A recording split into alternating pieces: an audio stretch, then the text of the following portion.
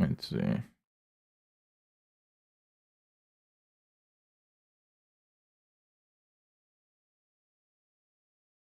Okay. So lately I've been watching a lot of podcasts about like NHI and remote viewing and stuff like that. So I found this channel called Danny Jones where he has conversations like this. I kind of want to see what this is all about. I'm gonna just be chilling reacting to this.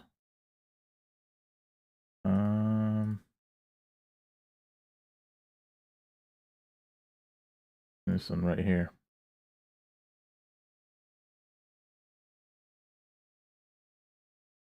Okay.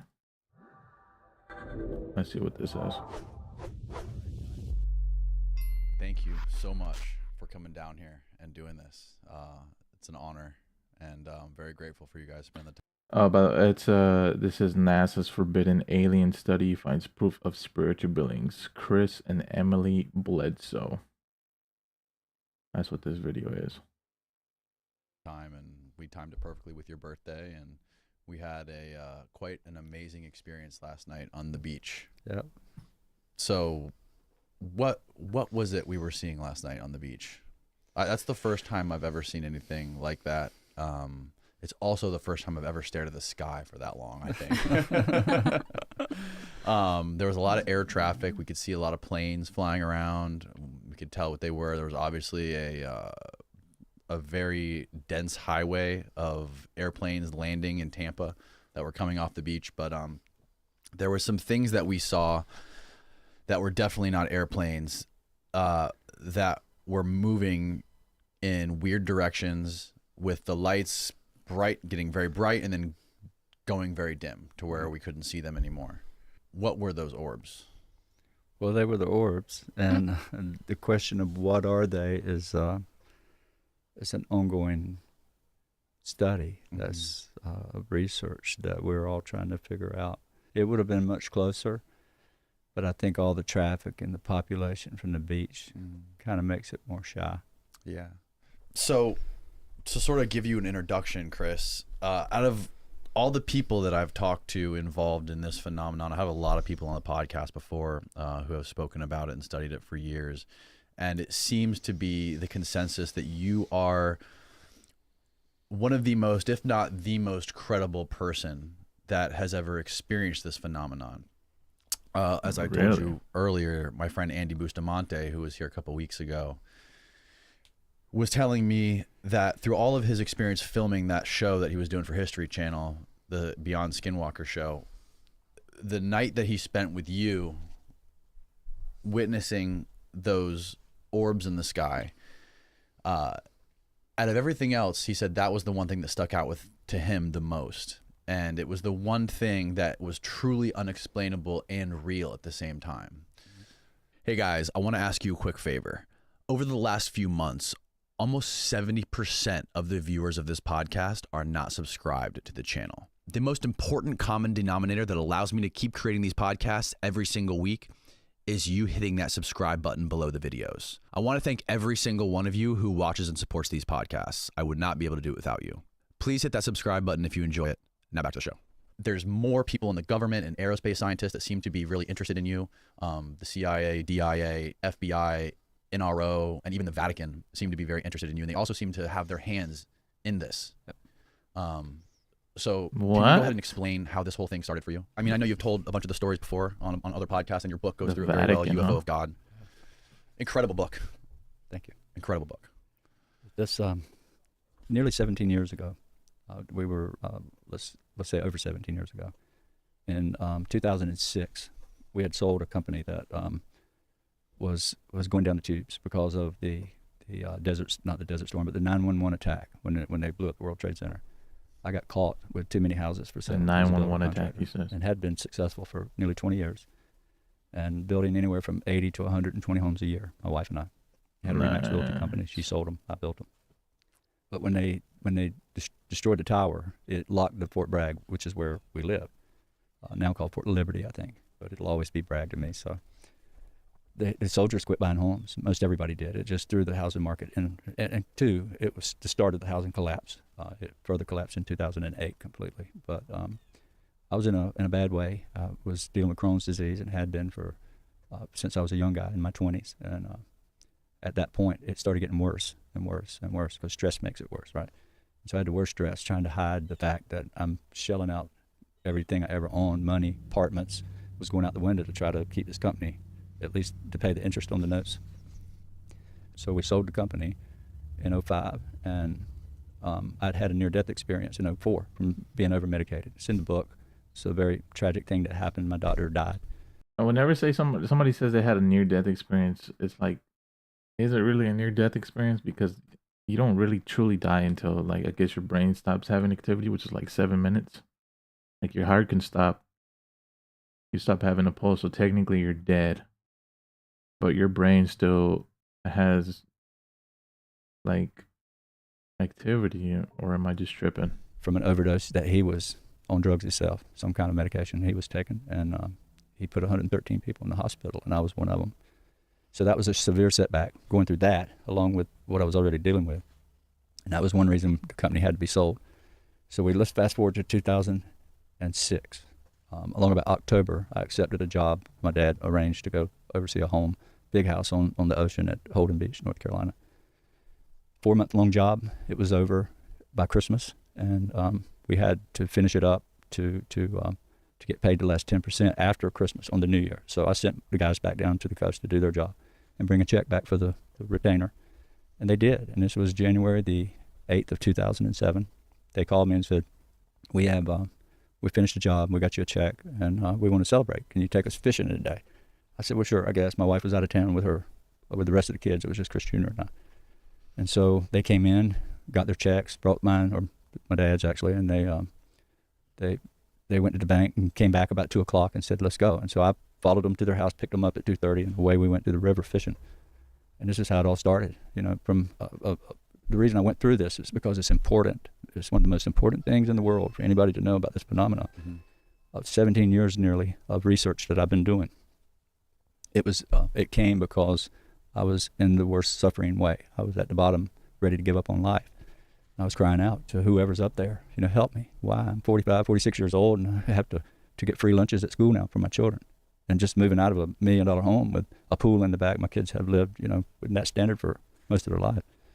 So it was a big thing, and I was suffering bad from it, crying out to the skies. I left these guys fishing. I left them fishing about 3 o'clock. I walked away, and I'm just never did pull out a pole. It was my son and 3 other guys were sitting on the bank of the Cape Fear River, a little small river about 70 yards wide. And I said, I'll see you later. And I walked away up about a quarter mile to the field to where we came across this cornfield. It turned off the paved road, drove right through the middle of this field on a little two-road dirt road to the back side and to the tree line. And when you get to the trees, you go downhill 100 feet to the river. And before you run into the river, you make a right and parallel the river another 1/8 of a mile to a cul-de-sac. So it's a quarter-mile walk out of that cul-de-sac up to the hill. When I got near the top of that hill, I noticed what I thought was the sun setting. It's about 10 after 5, 5:15 in the evening in January, so it gets dark, about 5:30. The sun sets. And I'm probably 50 feet from the top of that hill, so I'm looking up at the gate. The gate is up at the top of the hill, but you can't see the field because it's elevated, right? And the higher I got up, the wider my field of vision became. So I'm looking down a road that has trees straight up on either side of me, really close. So I had a narrow field of vision. So the closer I got to the top, I saw what I thought was the setting sun. And so I looked down to take a few more steps because I'm walking through mud and bushes, and it's dark, almost dark where I'm at now. And 4 or 5 more steps up that hill, and that's when the shock came. I began to see a second one. Instead of what I thought was the sun, the top edge of it, when I made a few more steps up, I could see the top edge of 2 suns. And I knew right then that this wasn't anything from that we had. And the reason I knew that instantly is because I'm a commercial rated pilot, and I have studied it all my life and love it, and I can name every airplane from World War II to today, pretty much. And so shock came real quick. I'm afraid what I'm looking at. So I dropped to my knees using the hill to hide me from these objects. Thought I was hiding. And so I sat there and I kind of crawled out of the road to the ditch because the weeds were real tall in the ditch. And so I buried myself in these weeds, and I start crawling, inching up the hill to where I could see. And I peek my head up, and they're still there. And I don't know how long I was there, standing or kneeling in these weeds on my knees, using these this waist-high grass and what we call reeds or cane, which is down near water wet areas, right? And I began to ponder everything I'm looking at. And my son, and these guys behind me fishing. I thought maybe I should get back down to where they are. So I turned my body to point downhill, and I'm still hiding. I thought, I've got this hill up above me. I could raise up and I could see them. I lowered down and I couldn't see them. So the minute I decided to run, when I made that decision, I was thinking about it. But when I turned my body to actually run, I looked back one more time when I stood up to see if they were there. And when I did that, a third one, same thing, same size, 40-foot, 50-foot round, blood red to orange balls of fire. Just what we saw on the water last night. Balls like one of those of looked like they fire. come up out of the water that you shoot film. Yeah. Right. And so the next thing I remember is walking up to the fire, trotting up. And they couldn't see me because they're standing around the fire, and it's burnt down to a little campfire now. And we had a big blazing fire there when I left. And they were just standing there, and I could see them from the fire glowing on them. I didn't have a flashlight, so they didn't know I was coming until I got right up on them. And I said, "Hey, you won't believe what I just saw at the top of the hill." And they looked at me and said, "Where have you been?" I said, "What do you mean, where have I been? I was just up at the top of the hill just 20 minutes ago." And they said, "No, you've been going all night." And so I couldn't imagine what they were saying. What's kind of crazy is that I've heard stories of like that. Whenever somebody gets in contact with whatever the fuck is going on, there's like a loss of time or something, or time is distorted, which is, I guess, related to gravity. I don't know. I'm just a dumbass talking, but whenever you talk about time being fucked up, it's usually because of something gravitational, from what I know. And it just did not connect with me. I argued the fact. "No, I've been going 20 minutes. They said, "No, we've been looking you all night." And I realized Chris Jr. was missing. And so I kind of freaked out, worried about him, because I knew the direction they pointed. He went in the back of the cul-de-sac along the bank of the Cape Fear River, which is real rugged and valleys and big trees. And it's just a place you can get lost real easy. And he was in there looking for me. So I took off immediately and ran to the back of that cul-de-sac, shouting for him, still not understanding that I've been gone for 20 minutes, right? To me, that's what had just passed. And when I found him, he was in shock. He was laying on his stomach and had backed up under the undergrowth in the back of that cul-de-sac. Wouldn't answer me until I almost stepped on him. I'm trying to get in the woods to look for him. No flashlight. And what had happened with Chris Jr. was, when about an hour after I was gone, he realized that I should have been back by now. It's dark. So he started bugging the guys. "We need to find my dad. Where's he at?" So they got in the truck and drove looking for me. Left one guy at the fire, and two guys in my truck drove up and down across the field, out on the highway. They went everywhere looking for me. Chris Jr. went on foot into the cul-de-sac because I had actually walked in there for a little while before I went up to the field. And he had, what he said he saw was, he could see all the way down the road, the path, from the back of that cul-de-sac to where it turned and went up the hill. So he had a good, probably a quarter-mile view of that road. And the trees grow over the road, so it's like a tunnel. You come through real thick stuff. And while he was looking at me, he saw a red ball of light, like an orb. He described two red balls of light across the road, way up about a little less than a quarter mile. And they went in on the riverside. So he ran back to the fire, which is toward the orbs, right? So he had to run back towards them. And they were sitting on the bank. So the road parallels the river, and they're part of the way ahead of him on the right on the bank. So he runs up there and he tells them what he saw. And they were like, "Don't kid around, don't, what are you doing, Junior?" They took it as a joke, right? This grown man saying, "You're messing with us, Junior. Don't mess with us." So he runs back to the back of the cul-de-sac again, looking for me. And he sees these same two balls of light come out of the riverside now, back out in the road. And here they come towards him. And so he began to hide. He tried to hide. So he backs himself up under this shrub. So around the field, if you're familiar with in our area and even here, the edges of any field is really thick undergrowth. You got all this thick stuff. And once you get in the forest, it opens up, right? So he's trying to hide under this thick stuff. And what he described when I was walking him back to the fire was that these two balls of light came all the way to him. The closer he got, the more he got afraid. Then he started hiding, and they got about 15, 20 feet from him. And there were two little beings about 3 feet tall that had red glowing eyes. So they looked like individual orbs when you saw them, but when they were closer, two little eyes about this big. And Interesting. he couldn't shout, he couldn't scream. He was paralyzed the whole time. He was laying there, just afraid. And so I took him back to the fire. And funny thing was, these guys were freaked out now. They were really freaked because what I was talking about, I'd seen up at the top of the hill. And what Chris Jr. is talking about now it got them even more distressed. Suddenly, one of the guys shouts, "Look!" And we all look up to the heavens, and it looked like 8 or 9 stars or orbs, like you saw last night. These big, they were white, they were glowing huge and white. And they just went around in circles, and like they were chasing one another, and they'd go out and they'd come back together. And then 3 of them landed in front of us, about 75 yards away across the river. And that's when pandemonium set in. And we ran, left the poles in the water, coolers, everything they had, we just left it.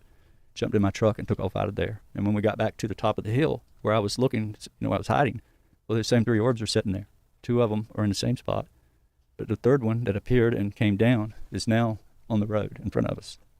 It's just about 150 yards away between us and the highway, and we couldn't drive forward. We didn't want to go back because we just left 3 on the riverbank. Can you imagine So, seeing you some can shit like imagine that? What the fear fuck? that was in my truck. My son, he was in bad shape. These 3 guys were freaked out bad. But the weird thing, Danny, was I wasn't afraid anymore. I'd lost all my fear somehow. I was curious. I wanted to get out and walk up to it, but they won't have no part of that. And that was one weird thing I couldn't figure out is it took my fear away. I was afraid when I first went up and saw it and to run down the hill. But as it appeared again, I was mesmerized. I wasn't afraid, but they were terrified. There was everything happening from crying to, this is the last time I see my family, please get me home. They started fighting who was going to go home first. It's all in the book. But that's how it all started in 2007. So after this experience and you guys started driving the truck home, was there anything else that happened after you got home? How far away did you live from the river? How long of a drive was it? Okay. That was only the beginning when we got to the field. Now we're sitting up in my truck, 5 of us, with this object sitting in the road halfway to the road and 2 up over the road. And suddenly we heard 3 gunshots. We don't know who was shooting. MUFON and everybody investigated that. They went around the neighborhoods looking for witnesses, and they found 8 different witnesses. Hal Povenmire from NASA found and interviewed 8 different people that saw it that night. They were sitting on the porch when they flew over or whatever.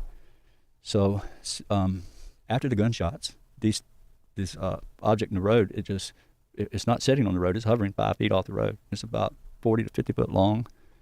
It looks like an egg, or it looks like if you took a round ball, or let's say a raindrop, and you set it on the ground, and it just kind of flattens out, kind of egg shape. Because the orbs are round in the sky, but when it's sitting on the ground, it looks like a football. And it just pivots. It don't turn, it don't lean, it just pivot straight at us, and here it comes down the road to us.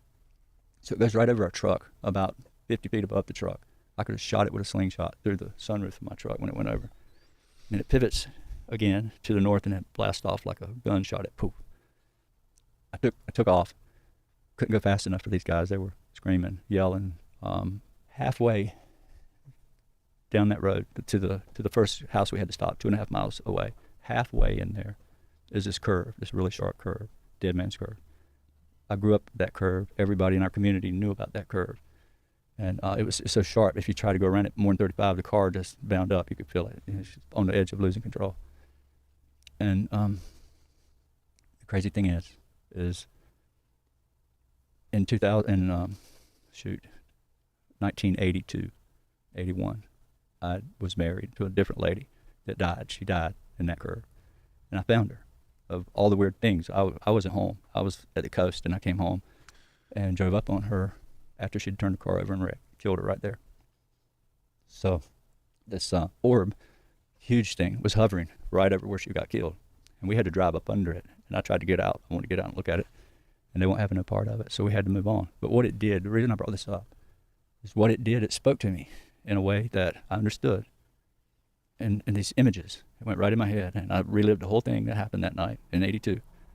And it said, don't worry anymore. This is not your fault. Because I thought it was my fault. And I should have been there. But I wasn't. I was out of town hunting that day with my father.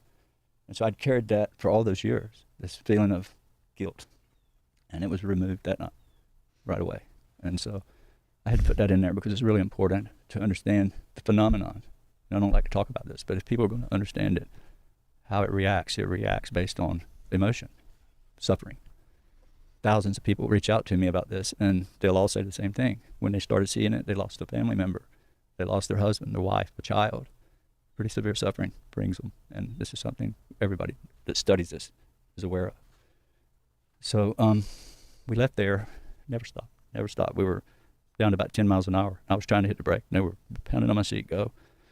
And so I hit the gas, ended up having to go 4 miles further and take the furthest guy home first because they were fighting who got to go home first. Dropped him off, came back, and dropped the other 2 guys off. And then on the way home, we went the long way because we didn't want to go back under that same curve where that orb was set, and my son didn't want any part of it. So anyhow, we get to the house. Chris Jr. is running through the house, locking every door, turning every light on, inside, outside, and he would go in the bathroom even with no windows. He'd turn the light on and lock the door. He was that afraid. I was in my study trying to find anything on TV. We just knew we were being invaded, the whole world. That's what we thought. And I couldn't find anything. It was just a normal night, and it was the weirdest thing. We couldn't compute what had just happened, and nothing's going on. So in his mind, he was thinking like, yo, this is very obviously like a fucking extraterrestrial or something weird's going on. We're like getting invaded, but apparently nobody else knew about this. That's crazy. On television. And so when Chris gets all his lights locked and doors locked and lights on, the whole house, he runs back to where I'm at, and suddenly the dogs start going crazy. My dad lived next door. He had 15 hound dogs in a kennel. He'd raised them all his life. He'd upwards of 100 dogs at one time, 104. So he's always raised dogs, right? So I know their sounds. I know the different barks, and suddenly this whole pen full of dogs is barking in a fearful way. They were scared, and I knew it. The way they were sounding, anybody would have detected. They didn't know what they were seeing, but they were all going, loud mouths. Hound dogs really are very loud. So imagine 15 of them all at one time, just this terrible, fearful sound. About a year ago, I started working with this company called Merrick Health, and I wanted to get a comprehensive breakdown of what was going on inside my body, from my vitamin levels to my lipid levels to my hormone levels, etc. Using the most elaborate and cutting-edge testing on the market, they were able to advise me on a new diet, sleep, training, and supplement protocol designed to maximize performance and support longevity. I tell all my friends about Merrick Health because you simply cannot get this level of knowledge or attention to detail from a general practitioner who sees up to 50 patients per day. Plus, insurance companies regularly deny progressive treatment options. Primary care physicians refuse to order comprehensive lab work, and standards of care lag years behind the leading research. Merrick Health represents a paradigm shift in how we approach medicine, empowering those who want the most out of their healthcare and wish to maximize their potential. Every client who orders Merrick's optimization package receives extensive lab work, over 84 carefully selected biomarkers to help provide detailed insights into your hormone profile, cardiovascular health, organ function, and metabolic status. Expedited onboarding for those interested in working with a Merrick Health medical provider for personalized treatment options, ranging from hormone optimization and cognitive enhancement to hair loss prevention and body recomposition, and all from the comfort of home. The Merrick optimization package includes the same elaborate panel I get myself. And with those test results, that's how the Merrick Health clinical team optimizes my personal protocol. If you want the same panel and medical oversight that I receive, go to merrickhealth.com/Danny and use the code Danny for 10% off at checkout. It's linked below. Now back to the show. And so we had this Chesapeake Bay Retriever, 110-pound dog, standing on the back door steps. She's just sitting there, and she was growling and she was barking at the same time. So I walked up to the back door and could see her through the door. And Chris Jr.'s got me by the shirt. Please, Dad, don't go out there. Don't go out. I'm like, son, somebody's breaking into Dad's shop, because his garage is next to the kennels, plain view of the kennels. So all the dogs could see the garage. And I had a lot of stuff in that garage. I still do. My mom's house. And all our tools and welders and boats and fishing gear. I just knew somebody was stealing something, right? And the dogs could see it. And so I talked Junior into walking quietly with me with no flashlight, using our Chesapeake to stay in front of us and keep us safe. I just wanted to walk over and see if I could see who's getting in that shop, try to scare them away. And when I opened that door, Rosie took off straight toward the kennel where the dogs were. And she ran out about 40 yards and looked back and then took on off. So Chris and I snuck our way up to the dog kennel, and when we got there, the weird thing was all the dogs were looking behind the pen in the woods, not toward the garage. They were all barking, every one of them. It was a pretty long kennel. You could put a whole lot of dogs in there, and it was, just imagine a 50-foot long kennel with dogs in each pen, and they're all facing the back. And Rosie, the Chesapeake, is pointing. She's froze, and she's looking into the woods, the same direction as the other dogs. And Chris and I are standing there, and I said, this is really weird. Maybe it's a bear or something has snuck in here. And dogs are usually afraid of a bear. They'll sound different. And so I said, Junior, I'm going to send Rosie in to whoever's in there. She'll run them out, whatever it is, deer or whatever, I don't know. But we made a plan. We're going to send her in, and we were going to run back around to our property. So it was 2 lots. They were on my dad's property or on his lot, right? So we were going to go back to ours and see if she pushes something out across in front of us, just to see what it was. So I sent her in the woods. She took off, wide open, barking. And so Junior and I ran hard as we could down this path back to the backyard, and I had to make a left and go to the back of the property, another 60 yards, I guess, run. So I had to run fast to stay in front of whatever's coming out of there. And what I didn't know was Chris had me by the back of the shirt the whole time. He didn't want to turn me loose. When I made that left turn to go to the back, he pulled away from me. I thought he just turned it loose. So I actually slipped a little bit. It was frost on the ground. And I didn't know it, but he had all he could stand. He ran back to the house, opened the back door, and went in and locked the door. I didn't know that. I thought he was still behind me running. So I ran all the way to the back, and I knew where there was a big oak tree back there I could run up to and stop myself. So you had to do this quick. Because dogs, usually something in front of a dog would be way ahead of them. So I knew I had minutes to see what was in there. Mm-hmm. So I run up to this to this tree in a full run, stop myself, and I'm trying to catch my breath. I'm panting, but I'm trying to be quiet, right? Because I didn't want to scare whatever's coming toward me. I could hear the dog coming. It wasn't far. It's probably 20 yards in the woods coming in my direction. So the minute I hit that tree, I turned around to see if Junior was coming behind me, and Junior wasn't there. But what was there, from me to you away, probably 4 foot, I could have leaned over and touched it with my hand. Good thing I didn't. Somebody from NASA told me it would have killed you if it did. Could have. The energy from it. So there was a being standing there, just like Junior described. It was that he saw in the river. It was 3.5 feet tall. It looked like a child, not like a gray alien you would think about. People talk about it. It was a little glowing, color of the moon, soft glow. 3.5 foot, 4-year-old. Looked like a 4-year-old child. Head and face was a little different. Definitely weren't human. Eyes were glowing red. They looked mechanical. When you look at them, they look like the little markers on a transfer truck, the side markers. You see these little round lights along the side. They were about that size, 1.5 inches. It had this triangle on its chest, glowing. This thing was glowing, but it had a dark section that won't glow. It was in the shape of a triangle. And I knew I was in trouble. The minute I saw it, now this all happened so quick. I ran against that tree and I stopped myself. And I looked back and I'm like, oh my God, what do I do? So I got closer to the tree. I didn't want to get closer that way to turn around. So I backed my back against the tree and I'm facing this thing. And I said, I surrender. I mean you no harm. I'm sorry. I'm not here to, I surrendered to it. I just knew I was dead. And I heard this voice say, you don't understand. We're not here to hurt you. We're here to help you. About that time, Rosie comes out of the woods. She's still coming. She's still tracking whatever it is. And it just vanished right in front of me, just disappeared.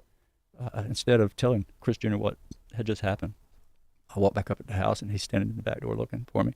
And I was scared to tell him anymore because he was in shock, right? And that wasn't the end. I was a smoker back then. I had to have a cigarette. I just had to have one. I was just basically hyperventilating. I had to smoke. So I walked into my study. I have a couch with a sunroom. It had windows all the way around, and my couch was backed up to these windows. So I put my knees on the couch, and I reached over the back. I start to raise the blind, and Junior's freaking out. Don't open the blind, Dad. Don't. Please don't. And when I raised it up about halfway, I was going to open the window and smoke and blow it out the window, right?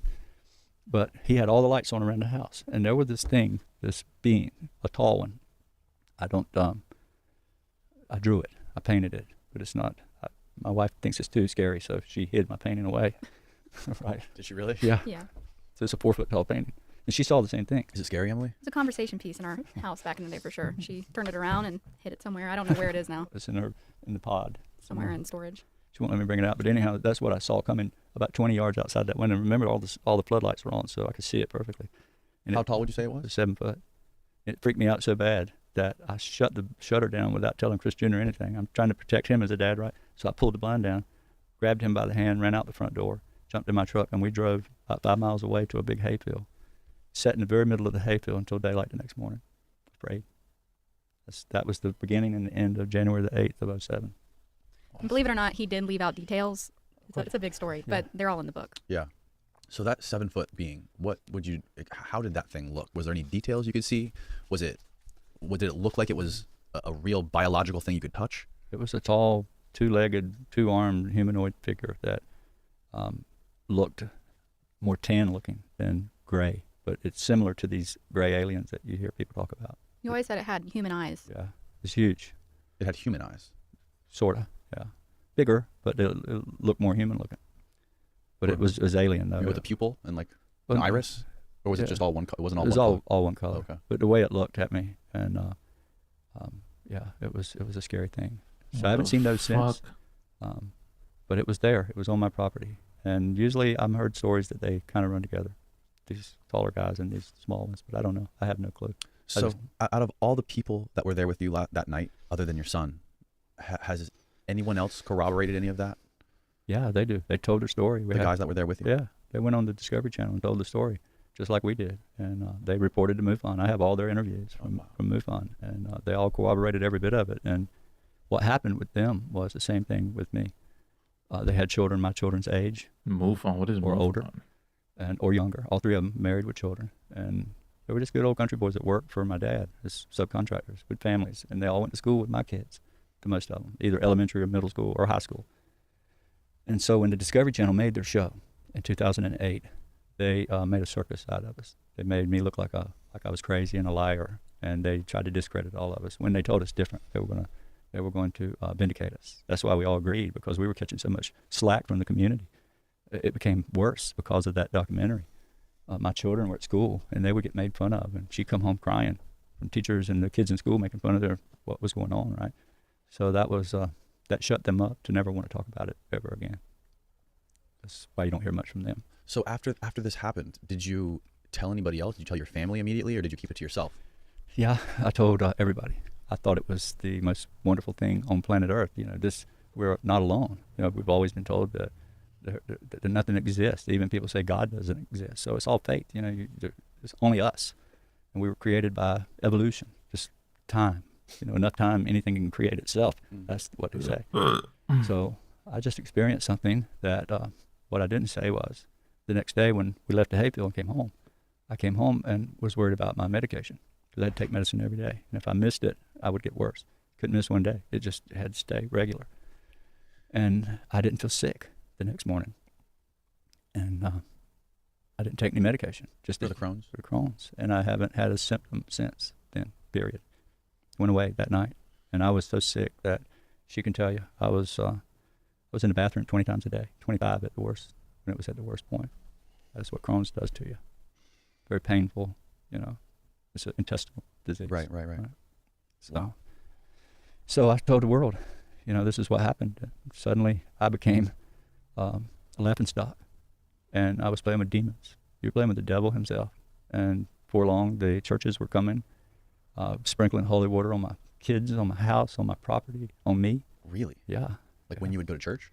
Well, I wasn't going to church then, because I was told, if you can't come if you ever talk about this again. So I'm like, I'm going to talk about it. And so I never went back. And how did word get spread? Like throughout, like Emily, you said you saw the people at school were like cracking jokes. How did everyone find out about it? Well, it's a small community, and Dad was born and raised. Our generations of our family are from that area, and so the people that are from there know each other very well. And Dad and my mom also were prominent business people in town, so everyone knew who we were anyway. And so when one person found out about this, oh, Chris Bledsoe is crazy, the whole community finds out. And then you go to the grocery store and people, recognize you and know things, and people at school. And then the documentary came out a year later, and it was impossible to keep it hidden from everybody. Yeah. Good Lord. It sent the first 5 years, I call 5 years of darkness. And that was the first year it happened. The second year, after the Discovery Channel did their thing, from the second year on, it just got worse. I mean, it got so bad that I didn't want to ever talk about it again. And I actually went outside and shouted to the heavens, I'm done with you. Why do you do this to me? Why is my children affected now? You came in and you healed me, and now I've got this problem. Right. And it's important to note that through these 5 years of, we call darkness, not because of the phenomenon, because in those 5 years we were having continued experiences together and separately. Like, I was 10 years old when this happened in 2007. And throughout all of those years, we were seeing things and then going and being ridiculed publicly and, in different circles while we were still having the experiences. So there was a lot of cognitive dissonance there with oh, we're actually seeing it, but nobody believes us and it's still happening. So this first experience sort of unlocked a whole bag of other experiences on everybody. Absolutely. On all of us, yeah. Even you last night. Yeah. So what other types of experiences are we talking about? Well, go ahead. You can talk. I mean, anything you can think of, really. We've seen things like jump off of the table without being touched, like things moving on their own, seeing shadow figures being touched. Anything like you would think it was a haunted house growing up, but that's part of how we explain that this is all spiritual in nature, is because it can really manifest in any way that it wants to. And so the phenomenon is not limited to what people think of as aliens or UFOs, where we were obviously seeing orbs every night as well. We were seeing things in the home that you would think of as like ghostly maybe, but it was all the same stuff. When did the orb sightings start? Immediately after? Never quit. From 2007 that night, it just continued to this So day. from then on, you just started noticing things in the sky? It was in my face. It was, I mean, I write about it in the book. So many stories that we didn't write about. I wrote 140,000 words for this book, and we published 85 or 90,000. That's including the introduction. So there's a lot that we didn't include. But Daddy would wake us kids up because Mom didn't really like, the conflict with the phenomenon. So she didn't really encourage the experiences. But Dad would secretly wake me and my two other brothers, Ryan and Jeremy, up at like whatever time of night, and we would go out on school nights at 2 a.m., 3 a.m. and just look at orbs in the yard, right in our face. And then we would go to bed and go to school the next morning like nothing happened. Some of these orbs would be 50 feet around and 100 yards away. Yeah. Huge, bigger as trees. Jesus. And flying some of them through the trees and sitting out there for hours. We had one blue orb that just stayed there for everybody walked by the door and we'd look through the window and see it going through the trees and stuff. So Now, do these orbs make any sounds? sometimes they do. Sometimes they do. Not all of them, but if they're close enough, you can hear them. How would you describe the sound? Like a ringing, like a buzzing, kind of Buzzing, energetic. Maybe sizzling. electromagnetic. If you ever taken a light switch, and when you go to turn it on an old switch, especially, you hear a crackle sometimes when you go from on to off. That's a lot of what it sounds like, a crackling, sizzling sound. Is there any other? Is there a smell? No smell. No smell. No smell. And what about the colors? What is the color spectrum of them? What is the range of colors that you see? Nearly all of them. All of them can change colors. I don't think you hear people say, oh, there's a red one and it's mean, and there's a yellow one and there's an orange one, and these green ones will kill you. I've heard so many people talk about that. But it's from my experience, they're all the same. They just how they decide to appear in color, but they usually will start out white and shift from white to red. So everything in between yellow, orange, blood red, back to white, yellow, orange, in that spectrum. But occasionally they're blue. They'll go from red to white to blue. This bluish What white could light. be What could be an explanation for any of this shit? They're seeing orbs.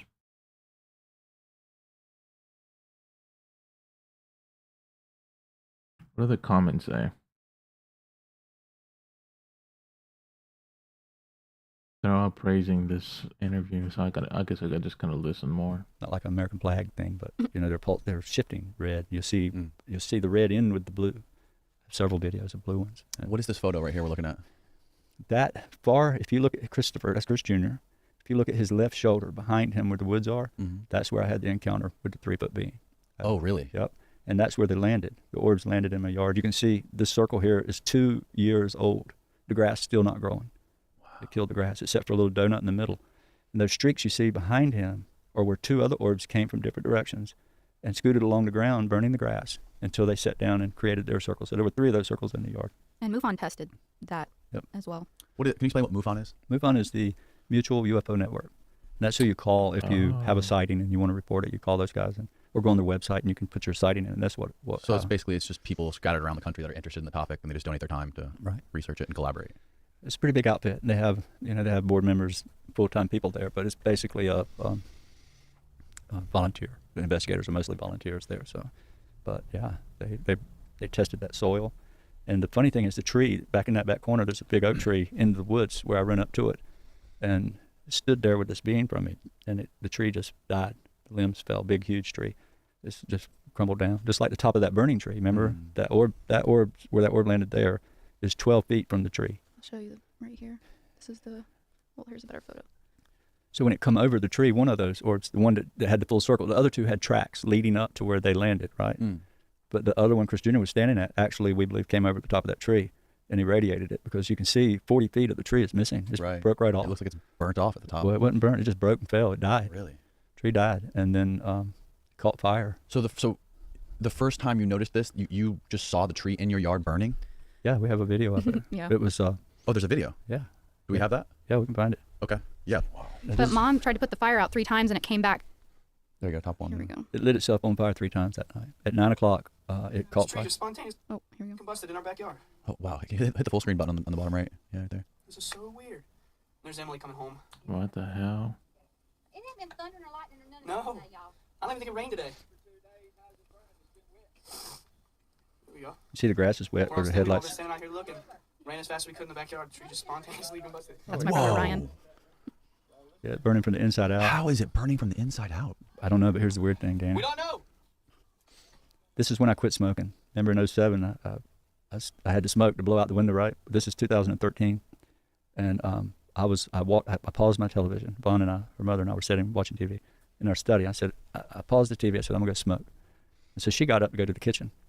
I went out the back door, full glass door, and I was standing on the patio, lit up a cigarette, and I could see this tree is 75 yards from the house, back in the back of the property, in the middle of nowhere. And I saw sparks come from the ground and go up. It looked like the little bottle rockets you shoot off, the little tiny ones, and red sparkles. That's what it looked like. They came out and they went weird looking. So my wife is coming back down the hall, and she could see through the back door, see me on the patio, but she could see all the way to that tree. And she opened the door and said, "What's going on with that tree?" I said, "I don't know. I see it too."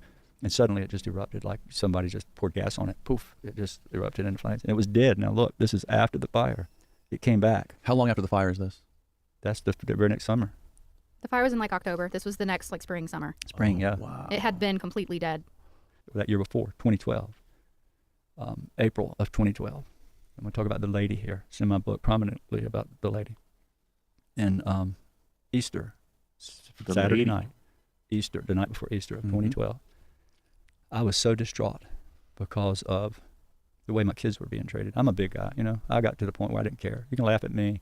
You can call me crazy. You can do what you want. I don't care. You just won't be my friend anymore. I don't need you in my life. And that's kind of what I thought about everybody that I grew up with, cousins, just family and friends. So I'd wash my hands with them. But now it's affecting my children extremely bad, getting made fun of and all. So I was desperate to prove to the world that I had actually experienced something, that I wasn't crazy. Because they labeled me that, the whole community. Or you're playing with the devil, one of the two. And I knew different. I knew I was praying to God, and these balls of fire came. I knew they took my Crohn's away. I knew it wasn't the devil. If it was, what a big trick. Why does the devil answer prayer? If it does, I don't want to be praying, right? So I had given up that night, and I walked outside, and I said, look, I've been trying to film you. You're in my house. You're around my family. Everybody here sees your presence, these orbs. It's an intelligent, they're intelligent beings. These orbs are beings. They're individual beings, sometimes more than one. And so I shouted to the heavens, I'm done. You won't let me film you? You won't let me share you with my mom and dad, lives next door? The minute they come out, it never shows. When they walk back in the door, boom, it's right back in our family's face.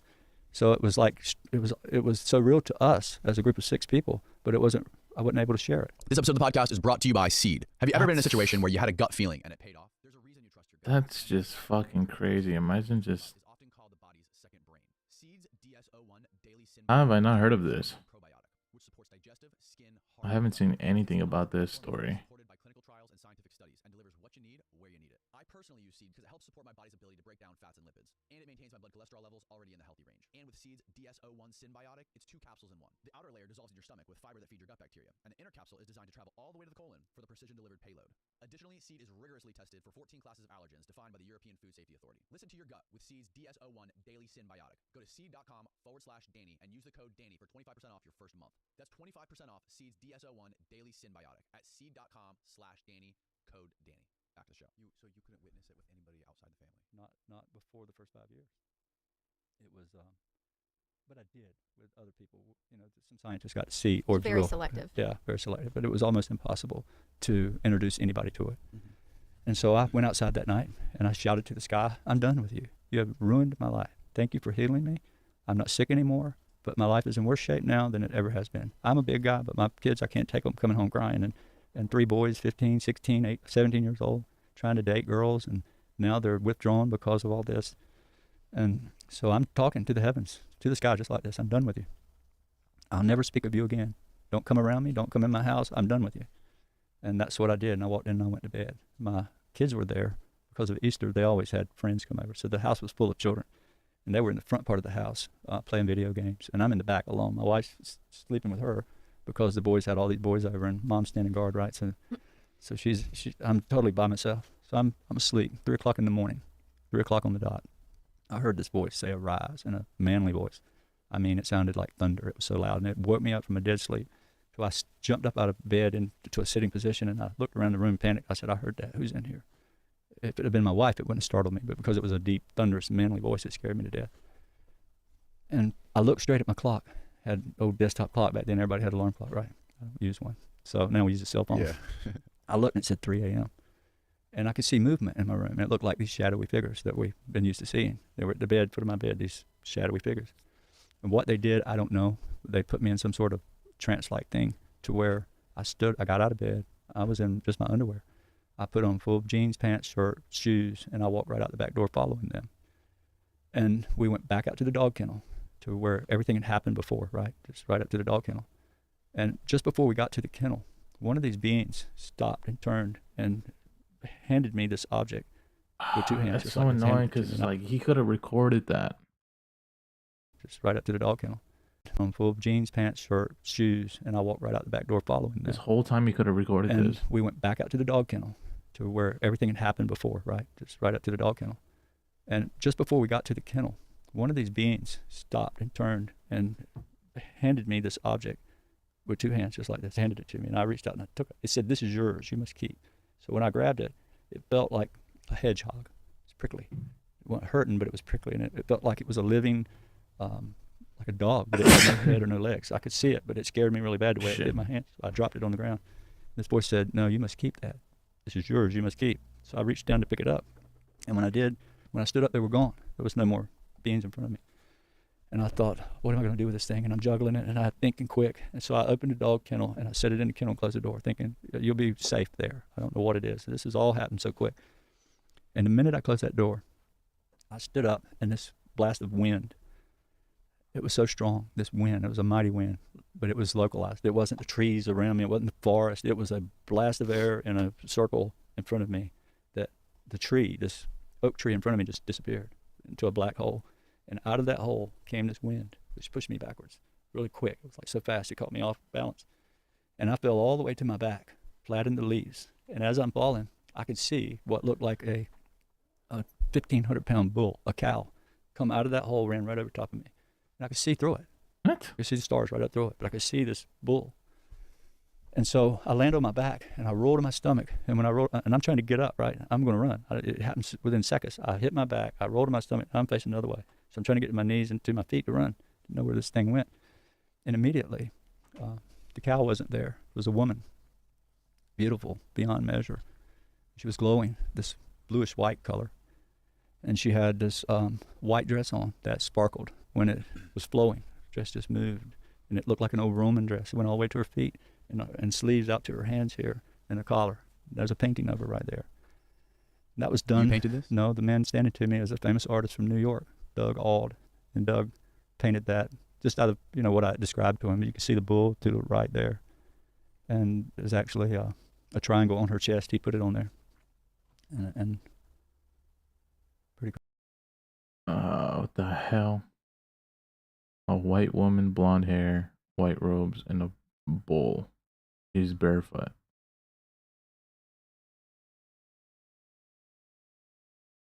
Interesting.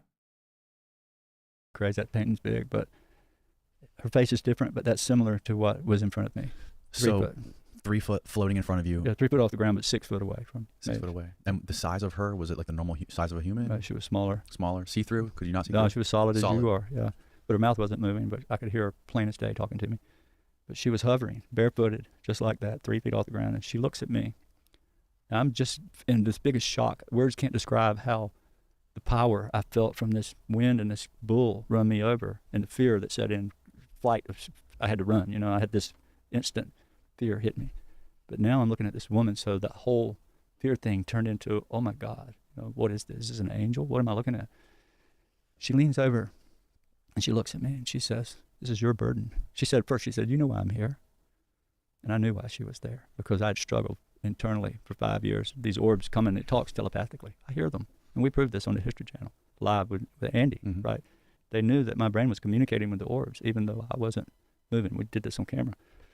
And neuroscientists measuring my brain waves, they could tell. Mhm. So I'd had, for all these years, this overwhelming desire to tell the world.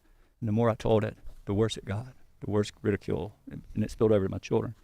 So that's why I was ready to quit. But she said, "This is your burden. You got to bear." And she said several things. And this is, I've been telling this for a long time about the times we're in now. We're in some pretty weird times, right? But she told me about that. And I put it out there in 2012. This happened Easter of 2012.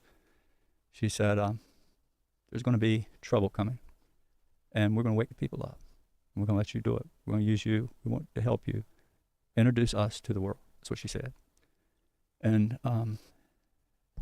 she told me about an alignment. She said, there's going to be, she said, when the star of Regulus arises on the horizon in the gaze of the Sphinx, at that time there will be a shift in the knowledge of humanity. That's what she said.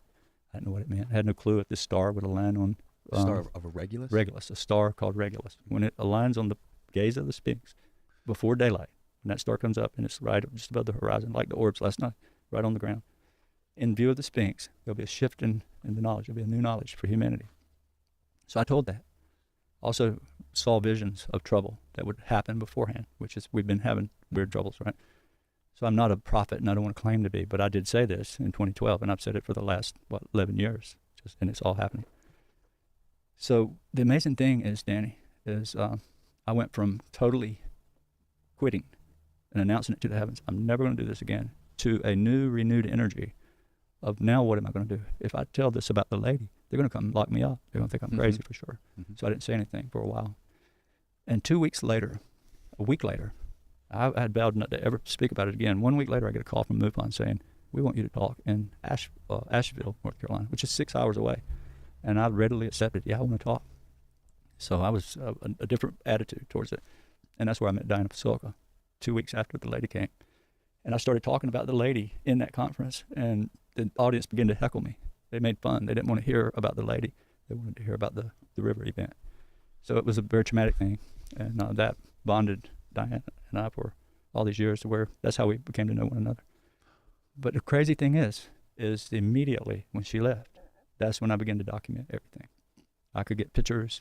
I could take you out and share it with you. Only after she came. Only after the lady came. Yep. What do you think the bull symbolized? I don't know, but I know this. It got the attention of Diana and the Vatican and CIA, NASA, and everybody. DOD, even the Ministry of Defense in Britain, Australia, all these people. They wanted to know about the lady immediately, let me tell you. In fact, I put it in writing to 2 generals at the Pentagon what she told me. I was asked to do that. I have a whole bunch of questions in my head right now, but I want to try to figure out how to pick this apart a little bit.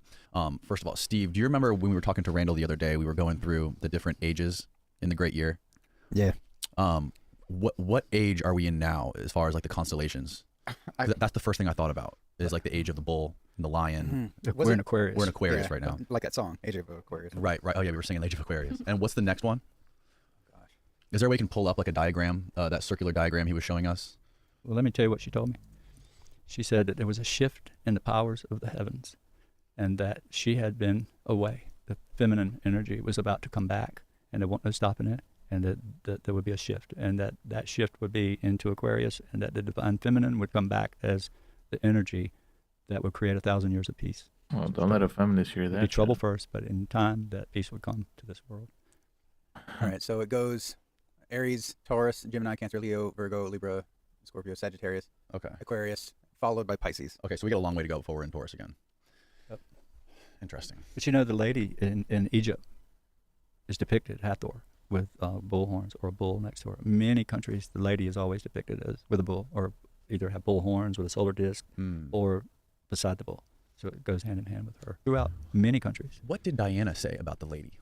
Did she have any speculation about who she was?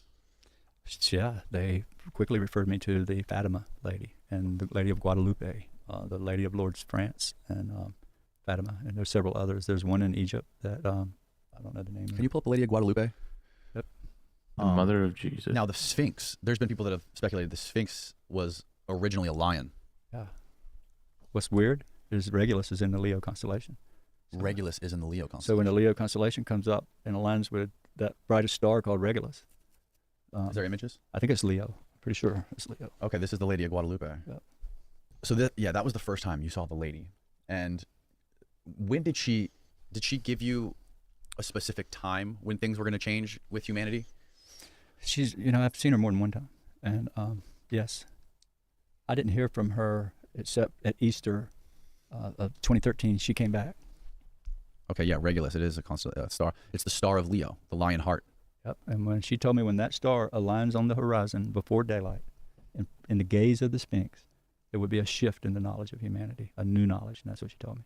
But there would be trouble along the way first, and they gave me the images of war. I even wrote that I saw Israel bomb Iran and Syria, and we're looking at it right now. I put that in writing for years. I'm not talking today. I did it. I've said this for a long time. And it's coming. It's happening. It's looking that way. At what point did you start getting visited by people in government and people in NASA or CIA? 2008. So right after? Yeah. Well, I didn't report the incident until October. So it happened in January of 2007. I come home telling this, and my wife was so afraid. The kids were scared. They didn't know what was happening. The church, being in a Pentecostal holiness church, I was a deacon in the Pentecostal church, so you can imagine Pentecostal church is way different. That's Dr. Povenmire, Hal Povenmire. So they immediately related it to demons. So my wife is trying to keep the family under control and hush me up about it. So I didn't talk about it for 10 months other than my kids. Orbs would be in the yard at night, 2 a.m. I'd wake them up and bring them outside and say, look, your daddy's not crazy. There they are, right? So my wife began to experience it, I think what time was it in '07 when she got shoved in the kitchen? It must have been in the fall. It was a few months later. She got shoved in the kitchen. Yeah. Twice. Dad had been praying, that Mom would have an experience so she would believe him. And she was doing the dishes and no one was awake or around. And something shoved her into the sink. And it scared her so bad. She said, don't ever pray for me again. Wow. Shoved her twice. But I don't blame her. Yeah. so I didn't speak about it for the first 10 months. And it was October that I had cable finally. We didn't even have cable. I couldn't afford it. I had no TV. Mm-hmm. Other than local, you get a few channels with a rabbit ear. And so we got cable and I started researching UFOs. How do I tell somebody? Who do I talk to? I've got to get this out of my head or I'm going to go crazy because my head's hurt really bad. Every time I tried to think about the subject, I would go into almost I did pass out very often. It would hurt so bad I would pass out in front of everybody because my brain had a lock on it. And so it was October. I saw a MUFON ad on the History Channel about Stanton Friedman, this nuclear physicist, was talking. And the first time I'd seen a show like that. I thought, he's pretty cool. If this guy would tell it, I'm going to tell it. So I Googled them and found their application to submit a report, and I wrote it out. 2 weeks went by. I attempted to push that button, and I knew if I pushed that button, I'm going to lose my wife. That's what I thought. I was under that much stress. So after 2 weeks, I agonized. Finally, I hit send, and I felt this relief, but I didn't expect to hear anything back, right? So within a week, I get this call. Within days, a couple of days, I get a call from MUFON out of California saying, we want to come see you right away. And I'm like, oh no, you can't do that. I just wanted to say it, right? So I told them no. And they kept calling me and calling. And come January of '08, or right around the 1st of January, they wrote me again. And I finally said, I've got to tell this. I can't hold it no longer. So I said, yeah, you can come. And it was February of '08 when the first person showed. And that's when I told my wife was sitting there on the couch while the investigator was there. And she looked over at him. And she and I hadn't talked about this, period. Only me and the kids. She was always fussing at me. Don't get them out of bed. They got to go to school. And that's when she asked Steve, the investigator, if you ever seen any shadowy beings? I've been seeing them. And I got shoved in the kitchen. And I said, my prayer's working. I've been praying you would experience this. And she looked at me and pointed her finger and said, don't you ever pray for me again like that. We all thought it was funny. But that was the first time you ever heard her talk about shadowy figures? Yep. She wouldn't talk around me. She would around them, but she wouldn't me. And she was trying to hide it, But it just became... within 2 weeks of MUFON coming to my house in February, they'd already talked me into doing a documentary with the Discovery Channel. This will vindicate you. The whole neighborhood will know you're not lying about it. So they talked me into it, and that was a bad mistake. Bad, because it turned the opposite way. I don't think they ever believed it would happen again. They didn't think that, because it don't normally happen. Somebody sees something, that's it. But it didn't stop. It came back. And did you ever see any of those 3-foot childlike beings again? Yeah, I sure did. In fact, there's a picture of them. I'm trying to find it. I can't It's there. seem to find the photo, but And you mentioned the first time during the river experience when that first being explained to you, he wasn't there to harm you, he was only there to help you. Right. Was there any other communication, any other times that you saw them or experienced them? Yep. 2 nights later, this was on it was a Monday night when we had the experience on the river, Chris Jr. and the group.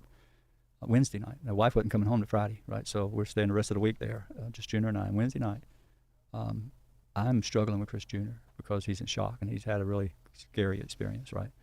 But he was in a bad way. And so Wednesday night, it was about 9 o'clock, 8:30 or 9 at night. Suddenly we're at home, he and I watching television, just dad and son, and these same dogs start barking again, same way, scary bark. So I ran to the back door and could look out over the whole property up through the back, full glass back door. And there was a Christmas tree farm beside us, a big one. They had new trees where people would send them out, cut all these trees down. But it was a section of that Christmas tree farm that was overgrown. You see the far back right corner on the wood line is our property line, but on the other side of that, was this huge Christmas tree farm. I can see it looks like a wall of trees. Yeah. So the trees were so big that they grew together. So there was no walking through the place. There were 40-foot tall spruce pine trees, but underneath you could get down on your knees, and there was no weeds at all. It was just these short little pine needles.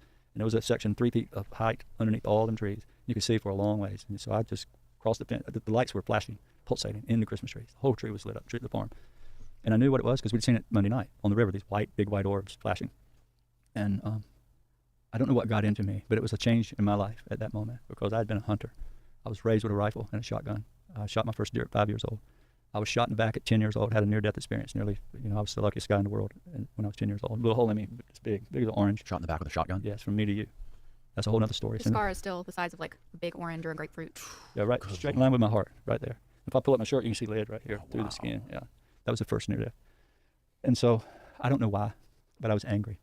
I just seeing my son get upset again all over because now we got 2 nights later these lights in the backyard again. And it's taken me 2 days to kind of calm him down, and now he's freaked out bad. Oh my God, he's just really freaked.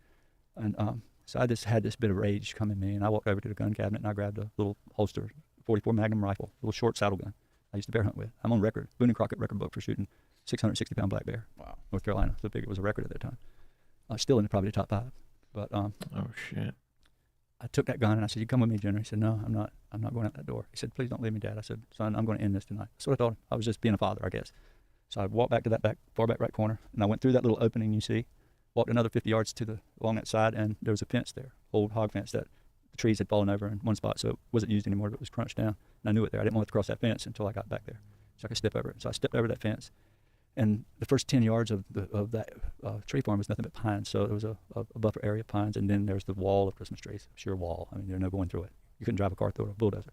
So I got on my knees and I started under, and I could see this orb. It was about 50 yards away, or not even that far, 50, 60 feet, 70 feet maybe, and it was pulsating. I could see the bottom 3 feet of it.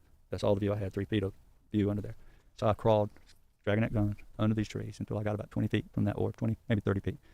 And the electricity from it, the buzz, the static, my whole body felt like needles. The hair was standing up, and every goosebump on me was just tingling. And the energy was so strong, I couldn't go any closer. I just turned around and I backed away, walked back out of that forest, crawled out. And I got to the pine trees where the fence was crunched. I stood up and I went to step over that fence. And the minute I went to step over that fence, there were 2 of these beings just appeared right in front of me. They were standing like 3 feet from me, and just enough gap I could walk between them. And immediately I felt this shame come over me, shame that I had this rifle. Why I brought this to fight something that there ain't no fighting, right? So I took the gun and I tried to hide it behind me. And what they put in my head was what changed me. From that point on, I never hunted again. I don't harm bugs. I have a way with animals now nobody understands. I have 50, 100 ducks. Wild ducks will fly in and fly right up to me. If you come out there, they're gone, but they'll fly right up and feed them. Wild mallards. And if anybody knows about mallard ducks, they're one of the most skittish creatures in the world. They fly thousands of feet high at 80 miles an hour, and you need duck calls and blinds and decoys in the water to get one to land. Well, I have whole flocks of them fly right in and eat. I can feed them.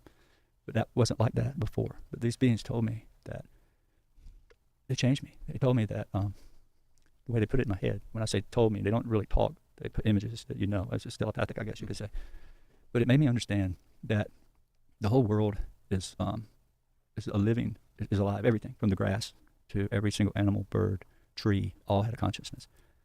They even put images into me of the cells in the body. Like within the human body, you don't tell your body what to do. Something outside of us is telling our body how to function. The molecules, each cell that divides from one cell to the other has a conscience. So I'm just a part of that. I can't get the words out I want to say, but it just changed me in such a way that I began to cry about everything. I've cried for the last 7, 8, 10 years, I guess, about everything. When I see something get hurt, it just kills me.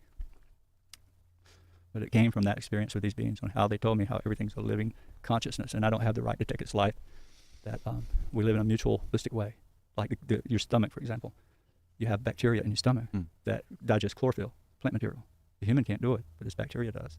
And it secretes the nutrients that you get from that plant. And it survives because you're feeding it the plant material, right? So it's a mutualistic way we live. And it's like a tree gives you wood for a house. It gives you shade for the sun, a nest for a bird, oxygen to breathe, and the list goes on. So everything has a part of life on this planet, and it's not up to us to destroy it and abuse it. And I could talk about this for days. Wow. Yeah, it changed me. And this was in the very beginning. How long did it take before obviously the word had to get out, but like how long did it take before one of these guys like Hal Povenmire from NASA to show up? And was he the first one to show up, and why did he show up? Remember we got past this, I guess, but February they came and did the report. By June they were doing the documentary. By late July, August, I think it was, Hal shows up at our house knocking on the door. And I was away in town, and my youngest boy Ryan answers the door, and there's a 6'4" guy, giant man standing at the door. Yeah, it was just Ryan and I, and he came and he was like, "Is Chris Bledsoe here?" And we're like, no, who are you?" No calls, no letters, just showed up unannounced. He drove all the way from Florida, Cape Canaveral, just on a whim, and knocked on the door. That's 2.5 hours from here. Yeah, it was 13 hours to our house. Right, and right. so he drove, and Ryan calls me and He flashed some badges, so we let him in, and we just like sat at the dinner table with him until Dad came home. What was he talking? What was he saying to you? What was he asking you? I don't remember everything. I was pretty young, but he was just. I mean, Mom came, so we were talking, and she was just asking him questions, and Ryan was probably taking the lead. I don't remember. I was pretty shy. what he did is, well, to begin with, this is in the book. For the first 5 years, we had been involved with the UFO world on a limited scale. You know, everybody heard about us. They wanted us to come speak. They wanted to come visit, and I let a few people come. And the Men in Black was a big thing back then. That was about the year it all came out.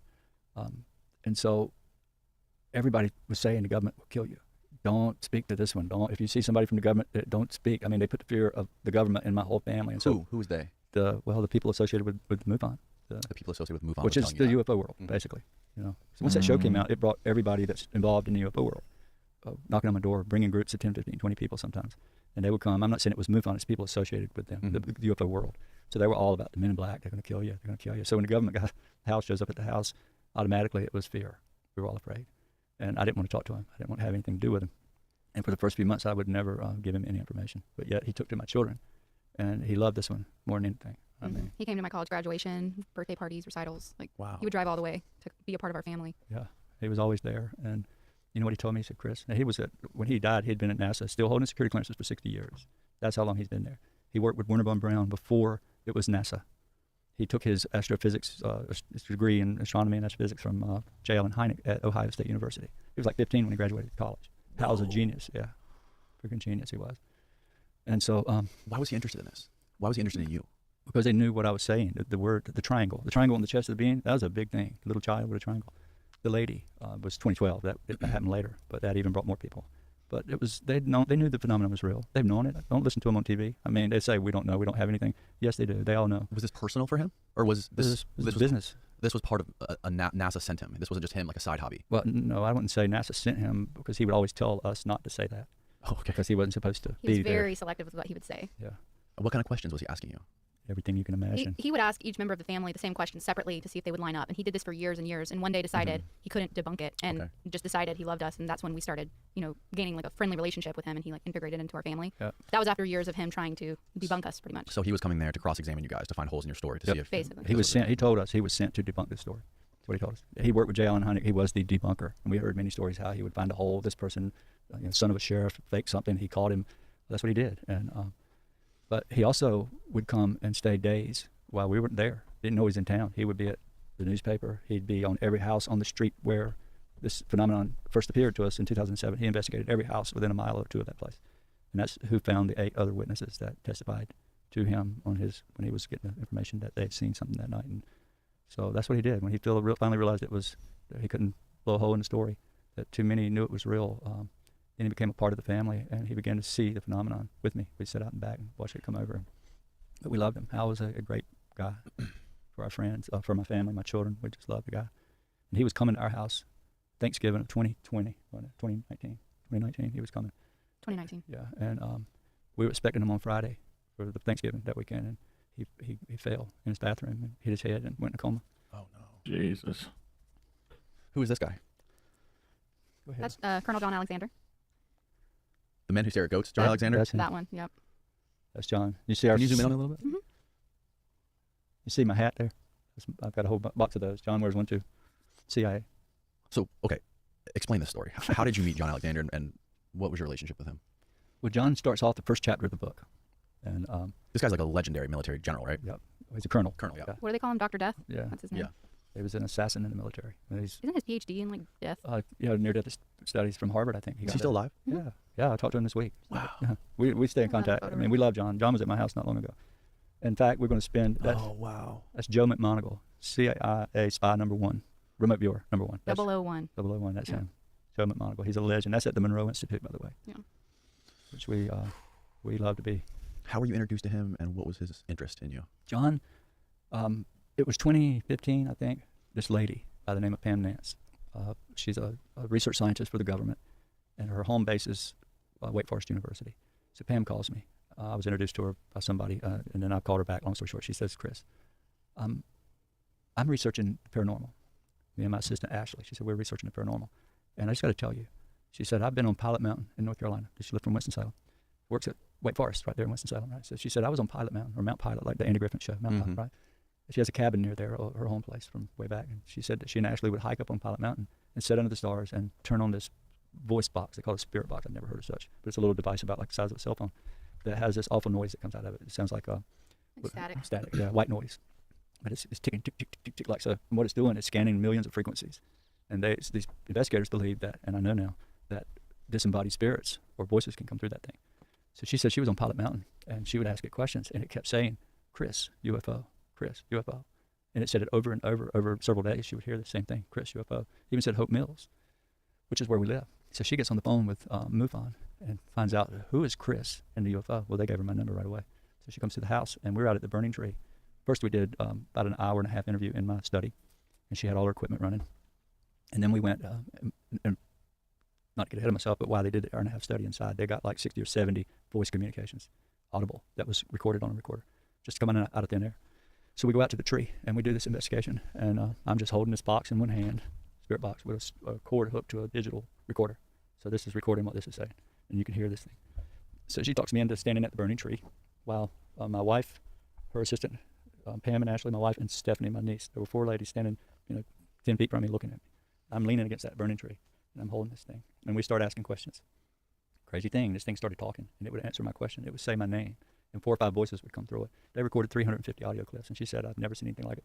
She said, if I went to the Charleston jail to do a ghost hunt, she could take 6 of these recorders and let them run for hours each one, and they might get one voice out of 40 hours of recording, where we got over 350 recorded clips. But one thing it said, "Chris, the Pope is in danger. Help him. You must help the Pope." The It was saying Pope? this. We got it on recording, and she even made a PowerPoint with all these clips. You can listen to them. Are they online? No. Okay. I've got them. Okay. But with all this happening, I knew that the Pope was going to Philadelphia. He had been into Washington and was making his trip to New York City, and he was going to go to Philadelphia. Was this Pope Francis? I think it was Francis, right? When they were going, he was going to make a speech at the Congress, of the original Congress Hall in Philadelphia. So I call a friend that called me last night, the guy you asked me about who it was that called. Yeah. I called this guy. I said, "Hey, Larry, you won't believe this." I said, this lady has, and I'm talking to him right after all this investigation. I said, "This thing keeps saying that the Pope's in trouble. He's coming to Philadelphia." He said, "You must help him." It was saying this, you can hear it. You must help him. So immediately, my friend says, "Well, maybe you should come to Philadelphia, and let's see what we can do about it." So a couple, 3 days later, I'm in Philadelphia, and when I walk in his house, there stands John Alexander. First time I ever met him. And that's when we started remote viewing the whole Pope, first chapter of this book. And they actually arrested a guy for trying to blow him up. I even told him he was going to use a bomb. I saw where the boat ramp beside Ben Franklin Bridge, I drew it all out, and they verified it. And so they got Secret Service involved. Then John calls Joe McMoneagle, and Joe says the same exact thing that I say. And so from that point, they shut down Philadelphia. They closed every access into it and made people walk from the Jersey side across the Ben Franklin Bridge. You had to walk in, you couldn't drive. And they arrested a guy for that. So that's how I met John, and it was a real thing, what happened there. And that got the attention of a lot of people.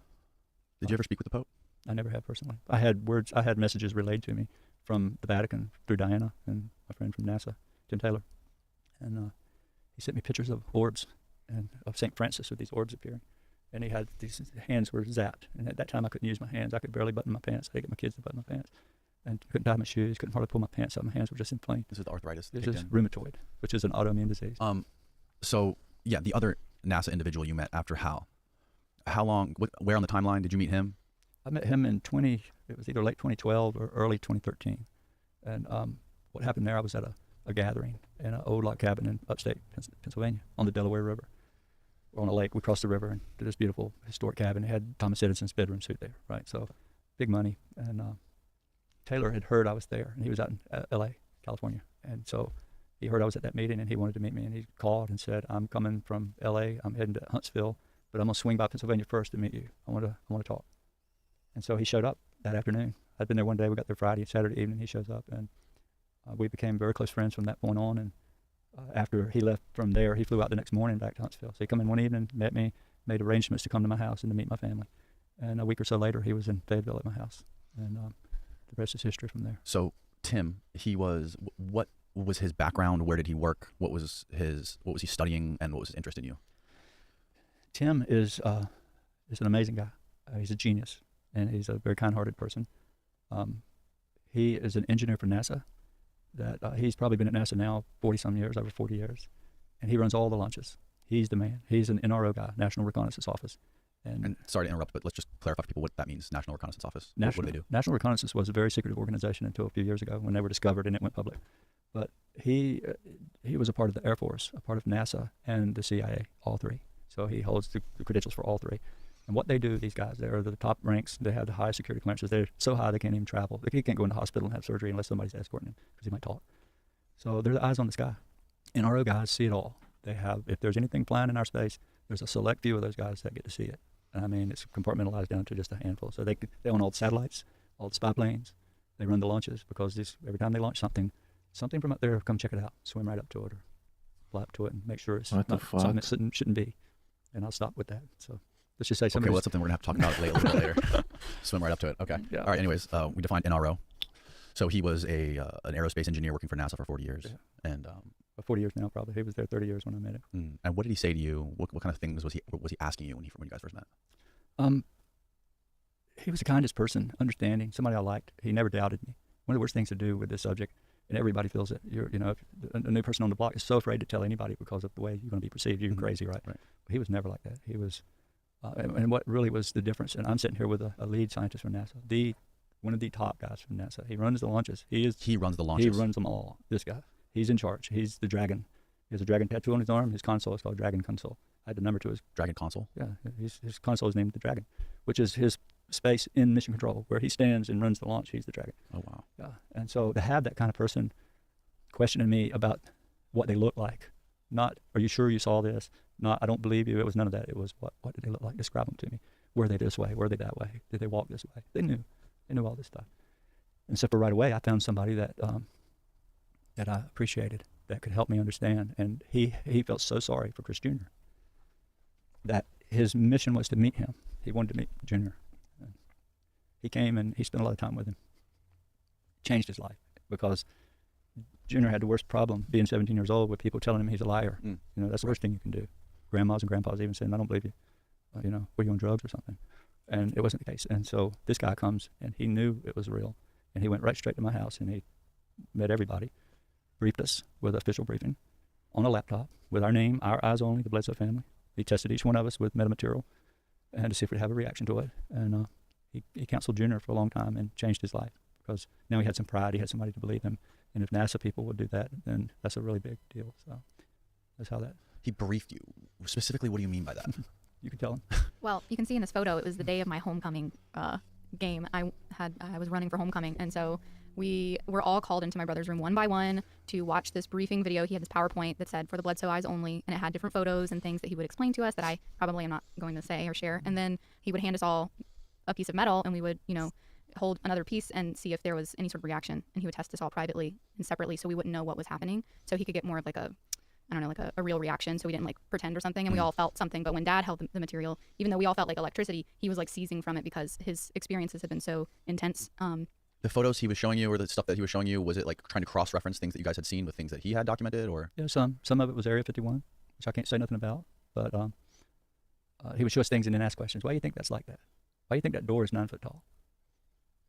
And I won't say no more there, but let's just say, because it was official briefing, I probably shouldn't go very deep And into why that. do you think it's so classified? Look, it's always been the most classified subject, higher than the atomic bomb, and it's been that way forever. Do you think it's a good thing that it's so secret? Well, I think it's just the cat's out of the bag now, and they can't hold on to the secret. They're going to try because they have no choice. So there's nobody at NASA qualified to walk up in front of the television and say this is this and that, because it takes an act of Congress to change their whole mechanics before they can do that. So these organizations can't tell it, and they're not going to. Congress is up there wanting them to, trying to demand them, but their protocol says no. So it takes a whole lot of politics to maneuver around to get the Air Force to ever open up about anything. It's its own entity, basically. And for technology and for state security, national security, that's why the government's not open about it. They don't want to talk about it because it's technology involved with this stuff is incredible. And they're not about to give it away to just anybody.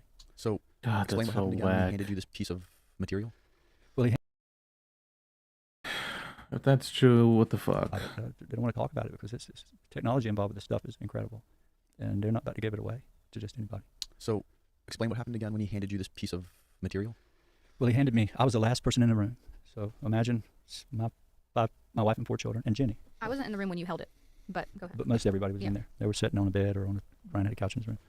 But when I walked in the room, everybody was watching me and quiet, couldn't say a word. And up on top of the dresser And, the dresser is tall, not the Nightstand. not nightstand, but the dresser. He had the laptop set up there, so I'm looking up at it, and he goes through the whole briefing, watching his PowerPoint and asking questions, and then he goes over to the chair and picks up a backpack, reaches in it, and he pulls out this little piece of metal. It's about a 1/2 inch square, size of a postage stamp, thin, and he put it in my hand, and it just looked like a square of gray metal. He said, "What do you think of that?" I said, "It looks like aluminum." I don't know. I didn't know what it was. So he reaches in his backpack and he pulls out another piece and he puts it in his hand. And it's like aluminum foil. It looked like aluminum foil. You could crinkle it up, but it wouldn't crinkle. It would stay wavy, but it wouldn't crease. So I messed with it and it just sat there. But the minute he put it in the hand, As thin as aluminum foil? yeah, this one was thicker. It was a piece of metal. This was aluminum foil. And he described this as the insulation. He said, "This is the insulation." Like I already knew what he was talking about, right? But when he put that in his hand, it made a connection through my body to this hand. And my arms began to thump like that. And suddenly my eyes just started to black out. And he reached in my hand and took it out. And I got my vision good. And he was this close to my face. He said, "Why you?" I said, "Do what? What just happened?" He said, "Why you?" I said, "What do you mean, why me?" He said, "I would have known you were lying if you hadn't had a reaction." He said, "I've never seen a reaction like this." He said, "I've only ever seen two. But yours was by far different than anybody's. Why you?" I never understood what he meant by why you, but he said it 3 or 4 times. And from that point on, we become friends and done some traveling together. And I ended up with him. Where's this? It's at Cape Canaveral. That building right there, that door, it's very famous at NASA. That is the astronaut crew quarter. And that building was built in, I think, the 50s. So or 60s, when they put the first rocket into space, when an astronaut rides that rocket, they have to be in quarantine for like 6 weeks, I think, so they don't get a cold, and the doctors, so they have a crew quarters that have bedrooms in there, and a conference room, and bathrooms, and a doctor's office. And when they go in there, they live for weeks with their wife and children, and the same house den mother that arranges food. And so there's a lot more pictures of inside that place. But he told me that, in fact, when we walked in the front door of it, the den mother come up and said, "Who are you?" I said, "I'm his friend." He said, "How'd he get in here?" Who'd you point to? Your who's friend? Tim. Oh. It was me and Tim walked in there, and she said, "Who are you?" I said, "I'm his friend."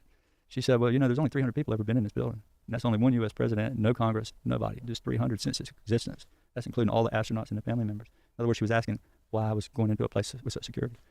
And I couldn't answer it, but I enjoyed the tour. I got to sit where John Glenn sat, or all of them. Got to hang out in the whole place, and got to sit where they put their suits on, and then they filmed me coming out the door. That door is where all the astronauts would walk out holding their gear with their suits on. They would walk out that door and get in an Airstream camper van, a gas-powered one, and they would be transported from that door to the rocket before they took off. So that's a really famous photo op there. So they treated me like royal. And I'll give you a secret he told me. He said, "Your life will never be the same when you leave from this place. It'll change you." I said, "What do you mean by that?"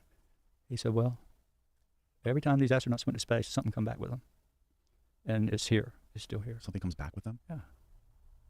It's invisible, but it becomes visible every now and then. They see orbs all over the place there. Sure do. At the launch site, they see orbs. Pictures of them. What comes back with them? I don't know. I know it heightened everything happening with me. My experience with the phenomenon grew greater. My understanding of it grew. It's the spirit. There's a lot of misunderstanding about these orbs and aliens. They maybe it's technology, maybe, but to me it's more like a spirit. They're like spirits, like ghosts, but they can come full physical. Did he ever clarify what he meant by why you? Nope, he never did. He's a secretive guy. I mean, he's like a ghost. Tim is. That's why Diana wrote her book. She didn't put his name in there. Oh yeah, he was Tyler D. Yeah. in American Cosmic. Yeah. But that was then. Now the subject is. He probably don't like me talking about him, but that's okay. It's part of my life, and I'm sorry. You're a good friend of mine, Tim. He never clarified anything about like them trying to learn more about it, and like them being interested, and like why were they interested, or why did they make themselves so visible to you and not other people? Yeah, we went over that a lot. And you said there was 2 other people that experienced the same thing you experienced with the metals. He didn't tell me who. He just said I've seen 2 other in my life. I'd seen 2 other reactions, but nothing like yours. I remember something from your book. I don't remember in what it was in reference to, but I remember you mentioned a conversation that you had with him when you were at Cape Canaveral, and he said something like they weren't interested in anyone else. Like we know about them, but they're not interested. They don't care about us. Right. Okay. So when he first came, remember we were afraid of government people. We had Hal there, and I was still petrified about this guy. So I asked him. Remember, we were afraid of the government. So I was being tight-lipped, and I said, "Why are you here? Thank you for helping my children. Thank you for helping Junior. But why are you here? Why do you need me? Why does the government need me? Because I'm still worried about the government, right? Everybody's talking that they're going to kill you. People have died, and I heard all this, but that hadn't been my feeling. Everybody I'd met had been really nice people." He said, "Because we see them." He said, "We see them, but they don't nothing to do with us. Zero. And we want to study them. We want to know more. And we would like to study you. And we would suggest you don't go to any UFO events. Don't go to any conferences. Don't get involved, because people that go to those tend to take on each other's stories. You get somebody that sees a light fly by during the car and the orb goes over. Suddenly they involved with names. They're from the Galactic Federation. They were the Pleiadians. They were the Arcturians. They did this. They did that. They know everything about when they only saw a light. This happens in the UFO world, and a lot of those things people tend to know more than the experts do. You know what I'm saying? Yeah. So he said, we see them, but they have nothing to do with us, and we'd like to know why they want you. We know they like you. We know that, and we just want to investigate something. So that's how that happened. Do you have any idea the answer to that question? Why do they like you? Why do they want to communicate with you and not with anybody else? I have no idea. I've asked that to 100 times. And Hal Povenmire told me one day, and he was always very tight-lipped too, Hal was. He would ask a million questions and tell you one answer, right? That's the way he always was. And I'm like, Hal, why are they here? Why do they want me? Why are they around me like this all the time? He said, because of your family. So he told me, he said, they're probably your family. What that means, I don't know. And I'll tell you something else Hal told me. Serious as all get out. Because Hal mapped the moon. He wrote the book on occultation grazing. I don't know how you say that word, occultation grazing. In other words, he wrote many books on the moon. Okay. So he mapped the moon. He mapped the landing spot for the Apollo mission. He said, you got to land here. And he drew out the coordinates. That's what Hal did. He studied the moon more than anybody in the world. He's the expert on the moon. So we were talking one night out watching the stars, and I'm like, Hal, I said, is there really something on the backside of the moon? He looked at me and he said, there are buildings up there, big ones, and we didn't build them. And they're ancient. Ancient. So help me, that's what he told me. And I didn't ask any more questions. What the fuck? He told me that. He said, there are structures up there that we did not build, and they're very old. This coming from the world's expert on the moon. Did you ask him if the moon landing was real? I never did, but he says it was, Yeah. so I believed him. Wow. He had his technology is still on the moon that he put up there. Something for lasers to shoot off of, and there's stuff up there, scientific equipment Right. that he was responsible for putting up there. Didn't he say the buildings look like mushrooms? Some of them. I thought that was really weird.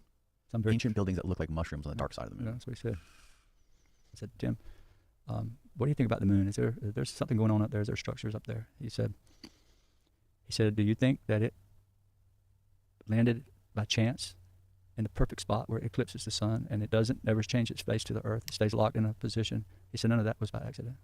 He wouldn't elaborate anymore. He said, but there's something going on up there. I can't say, but it's not by accident. I knew the moon was a spaceship. Damn it. So, Wow. yeah, that's what he told me. That's pretty big claim. What is it? How is it all? I don't know. We're at the beginning of studying this thing. And what is it we're dealing with? Who is it? How? All I can tell you is how it reacts to me. And Wow. demonstrate that part. So, okay. Getting back to what he told you about music and keeping music in your head. Right. Why did he tell you to do that? Because along about 2015, I think, 2014 or 2015, somewhere in there, I get a call from a lady. I showed you a picture today of Chris Jr. walking in the field with Tim Yes. and a lady by the name of Chase Klutsky. Yes. Chase is very well known in the UFO world. Chase Klutsky? I have Klutsky. her photo here. I can. Chase and her husband, Pete worked with the U.S. Navy in Intel, right? So just so happened, Tim's at my house. And so the day that we were tested with metal, The bottom one. There you go. there they are. That guy on the right is Navy, U.S. Naval Subcommander, Naval Intelligence. And Tim is Right. National Reconnaissance Office, Remember NASA. Chase. Yvonne, my wife, and of course Emily. And this was the 10th grade, right? 11th grade. 11th He grade. told them if they wanted to visit, they had to come to my game. So they all came to watch me. So Based. So- after that event there, when was this homecoming? October? Yeah. It would have been like September, October of 2013. So I think we fast forward to November of that year. Chase calls me and says, Chris, you ever heard of St. Paul's? I said, yeah, but before you tell me, let me tell you something. I said, Chase. I said, last night, Saturday night, I was sitting on my back patio, had a fire going, just me, laying back, looking straight up at the sky, and two orange orbs appeared, red ones, just like you saw last night, the same color. They just appeared, boom, disappeared, sitting stationary above me, way up, and they came on down. And when they got to the top of the trees, they stopped. Now there's these two orange balls. Suddenly, they fired off straight towards St. Paul's, just above the trees. She said, oh, my God, I can't believe this. I should have known. She said, Saturday night, this was Monday night she called me. She said, Saturday night, I got a call yesterday about a ghost hunter group from Wilmington, North Carolina, Wilmington Ghost Hunters, Wilmington Paranormal, I think the name of the group was. They were in St. Paul's at an old plantation house investigating ghosts. And they walked outside into the woods, and there's this old rickety house that the farm tenants used to live in. It's old. I mean, it's fallen in. But they were in there, in the edge of the woods, and these two orange balls of light flew right over their head. Hey, I have some dope artwork for streamers. Want to check it out? That's my Discord. I think I'm good for now. Right over the trees. And it freaked them out when they saw it. And suddenly, one of them said that this tall being peeped around a tree at them. Appreciate And they pulled the out their offer, guns. though. One of them was a police detective. One was a prison guard. But they started shooting at it. They were shooting at this. They didn't just had a glimpse of it. So they were shooting in the woods, at this Shoot thing. first, ask questions later. Right. And so I said, oh my Lord. She said, would you go with me over there? I'm coming next Saturday to investigate. I said, yeah, I'll be glad to go with you. So Saturday comes, Friday. I'd already called Jim. I said, Jim, I've got something. And I told him the whole story about seeing orbs at my house, and then they went to St. Paul's, and this happened to these people. He said, pick me up Saturday morning from the airport. So I went to Fayetteville and picked him up Saturday morning. And we rode over. That's the picture you saw of them walking across the field, Jim, Chase, and Chris Jr. Okay. So we walked across that field and went into these woods. And what I noticed immediately was that the whole place had been timbered, except where the house sat. There was a grove of trees, but behind it had been timbered out. And they went in through the swamps and the cypress pond and destroyed it. And it was just a mess in there. I don't even know I what got to the say. I'm impression like adding no commentary to this it was shit. because of What the destruction fuck? of that environment is the reason they were there. Who knows why, but that's what I told Jim. He said, you think they're still here? I said, yeah, I think they're still here. They haven't gone anywhere. He said, what they decided to do was to recreate the ghost hunt that night. They wanted us to go with them and do a ghost hunt. So Jim's like, I'm going back to Alabama. So I took him at 3 o'clock to the airport, and he flew back to Alabama. Come in just for the day. And that night, I went back over there at 6 in the evening to do a ghost hunt with him. And so that evening, I show up, and I'm with the ghost hunting group. There are 8 of us. I'm the 8th person. So you got Chase and Pete and myself, and then 5 members from Wilmington. The ghost hunter crew came. So we were going to recreate the whole thing. So 8 of us. They finished the house thing, and then we walked across the field to the old farm tenant house. And here, if I can explain it to you, because I read about this in the book. When you walk in, the cabin is old and dilapidated. Just a basically one-room cabin. It is 10 feet into the forest, real thick forest. So you can't see it unless you get right up to it. But once you get into the forest, there's this old cabin. When you walk out the back door, couldn't even go in the front. You had to go in and out the back door. The front was boarded up. But when you step off the steps of the back door of that cabin, you walk about 6 or 8 feet is all, and then there's a ditch, a real big ditch. It's 6 foot deep, and it's dry. Trees growing up in the ditch. It's old. But the ditch goes all the way down the property, right behind the cabin, less than 10 feet from the back door. So they were telling us after we were recreating everything, we went through the little house, and they had all their ghost hunting equipment inside, and they said, now we're going to go out the back, take you the same way we went before. And Tim and I discussed the possibility that these beings were still there. I told him I thought they were and why they came. And he said, well, tonight, to get in a little more depth, he explained to me that that these beings can hear your thoughts, and they can stay hidden from you by knowing what you're thinking. So if you happen to see one by accident, they can rewind your memory, basically by a device that they have, that I've seen the patents on it. Patents. Yep. But if you were to sing this song, not let them know what you're thinking, you might get a chance to see one. So that's what he told me. I'm telling you this first time publicly about these little details. So that night, we walk out the back door with the ghost hunting crew, and I'm in the back. I'm in the 8th guy in the rear. Chase is in front of me, so she's 7, I'm 8. But Pete, he navigates under the world with submarines, right? He's got a compass on his arm. And so Pete's got us in tow. And we got to go out of the back of that cabin and walk across 100 yards is all of woods. That's really thick in that spot. The rest of the forest to the right and left has been timbered, but we got to walk through that clump of trees to get to a power line. One of these big high-tension power lines. You can see for a mile either direction, right? So it runs parallel with the cabin field. So only 100 yards you walk through. It takes 15 minutes to walk that section from the back of the cabin to the power line. It's important I say that. Because when we started through the woods, everything was fine. We were all perfect. Talking, carrying on, excited. Made our way to the power line. So when we get to it, we walk up and down the power line for an hour. And we were testing all these equipment they had, these ghost hunters, just recreating the whole thing. So when it was time to go back to the cabin, we had to go straight east, 15 minutes, and we would end up at the cabin. We went right back to the spot we come out at, right? Where we exited onto the power line. We started back in right there. Pete's in tow with his watch, navigating. So I'm behind him. I'm singing my song, singing. And I noticed everybody got, Out loud or in your head? in my head, I noticed everybody got nervous, kind of weirded out. And they're, I saw what looked like they were drawing their guns again, getting ready to. And what I've learned about this, that they can put fear in you. These beings can control what you think. So they can make you afraid, make you go a different direction if they don't want you here, right? They can put fear into you. I'm just repeating what I was told. We're starting in 15 minutes across. Pete's leading the way. I saw him get nervous, and that's when I started singing. Suddenly I saw this green orb, looked like eyes, peep around the tree. I tapped Chase on the back and pointed at it. She saw it immediately with me. Next thing I know, Pete is right at the ditch. So when we walked through that ditch, nobody else saw this, just Chase and I saw it, right? She remembers it. But when we crossed that ditch, we had 10 feet to walk. I mean, you can see, it's from here to that wall. It's a cabin, right? But when we got to the ditch and we walked in that ditch, when we come out the other side of the ditch, we stepped back out on the power line. And that freaked everyone out. It freaked Pete out. He's like, what just happened? He's a submarine commander, navigates under the ocean. It blew him away what had just happened. I knew what had happened. So you basically stepped out exactly where you started? Yep. We pulled it east heading for 15 minutes. We got to the ditch. We walked in the ditch and out onto the power line. And there's no ditch on the power line side. So what happened? They couldn't figure it out. But I saw the being. And I knew right then we were missing time. What they did is they wiped our mind on the trip across. So I didn't tell them that because once we got to the cabin, again, we went back across, went in the ditch, and come back out the cabin. So we made 2 trips across that power line, from the power line to that building. So Monday comes along, Chase calls me, Chris, you'll never believe this. I said, yeah, I will. Chase, we lost 15 minutes, didn't we? She said, no, we lost 12 minutes. And they recorded it. They had helmet cams on. They had all these stopwatches. And they know that we lost 12 minutes of time with that group of people that night. And Tim was there. Tim was there that day. Oh, that was the night after he left. Yeah. Mm. And they'll tell the story. The same group of people. Chase tells it. He tells about missing time with me. That's not the only group that's done that. This happened with several. Okay, so fast forward to when you were going through the security doors at Cape Canaveral at NASA. Right. There was a black glass building that you pass, It was like a hut, like a guard shack, a guard shack. right beside this fence. You got mission control and a fence around it. Mhm. You got fences within fences. But Right. when you get to the main building where the launch is going off, Right. they had razor wire and a barbed wire fence, Mhm. about 10 foot high all the way around that thing, with guards standing there with machine guns. And you go through that gate, you got to walk by this guard shack. And it's about 8 by 8 black. The middle's black and the windows are black. You can't see in it at all. But it was like when you walk by that building, they can read your thoughts. Never told me who they or what they or how they. He just said they can read your thoughts, so just sing a song. And that's why I first heard about it. This was before the ghost hunting trip, so I already knew about it. He just told me to do it again when I was on the. This was before the ghost hunting trip. Yeah. What was in the building that could read your thoughts? I've had that question ever since. I have no clue. This is the kind of way these guys will communicate. They give you a little bit. Is it a lie, or are they throwing me off Ew. on the wrong course? But they didn't. It seemed pretty real what he was telling me. So once you got into the building, the launch control center where Tim goes, Right. what did he show you in there? The specific room? Did he show you specifically where he is and Yeah. what he does and what he works on when he's there? Yeah. So if you can imagine, mission control is basically a square. It looks like a square. It looks like one of those construction site trailers you would bring on a job, but bigger. And it's square.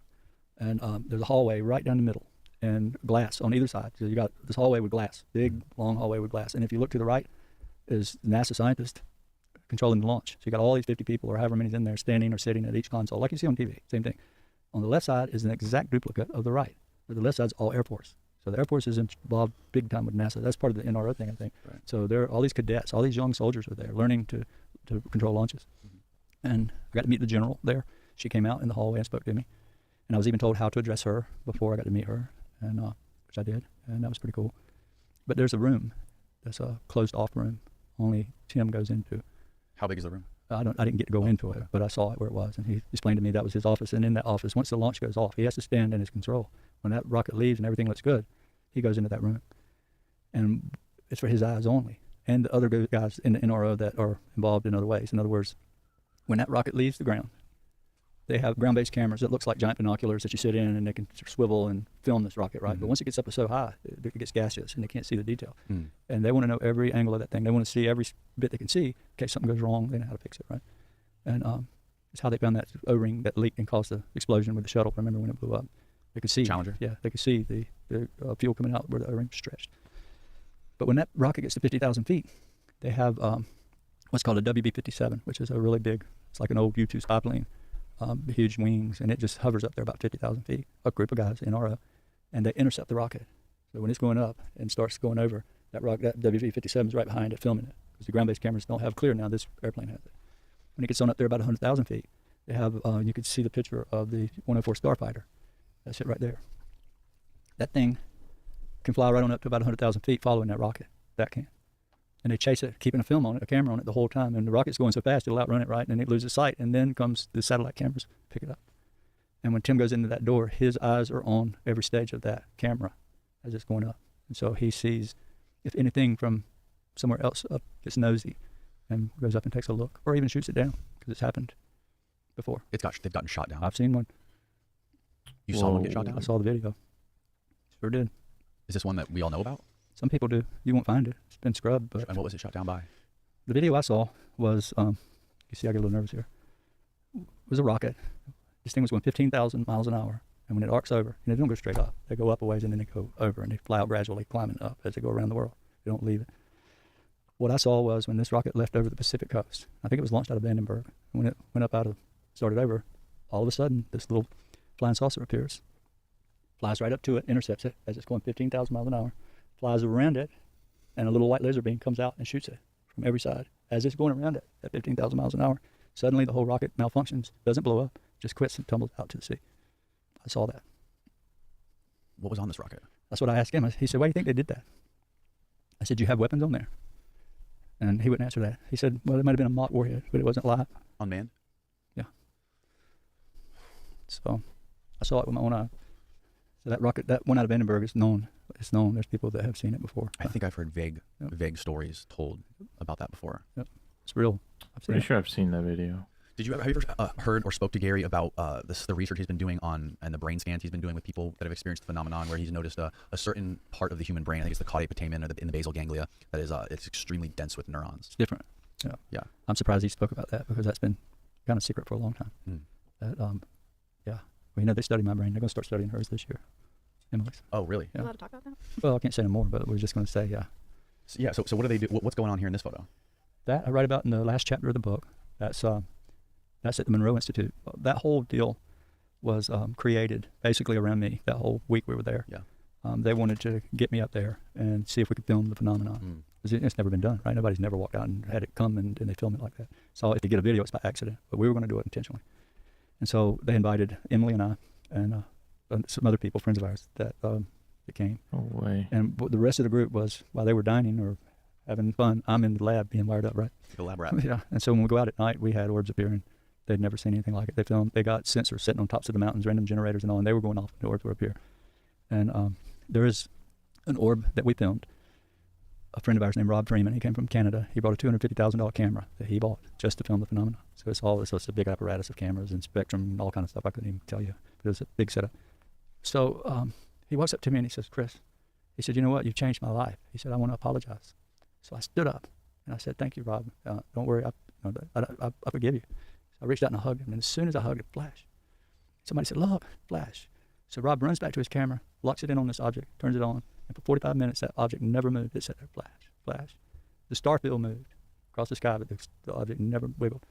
So you can find that called the Monroe Flasher on YouTube. And that was from that night when Rob and I hugged. And we made a great bond. I mean, I'm going to be with Rob again this November. Wow. Yeah. The Monroe Flasher on YouTube. You got Safari. Maybe we should look at it. Oh, wow. This is like some sort of like analysis video somebody made talking about it. Okay. Now this is that $250,000 camera that this guy brought out here? Yep. See if it flashes. There it is. You see it in one spot. You can enlarge the screen, you can see it better. Mm. It varied in intensity to how bright it flashed. See it? Wow. It's so tiny. Well, it was way up there, Right. but it got bigger and brighter at times. A lot About brighter. the same distance as the one we saw last night. No, this No? is further out. Further. This is way up there. But the thing is, there was 45 minutes of it, and there's parts of that is a whole lot brighter and bigger. Mm.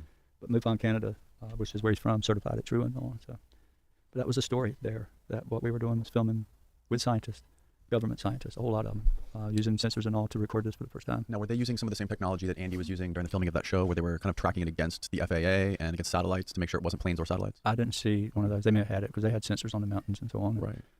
But yeah, Can you play that video from last night? It's on there. It's in there. There's like, I think there's 3 videos, but there's 2 of them. Is it in here? But yeah, it's in there. it's the 50 Oh, no, second. never mind. Steven has them. Okay. Steven. I do. Steven's got them. Look at him queued up. So yeah, so we sat out there for maybe 30 minutes before we saw anything, and then all of a sudden these things started appearing on the horizon, and there was a couple things that happened over our head, looked like shooting stars. Yeah, that's the orbs a lot of times because they'll go straight up. Let's see if we got audio going on here. All right, here we go. What's cool is this there's the surf. You can see. Yeah. Oh, it's the contrast is like crazy. It's like darkened on the screen. Yeah. You can see the horizon. Okay, there you go. So the planes were far above this. This was very, very low on the horizon, and you can see the planes there were airplanes above it. Find the one that's the longest one, the 50-second one. That one has 2 in it. There are 2 orbs in that Right, one. And the first one's right on the water. In fact, I don't doubt that it didn't come from the water. As you know, what's weird is you just had asked me about that right before. Right. About the water. What did Yeah. I think about the water? And then we get one right on top of the water. So that thing was right above the horizon, and it was getting really bright and then going invisible, going dim. Yep. And airplanes don't do that. Nope. And We know that because there was literally airplanes coming in Yeah. for landing that would turn on their bright headlights for Right. their landing approach or whatever it's called. in that 50-second video, you can actually see planes all around it flying Right. up above it. There's one there top right. You see that little flash? Yep, That's your that one airplane. was flashing. Yeah, let me see if I can get the older one, the bigger one Yeah. working, because it doesn't make sense why it wouldn't. So, what is the connection? Do you think you talk a lot about in your book this sort of which it got me wrapped up in this Ed Casey thing with the healing power? What is the connection with this ability to heal? How real is that? And was Tim involved in any of that with some of the stuff that he was doing with the medical research and the medical patents? Well, yeah, in a way. How that came about was in 2013, Easter, again, 1 year later. Remember 2012 on Easter, I had the lady experience, right? Mhm. She came and told me about the Red Star or the Star of Regulus and granted me the ability to record this stuff. She did it. It came straight from her, 2012. Well, 2013, she comes back. This time, she takes me, these beings take me somehow I'm transported from my home up through the top of my house. I saw the rafters. I went and was pulled up into a ball of light. Next thing I know, we're touching down from this orb and walk out of it into this desert environment, looked like Utah. I've been obsessed for 5 years with Utah, more than that. They know, my kids know this. Okay, so here's the video. You got it pulled up, Steve? Yeah, it doesn't play on the computer, but it does play on Dropbox. So here, Okay, here we cool. go. Okay, so you see that's a plane That's that's an up left. airplane, 2 planes. Now There's- that thing comes right out of the water. Yeah, right up out of the ocean. There's planes around it. Now it's going to Let's see disappear. this. But if you'll look to the right of it here in a second, there's a second one right close to it that appears. There it comes. Now it's going to That thing appear. goes down, disappears, and that one. Yeah, What? Like, it gets real bright. Yeah, those are your orbs. And see these planes right above it? They can Mhm. see that. That's why they're so elusive. I mean, there's 3 planes, 4 planes in the picture, and then you got this one orb. and then I think it goes out again, right? Yep, Yeah. it just disappeared. I don't know how you can explain that away with logic. You can't- Explain that one, Neil you can't- deGrasse you- Tyson. Maybe tonight we go out sky watching again. Yeah. Maybe I'm just hoping something comes much closer, like real close. Well, we were right on Indian Rocks Beach in front of a lot of really bright buildings and condos, and there was lots of airplanes. So yeah, we were on the main flight path. Right, Yeah. right. But It's pretty amazing that to show up with all of that around. yeah, I knew it was a hamper though because all these planes around. Now, what do the most hardcore skeptics say about these things? How do they try to explain these things? Well, you know, there are hardly no skeptics anymore. I don't really have that issue. Okay. The main thing I hear now is this demon. You're dealing with demons because they've already accepted the fact that there is something There's something there. happening. It was like satellites, or at one point someone said swamp gas. Ball lightning, you know, yeah, all like this Ball crazy stuff. lightning. yeah. Right. But now it's like, oh, there maybe is something happening, but it's evil. Yeah, it's got to be evil. It's got to be a demon. There right? are videos on YouTube you can watch about ball lightning where people show these balls in their house, these light that explode. They show up and they float around and they explode away. But Hmm. in your situations, there was no thunderstorms, there was no lightning. Mm-mm. No, and this is every day. I mean, yeah, it's I record years. this stuff every single day. I showed you my Psionics app, and there are 2,700 videos in Yeah. less than 24 months. That's a lot. And I could have taken twice that because half the time I don't even record. We see 10 times more than I ever record because a lot of times it's so fast you can't get it on camera. It'll come by you, it'll appear 10 feet away and zoom right by your face that quick.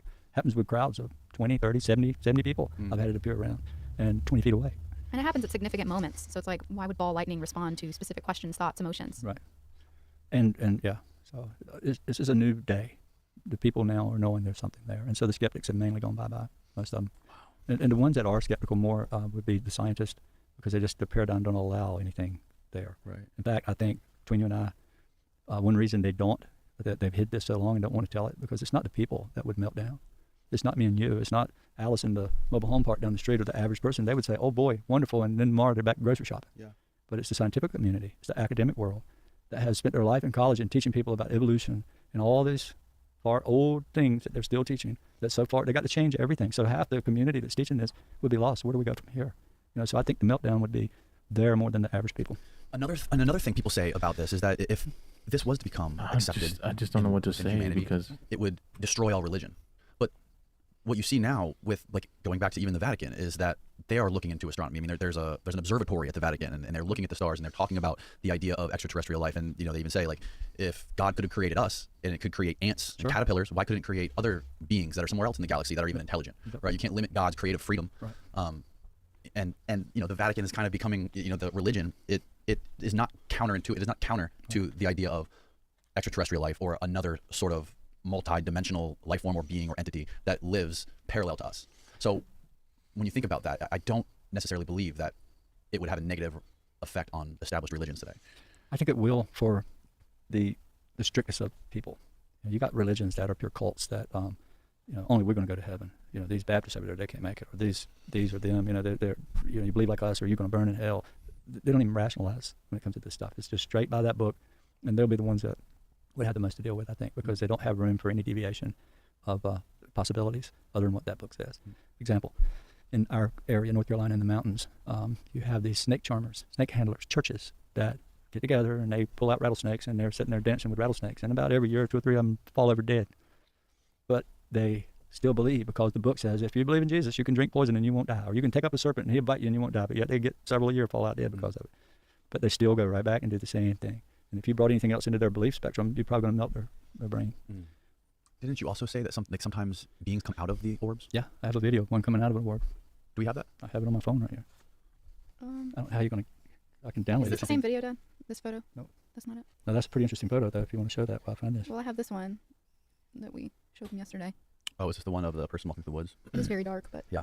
this person right here you can see is our friend Lori. Yeah. And I wasn't there, but this was in a wooded area behind our old home, so it's a little shady here, but you can see the daylight outside beyond the trees. But this figure here was not anyone in our party. So whenever they looked at the photo later, there was just this fully fledged figure standing in front of Lori, and also this peculiar flash. I gotta use the restroom real quick.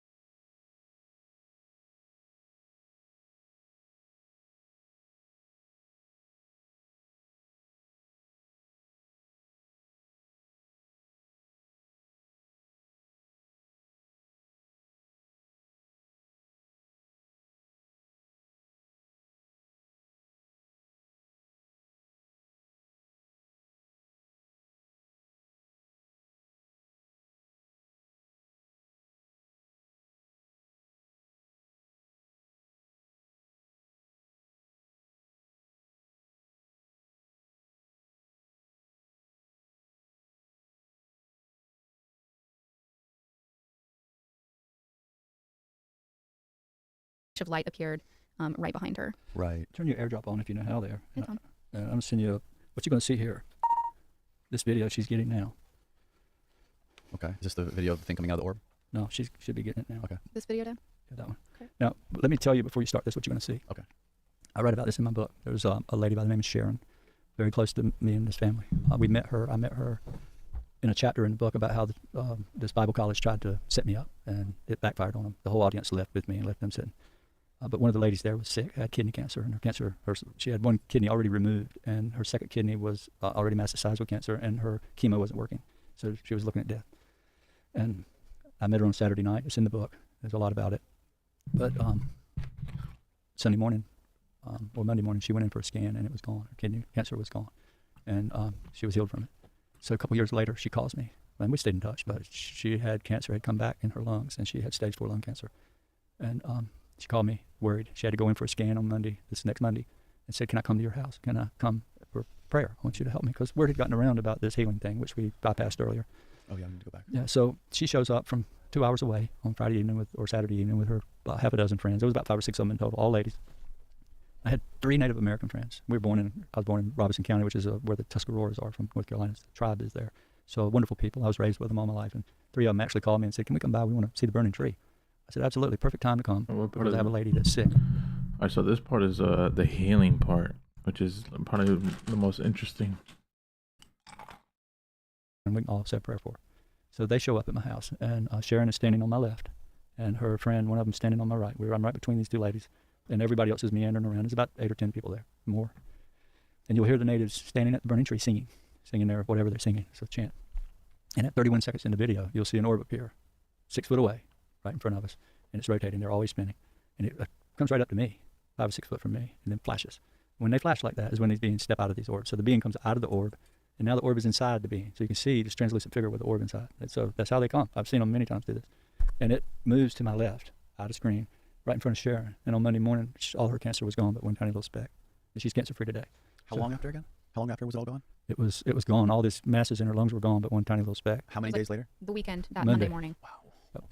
So you'll hear them singing here, and then watch at 31 seconds. It'll flash, but you have to stop it and play with it to see this 6 foot tall, 7 foot tall light being that comes out of that orb. And Okay. I'll try my best. can't hear it.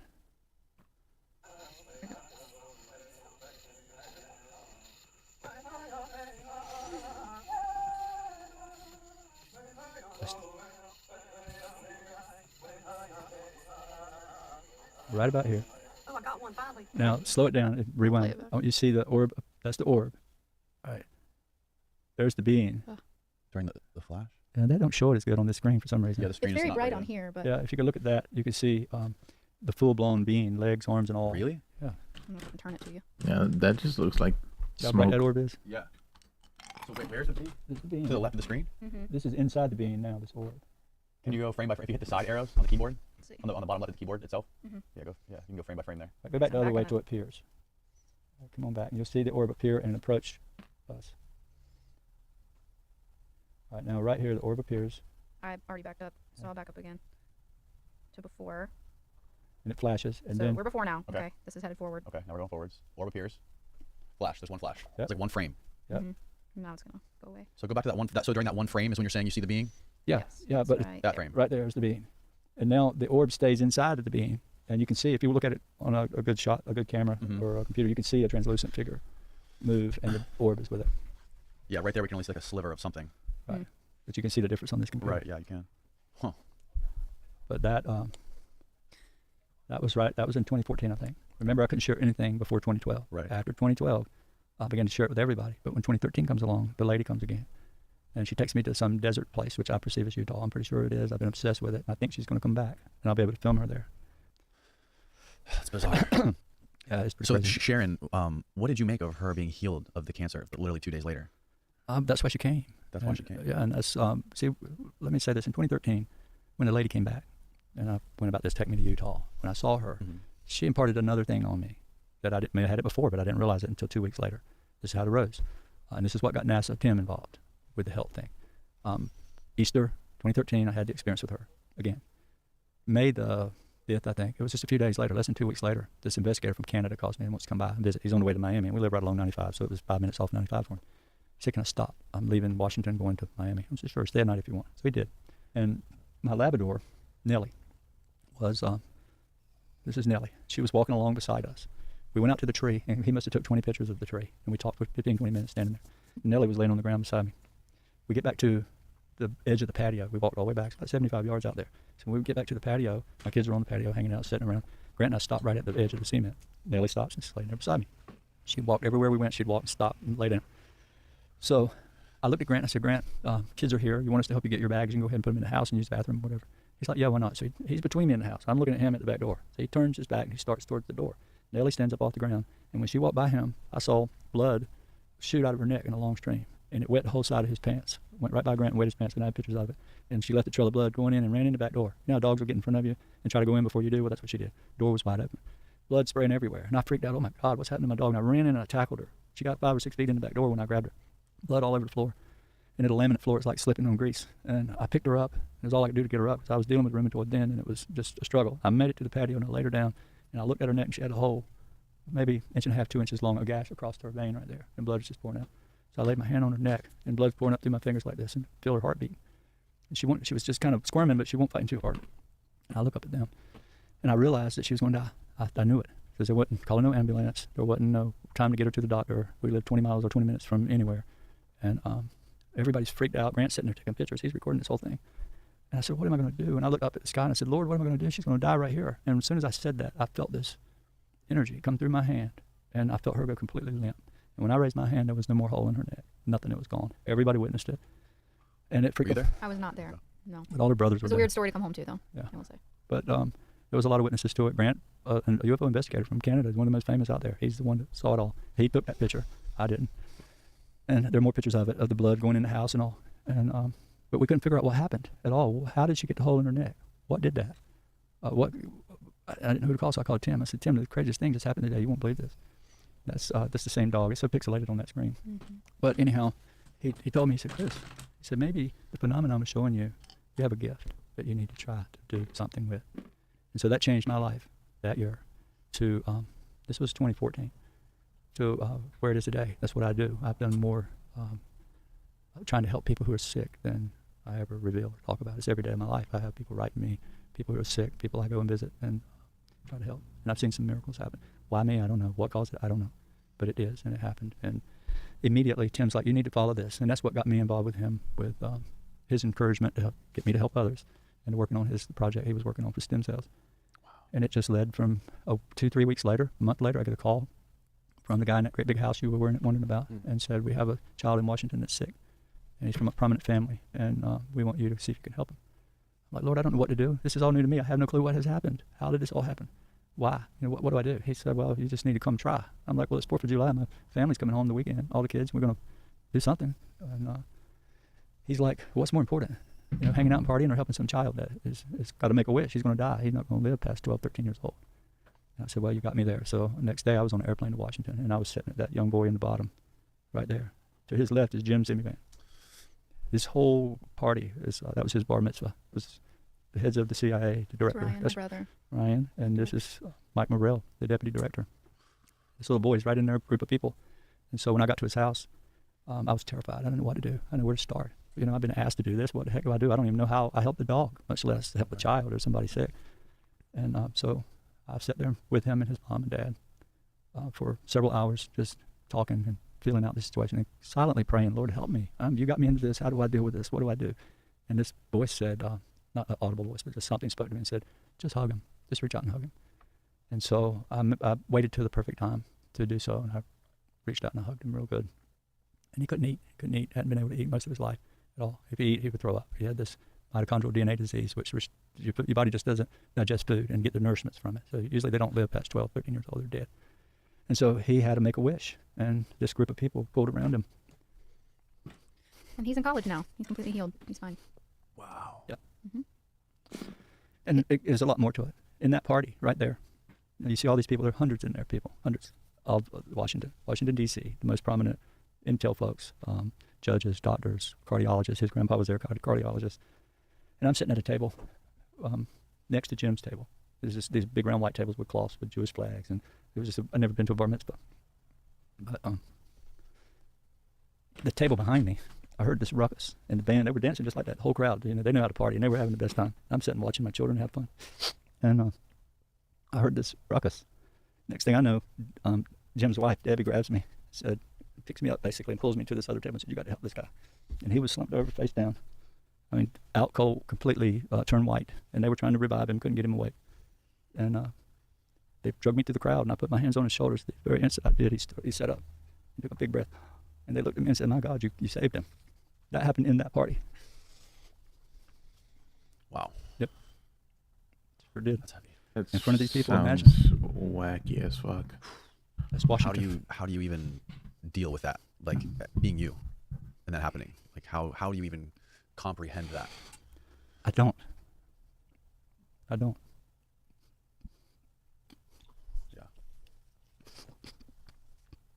That's amazing, man. Dad's helped a lot of people. And he doesn't always talk about it because he's afraid of sounding like, that he does special things. He doesn't want the credit for it, but he really has put a lot of energy and a lot of effort into helping people. Not always in front of people either, behind closed doors. Right. Most of it's private. He's very emotional when it comes to that, understandably. This little boy, he's in his 20s now. He's a junior in college. Wow. Yep. But I don't know, Dan. I have no clue. Sorry, Dad. It's always interesting when people ask us what our experience is. They expect us to say we see UFOs and aliens, but it's so much more complicated than that. And it comes down to this sort of thing as well. How do you explain that to someone in a 10-minute, conversation, that it also is so spiritual and there's like a healing aspect to it. It's so multifaceted that I don't think people can really wrap their heads around it. But if like anyone could try to understand from a base perspective, it's just like that this is a benevolent spiritual experience that is open to everybody, that for some reason we are, I guess semi-responsible for sharing and promoting to people. Is there? If it were evil, why would he be able to heal people, Yeah. I don't see it as me doing it. It's Well, the phenomenon. Maybe whether you're a vessel or whether you're doing it, it's like happening around us. Yeah. And so I'm not saying necessarily you have powers or anything, but there is evidence and facts that you, for some reason, are surrounded by healing. And if this were an evil sort of phenomenon, why would this happen. Yeah. be happening? That's fucking crazy. It's really hard to comprehend all of this. I It's mean, a lot. it's so mind blowing. Yeah. It's incredible. It's incredible. And I know, like, we talked about this a little bit last night, but there's people who try to gain this or tap into this phenomenon the same way you do, right? Like I know Tim, there's Diana talked about in her new book how Tim, he has like a protocol that he tries to follow to try to like cleanse his spirit and meditate and be in the sunlight to where he can sort of, people can learn or train themselves to tap into something else that you are just intuitively, you're already hardwired into it. Yep. in one way or another. Well, that's what they're studying my brain for. Right. They know it's connected. On the History Channel thing, the scientist said can just, Buddhist monk studies 30 years of his life to get to this enlightened state, and they said, well, he just goes in it instantly. Just snap my fingers and I'm there, and I don't understand it. I don't know that I'm even doing that. I don't understand. But that's questions I don't know, and Right. I try to stay away from that. I have a mission to share this the way it comes, Well, I can't wait to go out and watch the sky with you guys again tonight. I'll tell you that much. Yeah. Thank you so much for coming on here and sharing the story. We just talked about it for like 4 hours, I think. Yeah. I will link your book, UFO of God, below for people to check it out. I highly recommend it. One of the most gripping books I've ever read. It's phenomenal. Appreciate that. Thank you for writing it. And thanks again. Is there anything else that anything else I should tell people about to get a hold of you guys or find you guys online? Yeah, you can find my website is ufoofgod.com, and there you can find a link to Amazon to buy the book, or you can go straight to Amazon or wherever books are sold, I guess. You can find me on TikTok. I post about this stuff. My name is Bledsoe Baby because I'm the baby, So I post stuff relevant to the story on there, and then I have a website called emilyholloway.com where Perfect. I teach the voice. But we do have one announcement before we go, and then we're good. So also on my website you can find my Instagram where I post videos. There's Okay. a few hundred videos or photos on there. I'll make sure I link all those below. Yeah, and this I think we can just go ahead and talk about this without getting into any details. This book has been is in the process of making a motion picture. Oh, wow. Yeah, Exciting. yeah. This is our first. We got the go ahead to just say that much, and that's all we're allowed to say. It's, Okay. This It's, is the in, first time publicly we're Ooh. admitting that there is a motion picture. Teasing me. I can't wait. it's under development right now. Okay. Well, you have to And- keep me posted. Rumor is it might be 3 parts, 3 shows. So, Wow. Yeah. Exciting stuff. See where it goes. Well, cool. I hope this helped get the word out. And again, I can't thank you guys enough. Thank you, honestly. I appreciate This it, is Danny. wonderful. All right. Goodbye, world. Wow.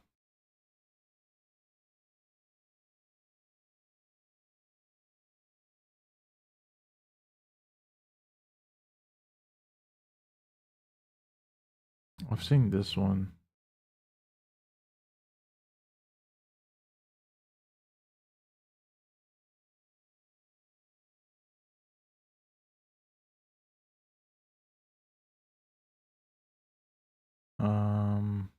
Let's watch this. I don't think I've seen the whole interview of.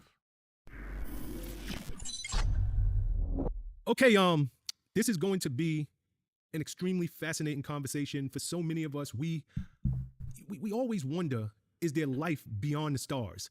We see so much in the news, and we have been taught so much over the years of our lives. We almost don't know what to believe.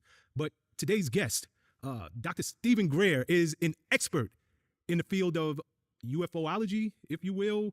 He's the founder of the Center for the Study of Extraterrestrial Intelligence and the Global Disclosure Project, which seeks to disclose the alleged classified UFO information. Please welcome medical doctor, Dr. Stephen Greer. What's up, buddy? Good to be with you. Great seeing you. I love being on your show. Absolutely. Dr. Greer, we got so much to cover. I've watched you over the years. I know your work. I have seen your films. I want to be enlightened today. Okay, we'll do it. Let's go back to the beginning. Where were you born and raised? I was born in North Carolina. I actually did a Chapel Hill residency. I'm an emergency and trauma doctor, medical doctor. As I grew up there, from a very, very poor family, we lived in a 2-room shack with no heat, no air conditioning. Put myself through high school, college, med school. Was very involved in a lot of avant-garde issues even back then. Believe it or not, I had an African-American girlfriend in North Carolina 50 years ago. That was dangerous. I'm talking dangerous. But it was great. We grew up in a very modest background, but worked hard, got through med school, had 3 kids in med school. But got involved with this. My mom's oldest brother worked on the lunar module, that first machine that landed on the moon. In 1969, and that was a Northrop Grumman. Back then it was just Grumman, it became Northrop Grumman. And he had his whole career there, and so I had a very keen interest in all of this. And when I was about 8 years old, I actually saw one of these extraterrestrial vehicles, broad daylight. This would have been about 1963 in North Carolina. And I was with my twin sister and some boys in the neighborhood. Now, my parents said, "Oh, you didn't see that? Those don't exist." I said, "Yeah, they do. People need to believe their children when they see something, honestly." So it ignited a lifelong interest. And I talked to my uncle about it. He was very supportive. He'd heard things, being a big aerospace engineer guy, working on the Apollo mission, landing on the moon, right? So I began digging into it and studying it. And here we are, 6 years later. Back in, it went from 63 to 2023. I've been digging into this. It's a deep dive. God damn. Okay, before I get into your professional career, I just want to understand you as a person. Mhm. You're raised, are you in a religious family? Does your family believe in a higher power?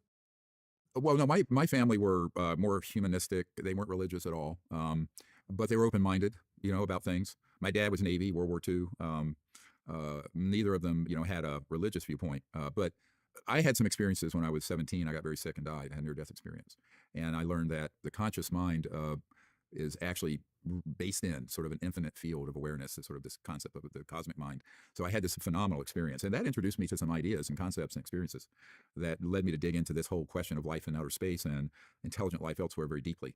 And about 6 months after that near-death experience, I had a major encounter with an ET craft, and that was up in the mountains of North Carolina in October 1973. So there's a long kind of history of that, but you know, my birth family, if it didn't fit in a test tube, they didn't think it existed. I mean, they just were not at all religious. Would it be safe to say that they were atheists? Agnostic, more, just didn't know, didn't care. They grew up in hyper-religious families and but very fanatical and strict, and so they kind of rebelled against that. So my parents were like over it. So that was their orientation. So I was sort of a clean slate. I was open-minded about things, but I didn't have any, let's call it indoctrination that you get from organized religion, which I think was probably a good thing because it gave me a more universal perspective in the long run. Okay. You mentioned that you had a near-death experience. Yeah. How did you die? Being a dumb teenage boy, I had injured my left thigh, and it got infected. And I had my own little apartment in high school because we were so poor. I ended up getting my own place, and I bicycled from Charlotte all the way. Did he just say I was so poor I had to get my own place? Is that what the fuck I just heard? I had injured my left thigh, and it got infected. And I had my own little apartment in high school because we were so poor. I ended up getting my own place, and I bicycled from Charlotte all the way to the North Carolina coast, as 200 miles with this injury. It got infected, spread all through my quadricep muscle on my left leg.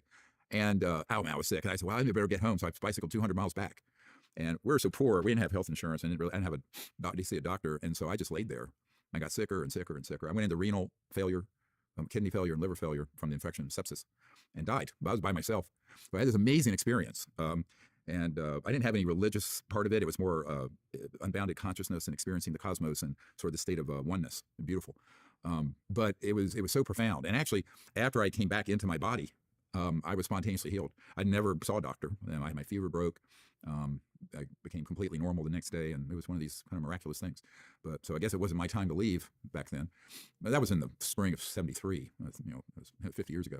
But so that sort of informed a lot of my perspective on life, and but also it helped me with some other things, and that is, if you face that, you're not going to be afraid of death. And so I have sort of I call it the spirit warrior mindset, where I'm just not afraid of if I get threatened, or I've been threatened plenty with what I'm doing, because I'm sort of the lead guy trying to move a lot of really big top secret programs to the public fore in a way that's helpful. And there have been a lot of threats and, things happen, but it doesn't stop me at all. I mean, it can be concerning, but it's not stopped me. So I think that experience was very good preparatory. If there was some larger plan from some higher power, it was probably gave me all these experiences so that I could stay the course on what my task is here.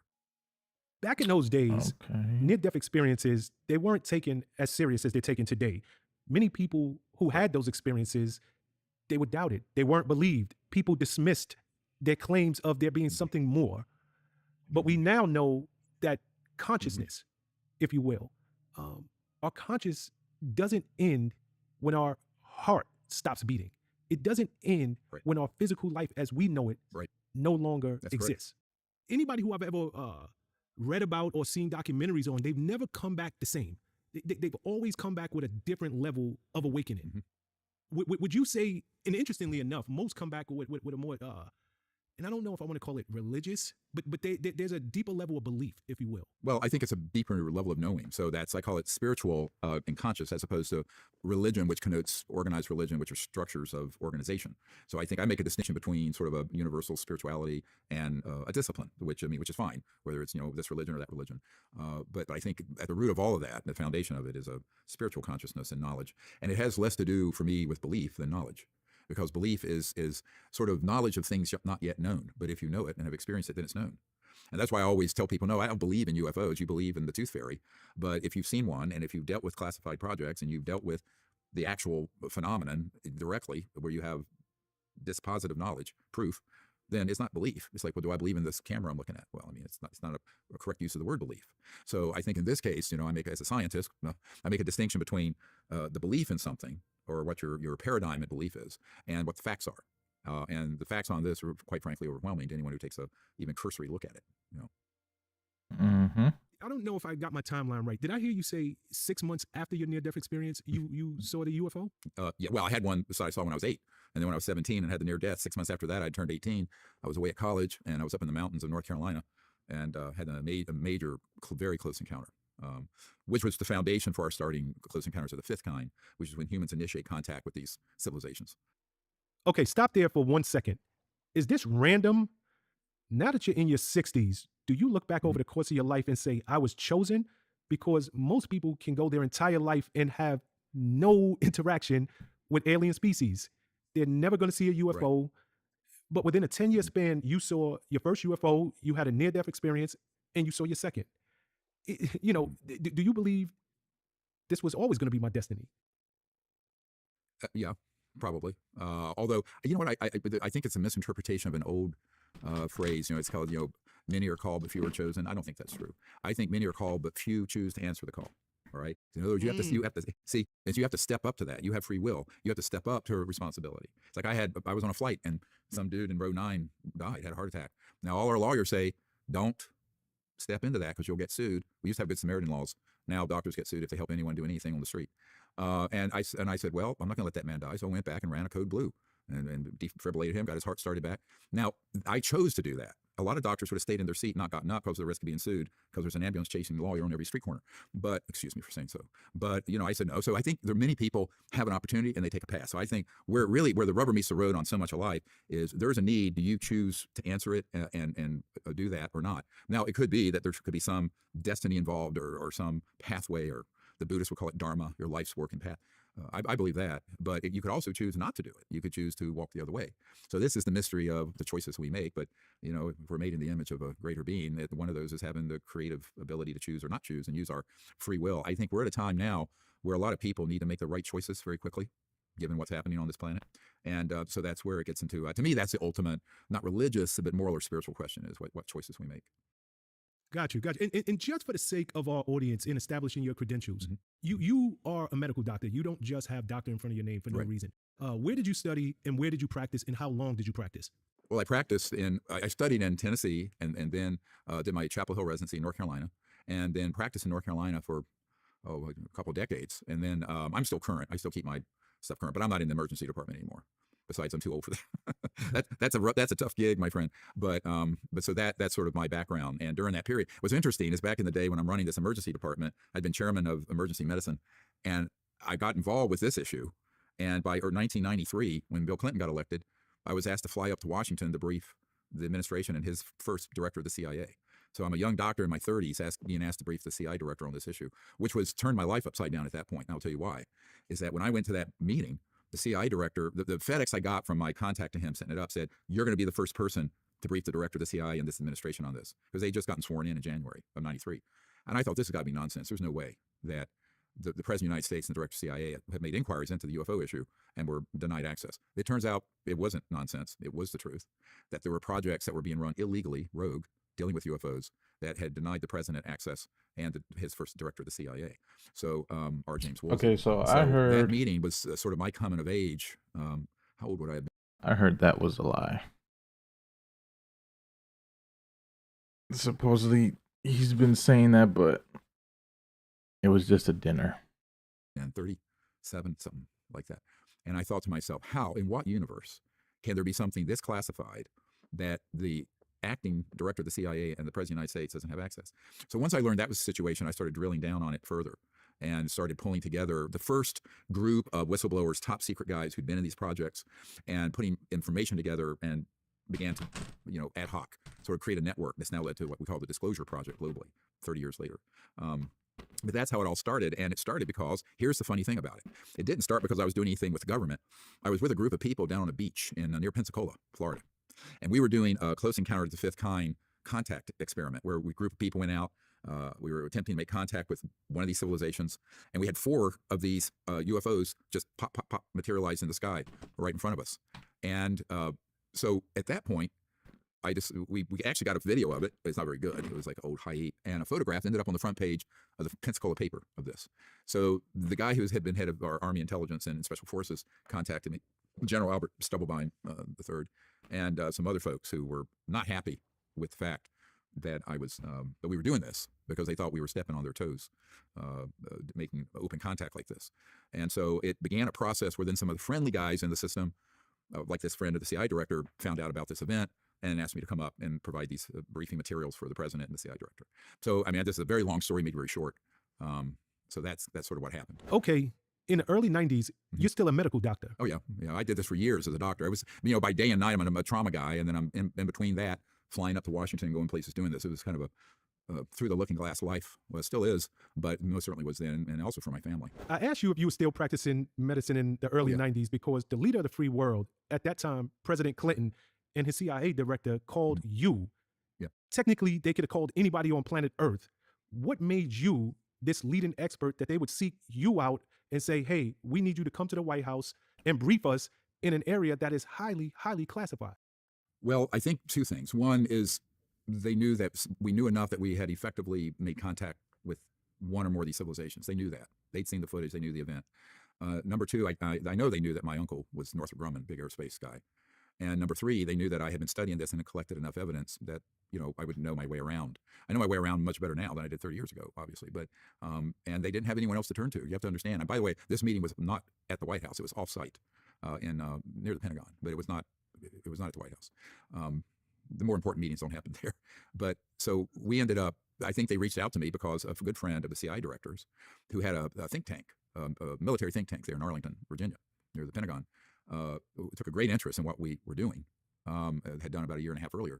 And he reached out and at the request of the CI director and the Clinton administration. So that's how it happened. I didn't approach anyone. They approached me and I said, okay, I'll come up.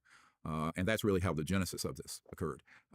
And then I found out there were some folks who were very supportive of getting this information out. And there were ones who were extremely opposed to it. And it was very dangerous. Subsequently, the president got threatened. George H.W. Bush specifically threatened him, told him to butt out. I knew this for a fact.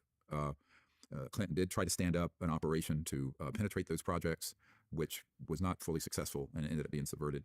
And so, I was involved with that way back 30 years ago.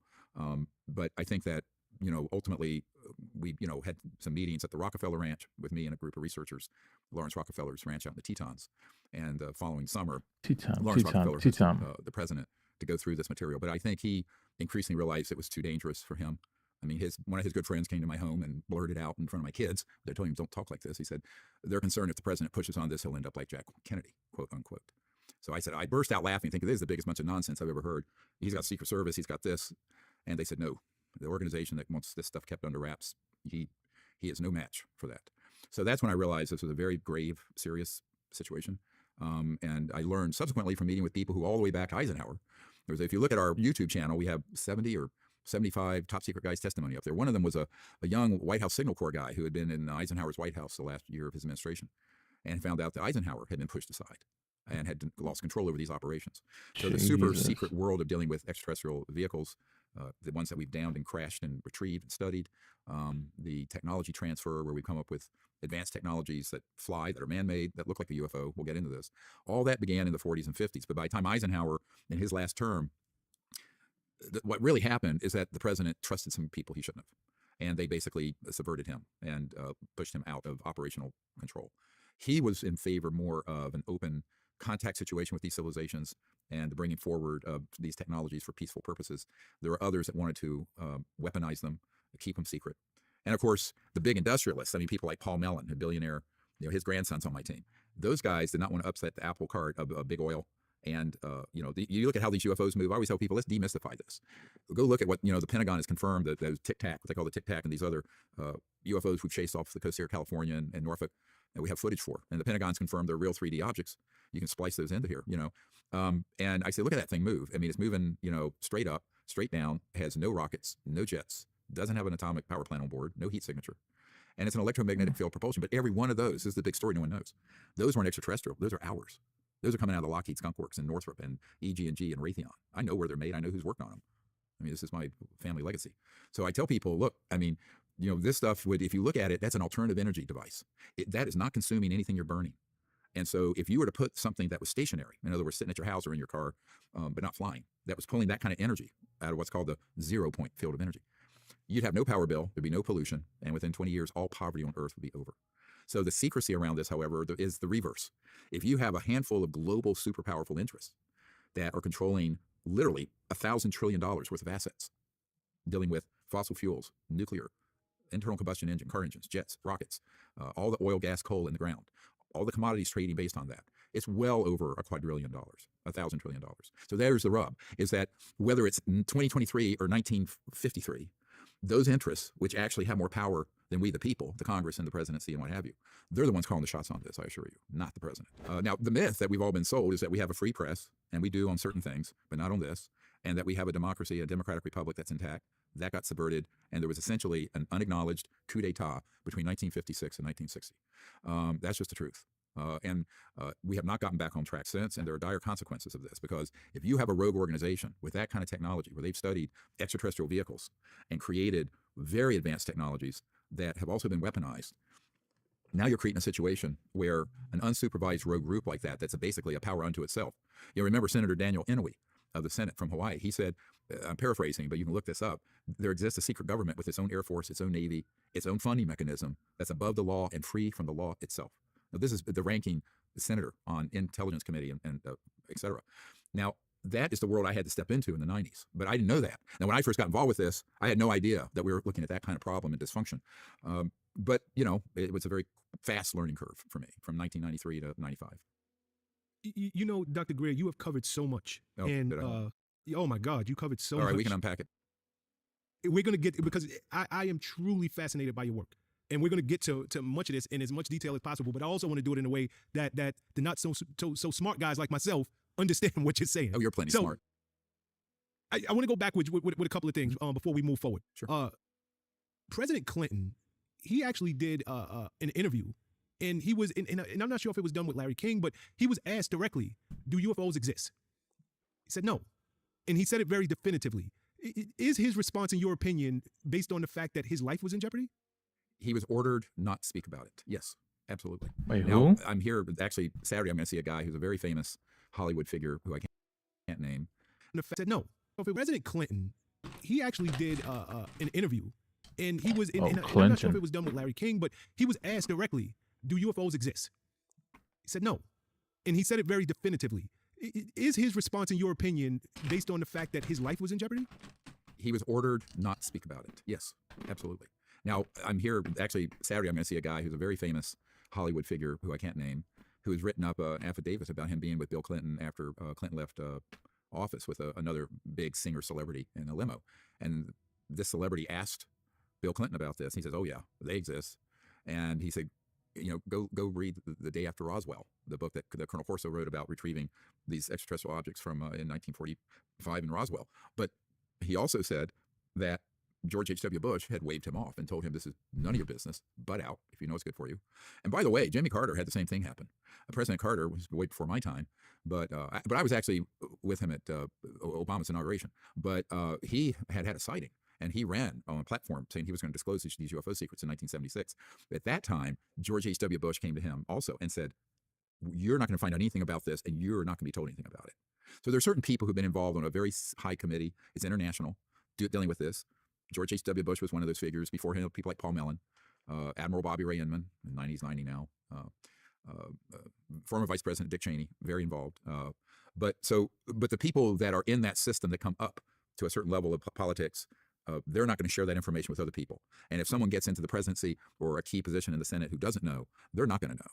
So let me give you the criteria about whether you're in the need to know or not. It's whether you came up through the system and you're willing to cooperate with the agenda of the secrecy. If it sounds like, if they'll do a psychological profile.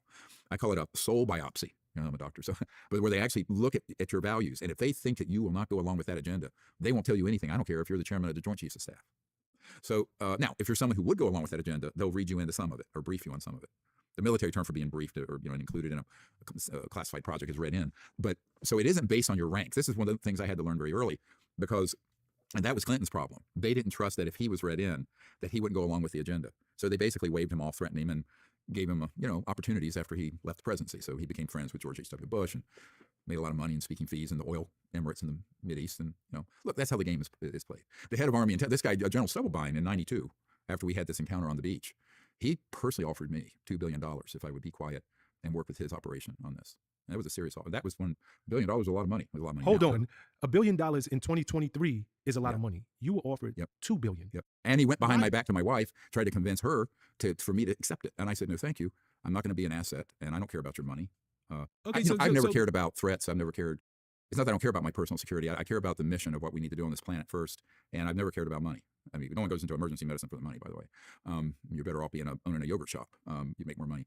But I think that, honestly, That's not being a true. rapper or whatever. But honestly, I mean, to me, it's like, that's the kind of nonsense that goes on. There are these quid pro quo corrupt efforts. And I think this is one of the big tests also for people in Washington is now that this is going into hearings in the Congress and there are people looking into it, are they going to stay the course whether they're bribed or threatened? Because they use blackmail, they use threats, and they use bribes. Even before you go there, you personally have disclosed more to the world than President Clinton, the U.S. government. Oh, yeah. And you're still alive. Why haven't you been killed? Well, I want to be circumspect here, but up until 1998, Good there were question. 3 people on my team killed, and I was almost killed. I was younger, and I didn't really believe that I was in that kind of risk. And a man had come to me every year, if you want the true story of this, from 1991 to 98, and said, do you want executive protection, meaning lethal force? Like Secret Service. And I said, oh, no, I'm a doctor. I'm doing this stuff. And, I'm a civilian. He says, well, you should have it. I said, I don't want it. So then, when he had 3 bodies fall, he came and I said, do it. And this guy's got major juice inside the system. I won't say who it is. They're very loyal and basically said, anyone makes a move towards you or anyone on your team, they'll be the last thing they do. So we sort of put in a check and balance. It's sort of the old term Mexican standoff. It's sort of that's where that is. And that's been in place. Does that still exist for you to this day? Oh, yeah, sure. Absolutely. So you are protected by, let's call it a ghost security team, if you will. Yeah. I mean, and they're very dedicated. They're on the side of wanting this to get resolved. And then there's tactical security that we have periodically. So I don't worry about that. I mean, look, my dad was hand-to-hand combat in the Pacific in World War II, and the amount of carnage and blood shed he saw. I've taken care of patients killed over a 50-cent beer, where people have taken a knife and stuck it into their gut over a beer. I tell people what we're trying to do here, where we're trying to really turn the whole world over on a path away from an extinction level event, not only environmentally but geopolitically and otherwise, onto a path of sustainable and peaceful existence. That's worth taking a risk for, so I don't worry about it. But in the bad old days of the 90s, 25 years ago, it was bad. And I had a former director of the CIA who was killed, made it look like an accident, Bill Colby. And that's where I wanted to go, because I wanted to go backwards, because there's so much I want to cover in this interview, so bear with me. You're a medical doctor by trade. If they wanted to get you, 9 out of 10, it's not going to come with a bullet. It's not going to come with a knife to the heart. It would probably come with, poison or anthrax or something that you swallow and it's made to look like you have an upset stomach. Sure. And the world is finally rid of Dr. Greer, and he can stop educating and enlightening us on all that the government is trying to keep secret. Yeah, but there's a price if that were to happen. I just told you. And the other price is I have what I call a dead man trigger, which means something happens to me, there's a massive amount of information that's going to get released that we have not released. There are a lot of people holding it that would be able to reach a couple billion people. So you don't play all your cards in the first round. This is a very long strategic procedure. And so, you have to put mechanisms in place. So that's something I put in place in the 90s, and we update it. And then, obviously when I do a big event or something, we have normal tactical security, guards and stuff. Yep. But for otherwise, those folks, they know what's in place. And ironically, a very extremely senior member of the committee, let's call it the majority joint intelligence committee that deals with this issue, MAGIC or MAGI. I did something back before I even knew this existed in 1989 that saved one of those members' lives. And that's all I'll say. But so, they're loyal. I want to go backwards because you mentioned close encounters of the fifth kind several times in this conversation. Explain to me what close encounters of the first, second, third, fourth, and fifth actually really means. Okay, that's a good point. A close encounter of the first kind is seeing one of these UFOs within enough range that you see the detail of it. In other words, not a far distant, you actually see the structure.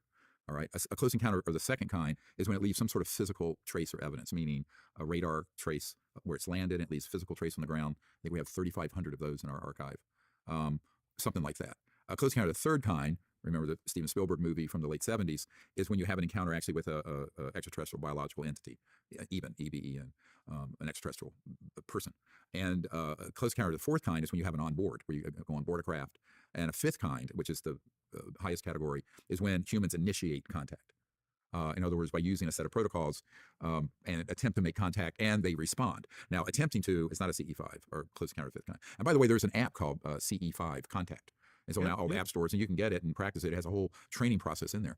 But that's when one responds. And so that was the original project. See, that's what I don't like about this fucker. It's like, oh, there's an app. You mean his app? And attempt to make contact, and they respond. Now, attempting to is not a CE5 or close encounter of fifth kind. And by the way, there's an app called CE5 Contact. Right, and then he tries to go, what's the name of it? Fucking pussy.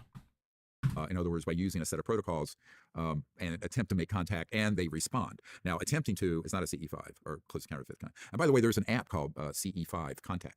And so now all the app stores, and you can get it and practice it. It has a whole. I heard there's an app process in called there. CE5. But that's when one responds. And so that was the original project, 1990.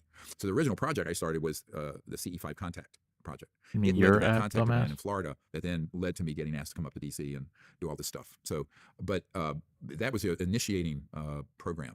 And basically the idea of it is that since this situation has been so mucked up by covert programs, keeping it out of the main governmental and scientific world and diplomatic world, it's sort of like during the Cold War when there were physicians for social responsibility and doctors from America went over to the Soviet Union and vice versa, trying to create some kind of dialogue and relationship to help with the relationship so we didn't go to mutual assured destruction and a thermonuclear war. But this is humans initiating contact with these civilizations because the U.S. government isn't, the United Nations isn't. The only government I know that's attempted to do it with us was France, where we did a CE5 contact training event during President Sarkozy's term, and the Ministry of Defense and an admiral there were very supportive, and we did that for them, and they were very supportive, and we had some phenomenal events happen. But I think that it's sort of a non-governmental experiment in people making contact, doing it directly, until such time as the government gets its leggings on this and gets control of it, and then begins to do it themselves. Because really, the big mistake here happened in the 40s and 50s when this entire issue became so secret that it then escaped. That's where I want to go with this. Let's go to what most of us would consider, probably not you because you're an expert, but I want to go to ground zero. July 1947, Roswell. It happened. Can you say with 100% certainty it happened? Oh, yeah, it happened. I actually have known before they passed away some of the guys who were there. Okay, hold on, because I got a series of questions, and then I just go for it. Mhm. Number one, I want to establish what you just did. It happened. Number two, earlier in our conversation, you spoke about, I believe it was a general that said that there was a shadow government that existed. Oh, that was Senator Inouye. Yeah. Okay. Many of the children of the eyewitnesses of Roswell, they spoke about, in layman's term, the men in black. These guys who came and they swore everybody the secret, and they took the alien survivors away, and they took all of the people. If you can, go into as much detail about what was found, how real you know that situation to be, because then I want to go into the propulsion and the energy sources you spoke about, but it all starts there. It actually didn't start there. That was 1947. There were apparently a couple of crash retrieval events in the late 30s and 40s. We know at the Trinity site in 1945, and shortly after we detonated the first atomic bomb, there was a craft that was downed or came down in that area that we retrieved. But 1947 is the most celebrated one. That one, there were actually 3 extraterrestrial vehicles involved. We have a document, you'll see it in my book, Unacknowledged, which goes with the documentary Unacknowledged. When you see all these for free on Amazon Prime and whatever. But it describes a new radar system that we had put in. Now, at Roswell. Now, let me tell you a little bit about the sort of military speak here. A radar system, you and I think of it as just something that sends out a beam and it bounces off the skin of an aircraft and you trace it. Those systems can also have an active directional energy warfare system attached to it or associated with it, either within the system or very nearby. So that when something is painted or tracked on radar, it's then hit with an electromagnetic weapon, a directional weapon. Those were actually beginning to be experimented with in the 30s and 40s. By 1947, this FBI document from a field agent to J. Edgar Hoover, which we have published, states that system was switched on, and it obviously had more than just a radar component. It had to have an active electromagnetic weapon part of it. And there were 3 of these ET craft that were over that area, and I'll tell you why in a moment. 2 of them collided. One was in a bazillion pieces, not far from that Roswell Army Air Base. The other one continued westward near Socorro, impacted, and it broke, and there were extraterrestrial bodies and one living. I know of one living ET taken from there. The third one, wasn't found, I believe it's till 1951, up in the mountains, going way northwest of Roswell, up in the mountains in New Mexico. I'm sorry to interject. Are you saying that there was a third ET that got away? No, there's a third ET craft that crashed. But Okay, there was one, to my knowledge, there was one survivor that we captured. And I think I have an Army intelligence guy who was the last guy I know to see that being in 1951 at Camp Perry in Virginia. And it was in a crate wearing boxer shorts. And it didn't live much longer. So apparently it lived about 4 years in captivity. Okay, wow, there's a lot to unpack here. Have you had the opportunity to speak to any of the eyewitnesses of Roswell or the children of the eyewitnesses of Roswell? And what is it that they conclusively told you that you can relate to us? Yeah, we have. And we have actually one of the children, who's also a medical doctor, is up on our YouTube channel. His father was there and actually had some material. And it was interesting. It had what looked like hieroglyphic type writing on it. It wasn't, but there were some kind of symbols on this very lightweight, unusual metallic part of this craft, ET craft. But in 1995, I had a gathering in California. That was the first gathering of our whistleblowers. And I guess there were about a dozen of them there. And one of them had also been at Roswell. And we have that on a tape. So yeah, I have met with and interviewed both original folks who were there and the children of a couple of the guys who were there. And there's no question about that event. But we have in our archive, we have what we call the Disclosure Intelligence Archive, 122 of these sort of crashes and retrievals. Okay. I believe I heard you say that you met with someone in the, I'm not sure if it was the Army or what branch of service that worked with the retrieval of these ET. Yes. What did he or she have to say about it? Did they get a look at the alien itself? Or if not, did they get a look at the wrecked spaceship? What exactly did they tell you? Well, if you look at the interview we did with Sergeant Clifford Stone, he was on a retrieval team in the 60s. And this was after Roswell, almost 20 years. Oh. He was on multiple of these, where he was involved with not only the vehicles, but retrieval of the beings, extraterrestrial beings, some of whom were living. And so I've interviewed a number of these sort of men. Very few of them have come forward publicly. The most recent one was a man who was on a retrieval team in, I believe it was 2011, out in the north of so-called Area 51. And there was a very large ET craft that was stunned with an electromagnetic weapon that came down, but it did not crash. It was stunned. And this man had a very close encounter with two of the ETs that came out of the craft. But that craft eventually restarted itself and took off. But it's a very long story. We're in the process of trying to bring him into D.C. to go to the Pentagon, where they're debriefing folks right now that we're identifying. You have to understand, I have debriefed over 1,000 men and women like this. And I have in my archive 755 of them. The others are ones who never want to give us their contact information. So I'm sort of have debriefed hundreds and hundreds and hundreds of people like this over the last, now, 30 years. But it's been a long path. But what my job is to take all, because of what's called top secret special compartmented information, where it's very compartmented, is to get as much of the information from hundreds and hundreds of these sources and put it together in some kind of coherent picture and assessment, like an intelligence assessment. So that's what I started doing in the early 90s, and I still continue to do it. And we provide those to people in Congress and to people in the White House and Pentagon upon request. We're a private organization. So, Understood. When you spoke to the general or to any of the people who were either eyewitnesses or part of the retrieval team, who actually saw the ET, whether it was the one that passed or the one that they captured alive, are the images that we see of aliens accurate? Are they these short creatures with huge heads, big eyeballs? Not really. I mean, there are some that resemble that a little bit. There's one species that's about 39 inches tall, but the skin color of sort of a brownish gray, no hair, very fine lips, no external pinna, ear flaps. The chimpanzee ears we have. They don't have those. They just have an opening. And there are others that are much larger. Remember, there's at least 60 to 70 species that have been cataloged, the people I've worked with. I think Sergeant Stone said there were, at that time, 68 or 69 species. And some they're various sizes and what have you. So a lot of that's sort of a caricature in pop culture. I'll also just say, be careful of what's out there in that kind of public domain. A lot of that is disinformation, false information. Because the ones that are the caricature you're talking about are actually man-made ones that are made to look alien and aren't. Those are the ones that are using all kinds of technologies to quote-unquote abduct people. Those aren't being done by extraterrestrials. Those are being done by the fake aliens. And we have a whole dossier on that. going back to the late 50s, early 60s. The Betty and Barney Hill case everyone's heard about, that was one of our anti-gravs with some good stagecraft, making it look like aliens abducted that couple. Absolutely. Now, why would that happen? Is because there's a certain rogue element that want to create the specter of a threat from outer space. Because really what they want to do, they want to create a global totalitarian superstate where the people are united against some alien threat. And that is the super big picture that people need to understand. It's why I would say 90+% of everything out there on this subject is some type of disinformation that's being curated for its what's called psychological warfare value. It's a complex problem. And actually, that agenda started in 1953 at least. I have a document from a sitting CI director, General Walter Bedell Smith.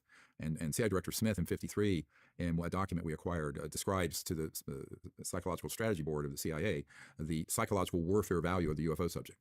And then there's a colleague of mine, Dr. Jacques Vallée, who was sort of like his work became the sort of inspiration for the movie Close Encounters of the Third Kind that Steven Spielberg did. And he won't release this because I think he's been threatened, but it's a CIA document from 1985 where it describes the CIA conducting alien abductions in Brazil and Argentina on poor people in remote areas using man-made UFOs that are these anti-grav devices and specialized things that look like an alien, but it's actually a robotic, very advanced sort of device to advance this agenda of fear. And it actually says in the document the exact words from 1953 for its psychological warfare value. Because here's the question. If there's a group of people, and there are, who want to be able to create further global dominion, but not on the path of peace, but of endless war and conflict and control through fear, you've got to have a bigger enemy than the Taliban. You've got to have a bigger enemy than, you see what I'm saying? So they're trying to create this mega enemy. And it's been a 70-year process. Now it's coming to a head because, unfortunately, the corporate media, not you, are sort of lapdogs of this covert group because it's all big money and big corporate integrated systems. And so the narrative that you end up seeing pushed through internet and through big networks and what have you is the threat of the UFOs. Well, there is a threat. The real threat, however, is not from the extraterrestrial ones. It's from the man-made ones, the rogue man-made elements that have studied the ET craft, perfected a lot of their systems, and then have weaponized them and have turned them on into these sort of frightening episodes. Another example are the animal mutilations you hear about. I mean, the top doctor in the world that investigated the first one of those, who was a colleague of mine, he's passed away, concluded that was being done by a black ops team, a special forces team that had a lot of these advanced technologies, and it was being done for both experimental reasons and getting biological materials to be used in experiments by carving up these animals, but also for their psychological warfare value by leaving them out there, making it look like it was an alien mutilation. So I always tell people, be very careful on this subject.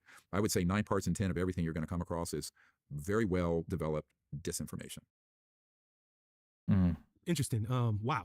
So much today. Every time you speak, you give so much information. I almost don't know where to go next. But I'm going to ask you one of the most basic questions, just because I want to know. Have you personally, ever had contact?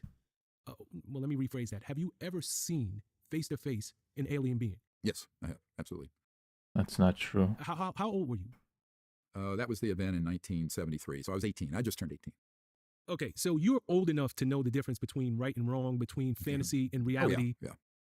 In the 70s, I never do any drugs. This was not on LSD in the 70s. Okay, that's what I was about to ask you. You're coming out of the 60s. No. LSD. I never touched the stuff. Just took place. You're not on any magic mushrooms or anything at the time. No. Okay. Yeah. Can you describe? Actually, this ET I'm talking about is probably about 4 to 5 feet tall. I didn't know what the heck was going on, and I was up on this mountain in outside Boone, North Carolina, up in the mountains.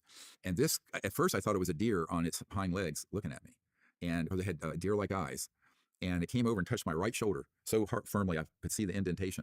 And with that, there was an electromagnetic field. All my hair stood on. It's when I had hair, and all my hair stood on end. And it was this amazing event that happened with this being. So, it was not at all frightening to me. It was beautiful. But, and I think that what the interest of that particular experience, what those ETs was a young guy, 18, who had a near-death experience, who understood consciousness and understood the central role of what's called in physics entanglement, where everything's connected in the consciousness field, but also in physics. And so in order to understand going from a far distant star system to here, you're not going to do that in a straight line at the speed of light. You're going to do it through understanding what the physicists call non-locality, where nothing has to be fixed in space-time. And this gets into some very advanced concepts. But the ultimate non-local field is you right there. You're awake and conscious. Your conscious mind is, if you were to calm it down, that's what meditation does.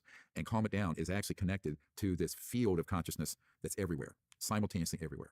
This is why the CIA had a very successful project dealing with what's called remote viewing, where people use certain techniques in consciousness and be able to see remote places. I got to know a lot of the really accomplished remote viewers who worked in that CIA program back years ago. And that program ran for 20, 30 years. People say, oh, that can't be. I said, oh, yeah, it is.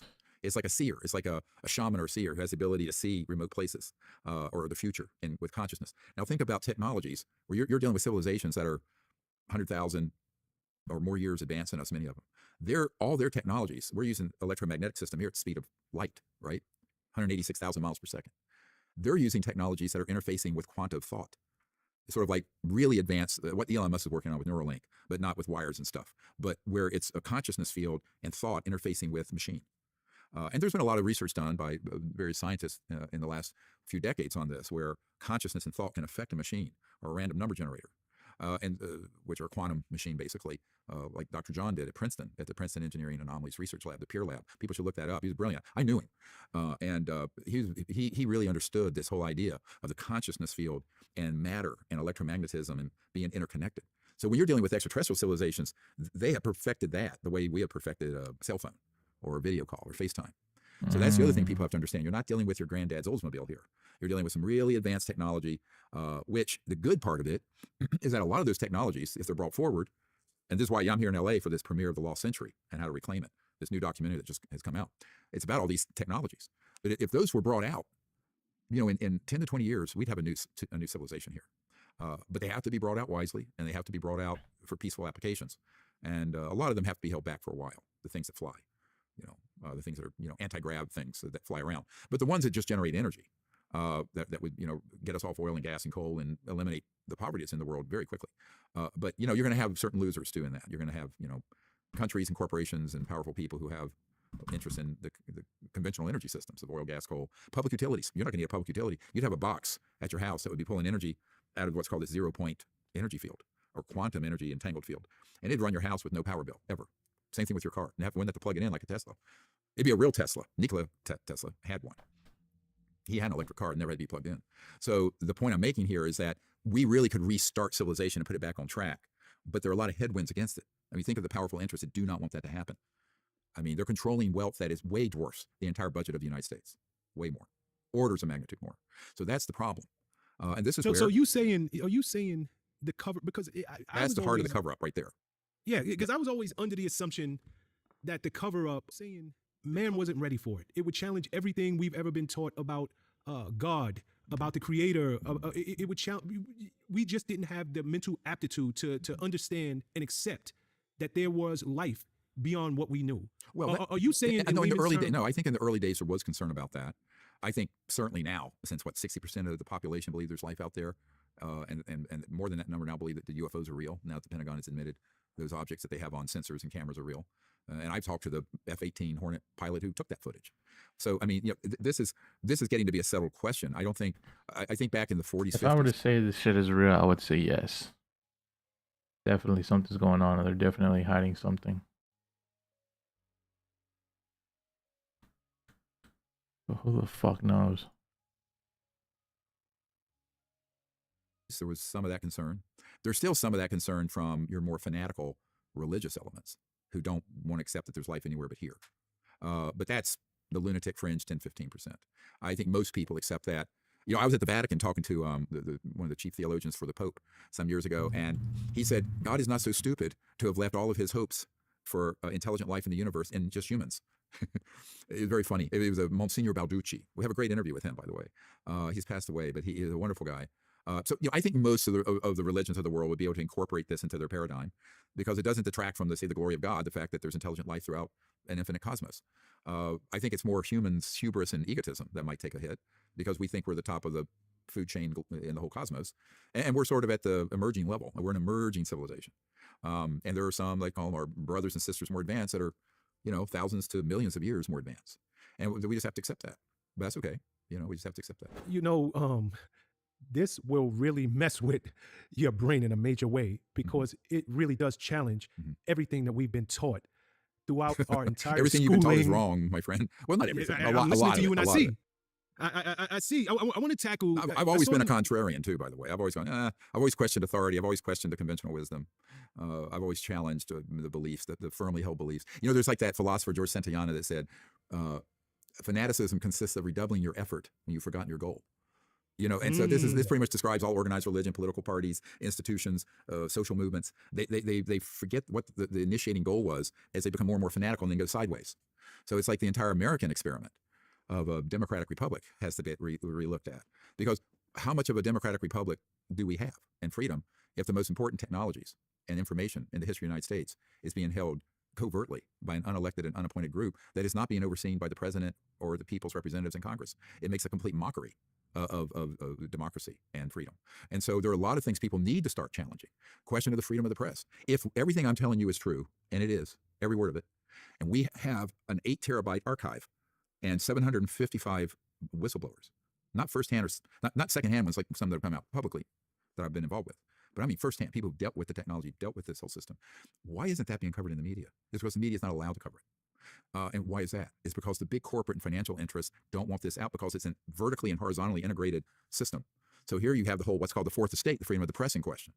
So I think there's all these issues are very large issues that need to be joined. Luckily, I've been providing information to the senior most people in the Senate and the House for the last year and a half, and they get it. I mean, the senior leaders there get it. That's why all these things are coming forward. And there are folks in the Pentagon who also are now awake to this problem, and they're fed up. You know, one group calls themselves the have-nots because they're very senior folks in the Pentagon who have been denied access to information, even though there are undercover top secret programs, operations dealing with this. And so this is the term they call themselves the have-nots. And of course, I've dealt with that since, you know, my coming of age on that was the CIA director, but then a couple years later, in 1997, I find this an astonishing story. There was a man who was the head of intelligence for the Joint Chiefs of Staff, J2. So this would be the guy who is your main intelligence guy for the whole Joint Chiefs of Staff at the Pentagon. And I was asked to do a stand-up briefing for him at the Pentagon. It was April 1997, so it's 26 years ago. And when I went in there, I took astronaut Edgar Mitchell with me, sixth man to walk on the moon. He had not seen anything. He just was. He was learning about all this, and I brought this Eisenhower witness in and a couple other witnesses, military whistleblowers. And before I went to the meeting, I gave the admiral a packet, a briefing document, and so he could get a lot of information before we did our what's called a stand-up briefing for the admiral. And one of the documents is from Nellis, it's so-called Area 51, and it's from 1991. Now remember, this is 97. And it's not been declassified, but I have it. And so I put it in there, and it listed the project code names and numbers for a lot of these operations. So based on that, he made some inquiries. And here's what happened. Now, this is an admiral, J2, head of intelligence joint staff. He gets hold of one of these compartments that are dealing with this. And he says, "Oh, I'm Admiral Tom Wilson, blah, blah, blah." "Oh, yes, sir, we know who you are." And he says, "I want to be read into Project X." And they said, "Sir, you don't have a need to know." And he said, "God damn it. Excuse my language. I'm the head of intelligence joint chiefs of staff. How do I not have a need to know?" They said, "Sir, we will not discuss this with you." Hung up on him. He then subsequently got threatened personally and threatened with being demoted, have a star taken off his lapel. Jesus, Now, who the I fuck have- are Do these you have people? this We documented would need to anywhere? Oh, yeah, fucking. of course we do. We have everything documented. My archive is 8 terabytes. of Okay, documents. let me ask it a different way. Do you have him on record Oh, well, saying that this is what happened to me? the only thing on record about that is that there was a PhD scientist who recorded a conversation with him and made notes of it that got leaked out a couple years ago. And based on that, I had to respond because most of it was accurate. This memo's on the internet. It's the Admiral Wilson briefing that Dr. Greer did. No, this has all been established. But the problem becomes very quickly, what are you going to do when you have a situation where, and then a couple years later, there's something at the Pentagon called the Defense Intelligence Agency. It's basically CIA. It's the military intelligence organization for the Pentagon versus CIA civilian. And the director of it, General Patrick Hughes, back some years ago, also wanted to get information on this. He had been denied access. Now, you have to get your mind around this. This is a 3-star general in charge of the Defense Intelligence Agency being denied access. And I'm going into this meeting. And I go, he says, "Well, who else is in this situation?" I said, "Well, the president, the CIA director, and your colleague over there at J2, who had then moved on to ONI, also Naval Intelligence." But my point was, I said, this is a huge systemic problem. And this is what other senators now are awakening to right now on the Senate Intelligence and Armed Services Committee and in the House on the Government Oversight Committee and Intelligence Committee, is that there is a massive operation going on that's rogue, unsupervised, and that has involved, quite frankly, trillions of dollars in funding that have not been accounted for. Trillions, not billions. Understood. I wish that we had either the admiral, or the general on tape somewhere. Oh, that didn't happen. These guys, after they got burned and stood down and threatened, they don't want any part of this. They don't need part of it. But we have documentation for it. I have all my archive and correspondence and everything I'm telling you I can prove. I don't need to prove Okay, anything. But by the way, I don't need to prove anything. No offense to you or anyone else. I mean, my record stands for itself. But this is all factual. I only tell these stories to illustrate and put flesh on the bone of the nature of the secrecy and the problem we're facing. That's not And true, my it's a brother. huge problem. It You is gotta something prove I'm telling you I can yourself. prove. They don't need part of it. But we have documentation for it. I have all my archive and correspondence and everything I'm telling you I can prove. I don't need to prove Okay, anything. But by the way, I don't need to prove anything. No offense to you or anyone else. I mean, my record stands for itself. But this is all factual. I only tell these stories to illustrate and put flesh on the bone of the nature of the secrecy and the problem we're facing. And How do you expect it's a people to huge believe problem. you if you It isn't something that can be are waved trying to off prove yourself? and wished away. It's going to take some very courageous people in and out of government to fix this. It is going to take very courageous people to step forward. Yeah. That's exactly why I'm asking you the questions I'm asking you, because it seems like everyone is afraid of being demoted, a star taking off my lapel, Yeah. I'm going to be killed. At some point, you would like to see someone who is high up in the government say, hey, look, I didn't believe, I didn't know, but this is what I was exposed to. Actually, and actually, it to, is- to correct you, that's actually now happening. If you look Okay. at some of the With senators who? and members of the House, well, Congressman Tim Burchett, who I met with from Tennessee on the House Oversight Committee, he is publicly talking about this. Senator Marco Rubio and Mark Warner, the chair, co-chair, Senate Intelligence, are openly talking about this. Senator Gillibrand, your senator from New York, openly talking about this and passing laws to get to the bottom of it, the UAP UFO issue. So that's happening. It's happening. well, we know that the Unfortunately, more government slowly is now, than it should, but it's happening. Yes, the government is now acknowledging that we need to look into this thing. We need full disclosure. You're absolutely right. They know more than they're Um, talking to, by the way. Okay, and I want to talk about the three big lies Mhm. that you spoke about. You're right. You said, and I want to quote you here. There are three big lies that we as citizens of Earth are facing. Number one is we don't know what these things are. The government is telling us we don't know what these things are. Number two, we don't have anything that can fly at those rates, angles, etc. And number three, that extraterrestrials are a threat to national securities. Right. Can you go into depth with each of those three lies? Sure, absolutely. The first one, after Unacknowledged, it came out in 2017, 6 years ago. It hit about 750 million people viewing it. And what happened is that they then stood up an operation from a counterintelligence expert out of the Pentagon, Luis Elizondo, who worked with a band member named Tom DeLonge, who I had mentored back when he was younger, when they were in the early 2000s. And Elizondo and that crowd stood up and started saying, yeah, well, there's something out there, and here's this footage, but we don't know what they are. Now, ironically, the footage that they were showing were from the Lockheed Skunk Works. Those were objects from the Lockheed Skunk Works. I know who worked on them. I know where they're deployed from. I know people who. Is this here in the U.S.? Yeah, that's out in the high Okay. desert out here. I have a photograph of the underground entry port for those out in the Mojave Desert.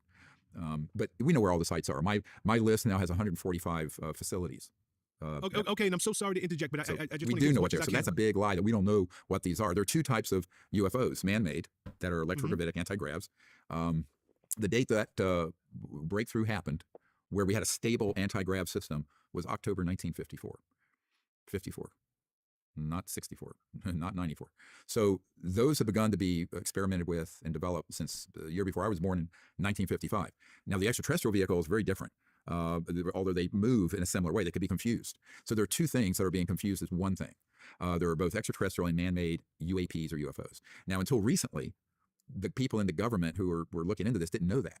They were being gaslit or deceived by people going up there and saying, gee, we have no idea what these are. And one of the top investigators for the Senate, who I'm working with, he'd be the equivalent of a 2 or 3 star general if he was still in the military, went out to the Lockheed Skunk Works, was shown a bunch of old antique jet aircraft. And he knew he was being gaslit and deceived. That's when they called me in. So that was in February of 2022. But they said, well, we got a problem here. We know there's something wrong with this picture. So they now know that was a big lie. The second big lie, which is of great concern, is that we don't know how these operate. Well, that's what they want everyone to believe, because if they were acknowledged, we know how these function.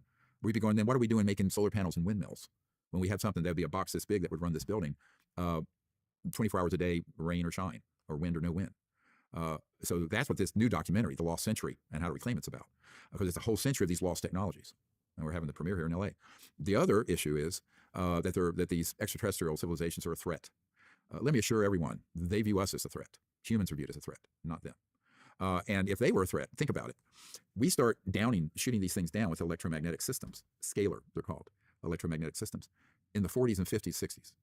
If they were hostile, they're so far advanced with that, they just shut this whole civilization down. Now, it's in the interest of the warmongering, endless war psychopaths and sociopaths to convince the world population that there's a threat from out there, because that's how you unite the whole world. Unfortunately, poor Ronald Reagan was gaslit with this narrative. If you look at what's in Unacknowledged, our documentary, anyone can see it for free on all these sites now. He had a team of people. I knew the head of that team, who's passed away now, Colonel Holman, Air Force guy.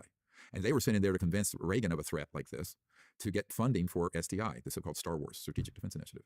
But one of the reasons why Ronald Reagan at the United Nations said, wouldn't our job of creating world unity be easier if we had a common alien threat to unite against?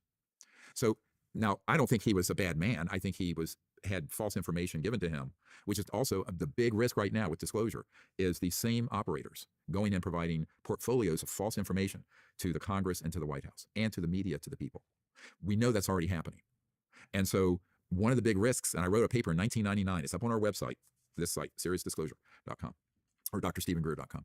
You will see that I wrote in 1999 that if this goes sideways, they're going to take the disclosure of this subject and flip it into a War of the Worlds, Independence Day, the movie thing, and create global chaos and create a situation to unite the world around some non-existing threat from outer space, because that was always the plan.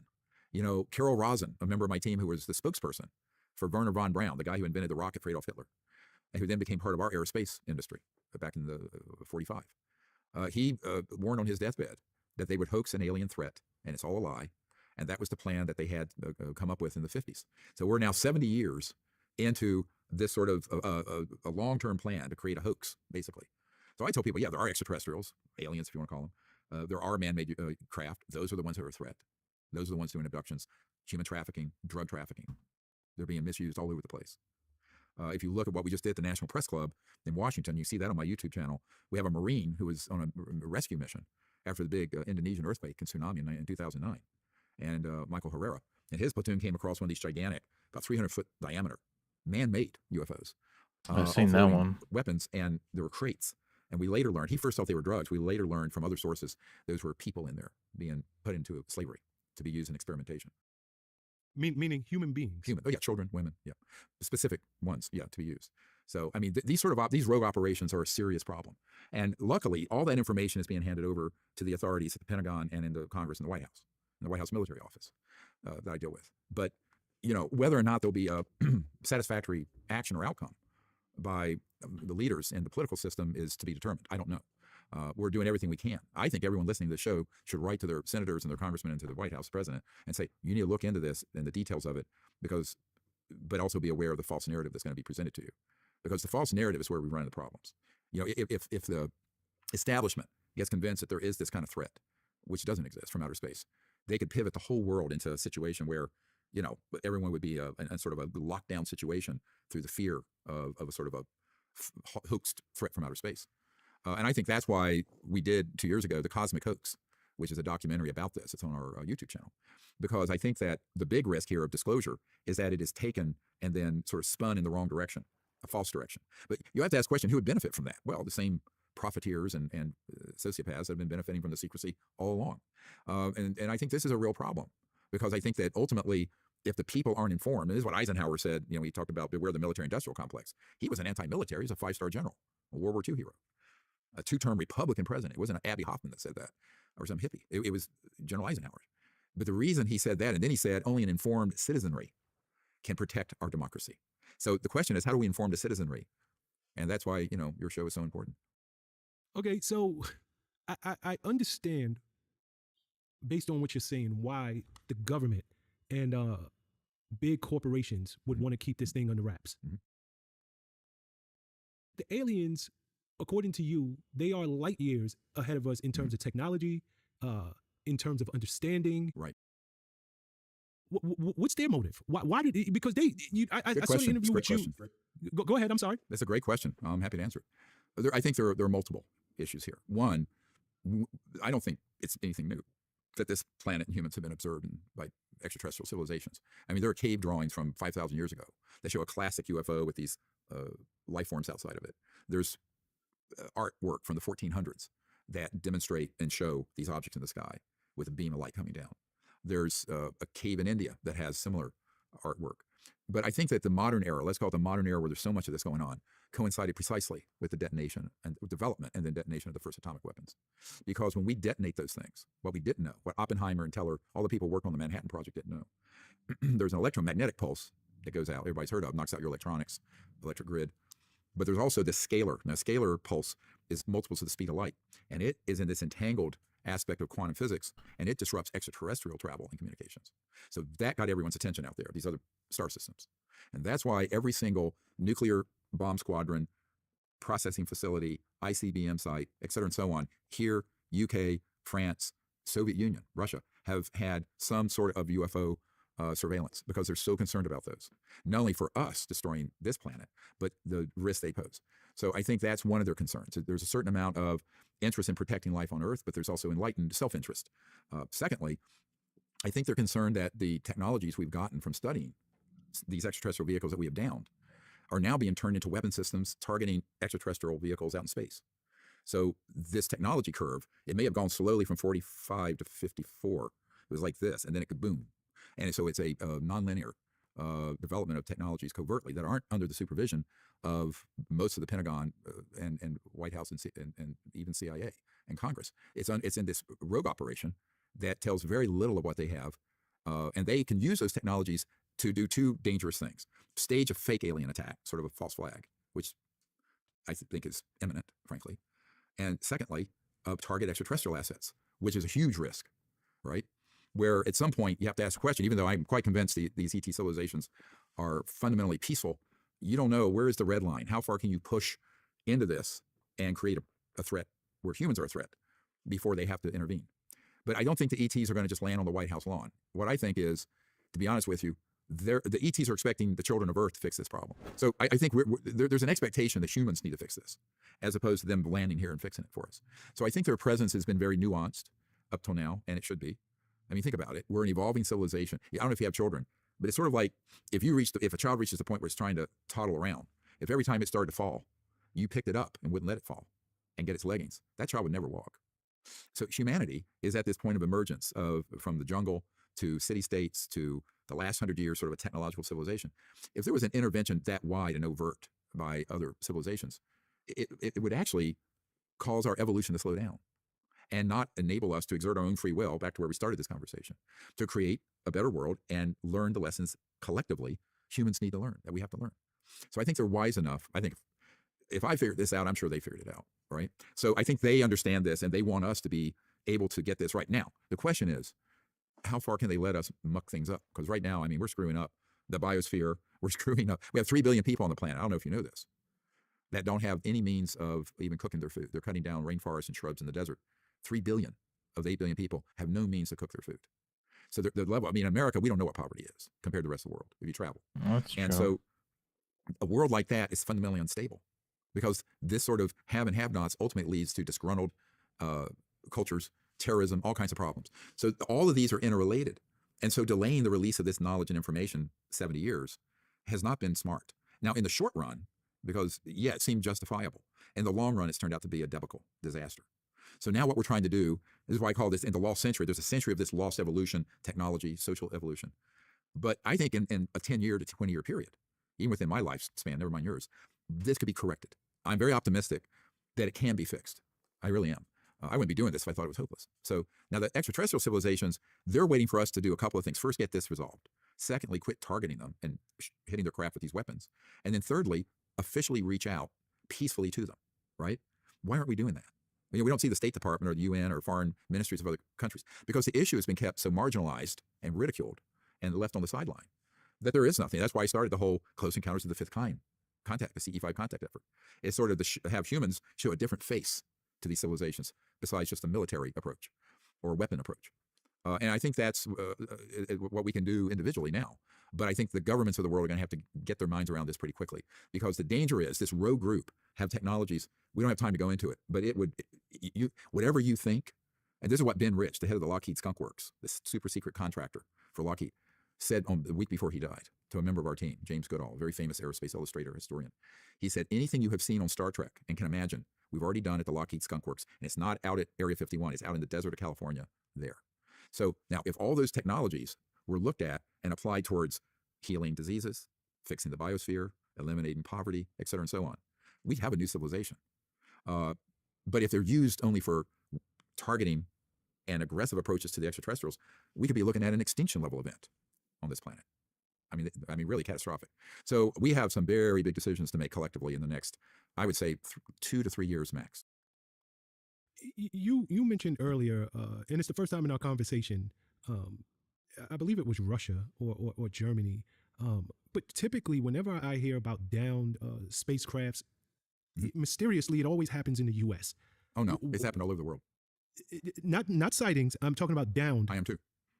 So you're saying outside of the U.S.? Oh, multiple. Yeah. Really? Yep. South Africa, Africa, Russia, Germany. Okay. So do they have the same technologies that we have? Well, this gets a little complicated. Okay. The organization we're talking about is transnational. It's not only U.S., meaning that it has corollaries and components in every country, and it moves with alacrity, freedom across all political boundaries. So when I was up at a SCIF a couple years ago with some guys, intelligence guys, and I said, "You see that map of the world behind you, right up there on the conference table? Take all the lines between all the countries, erase them, because the organization who is running this operation is transnational, not international. Big difference. International is like U.S. to Canada, This is transnational, transcends those boundaries. So you have to understand the architecture, the structure of this organization, which I understand very, very well. And so, for example, we have operations in Mexico, out at Fort Huachuca, which was Army Intelligence Headquarters out in the desert of Arizona. There's a DUM, a deep underground military base storage area there. Has a man on my team who was there in the 70s. There were 9 extraterrestrial vehicles that were stored there and dead extraterrestrial bodies that had been dissected and autopsied, whatever. Many of those had been pulled out of Latin America or Mexico and brought back and were moved across borders. I think, we're trained to think in our high school civics lesson about geopolitics and political and boundaries. You got to erase that when you're dealing with this particular these operations.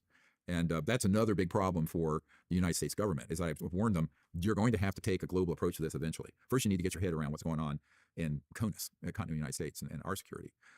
But ultimately, you're going to have to consider the rest of the world.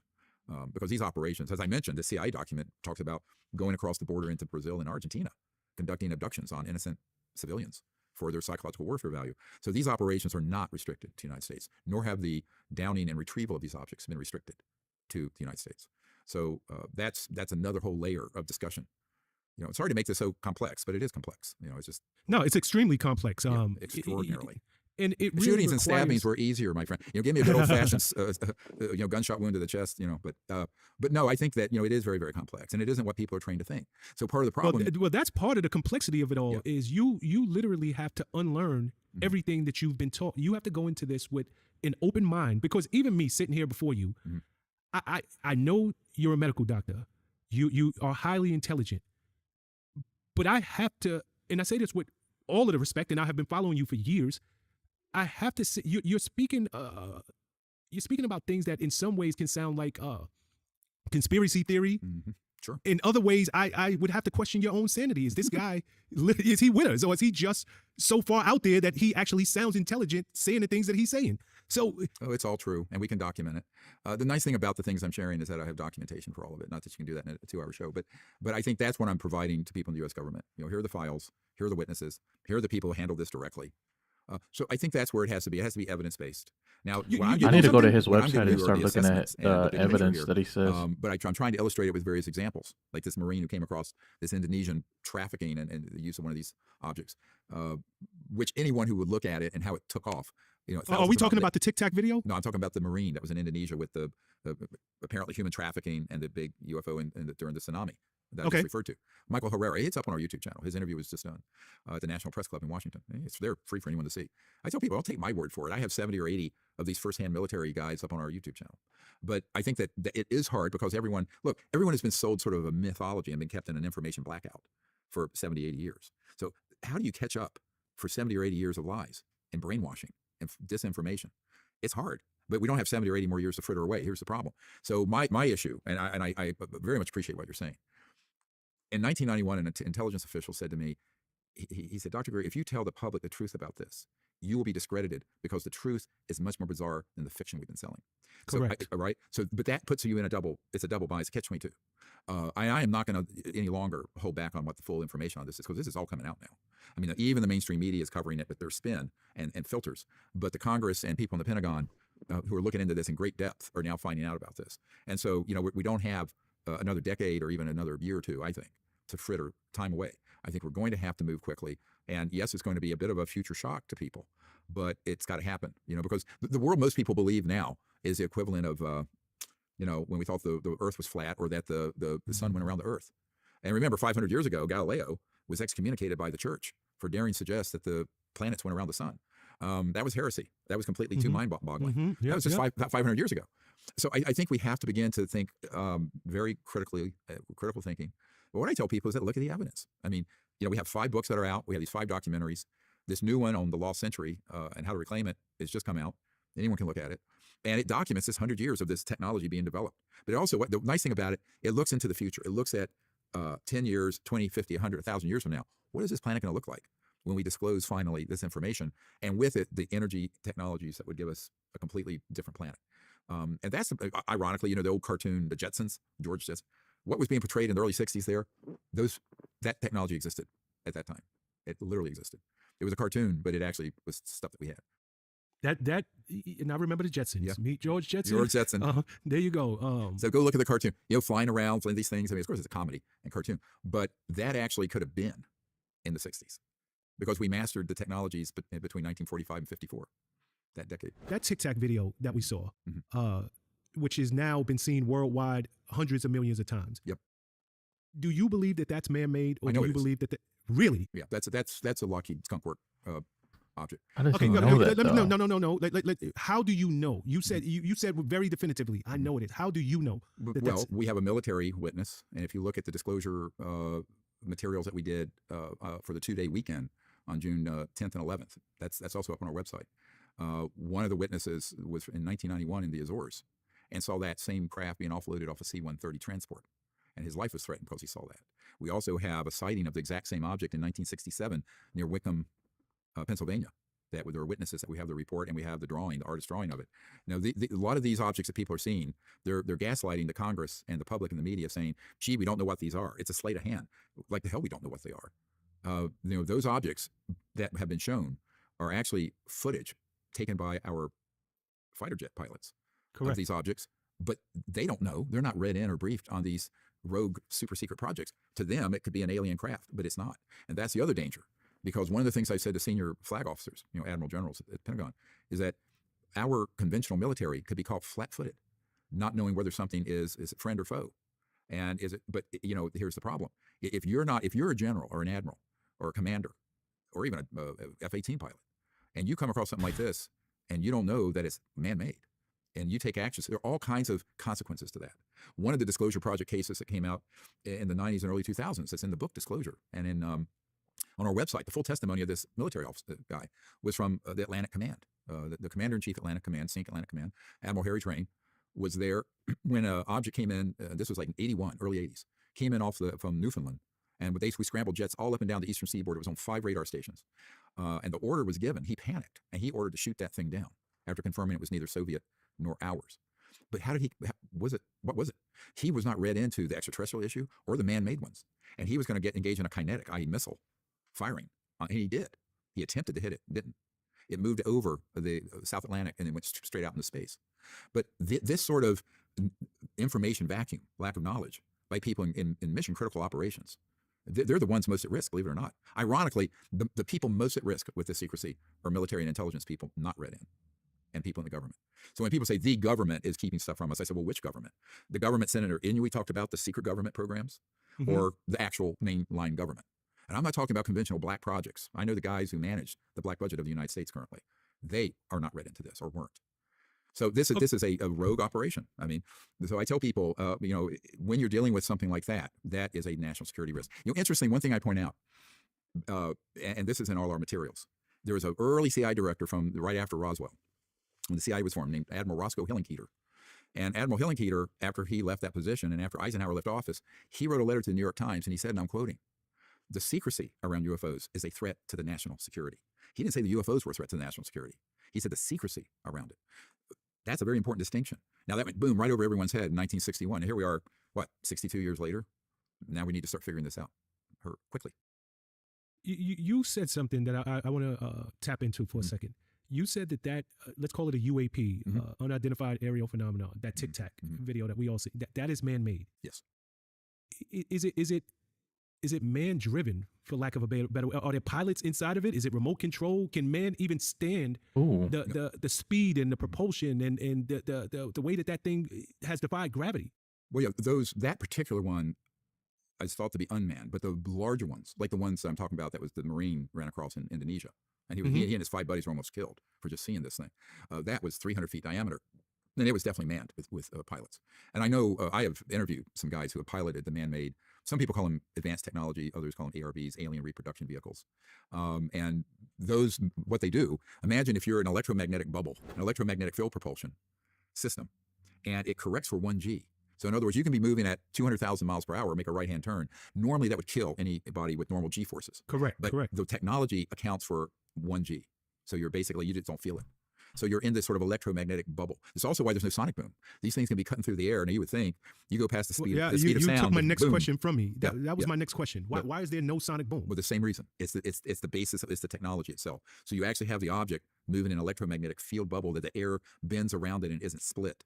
So a sonic boom is when the air you go through so fast it collapses back on itself and boom, like after lightning, right? It splits the Correct, air and it yep. comes back. So what these are, it just slips right through. Same thing with water. These objects can go straight in water and move through the water at enormous speeds because it creates this electromagnetic bubble, space-time bubble, which is moving through. So it has to do with physics. We understand this quite well, frankly, of how this is doing, how they're operating that way. But it also explains aspects of the phenomenon. Again, this is so much to digest here. That's right. Elon Musk, you spoke about him earlier in the conversation. I He don't and his know him company- personally, but No, but I'm just saying we brought his name up. He and his company SpaceX, Mhm. they just launched one of the most powerful rockets ever created on Earth towards Mars. He believes that Mars needs to be colonized. Do you think that we'll ever see a day when humans are colonizing on other planets? we might if we become peaceful. Here's your entry ticket to the cosmos. That you're what's called a level 1 civilization. Earth right now is a level 0. A level 1 civilization is peaceful, has developed the technologies so that they're not destroying their own biosphere, and they can go out into space with that peaceful intent. If that doesn't happen, you're not allowed to go very far. You're basically blocked by these other civilizations, as you should be, because you're not civilized.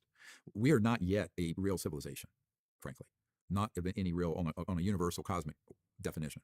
We're emerging civilization.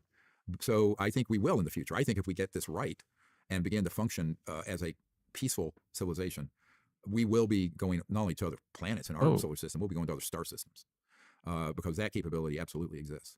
But I think to do that, we have to change our consciousness, our social fabric. We're going to have to accept that seeing everything we don't understand, it doesn't mean that you have to kill it. That's the whole problem. If you're a hammer, the whole world's a nail. We have to begin to look at things we don't understand in a way that doesn't immediately move us over into shoot first, ask questions later mindset, which is what happened with this whole issue in the 40s and 50s. So I think that if we get that right, sure. Now, as far as SpaceX, that's a rocket. Rockets were cool when Werner von Braun invented them in the 40s for Adolf Hitler in Germany. We haven't needed rockets since October 1954. But Elon Musk would not have been read into those projects. He's doing the best he can with what he has. My uncle worked on the lunar module, which were little jet thrusters and rockets that landed on the moon. He was doing the best with what he was allowed to have. He wasn't allowed to have these other exotic, let's call them advanced technologies. So I think that until we get this issue sorted out, then that's what we're left with. But going up in a Roman candle or a rocket is not how you're really going to explore either this solar system or other star systems. Okay, my last question for you is a very basic question, if you will. Sure. What does you personally have had 3 encounters with extraterrestrials? Once when you were very young, another when you were 18, and I believe another when you were in your 30s. We have found alien species alive. What does the communication look like? Is there communication? Is it telekinetic? Do we speak the same language? Like, what does actual communication between humans and alien beings look like, if it does exist? It does exist, but it's gonna be, as I mentioned earlier, consciousness and thought interface with technologies. So I have old McDonnell Douglas, and Phantom Works became part of Boeing, scientist on my team, and he's probably in his 90s now. But back in the 60s, they were investigating an event that happened that old man McDonnell Douglas sent him on a mission, and this person had an encounter with an extraterrestrial being, and the ET had some sort of little black rectangular box that was attached to him, and the person who had the encounter was clearly receiving thought and as if you would hear it, but it was a clear transmission through consciousness and thought, but electronically. And it was in English because apparently it goes to this sort of universal translator that is consciousness emerging into a thought. So, let's say the word apple. You could see a red apple, I see a red apple. We're using the English word apple. But imagine if the communication system did it on the level of the essence of that thing itself and then popped it into your language. Does that make sense? This is really makes perfect advanced. sense. Yeah. Okay. So that's what we're talking about. So it's that sort of technological interface with thought and consciousness. So I called this, in 1991, I wrote up a series of papers. One of them talked about consciousness-assisted technologies, where you assist the technology with your own conscious and thought. But there's the reverse. There's technology that assists your own consciousness and thought ability to transmit. So I call it TAC and CAT. But those are very much at the core of interstellar civilizations because they're not going to communicate at the speed of light. I mean, imagine if you're from the Andromeda Galaxy and our advanced CE5 contact team, if you look at the movie Close Encounters of the Fifth Kind, you can see it anywhere for free now, and it shows the picture of this ET from the Andromeda Galaxy right outside our circle, and we're out in the desert Joshua Tree, and it's there floating in the desert waving. Now, that being, from Andromeda, that's a galaxy 2.5 million light years from here. At the speed of light, it would take you 2.5 million years to get there. That's covering 186,000 miles every second for 2.5 million years, right? That's the distance. The light years are measured distance. That's how far, but that's how long it would take in time at the speed of light. Forget a rocket. So we know that these civilizations have to have developed technologies that go beyond the speed of light, both for transportation and communication. So that's the core of it right there. And so it makes total sense. It sounds kind of like, whoa, that's kind of far out there, what we're talking about in terms of thought and consciousness interfacing with machine and technology. But there's no other way it would happen. There's just no way it's going to happen through a normal speed of light transmission like we use a cell phone or video conference. Wow, incredibly fascinating stuff. Dr. Greer, this has been my pleasure. It was great meeting you. It's so fantastic to meet you. I thank you for, I thank you for being courageous enough and bold enough to come forward with your findings. You obviously know that you're going to be met with skeptics and doubters and people that are not ready to believe. But so much of what you're saying, it's grounded in real people and real accounts, and you have so much data on everything that you speak of. So I applaud you. Thank you for your courageousness, and I thank you, and I also want to congratulate you on your new film. You mentioned it several times, The Lost Century. Hey, give it a look. I wish you could come to the premiere. So do I. If you do it, if you do it again, I'd love to be there. Hey, set one in New York. Set one up in New York. We'll do it. Yeah. Absolutely, I will. But continue with your good work. I look forward to sitting down with you again. I think that you're one of the most fascinating people I've ever spoke to. So thank you. Continue blessings and success. I don't know how I feel about this guy yet. Still kind of sus.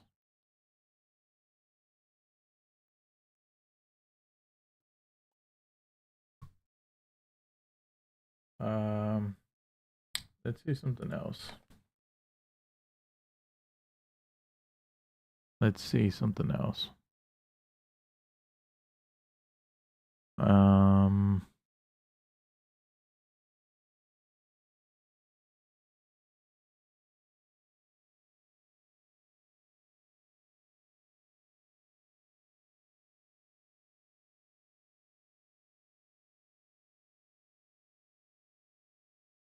Proof the military captured a live alien in Brazil.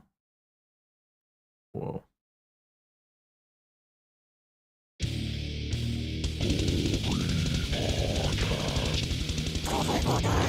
It's an honor to have you here. I really appreciate you coming down and doing the show. You have a phenomenal body of work behind you, from Phenomenon, all the works before that, your latest film. It's totally, absolutely mind-bending, some of the stuff that you do. For people that aren't familiar, I doubt there's any, but for people that don't know or aren't familiar with your work, just give me a brief background on how you got into this subject, filmmaking. How brief? Yeah, we got plenty of time. Okay, because I could actually give you a slightly less brief version, because it's kind of funny how I got into it all. Were you into filmmaking? Were you originally just a filmmaker first and just got obsessed with this topic of UFOs and UAPs? Kind of. So, because I can tell just by your work, just the way you produce your films, the style and everything. I'm a big fan of that in a totally separate bubble of the topic. Like if you even separate the UFO topic, which is fascinating, the style of your films and the way you cut them and the way you shoot them, I'm a huge fan of that. Well, thank you. So I strive for credibility. I would love to hear about this fucking Brazilian alien. Like, oh, you got to add the green smoke and the cheesy lights. And I'm like, no, you don't. The story itself, any UFO story, is so fascinating, so otherworldly, excuse the pun there, but that I would always say, if you could add credibility to a fascinating story, like someone coming in contact allegedly with a UFO, then that will succeed, you know, because the story's already so incredible and already so unbelievable that if you could add that element of credibility to your production, then that's a winning, you know, recipe. And so I developed that very, very early on. I remember having like shouting matches with the 2 older guys that I was working with. They're like, you don't know anything about filmmaking. And we're going to put, you know, you need to overproduce and put cheesy effects in, and just stuff that just makes you want to puke in a bucket. You know what I mean? Yeah, we talked about this before. There's a lot of shows out there on the big networks that they go so far overboard with the graphics, the motion graphics, and all that stuff, and the production of it. And it's just so, for people like, I don't know for normal people what it's like, but for people like you and me, it's just, you can see right through it. It just makes it, I don't think it does the subject any favors. I find it unwatchable when I look at it, because if the story's not compelling enough to carry itself, and you have to add those so-called bells and whistles or whatever to keep people's attention, then don't do that story. Right. You know what I mean? But let me back up. My father was a mainstream journalist. His name was Charles Fox. We lived on the East Coast. He wrote for Car and Driver magazine in the 60s, and he was born in England, and he got multiple sclerosis when I was born. And so as I grew up, I became sort of his legs, his secretary, his chauffeur, his assistant, and I traveled all around and got to do these really cool stories watching my father perform as a journalist. And it was a lot of hard work. I remember thinking, like, all the writing for the stories and all the copy editing that goes into it. It was more work than you'd expect when it's just words. And so I kind of was exposed to journalism at an early age, more so than I would have been because of my father's condition. And people would be like, oh, you're so lucky, you get to travel around the world and do all these cool things. I'm like, you try traveling with a quadriplegic sometime, okay? And see how hard that is. Wow. You know, because it's basically like, you know, having a 200-pound baby trying to make a living. And I'm not referring to my dad as a baby. He was an amazing guy, but I had to take care of all of his needs because he couldn't move. But he would travel, and he was incredibly driven, and he was hilarious and fun to be around. And so we had a kind of a different relationship, father-son relationship, very early on because of his dependence on me and my dependence on him. It was a codependency thing, but we got along great, and we had a lot of fun. We traveled all around the world, and I was driving on the Autobahn when I was like 15, you know, basically doing stuff that I shouldn't have been doing until I remember driving to go see this guy, Dan Gurney, who was a race car driver. There was films about him, even on now, I think, Mustang versus Ford, or no, Ford versus Ferrari. Anyway, my dad goes, God, my legs are really bad today. I can't drive, you know, and I was like 12 or 13. We were in Southern California, and he goes, you're going to have to take the wheel. I said, Dad, I've never driven on the freeway. He goes, just keep, I'll never forget this. He goes, just keep it between the lines. So I've got this big van, and my dad in his chair. And I'm like, you know, because with multiple sclerosis, he got to the point where he couldn't walk anymore, but he could still like move his legs a little bit on a good day where he could, you know, activate the accelerator. Eventually he lost all movement, but there was a period of, I don't know, 5 or 10 years where on a good day, things were going well. You know, he could drive. If you could get him behind the wheel, he could push the accelerator pedal and the brake pedal and all that stuff. But I just remember, like, and then we pulled up to interview this guy, Dan Gurney, and who won Le Mans, I think, in the 60s. And he goes, how old's your son? This little tiny guy driving, you know. So my point is that I got to intimately share my father's career as a journalist very early on because of his condition. And so I remember finding the video camera, like just discovering the video camera, and what a great tool that was for instant playback and communication and documentation of stuff. And it seemed to me a really nice alternative than all the hard work that my father used to have to do with writing stories. I mean, I was shocked at how much work went into writing an article. Of course, later I realized, you know, once you document things, you got to edit them in the edit room, and that process is very tedious. But in any case, I picked up a video camera, and I thought, wow, this is great. I could really get into this, you know, documenting stories. I did some PSAs, public service announcements, just basic editing. And then a very good friend of mine turned me on, and I'll give you guys, I'm not gonna give you the super long version of it because you guys your eyes would glaze over. But it turned me on to UFOs. And he was like, this is back in the 90s when it wasn't really out that much, like the early 90s, you know. And I went to high school with this guy, and I remember thinking, boy, too bad this friendship's over because he's lost his mind. And he was talking about Roswell. He goes, oh, you haven't heard about Roswell, the UFO that crashed and the recovery? And I just dismissed him as quickly as you could. I mean, I literally was like, what a pity. My very dear friend, Renee, I'm going to have to write our friendship off because he's lost his mind. And then I was apprenticing at a video production company in Northern California. And I started talking to this guy, Richard Van Sickle, who was running the company. And I had a lot of respect for him. I looked up to him a lot. And I said, yeah, my buddy Renee is starting to believe in UFOs and Roswell. He goes, oh, yeah, you don't know about that? I was like, no, I don't know. Roswell? I mean, an alien spaceship crash? He goes, yeah, you didn't know about that? I was like, no, how am I supposed to know about that, you know?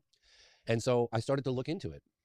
And I realized, you know, wow, the military really did put out an official statement that this happened. And then I went to a couple conferences, and I met some ex-military guys that were talking about, you know, gun cam footage of UFOs in the 50s. And I thought, wow, these guys are really credible. Maybe there's something to this. And I was just kind of interested. And so I was like, I got my video camera. I'm going to make a documentary on UFOs. And my father was horrified. I mean, he was like, son, please come back. Like, what happened? What did I do wrong? You know? And he was begging me. He said, literally, I'll never forget. He goes, it's a dead end street, son. There's nothing to it. It's going nowhere. Don't waste your life. And I thought, my father's been so supportive of so many things for so long. He used to say to me when I was a kid, I don't care if you want to be a garbage man or if you want to be a teacher or whatever it is that makes you happy, that's what I will support always. That's the only thing that matters in life. And yet this, he was so opposed to it. And he had members, because I was born in England, he had members of my family writing letters to say, please, your father's begging you to reconsider it. Don't waste your life, kind of thing. And I'm like a Taurus, so I'm kind of stubborn. And I thought, well, I'll show him. So I probably worked like 10 times harder than I've ever worked in my life just to kind of show him, And it was hard. Boy, it was really hard. And it took me about 4.5 years, and I got some incredible interviews. And the final coup for me was I got the opportunity to do a phone interview with Apollo 14 astronaut Edgar Mitchell, and that really kind of solidified the credibility of the film. It kind of stepped it up a few notches. And I went to Roswell for the 50th anniversary towards the tail end of production, and I got some never before seen testimony from alleged Army officials that were involved in Roswell. Because like in 1997, that was the tail end of when the people were dying off.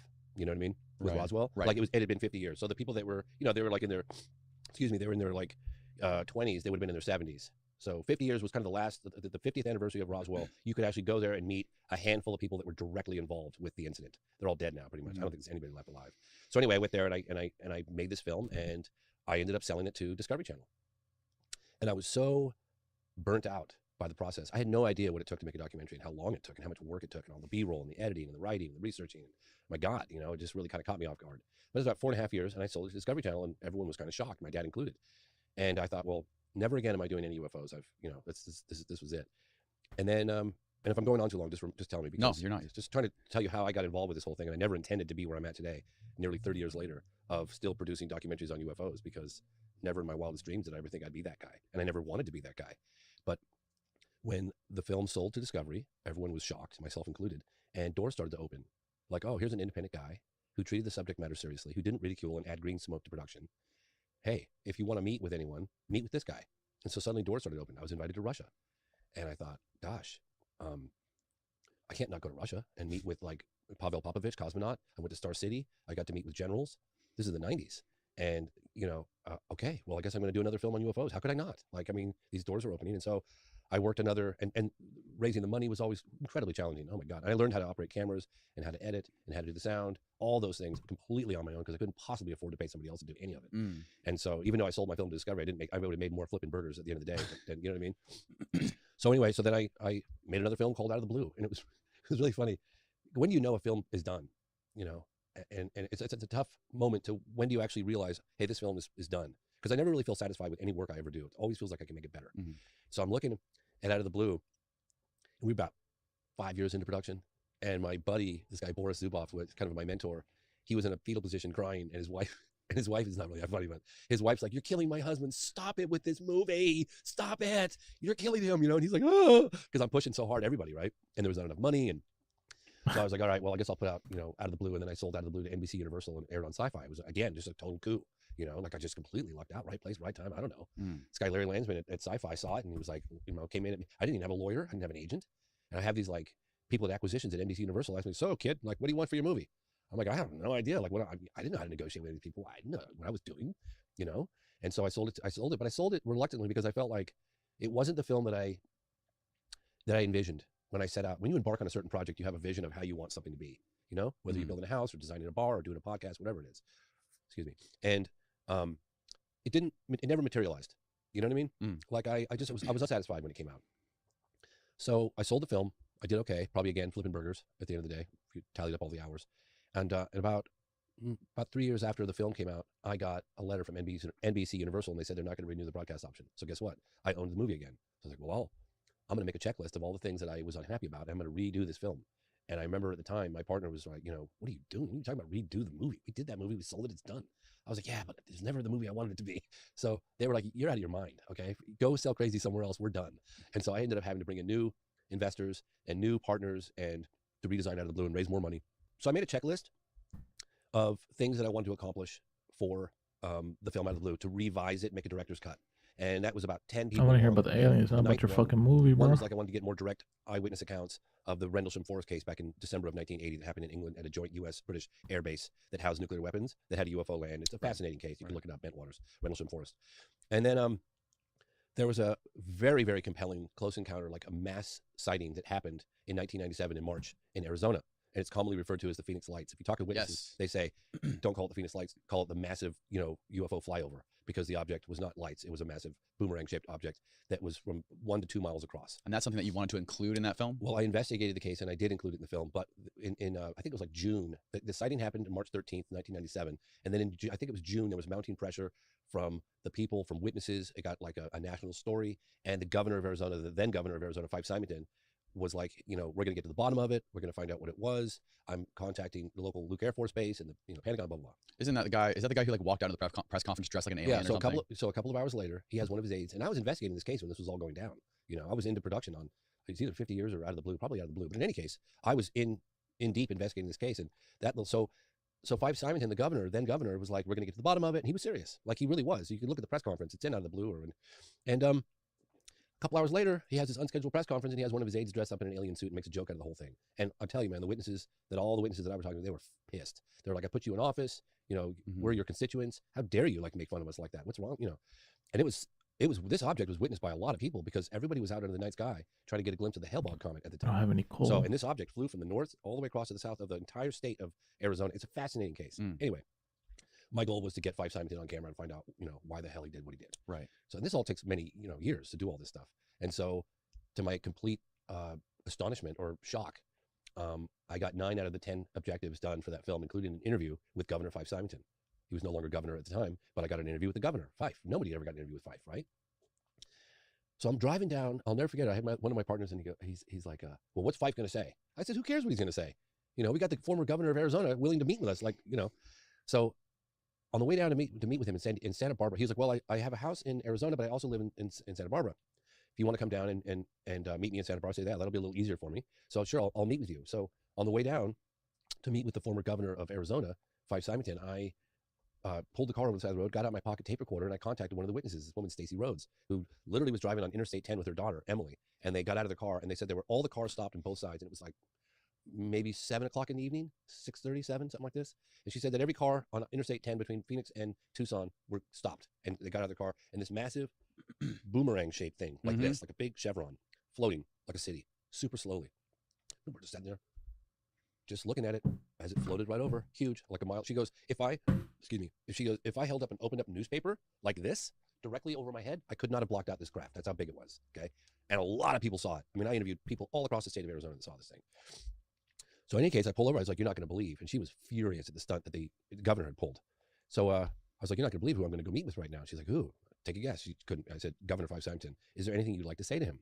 She's like, "You're damn right I would." Like I said, "Well, hold on. Let me get my tape recorder out." And so I pressed record and I recorded her statement, and it was directed directly at the governor. And who better to ask a question than a former constituent of his and witness to the event?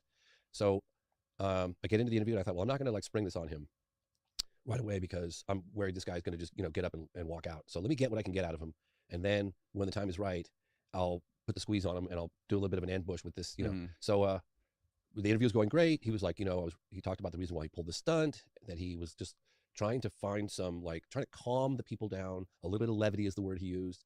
Didn't mean to like make fun of anybody, this kind of thing. So then I said, "Hey, Governor, I've got a little something I'd like to share with you. It's one of your former constituents and a witness to the event, and she'd like to ask you a question if you don't mind." And he's kind of squirmed in his seat a little bit, and he's like, "Oh, it's been a while since I've been kind of ambushed or whatever." So I press play, and she kind of lays into him pretty heavily, like, "How dare you make fun of all the witnesses? There were thousands of us. It was a serious event, and we voted you in office, and you just left us out to dry." And the one representative, Frances Barwood, a city councilwoman, you made fun of her when she was trying to make serious inquiries into the whole thing. And he sat there for a moment. I thought, well, I probably blew it. He's probably going to get up and leave. To my amazement, he admits right there that for the first time ever that he too, as a former Air Force pilot, that he too saw this thing, and he knew immediately it was not of this earth. And he said that because of the sheer size of it, because it was so big, this big V-shaped thing. He said there's just nothing terrestrial that could be that big and fly that quietly, and all this stuff. And so I knew the story was going to be big, but I didn't realize how big. And that story came out as I wasn't even done yet with the revision of Out of the Blue, and we were just catapulted all over the headlines. I was on Larry King 7, 8, 9 times. I was on every talk show, Nightline, Dateline, you name it, right? Which was great. I mean, you get in the spotlight a little bit, and you can make some moves. You got a little influence, People are watching you suddenly, and so I'm probably definitely boring you guys to death. No, not at all. Are you kidding me? Keep going here. So anyway, because I'm just on this ride, right? I don't really know where I'm going. I don't know where this is leading. I'm just a curious Joe. I'm just a guy that really wanted to know what the hell was going on. Yeah. And so I was just asking a lot of questions, and every now and again I got some traction. Now I'm in the limelight, and I'm on Larry King with the former governor of Arizona. We were on together, you know what I mean? And I'm on all these shows. I mean, I had like, my phone memory was full. I mean, everybody was calling me. Jay Leno, like you name it. So anyway, I figured, well, hey, let me capitalize on this. Well, then I decided, God, you know, I might not ever have the spotlight like this again. I should do something big. I should capitalize on this moment. So I woke up in the middle of the night and I saw this press conference in, I know it sounds crazy, but I saw this press conference and I don't think I had like 2 dimes rubbed together at the time. I think I maybe had like $500 in my bank account max. And I had a little room on my credit card. I was living with my sister at the time. And I woke up in the middle of the night and I had this dream. I had this kind of like, I just saw this event at the National Press Club where I got military and government officials from all these different countries to come and testify and do this thing, right? At the National Press Club in Washington, D.C. Well, I had the attention of a lot of the media at that point. I had their numbers in my pockets, and I think I called my contact at Larry King, and I said, hey, I'm thinking about doing this event. I didn't give him any details, and I had no money. I was like, I'm thinking about doing this event at the National Press Club, and if I did it, would you guys cover it? And they said, yeah, we'll give you a full hour. I said, fantastic. So then I contacted this woman, Leslie Kane, who helped break the story of the New York Times article in 2017. Right. It catapulted this whole phenomenon to the front page of the New York Times, and that was like the secret Pentagon program. So I contacted Leslie. This is way years ago. I said, Leslie, I'm thinking about doing this thing. And she'd seen me in the news all over the place. She knew that I had a little traction. And she's like, well, hold on. Well, we got to think about this. We got to strategize. I don't know. I need to think about it. I might need to think for a month or 2. I said, look, I'm doing this and I'm doing it starting now. Are you in or are you out? And she's like, oh, fuck it, I'm in. And so now all I needed was the money to put the event on. So then I was like, okay, so now I got the media coverage and now I got this. Now I need some money. So I contacted the National Press Club and I booked the ballroom, which is the biggest, most fancy room they had. And I had to put $500 down to hold it, but it was like, I don't know, thousands of dollars to book it.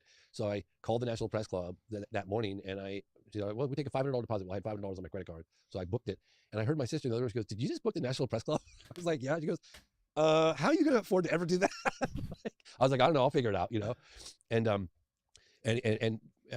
because I was getting a lot of media coverage, that really helped. I was able to buy out my 2 other partners and bring in new investment. And for the money that I bought them out and that I sold their share of the production, the new production, I was able to fund the National Press Club. In fact, I was a little short. Somebody ended up sending me some. My point is that, you know, you have an idea, you might not have the resources, but an idea could lead to something big because a lot of people are too scared to go for it because failure is kind of a scary thing, right? Especially if you're like at the poker table and you push all your chips in on one bet, you know, but you know, I remember at one point having a bit of a meltdown. And by the way, my father had slowly started to come around during this. And I took him when I got back from Russia, I went and met with Mercury astronaut Gordon Cooper, who was an iconic figure of my dad's generation. He was the last American astronaut to go up in space alone. And, you know, everybody knew of my dad's generation, knew who Mercury astronaut Gordon Cooper, he was in the right stuff. And I brought my father along to that interview. And Gordon Cooper had talked about a landed flying saucer that was filmed at Edwards Air Force Base circa 1965, and how he chased these discs in fighter jets over Germany in the I think it was late 50s, I think like 57, something like that. But in any case, my dad was like, God, here's a man whose credibility's on the line. He's got nothing. He's not getting paid. He's got everything to lose, nothing to gain. Why on earth would he make these stories up? That was a bit of a turning point for him. And he also saw, you know, some of the success, and I was, you know, things were really taking off. And my dad definitely started to more than reconsider. He became a very big supporter of mine and was very, very excited about what was happening. It was all just kind of unfolding, you know, as it was happening. But getting back to the National Press Club event, so we did that. And I didn't have, I'll share another story since we have the time, I guess. It's kind of funny. We didn't have an alternative, a plan B to promote the National Press Club event. Okay. It was a big deal. We were flying in 15 people from 7 countries, from all around the world, military, government, FAA officials, people from Tehran. I've got a photograph of a fighter pilot in Tehran that had one of the most dramatic encounters with a UFO in 1976 over Tehran, Iran, where he literally tried to fire at the thing. It locked up, it seized his plane. He started falling out of the sky. I'll show you a picture of that in a little bit. Shit. Incredible encounter. And nobody had ever gotten Parviz Jafari to come to the United States, ever. And it was right after the Bush administration had called Iran the axis of evil. So I'm like, oh, dude, I was like, don't say that. I'm trying to get I'm trying to get visas to get this guy over to the States. And, you know, anyway, because at the time it was very, like, you know, sketchy. So we did the National Press Club event, and I was like, I'm going to make a movie out of this National Press Club event. I'm going to film it all in HD. And everyone's like, how are you going to make a movie about a bunch of old retired guys standing at a podium testifying under the UFO phenomenon? Right. I said, well, who's the guy? Al Gore made a PowerPoint presentation on a film, and that, you know, if he can do it, heck, I can do it, right? So I ended up making a whole movie. And I was still in production. I still hadn't finished production with Out of the Blue, the revised version of Out of the Blue. But suddenly, this whole new thing came along, and so I made a film on the National Press Club event that I did with Leslie Kane. And it's called I Know What I Saw. And I continued production with that. But the crazy part was, as I was saying earlier, sorry, I keep going off these tangents, is I never really had the money. I never ever had any money up front to do anything I've ever done. I always kind of found the money because I really believe, and I've lived it, people will see and be inspired by you're going for it, right? And it's a scary thing to go for it. It really is, because you're shouldering this project. You don't know the ultimate outcome. You don't know witnesses you're going to get to come forward or not come forward. You don't know where your next check's going to come from. Right. But people will be inspired, particularly when I had some traction in the media. That really helped. And they'll be inclined to want to help you and support you. And so there was this upswell of support coming from this. I had one guy, I never even met him. Bless his heart. I just went to thank him the other day. I found out he passed. His name is Joe Bellotti. Never met the guy. He goes, I love what you're doing. He sent me a check for 20 grand. That was like $1 million to me. I mean, I did so much with that money. Yeah. And I contacted him recently. I was like, I'd lost contact with him, and I reached out, and his daughter goes like, yeah, Joe Bellotti, unfortunately, he passed a couple years. I was like, oh my God, I never really got to. Anyway, my point is, whoa, man. So That's crazy. Yeah. So then I did, and I could go on till I'm blue in the face. How many times, people come out of the woodwork to help out and support what you're doing. Some anonymously, some not. But then I did, I Know What I Saw, and I sold I Know What I Saw to A&E. It was all rather precarious. And you've got a gritty do-it-yourself production. Things have changed in the last decade and a half a lot. But I remember finishing the movie, and it was a pretty good movie. I narrated it. It was the first time I broke out from Peter Coyote, and it was a good film. And Tom DeLonge was helping a little bit with the sound. I recorded some sound in his studio in San Diego. And, at the end of a production, you're pretty broke. And then you got deliverables. And deliverables at that time were a nightmare. You had to produce standard def, high def version, short version, long version, audio stems, this side, that side, independent, textless version, texted version. Oh my God. And I had to do it on digi-beta tapes. Digi-beta tapes. I was like, what the hell am I doing these on digi-beta tapes? You guys are going to digitize this stuff anyway. It's already digitized. Like, what are you doing? And it was like the last year or two that they did that stupid process. It was a nightmare, and it cost so much money every time. And I kept failing. The delivery process, your black levels have to be a certain this, and they were A&E had very high standards of deliverables. And it was super expensive process to do these digi-beta tapes and everything. So I failed the first 2 attempts. And then my financial backer said, we're not putting another penny into this movie. I was like, we have a sale right now for $500,000 online. Right now? You mean to tell me you're not going to put another dime into this thing? My really good friend had just died, left me with this fancy BMW, so I pawned that car to pay for the last round. And I literally contacted the guys at acquisitions department at A&E. And I was at the end of my rope. I had nothing to lose. And I was pretty much arguing with them, right? I was like, look, man, this is not a high-def, production on the beauty of the Grand Canyon. What the hell is wrong with you guys? It's never going to be. It's a gritty do-it-yourself documentary, but look at the content. And it was shot over a long period of time, and I got archival footage, and there's different frame rates, and who cares? And I was like, oh God, maybe I went a little far. I was like, oh God, I was kind of silent on the phone. I was like, I got $500,000. I was so broke. And he goes, yeah, you got a point. Okay, I'll tell you what, I'll let these 3 things go, which I could have never fixed. I need you to do this, this, and this. And if you do that, we got a deal. So I went back to the drawing board, and I went into the production facility that was making the tapes, and I sat there with them. They're like, our clients don't usually sit and look over our shoulders and look at the black levels and this and that. And I said, look, buddy, I can't afford to do this one more time. This is it. So I need to get this right. And so they made an exception, and I looked over, send the tapes off. I mean, it was like 15 grand or something. Send the tapes off back east. And I barely made the FedEx. It was so precarious. Oh my God, people had no idea. So precarious. What was the biggest difference between? So anyway, so the last one I'll finish. Yeah. So the next morning or 2. He's talking too much about the fucking movie process shit.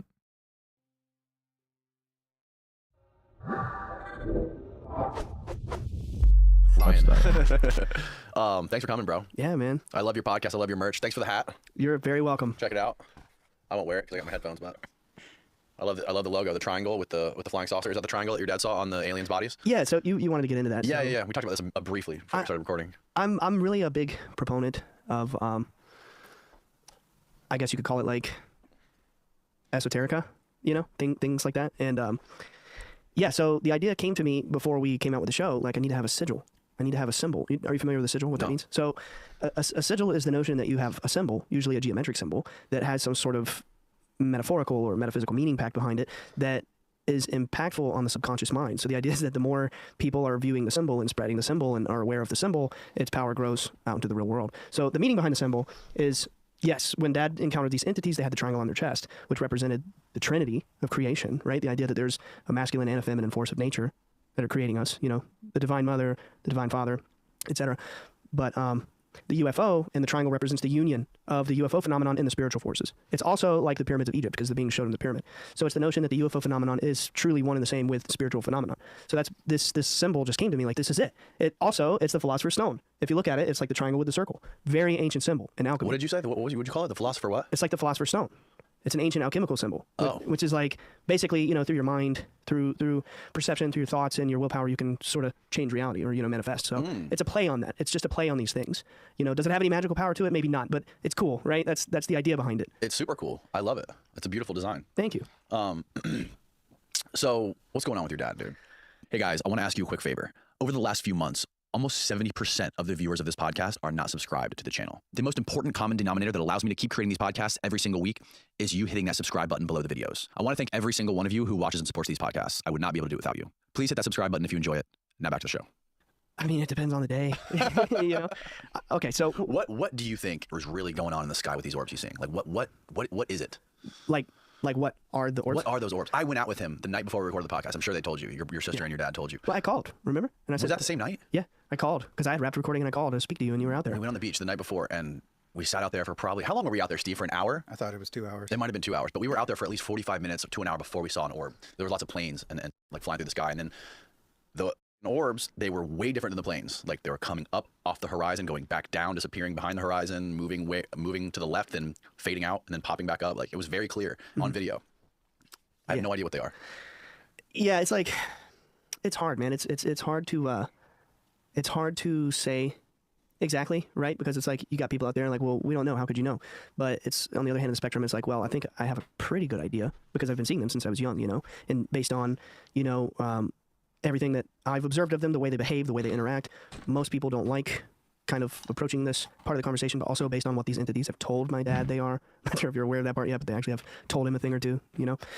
And they said they're guardians. For people that are listening, yeah, go ahead, yeah. Yeah. You can fill in the blank there. They actually said things to my dad. They gave him a message. They gave him a long message, you know? And they said they're the guardians. They said that they work for creation, that they created us. They protect us from the forces of darkness and things like that. And through the aeons, meaning, you know, the ages, thousands and thousands of years, they have sort of like overseen our, you could say, evolution here. They basically put us here and they monitor us and they guide us and they keep us from going extinct, keep us from, you know, getting wiped out or our biology mutating too far out of control, you know? So it's like, what are they? I don't know. To me, when I think, here's the problem. The problem is, you know, I want to say what I really think they are, but then people out there get offended, you know, because if you say it's an alien, then you hurt the spiritual crowd. If you say it's an angel, then you hurt the atheist, you know, alien crowd. Yeah. What I really think they are, I think that they are beings of a vibration that is much higher than ours. I think that they have evolved past dense material reality. I think that they are probably purely enlightened. Funny because the word light is in the middle of it, you know, enlightened. And I think that they are light. I think that they actually are the vibration and frequency of light, which, you know, is beyond physical. They come from another place. You know, they come from a place that is eternal. You could call it the spirit world. You could call it string theory, other dimensions, whatever. Either way, I've seen them pop in and disappear and do crazy magical things. So yeah, that's what I was gonna say. Do you think that there's something that's in like a place that is like a deeper dimension of reality? Like that's like goes beyond our 3 dimensions, maybe like 4 or 5 or 6 dimensions, and then like can peek through whenever it decides it wants to? Exactly. I tend to think that it's more like we're the false dimension, you know, like knock on wood, we're the dream, we're the illusion, and that they come from the real place. They come from the eternal place, which is what they told my dad. We come from the eternal place. It's basically like the spirit world. It's a dimension that's permanent and it's beyond material reality. And they basically said like nothing here is of any object to us. I mean, we could, or obstacle to us, you know, we could pop out of your light bulb. We could walk through your wall. We can vibrate through the atoms. We can do anything, you know. When I think of these beings, I think in terms of the various mythologies around the world, you know, I think of like Irish fairies. I think of like Arabic jinn or genies. I think of biblical angels. I think of like the Nagas, you know, I could be wrong here, but the Japanese snake beings that come from the sky. I mean, you have all these different myths of these different beings that come down and they're divine. Yeah, right. Maybe it's all the same thing. Yeah, I think it's likely all the same thing, right? It's something spiritual. That's what I know. That's all I know. And you can experience these things the same way your dad can? The same way. No, I have yet. How old were you when you first started seeing those orbs in the sky with your dad? 13. 13. And I've just turned 30, so. You just turned 30? Yeah. What did you think about this when you were 13 years old? What was your first reaction to this and like your dad going through all this stuff? God bless my grandfather. I just have to say that and get it out of the way. 2 days ago was the 10-year anniversary of his passing. I don't want to speak ill of the dead. It's a funny story, although at the time it wasn't funny. But when I was 13 years old, the week that this stuff started happening, I got off the school bus, and he was my next door neighbor, my grandfather. Your grandfather was? Yeah. And a lot of days I would get off the bus, and you know, my brothers were in high school, my sister was in elementary school, so it was this awkward period where it was just me home for hours, you know, so I would go next door. And I go this one day, and my grandpa says, "Boy, your daddy's been out in the woods smoking dope. He's been seeing them green booger men." And I'm like, I'm just a 13-year-old kid. I'm like, what? That's, what do you mean? I don't understand, right? And I go home that night, and sure enough, my brother and my dad started telling me what happened. They saw things in the woods, and they, exactly like the story he told you. I mean, he told all of it to me, minus the regression that hadn't happened yet, Right. But so yeah, immediately I believed him. I believed my dad, despite what my grandpa said. I believed my dad because I saw him in the eyes, or I stared at him in the eyes, and I could see how sincere he was. And also, like, children believe in magic anyway. Yeah. They kind of believe in fairy tales and stuff, so I didn't have a hard time accepting it. But over the coming weeks, so what happened was Dad was so desperate to be believed that he would start dragging us out of bed. They're out here right now. Get out here. Get out here. 4 in the morning, 3 in the morning, 5 in the morning, whatever. He would go out and he would sit there and look at the sky at night and wait to see them. And he was so desperate. He would just get us out there. And we saw. I mean, it was within weeks that I started to see for myself. I believed right away. I never doubted. I mean, here I am today. I'm 30 years old, and I'm, I'm doing the thing. I'm going out there and trying to help and, tell the story. And I feel like it's my burden as much as it is his and my siblings. And I've always believed, Yeah. So have you, ever since that happened and you started seeing this stuff, did that like heighten your focus on this sort of the history of like a religion and occult stuff and esoteric stuff and all this history of UFO phenomenon? Did that sort of like spark your interest in all this stuff? Yeah. So kind of yes and kind of no. So are you familiar with Pentecostal holiness? Roughly. I grew up Pentecostal holiness, which is like basically, and I say this respectfully, I don't mean to ruffle any feathers, but it's basically like 2 levels below Amish. It's oh really? Yeah. It's a very, very serious and very strict adherence to religious belief. And I say all that to say I was already very much a person of faith. For birth onto now. Believing something. That's my point. Believing something. Believing God. Believing something is there. And I remember being a little boy, and I have to say, you can believe all day, but sometimes I just got so bored sitting in church. And the times that I couldn't get away with whipping out my Game Boy and playing Super Metroid in church, my mom slapped me on the wrist, I'd put it away, and I'd start reading the Bible. And one thing I remember doing as a child was always being obsessed with the book of Revelations because I wanted to learn more. At a young age, it wasn't enough for me to just read what was there. I wanted more. I wanted something deeper. And I guess in, the Christian community, the book of Revelations is the most mystical text, right? So I'd read it over and over and over, and I was never satisfied. I never had enough. I just wanted more. I figured if I kept reading it, every sermon, that maybe I'd understand it different. Anyway, so I say all that to say, I was already very, very deeply fascinated with spiritual mysteries, but Christians are taught like you're not allowed to look anywhere outside of the Bible. Where do you go? Well, there's nothing else out there. It has to be right here. Fast forward to when I'm 13 years old. I start seeing lights in the sky. I don't have to necessarily go into all the details of, Dad's fallout of when he told that story because Danny already, I'm talking to the listener, Danny covered it in the episode with Dad. So I would highly encourage you listen to him first if you haven't heard that yet. But it was a very vicious, cruel reaction, when he came out with the story. And I was just so baffled at 13 years old that here I am with my dad and I'm having these experiences and I'm seeing these entities, yet I'm being told by everybody that it's not real, that the only thing that exists is within the Bible, and there's no mention officially of UFOs by the government until like 2017, something like that. Here I am. So what year was this when you were 18 or 13? 2007. 2007. Yeah. So like I'm like really like alone in the universe having these experiences, going to church. They're telling us it's demonic, it's not real, it's not happening. So the point is, to answer your question, my mind was shattered very early. I knew that there was something deeper. I had this itch to explore what was deeper. Then I start seeing this thing, and I'm like, there has to be the entire mysteries of the creation of the universe can't be contained within one book. It's not possible. What about, it was published 2,000 years ago. What about between now and then? A lot of crazy stuff has happened. That's not in there. What about all the stuff before it? That's not in there either. So there has to be more, So that's kind of what started me down that journey of being curious about other spiritual mysteries and, like you said, UFO literature and lore and things like that. And next thing you know, I'm studying like Hermeticism and Gnosticism and Rosicrucianism and the wisdom traditions and things like that. That's where I ended up, How did discovering this UFO phenomenon with your dad change your outlook on religion? Well, it helped me to be more open-minded, to realize like, surely the thing that I've learned that's most important is that God has to be bigger than anyone's system, right? God has to be bigger than anyone thought. If there really is a God, let's just all pretend we don't know, right? I think there is, I do, but let's just pretend we don't know. If there is an intelligent being that thought the universe into reality, and you look down from the perspective of, just studying humanity and how we think about it, we're all just like killing each other and spiting each other and judging each other, saying, my God makes more sense. Well, actually, mine makes more sense. Well, I have these rules to get me closer to God. Well, I don't care about being closer to God. It's just about believing a certain way and sacrificing this and that and the other. And they all have these different rules and customs. And the thing that I've learned is God has to be bigger than all of that, right? God has to be so unfathomable, so ineffable that surely we can't understand with human words and concepts, right? I think that what I've learned most of all is that in order to begin to conceive of what God is, we have to humble ourselves to the very fact that there are forces out there that are way greater than we can understand. We're human. We make mistakes. It's part of our design. And I think that God is truly bigger than anyone's system, you know? And like, I think that it doesn't matter so much what you think you should say or do or think or believe to try to be, you know, loyal to the deity, God, whatever, Allah, Krishna, whatever your favorite name is. I don't even think the name matters. I think what matters is how you treat people, how you embody that energy, right? If God was real, surely I would want to be a reflection of that force, right?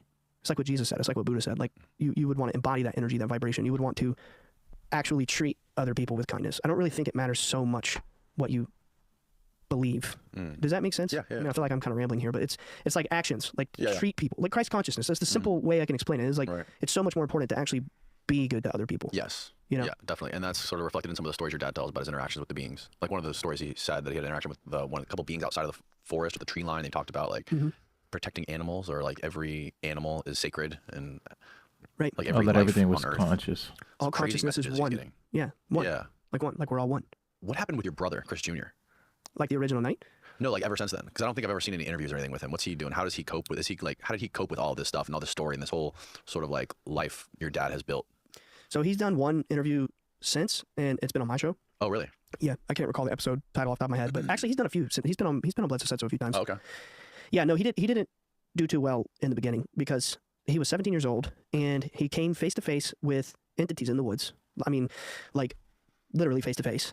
I don't recall if Dad went into great detail about what happened to Junior, but About the Cape Fear River part? Yeah, he told about him. I don't know how much detail he gave. I know he went said the off. eyes. He mentioned the eyes. He mentioned the eyes, yeah. He mentioned like hiding in the bushes. Did he say the part about how Chris Jr. was frozen for hours and he couldn't move, and one of these entities was staring at him No. in the eyes, and he couldn't do anything. He couldn't scream. He couldn't yell. He couldn't run. He was just He mentioned that. He didn't say it was for hours, though. yeah. It was for hours until Dad got back, and then when Dad got back from where he was, because he was missing for hours, you know, and he gets back, he's yelling for Junior. He's looking for him, and then the beings just kind of vanish, and Junior snaps to, and he's kind of like he can move. So that Cape Fear River incident, right, that your dad describes, he described on the podcast, the beginning of the podcast I did with them.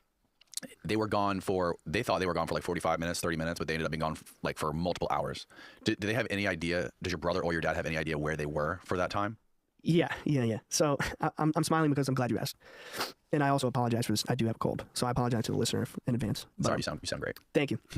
But yeah. So Dad was missing for 4 hours, and we know this because it was corroborated by the witnesses, and also they came in and did an investigation, and they, determined there was missing time. I mean, it's history, but for those who don't know, it was determined he was missing for 4 hours. So eventually, they brought a hypnotherapist, like a regression therapist, a Harvard-trained psychologist by the name of Michael O'Connell. Michael O'Connell. Mm-hmm. Yep. And very cool guy. And he's currently at Harvard. He passed away. Oh, did he? But he was in the past. It's through the Discovery Channel and MUFON brought out to do his regression. And anyway, so Why do all these Harvard psychiatrists die? That sucks. Was it of old age or did he get hit by a car? I don't know. He was pretty old when I met him. Oh, was he? I was 14. Okay. Yeah, he died years ago. Oh, okay. And I think he generally had some serious health complications. But yeah, I don't know about that one. But anyway, so he did do a regression on my dad. And so for context, for those out there who don't know, yes, a History Channel documentary just aired about my family in August, but a Discovery Channel documentary aired about us in 2008, and it was terrible. It was just so terrible. And anyway, they only showed like maybe 90 seconds, 4 minutes tops out of an hour and a half regression with all this mind-blowing information. And the part that they did air in the regression on TV was like out of context. It was so ridiculous. It was like something to the effect of they're letting the children out to play, like this, sensational kind of part of it, but it was an hour and a half, right? And for anybody who's interested in the transcript of is it okay if I mention episodes of my show? Of course. Okay, yeah. So episode 9 of my show, Bledsoe Said So, I do actually verbatim go through the entire transcript. Okay. And of the hypnotic regression? Uh-huh. Yep. I got my hands on a transcript of it, and I do a reading of it. And then in episode 17 of, again, my show, we do a full reading of his, he had a regression years later with the female entity, commonly known as the lady. Yeah, the lady. Wow. So anyway, so I do provide those regressions, but... So can you walk me through that regression? Sure. With the first one? Absolutely. Yeah, I just wanted to get that out of the way so that the listener, after they hear this, they can go click and they can hear the whole thing verbatim. But yeah, so here's what happened. Now, I can't quote it verbatim, but I'll tell you what happened.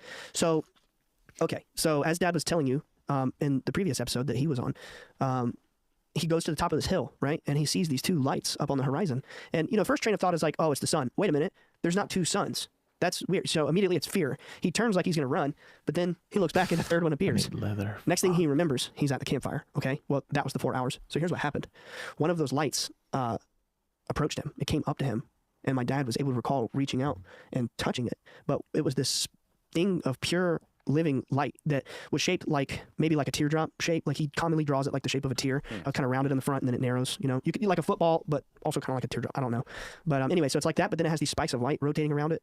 It's like kind of like plasma, kind of like light that is sentient. I can't describe it. I try to use different words, hoping that it'll catch. And it's just this ball of light floats up to him. Yes, but it's massive. It's a vessel of some kind. It's like how big would you say? I mean, I don't know. I wasn't there, but based on his description, probably 40 foot. Oh, I mean, wow. it's huge. Wow. You know, in the distance, it's like covering the horizon like the sun. You know, and it comes up to him, and it's got these spikes of light rotating around it, and he even recalls like the shapes of them, and he reaches out to touch it. Next thing he knows, he's in a dark room, and he can see stars all around him, and he's surrounded by these entities, these 7 to 8 foot tall entities, the ones that the big ones. And Dad's freaking out. He's like, "Where's my son? Where's my son? Where's Chris Jr.?" And they're like, basically, "Don't worry about him. We're keeping him safe. We're watching over him." And basically, they tell him all kinds of things, like the stuff I said earlier. They said they're the guardians. They serve creation. Yes, they had the triangle on their chest. They said it represented creation, or the Trinity, the idea that there are, you know, divine forces creating us. You know, and they basically said that they protect us from dark forces. I mean, they guide our evolution. Exactly the stuff I said earlier. This is the stuff they told him in that span of time. In this black, dark room that he was in? Well, yeah, I mean, he was inside the... What would they gain from telling this big lie?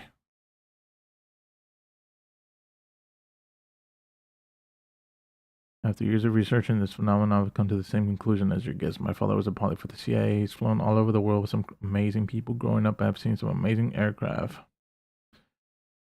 But there are other orbs, for lack of a better word, that were defying physics.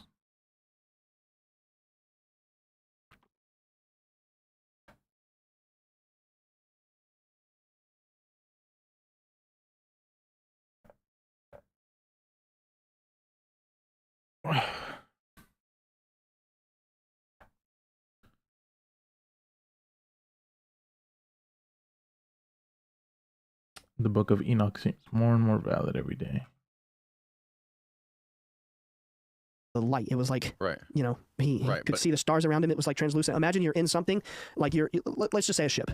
Maybe not necessarily technological. I mean, we're talking about dimensional entities Right, here. exactly. But you know, we'll just say for conversational sake, it's a ship, right? And you're looking around, and it's like it's dark because you can see all the stars around you, but there's no walls. It's like translucent, like glass. You can just see everything around you. It's like he stepped through a portal or something. Exactly. Yeah. And wherever you thought is where it would go. They let him do it. Think wherever you think you'll go.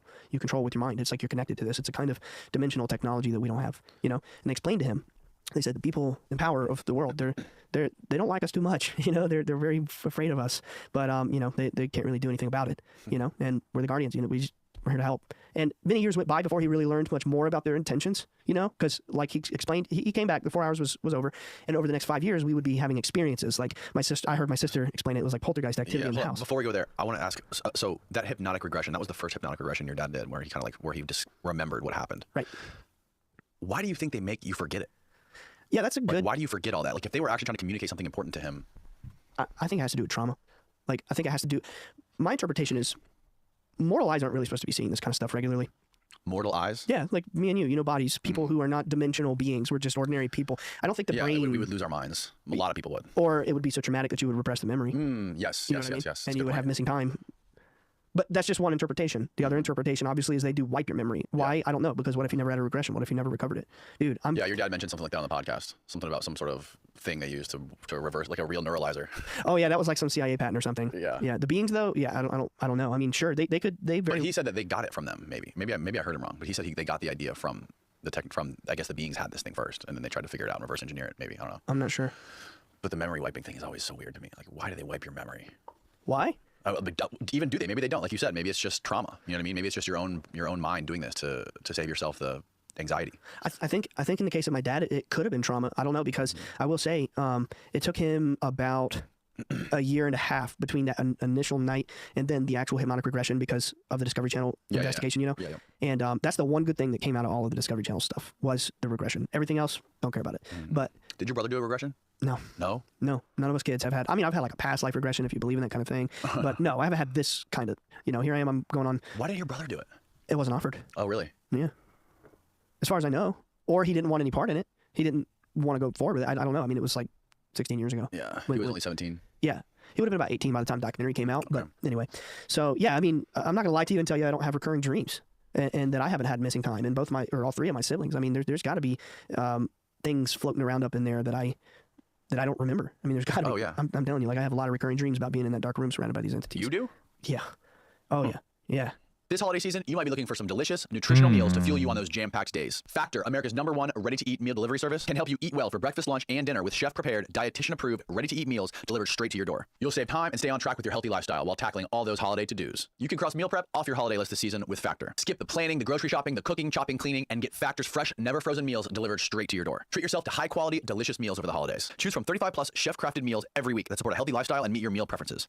Whether it's Calorie Smart, vegan, and veggie, Protein Plus, and more wholesome options. And Factor isn't just dinner. You can count on convenience any time of the day with an assortment of 55-plus add-on to suit various preferences and tastes. Choose from quick breakfast items, lunch to go, grab-and-go snacks, and ready-to-drink cold-pressed juices, shakes, and smoothies. This December, get Factor and enjoy eating well without the hassle. Simply choose your meals and enjoy fresh, flavor-packed meals delivered right to your door. Ready in just 2 minutes. No prep, no mess. Head to factormeals.com/DJP50 and use the code DJP50 to get 50% off. That's code DJP50 at factormeals.com/DJP50 for 50% off. It's linked below. Now back to the show.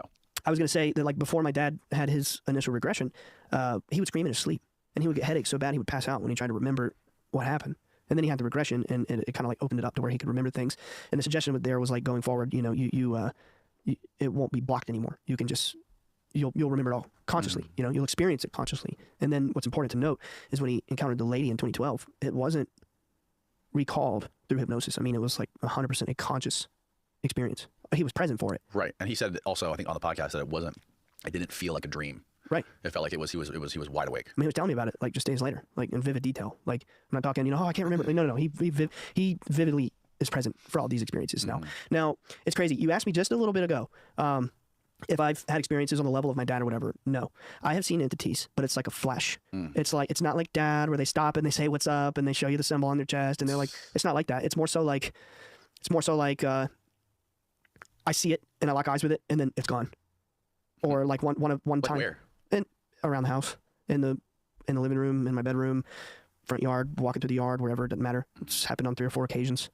There was one time where this is one of those things that I want to recover, a memory, you know, because I know there has to be more to it. When you see these entities, it's like time clearly works so differently for them. I mean, you just see them in the way they pop in and they shimmer and then they're gone. It's like I feel like there's something more to what happened.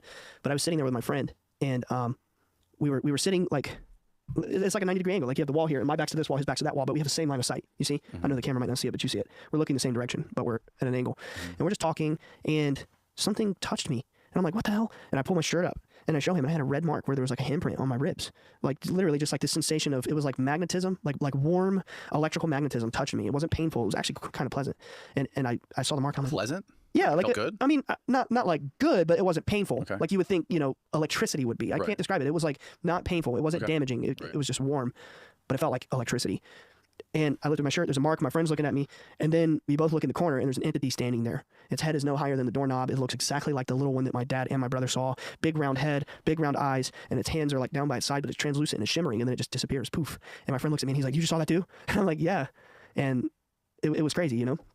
And there's a couple other instances where it's been like that, where I see it and then it's gone. There's one time where something touched me on the shoulder from behind, and I turned around and there was an orb, kind of like a glowing orb. I didn't see the entity that time. What that time when you felt it touch you and you looked behind you and it was a glowing orb? Where were you? Were you outside? Was it daytime, nighttime? I was just inside the house, like inside the house, in the kitchen. And there was an orb right behind you. It was in the kitchen. Yeah, and then the kitchen and into the not a formal dining room, but like a formal living room. It was weird. It's like the kitchen and the formal living room were together. So I'm in the kitchen. I turn around. It's over in the other room, but it's one big room. But and then there's a couple other times. My sister and actually all of my siblings. We've all seen entities like that. But it's never like Dad. With Dad, they get out and they have a message. You know, they have a whole thing. Could it be because the regression? I don't know. I don't know. I really don't know. Going back to your brother again, how often do you talk to him about all this stuff? Does he kind of like suppress it? Does he not like to talk about it? Does he like just like to forget about it and move on, or what's the deal? He used to be that way. Yeah, the first time we really had like an in-depth conversation about this stuff, other than the night that I first found out about it at 13 years old, it wasn't until I was 18 years old, 5 years later, when I finally had the courage to ask Chris Jr. about it. Because the vibe was like he didn't want to talk about it. He didn't want anything to do with it. If it came up, he got really upset and he would leave. You know. Plus, they put him on Discovery and made him look bad, so he was just done with it. And yeah. Now, today, there's not a day that goes by that he doesn't wear this hat. Really? Yep. He's my biggest ally. He's my biggest fan, my biggest supporter. He actually, it's so funny, man. I had to sign documents because my brother is so gutsy. He gets on with the History Channel, Beyond Skinwalker Ranch, right? And they're like all sponsored by Carhartt. So like we all got to wear Carhartt gear. I actually did film with them. It didn't make the cut, but I did a whole segment with them. And I had this jacket that had to be taped over because it wasn't Carhartt. But my brother, Chris Jr., said, I'm not taking off this hat. I'm going to wear this hat. That's awesome. That's it. It's just how it's going to be. Yeah. And they made me sign appearance releases, and then. Did they put it in there? Oh, it was blurred. It was blurred? Yeah. But I thought it was funny, man. It's like, I mean, it's a step, right? It's a step in the direction to get your symbol on TV, even if it's blurry. Well, you would think like your brother was there the day this all kicked off with your dad, like experienced that first day, that first night with your dad. You would think that he is just as tapped into this as your dad is. Does he still see this stuff as much as your dad does? Oh, he's very much tapped in now. Really? Yeah, that's what I was trying to get to. Is like, and did he ever have any of these other paranormal experiences, or did he ever witness the lady? No, not the lady. No, Okay. not only very few people have. I haven't. My dad has. His niece, my cousin, her daughter, because they were our next door neighbors living with our grandma at the time. My grandpa had passed, but they were like walking over to our house for some reason while we were all out of town, and they saw her in the yard. She just kind of zoomed up and zoomed away. She was like floating. She didn't say nothing? The lady? At that time? No, she didn't say anything. Okay. But it's actually funny because my dad had a voicemail from my cousin freaking out. Oh my God, Uncle Chris, I saw this lady with blonde hair and blue eyes. She was floating. She had a white dress. She was glowing. And I mean, that's not verbatim, but it's, the nut in the shell of how she was freaking out. And yeah, no, Chris Jr. actually has a unique ability in our family. He's the one that the orbs tend to come around in the daytime, like more than anyone. Dad makes special mention of that to me all the time. He's like, son, Chris Jr.'s got a gift. Killer they show up around in mustache, the daytime. bro. He's constantly, in our family group chat, we get orbs. Thanks, baby. I might see him somewhere and do a video, or Dad, he's always getting videos and he'll post them. Chris Jr. will send us orbs in the daytime. Whoa. Yeah. What's the closest you've ever seen one come? Me? Yeah. I fucked feet, up this thing. like me and you, maybe a little, maybe more like the wall. Really? Yeah. Yeah, like right over my head. Like that night that I was out there with your dad, a couple times there, I was like a shooting star above our heads, like maybe like 100 feet above us or something like that. It looked like a shooting star, it didn't look like an orb. Right. But I never saw something like just like floating around and moving. Oh, That yeah. close, at least. Yeah, I've seen that quite a few times. And like I said, entities like really close, like super close. Touch you and then poof, magic trick disappear. That's so wild, man. Yeah. And like another thing I don't really understand is the whole paranormal aspect to it. So there's a lot of different paranormal things that have happened inside your house that your dad or your mom talks about specifically. And I think your sister said that she experienced it too. If these things are good, why are they coming across like in these terrifying forms, like shadow figures or deep voices that are like, it seems like it's terrifying. Yeah, it does. But again, it's like funny. In the Bible, for example, anytime an angel appears, what's it say? Be not afraid, right? I think that there is a quality to nature that is unfathomable that we don't understand, but that does not equal evil or not good. It's like this great example that I've heard about nature is when a tree drops all the acorns, and some acorns are just not going to make it in the cycle of life. They're going to be snuffed out and they're not going to get to bloom into a tree. And it's just the way that it is. It doesn't mean that nature's evil. It doesn't mean that nature's cruel. It just means that there's an order to it that we don't quite understand. And I think that applies to the beings, It's like when you see a shark, it's my biggest fear. I just see a shark and it makes me feel weird. Like, True, I that's don't like true. sharks, man. And there's just some things you see and it gives you a gut reaction, but it doesn't mean it's evil. It's just a part of nature and it exists in its hierarchy. And it is what it is, But we just don't understand these beings. Anything we don't understand is going to be scary. But I can tell you their actions are very positive. I mean, it's in Dad's book. I know so Dad is very humble about these things, and he's never going to go into great detail about these things. But I feel like, he's my dad, so I just want to talk about the cool shit he's done. Yeah. You know what I mean? Of course. But like, there have been quite a few people who have come around and have experienced these entities. You call them whatever you want, beings, orbs, whatever, and miracles have occurred.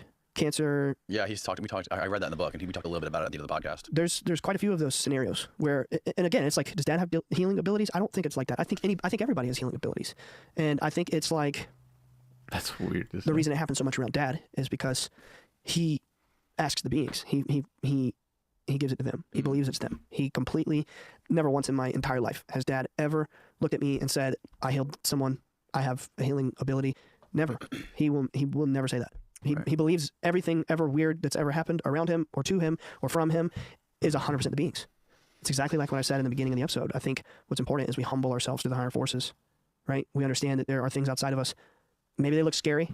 Maybe we don't understand them, but they're healing cancers and healing strokes and all kinds of other amazing things happening all around us, so much so that people from the CIA, from the NASA, the space industry, DOD, all these intelligence agencies are knocking on our door and saying, hey, what's going on here, right? It doesn't just happen all the time. What's going on here? Right. Like, what was that like when you were? How old were you when that first happened? it's funny because I'm actually the first one in the house who met anybody from NASA because Dad was away at work and I was home playing like Fallout 3 or something. Summer, you know, I distinctly remember. Yeah, I was home. It was summer, so I was just home during the day. I'm only 15 years old. I don't have a job, so I'm just like playing games, right? And yeah, there's a ring at the door. And it's Hal Povenmire. I know they talked about him quite a bit on your last session, but it was me who answered the door. And I just remember being like, oh, here we go, you know, because the documentary had already been filmed. I don't think it aired yet. We're having all these experiences. So I'm like, Mom, NASA's here, you know? And we, seriously. And call Dad, and I'm like, Dad, there's somebody from NASA here. And he's like, just entertain him until I get home. And the rest is history, you know? But this guy hopped in the car, drove 12 hours from Cape Canaveral just for a chat. And he was in our lives until the day he died, which I actually just listened to the episode. So I know he told that story, how he fell and hit his head and he had the coma. Same guy. How? Yeah. But until that day, he was intimately in our lives until he died. That day Hal showed up, how old were you? 15. Maybe 16. Do you remember specifically what he was saying and what he was asking? And why did he tell you he was there? And how did he find out about you? Yeah, so the funniest part is, and Dad would never tell this detail because he wasn't there. I was the one that answered the door. And I suspect he did this on purpose because he was a covert kind of individual. I think the idea was kind of look dumber than you are, you know, kind of put on a little bit of an act. And he was a little bit of a joker. He was really funny because he constantly would just crank out jokes. And they weren't like good ones either. Right. You know, he clearly had a persona. It was an act, I've come to understand. And he was a genius, but he kind of acted a little bit clueless. It was funny as fuck, man. And he opens, he rings the door and I answer. He says, fuck? Hello, is this the residence of Chris Beldsoe? And I said, do you mean Bledsoe? He said, yeah, Chris Beldsoe. And he's acting like he's looking at his paper, like he's trying to read the name. And I'm like, yes. And he shows me his lapel, and it's NASA. And he's like, well, I'm with the press corps for NASA. I drove 12 hours from Cape Canaveral. I really was just hoping to have a conversation with your dad. I just wanted to ask some questions and, you know, just things like that. And I don't remember in that moment what we talked about, but I know over the next many years what we talked about up until he died. I do know that he was at some point he was a CIA analyst. Really? Oh, yeah, dude. A lot of these people are double dipping. He was CIA and NASA? Yeah, at one point. Something he told my dad before he passed away. It was kind of like a confession, like, I don't have much longer. I want to tell you a little bit more about me before I'm gone kind of thing, you know? But he's a very cool guy. He was hilarious. He was so intelligent that he had 3 PhDs by the time he was like a teenager. Can you look him up, Steve? We could pull up his like Wikipedia and look at him. Yeah. So we can show people what this guy looks like. He was a really cool guy. He's one of the very like first people at NASA. I mean, he was an intern for Wernher von Braun. Really? Yeah. Yeah, that's him. Click his obituary. You might see us in it. You might. Oh wow! I know we were in his video, and he was a very kind soul. And you want to play his video? I swear we're in it. I could be remembering wrong, but I feel like I just recently watched it. And loving. No, we don't have. There's no audio here. Oh yeah. That's okay. I haven't routed it yet. That's okay. We can look at it. He was a funny dude. He was so intelligent. 1939 he was born. Holy smokes. Yeah, he was like one of the young interns when Wernher von Braun was. He would be like in the same room as him. That's how far back he goes. And then there's this individual named pull up his like Wikipedia or something and like read about his history at NASA or like what he did, what his accomplishments were. Does he have a Wikipedia? That book, UFOs and Alien Abduction Phenomenon, we're in it. Is that his book? Yeah. Wow. Yeah, we're actually in it. There's no like official sort of meaning of minor planet names. Meteoroid. Well, I can look up, and we can see a picture of him at least. Yeah, that's him. It's young Hal. Yeah. So he was a Yeah, there's nothing that, like there's nothing legit here. That, I swear you got to skip through the obituary, man, because I feel like we're in it. I could have sworn we are. I want to read some stuff like about like what he did. Well, yeah. So do you know Project Blue Book? Yeah, of course. He was like the right hand man of that. Alan J. Really? Yeah, Hynek. He worked with Hynek? He was like his protege. Oh wow. He was the guy that dropped in and did the debunking. So he shows up to our door, you know, reading. Is Chris Beldsoe here? He's playing us, you know. But over time, he's just fishing for information, trying to figure you guys out. Exactly, fishing for holes, and he couldn't find them. So he was there specifically to figure out if you guys were full of shit or not. Exactly. Right. Yeah, he was the guy they dropped in to find the holes in the story. And so he said, so you said he was visiting you guys for years after that. Until the day he died, he was supposed to be driving to our house to spend Thanksgiving with us, and he didn't show up, and we're like, oh well, you know, something must have come up. And then the next day we get a call from his wife Katie, and she said basically he fell and hit his head and he was in a coma. But he was like, we were expecting him at our house, you know. So and that's what did he say to you about this whole phenomenon? Well, he said more to my dad than he said to me. I mean, you know, I was younger. I think he let a lot more out to Dad, but he knew it was spiritual. He indicated to my dad that it may be his family. Yeah. The beings, the entities, you know. Now, here is something that I find particularly wild. But in about 2008 or 9, I would have been like 15 or 16 years old. Something he said to me and my family that for many years I've been paying attention to in my mind is that by the year 2025, the disclosure rollout would be on the table. all those years ago, 2008 or 2009. He said the government's disclosure plan is going to be out on the table by 2025, and this is what he's saying. He said, and we're going to do it through soft disclosure, meaning there's going to be like a steady drip of information so as to not shock people. It's going to be like little bits of information coming out over a long span of time. Right. But that we should know pretty much the majority of everything by 2025. He told me that when I was a kid. What do you think the disclosure is going to look like? Like, do you think that if there is government disclosure about this stuff, it's going to be 100% accurate? No, actually the opposite. How so? I think it's going to be more or less fear-based, more or less, militarized. You're seeing it now. They're jamming our space. They're jamming our radars. You've got congressional hearings where they're coming out and they're saying, I have a classified dossier that was handed to me by a superior, and I've heard stories of people getting harmed, and you've got like Mexican Congress coming out with a body saying there's eggs in it, and you got all this stuff. It's building this fantastic sci-fi story, right? But I think at the end of you think it's fear-based? Yeah, I think the general picture is to create this narrative that we are all tiny specks of pretty much nothing, and that there's no hope, there's no any inkling of spiritual evolution. And why do I think that? It's because it's what the lady told to my dad. It's in the book. It's in the regression. It's what she said. I mean, it's the message. She said that there is a force. She didn't say who. She said that there are people at the helm of humanity.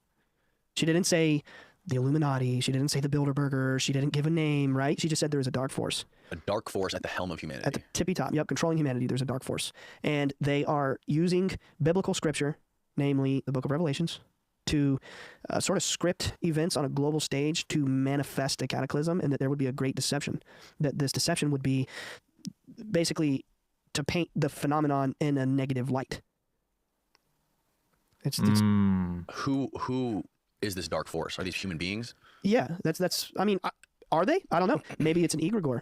A what? An egregore. The concept that, like, it's like the devil. It's like if enough people believe in something, it gives it power. It's like, right. Enough people believe in a specific concept. Oh, there you go. Yeah, perfect. Wow, you're awesome. Egregore. That's the first time I've ever heard that word. An egregore is an esoteric concept that refers to a non-physical entity that is created by a group of people. The term comes from the ancient Greek word egregoris, which means wakeful. Yeah, it's like the devil. Like, is there really a force that can oppose God? Keep scrolling. I love this. What is this? I don't think so. Scroll up a little bit more, Steve, where there were some photos on the top right. Yeah, click that picture of the brain. What is that?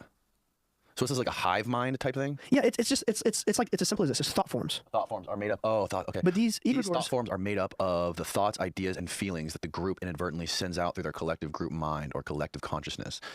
It is hard to create one on purpose because they are often unintentional. Interesting. Huh.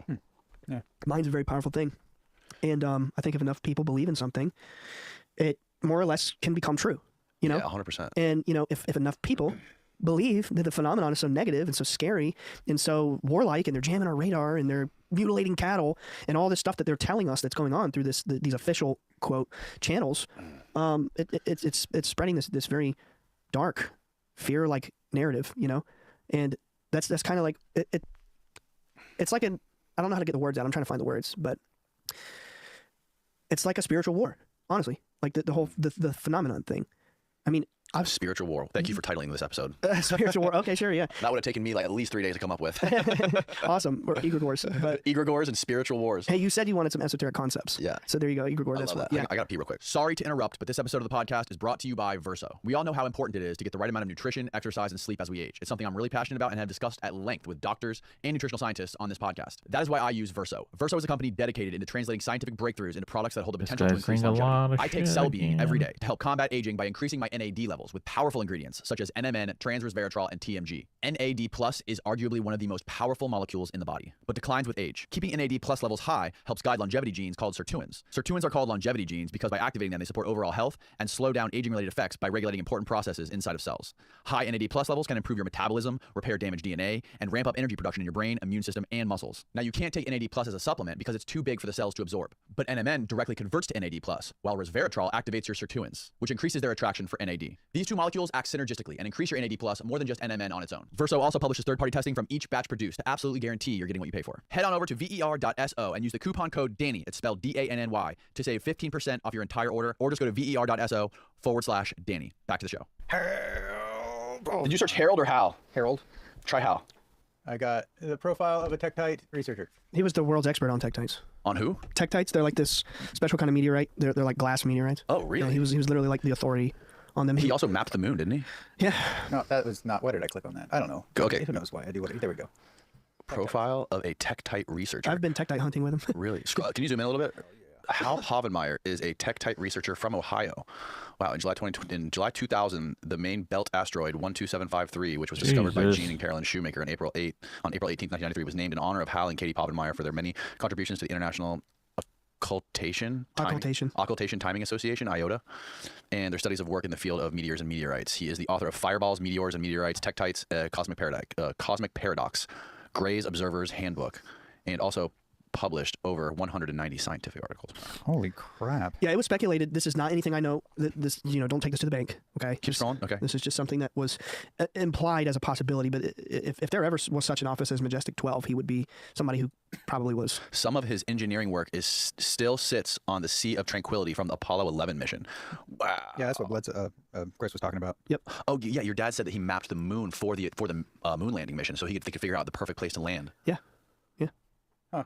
He was genius. He was so intelligent that he had to take medications to slow his brain down. I mean, there's a lot. Really? Yeah. To slow it down? God Yes. damn, I can't find enough medication to speed mine up. There's a lot of, when you start talking aerospace industry, you get a lot of very smart people. Yes, a lot of brainiacs. We're talking about genius mathematicians and astronomers and physicists and stuff. But although all planetary scientists are in agreement that tektites originated within the Earth-Moon system, there are two major theories as to their origin. The most popular, simplest, and widely accepted is that they are the result of a terrestrial impact caused by a comet or asteroid throwing material out into space and re-entering as tektites. Interesting. Oh, that's cool. There's a lot of mythology about tektites. They're also commonly known as moldavite. It's like a crystal, if you're into such a thing. And yeah, I love studying myths. I don't care what it is. Holy Grail, the Wishing Stone, whatever, Buddha, I don't care. And there's a lot of really cool, interesting mythology about moldavite potentially being one of the stones on the Holy Grail. Or moldavite? It's like the mineral name, I believe, of tektite. Oh, really? Yeah. Or it's a kind of tektite, rather. Wow. Dude, this guy sounds like he was fascinating. He was cool. Like I said, I mean, again, it's like you can't take this. I don't know this for a fact. It was implied to me that he. Oh, Jesus. He may have been a Majestic 12. What's that? It's like the original people who like basically ran the covert UFO program. The Majestic 12? Yeah, it's an idea. Again, who are some of the other people that were part of that? I don't know. Oh, nobody knows. I don't even know if he was. It's just it was indicated, But when you're talking in these covert, I mean, dude, I've been around people in the CIA and NASA and all these other agencies since I was like 15. I mean, you meet so many people, and this one says this one, and it's like I don't know. So okay. So who is the one that originally claimed that there was this shadowy sort of force at the top of society that wants to install fear through this disclosure process? The lady. The lady. The entity. Okay. Yes, she said it's a dark force. Now, whoever might be in charge of this disclosure, say there is some sort of government disclosure in the process right now, right? That's going to come out in the next few years, like looking back to 2014 when they started releasing those Navy videos and everything like that. 2017. So that was 2017? Yeah. Oh, yeah, okay. Anyways, so if that was like just dipping the toe in and saying like, we're going to do this over the next 10 years, who specifically would be behind that? And obviously there are people around you guys who you guys are talking to in intelligence or in the Department of Defense or in NASA, wherever it might be, all these crazy agencies who are openly talking to you that this is not the case. This is not reality. So there's obviously a split in government, right? Like there's a divide. Yeah. Multiple divides, actually. Do they acknowledge that to you? Oh, yeah. Yeah. And who do they say are the people who want to paint some sort of false dystopian, fearful narrative? It depends who you ask. If they're in the CIA, they might say it's NASA. If it's somebody's NASA, they might say if it's somebody in the Air Force, they might say somebody in the Navy. You don't really get a straight answer. It just depends who you're talking to. You see what I'm saying? Oh, yeah, I'm in the Air Force, but they're in the Navy. They're the bad guys. It's like there's splits within these factions. Well, you have CIA, but my CIA group is the good one, but their group is not the good one. There's compartmentalized fractures within these intelligence communities. And then you have groups like the Invisible College who are like, well, we have all these answers and we know it's spiritual, but we don't think people deserve to hear it, And then you have other groups that are like, we don't know how to tell it, but we want it to get out there, meaning like the entities, the beings, whatever. They want the truth of it out, but they're like, how do we do it? And then you have others who have bot armies and trolls, and they do like cyber stalking and harassing. And yeah, we just learned all about bot armies a couple weeks ago. Oh, really? Yeah. Yeah, it's a thing. And you have those factions who are like silence any sort of conversation about this that gets too close. Push all the conversation about whatever popular alien theory is being run now. Like you've got Pleiadians and Arcturans and all this. All that's okay, but then like harass the people and troll the people that are like Right. kind of close to the real thing. I've had a couple of death threats, things like that. It's complicated, man. Like when you're in the intelligence world, it's very gray. It's not like you see on TV where it's like we all are loyal to the same mission. Well, not really, because when you're talking like CIA or some compartmentalized intelligence program, they sometimes it could be because of blackmail they have on foreign nationals or international people, leaders, whatever thing, whatever information they have could make some of these people untouchable, and they can do whatever they want, and they can get away with whatever they want, and they're more or less above the law. So some of these people are rogues, and they just do whatever they want, harass whoever they want. They don't care. I've experienced that. And are some of these people that are involved in this, are they like private commercial aerospace people, or are they all in government? Like, do you get any people from like Lockheed Martin or any of those aerospace contractors? Yes, actually. I was asking my buddy the other day. I was wondering, like, we hear the stories about Men in Black. I wonder if the quote Men in Black, huge air quotes there, if those are actually like government agency people, or if they are private contractor people, like contractors, like aerospace contractors. Do they send people out there? Because those guys, obviously, like what's going on right now in the news is everything about these aerospace contractors keeping stuff secret and all these black budgets and everything like that. I'm wondering if they are the ones that are trying to intimidate and strong arm people into staying quiet. I mean, I couldn't know for sure. I have met more, like in the way you described, like I've met more people from these government agencies than I have met private contractors. Although ironically, just 2 or 3 days ago, I was hanging out with a very sweet guy from JPL, and he's a very nice guy. Yeah, I can tell you about it later. But oh, I think your dad was telling me about that. Yeah. I went and visited. But and I do want to reiterate, I'm not saying that all these people are bad. I'm not saying that. I'm saying some are good. There's no black and white. There's no rule book here for dealing with the intelligence world. It's nothing like you see on the movies, man. We think the Men in Black shows up with the sunshades and the suits and the ties. They're really nerds with khakis and polos. Really? Yeah. I just told you, 15 years old, playing Fallout, knock on the door. And it's NASA. That was how? Yeah, aerospace industry coming to question me and my family about UFOs. I mean, come on. Like, if there's ever a real Men in Black, I mean, I lived it. Right. I've met people who don't exist. Right, but I'm talking about like the people that tried just to intimidate you. Because your dad also mentioned that in his book, that there was people out there that like tried to intimidate you guys or scare at least your dad or your mom or someone. There was some sketchy shit that went down. Yeah, I didn't know. Did he say that on here? No, I think it was in the book. Oh, that did happen. I don't. Yeah, I mean, we definitely talked about it on air, but I also read, did I not hear it in the book? I'm not sure. I'm not sure what I should or could say there. Maybe it was over dinner. I don't know. It could have been, but yes, you are correct. And that's the whole point. Is it was not private content. It was people from an agency. And yeah, I don't like to give too much attention to that part of it, But it was basically like we could blow your brains out if you don't tell the story the way we want you to. Right. And then an orb appeared, scared the dude away, and he never came back. See ya. Oh my god. Yep. It appeared right behind him. He was on our property. Orb appeared, and never heard from him again. Wow, dude. So it's like I don't really care to give those kinds of people attention. I don't really think too much about them. Mm-hmm. What other kind of people showed up at your house besides Hal? You name an agency: Homeland Security, DIA, NRO. Dad told you about that one. Yeah, he told me all about the NRO. Yep. Air Force Intelligence, Army Intelligence, Naval Intelligence. I think I already said CIA. Obviously, I've met people from FBI. I've met virtually. They all just knock on your door unannounced. No, that's only happened unannounced only a few times. A lot of times it's like, hey, I'm coming through the area. Can I stop by? Sure, come on. Or get our number. Hey, so and so, introduce me to this guy who told me to get in touch with you. It's not always unannounced. Yeah. That was more or less a few times. But no, mostly it's just like, hey, we'd love to come visit. Yeah. Okay, come on in. Southern hospitality. You want coffee? You want tea? What do you want? Yeah. What do you do? And the CIA is knocking on your door. You're gonna say no and slam the door? Were you at the house when that guy Tim showed up? Really? Yep. It was in my bedroom where What? I helped him with the metal. Do you remember that story? Where he put the metals? Put it in both hands. Yeah, I was the one who helped him do that whole thing, where it was like one person at a time. Started with me. I held the metals first, and he explained to me. He had these charts where it was like basically showing that the isotopes of these metals were not from Earth. He was implying to me that this material did not come from Earth. It comes from somewhere very far away, and it's organic. He said it's alive, like it's some sort of living sentient material. And he just explained how he was able to sort of like replicate this material. And he made like $1 billion patents being able to replicate this material by the very cutting edge experimental technologies like hip replacement, bone replacement type stuff, because it's organic, right? So he figured out how to not reject the bone material. It's like if you just put a metal implant in your hip, your body's gonna reject it. He figured out how to make it merge because it was organic. And he figured out I can't remember what the material was. I mean, I'm not a scientist, and he explained this to me quite a while ago, but it was like you create it in zero gravity conditions and it creates some new bond or I don't know. He explained all this to you. Yeah, but I'm not a scientist, you know what I mean? So like I don't know how to convey it properly, but yeah, so he put it in my hand and he was like, just kind of pay attention, tell me if you notice anything, if you notice any sensations or any feelings or thoughts. I was like, okay. He put the other piece in my other hand and it felt like static going through me, like, whoa, but it wasn't painful. It was like when the entity touched me, it was pleasant and I felt this energy and I'm like, oh my God, I feel electricity. Yeah. And he goes, okay, let's get the next one. And we went, my brothers, my sister, my mom, and then my dad, in whatever order. But we did dad last, and then you heard the story with dad. It was so powerful. I mean, I sat right there and I watched. The muscles in his arms were convulsing. I mean, this energy was so prevalent from this material. He was shaking and his vision blacked out.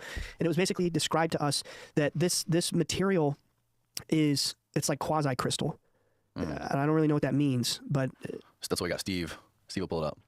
But he basically said that the fact that we had a reaction from this material in the first place was evidence to him. It was a way for these covert programs to, you know, you say you're seeing an entity and then you touch this stuff and you feel nothing whatsoever, you're lying. Really? So it's like a lie detector test. Well, no, it's more so like it's reacting with your energy because you've been in the presence of an interdimensional entity. You see what I'm saying? Like Yeah. that's what he told us. Like if you have some sort of vibration going on yes, inside you. yes, because you've been altered because you've been in the presence of an interdimensional entity. So he knew that we were telling the truth because we all felt this energy. And ironically, I had just started dating my wife at the time.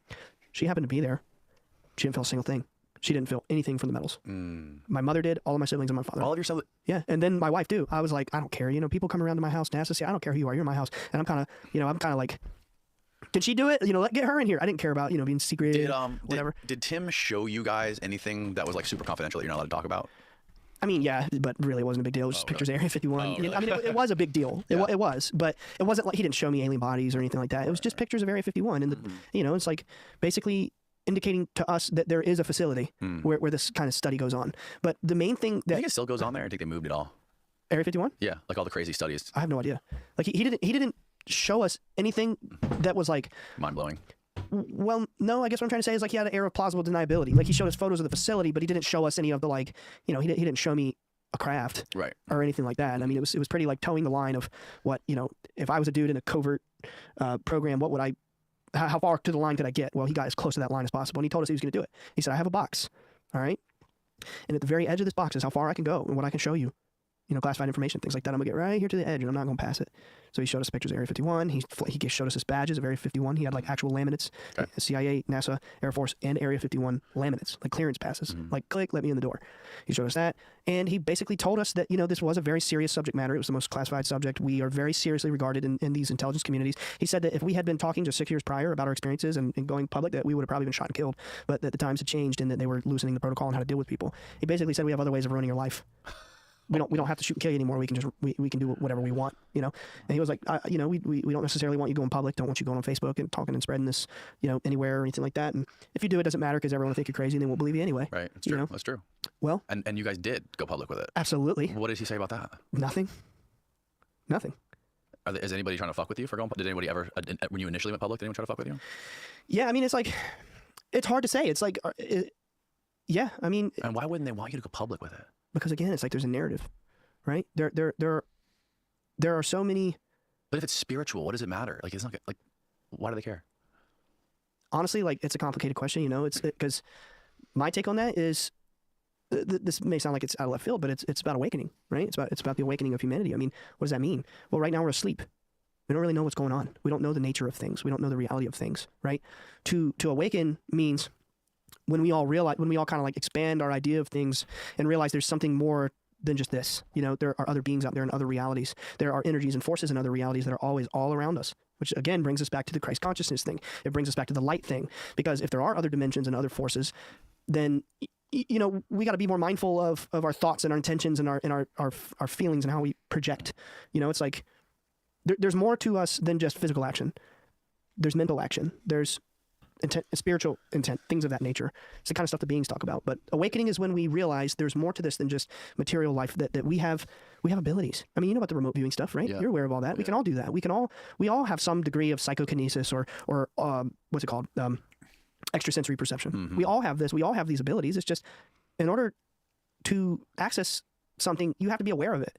Right? You have to be aware that you have these abilities. You have to be aware that you are a higher consciousness. That's what Diana talked about Diana Pasulka talks about in her new book. When I read that, she was going deep into how I don't think she gave up his name in the new book yet. Maybe she did, but she keeps Tim pseudonymous in both of her books, I believe, and she talks about how Tim has some sort of like daily ritual protocol he does to keep himself in tune with this extrasensory thing, whatever it is. Like if we are some sort of biological antenna that can access some sort of doorway to extra perception, he has a thing he does every morning where he like drinks water and meditates and whatever. No coffee is part of his protocol. No coffee. No coffee. Yeah. Sunlight. You know what he told my dad? No. Get into Kundalini yoga.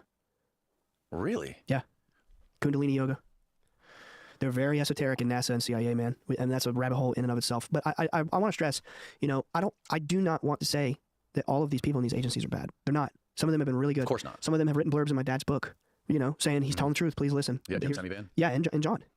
Alexander. Oh, John Alexander. Yeah. Yep. And some of them, and Hal, you know, he may have debunked us at first, tried to. Hal did? He tried to. Hal Pottmeyer. Hal Pottmeyer. He may have tried to, you know, they do have a job. But at the end of the day, some of these people have been very kind and very generous and trying to ensure that we feel heard and feel understood. You know, it's like, not all of these people in these programs are bad. I do believe it tends to be like Stranger Things season 4. This is my favorite example where you have this whole you have this scenario where like 11 losers are Mojo, and you got one element of the government trying to kill her, and then you got the other element trying to like get her Mojo back and put her out there to do her thing. It's like that. It's like some of them are bad, some of them are good. It's the way it is. You know. But you asked, why don't they want this out if it's a spiritual thing? Because those bad elements, whoever they are, tend to be more powerful and have more reach, right? They don't want us to awaken. No, they want to keep us. Yeah, they want to keep us asleep on our daily routines. They want us waking up. They want us dumb and sick and hooked into the pharmaceutical culture. Yeah, watching TV, eating the crappy food, just doing everything we can to be sick and dumb and as low vibrational as possible. They don't want us to awaken. Why would they want that? Yeah, no, it makes sense. I just wonder why these people like Tim and people close to you who are showing this to you are telling you not to say anything publicly. What the just hell? boggles my mind. Maybe because it's real. Yeah, but if they're not a part of that negative force, why do they want to keep it a secret? I don't know if he is or isn't. I don't know. They never told me. I don't know. I just know based on people's actions, you know, and if they've helped us or not. And I'm not here to say this one's good, this one's bad. I just know that, you know, like there have been a few. I will say Jim Semivan, CIA, his title is Directorate of Clandestine Affairs, you know? Yeah, pull up Jim Semivan's bio on there. This guy never, ever has he said, don't go speak publicly. Don't go tell your story. It's actually been the opposite. You need to write a book. You need to go tell your story. You need to talk. There are some people in the government who truly, despite how they may look or how they may appear or who they know or whatever, it doesn't matter. All I know is how they've been to us. And they have been, you need to go shout your story at the rooftop. It's time to tell it. Forget what all these haters say. It doesn't matter. Go tell your story. He's one of them. Hal is one of them. Colonel Alexander, one of them. Go tell your story. Go tell your story. You know, so like, I don't know. That's pretty, I don't know, you know, I can't say who's good or bad. I'm just telling you what happened, right? I'm telling you the facts of how the cards have fallen. So that's my experience. This whole protocol of trying to like tune your body into this extra sense or whatever it might be, isn't that like getting into the idea of Rosicrucianism? I think I saw it. Did I say it right? Rosicrucians. Rosicrucians, yeah. Yeah, more or less, yeah. And it seems like that might be something that you may not want to do. Like being tapped into this, as fantastic as it sounds and as crazy as your dad's story is, it could be something that would be too much for a lot of people. Being able to witness some of this stuff or being tapped into something that you aren't ready for. Yeah. But on the other hand, it's like, How much have you looked into Rosicrucianism? Quite a bit, actually. Really? Yeah. I love it. And okay, what is the Semivan's bio? There we go. No, it's a okay. So here's an official publisher. Oh, Jim retired. Okay, he retired in 2007 after a 25-year career in Central Intelligence Agency's National Clandestine Service. Yeah, my friend Mad Dog Jim Lawler was telling me about him, saying that they worked together at the same time. At the time of his retirement, he was a member of the CIA's Senior Intelligence Service. Jim served multiple overseas and domestic tours, along with senior management positions in the CIA headquarters. He is the recipient of the agency's Career Intelligence Medal. Dude, he like wrote the handbook of following protocol. Yeah, literally. Yeah. So he's a part of the To the Stars thing. Yeah. He would be in our yard taking calls from Tom when they were starting it up. It was the funniest thing. What was the deal with? I don't want to get too off track, but what was the deal with the whole To the Stars thing? I don't know. I don't know that much. Yeah, I don't know either. The only one of them that I ever met personally was Jim. Yeah. And you know, like I want to stress, like I can't vouch for what other people say and think and believe. All I can vouch for is how they've treated us, right? So I don't know. You asked like, are the good ones or the bad ones, or you know, this, that, or the other. Yeah. Those are the few that I've always been like, go, keep telling your story, keep telling your story. But yeah, Rosicrucians, that's an interesting subject. So, do you you've got steam in you? Got what? You got some steam in you to hit another tangent real quick on Rosicrucians? Oh hell yeah. Okay. I got all the steam. I got steam all day, baby. This is gonna be a shift. Okay. So here I am, 18 years old. My dad sees the lady, right? At this time, I'm like we discussed earlier in the episode, you know, I'm open-minded to what's out there. I'm like, knowing that it's not all contained in the Bible, but I still feel that attachment. Like, I'm not really ready to look at other things yet. I don't know how to explain it. Like, I still was kind of sucked into that one track train of thought, that one track being Christianity, right? So my dad comes home one day, or rather I come home, right? Because I'm at college and I'm talking to my dad, and he starts telling me, son, I saw this lady, and you know, grazing over the details because I talked about some of the things she said already, but grazing over that, just, you know, how he first told it to me. He said, I saw this lady and she said this, that, and the other. And she said that she goes by Hathor, but that throughout time and across many cultures, she was known by many names. And she, you know, she had the dress. She had it glowed, it like twinkled like stars. It's like this white gown that it was like it had stars all over it, right? Well, you can look up ancient depictions of Hathor, and she was depicted this way with the bull. Is symbolism, right? It's like, do you remember she appeared first as a bull, right? In the story? the bull. Yeah, there was the bull first, then her. Right. And I think he said it was like similar to the Lady of Guadalupe. Yeah, many names. But you look at depictions of Hathor. Hathor. Yeah, it's this Egyptian deity, and she was depicted as a bull. And she had this dress that was like the twinkling stars, and it's the notion that she was like the divine mother of the cosmos, nourishing with her udders. The cow, the bull symbolism. She was she fed the cosmos with her milk. It was the symbolism, right? But she said, I go by many other names. Oh, look at that one. So can you imagine how I felt at 18 years old with my dad telling me this stuff? No, I can't. Being a Pentecostal, I'm like, what the hell? I've never heard of Hathor. And then he said that this being, the lady, she said that Amun-Ra is the hidden one. That's all she said. No, Amun-Ra is the hidden one. Yeah. What does that mean? I don't know. But the point is, I spent a lot of time after that studying Egyptian mystery schools, which led me to Rosicrucianism, Hermeticism, Gnosticism, just wisdom traditions in general, And a fascinating tidbit of information is that, like, at one point in human history, when Egypt was the dominant civilization, you had all these different secret mystery schools. And I can't remember the year, but it was the Pharaoh Thutmose III who was so enamored by these mystery schools that he united them all into one school.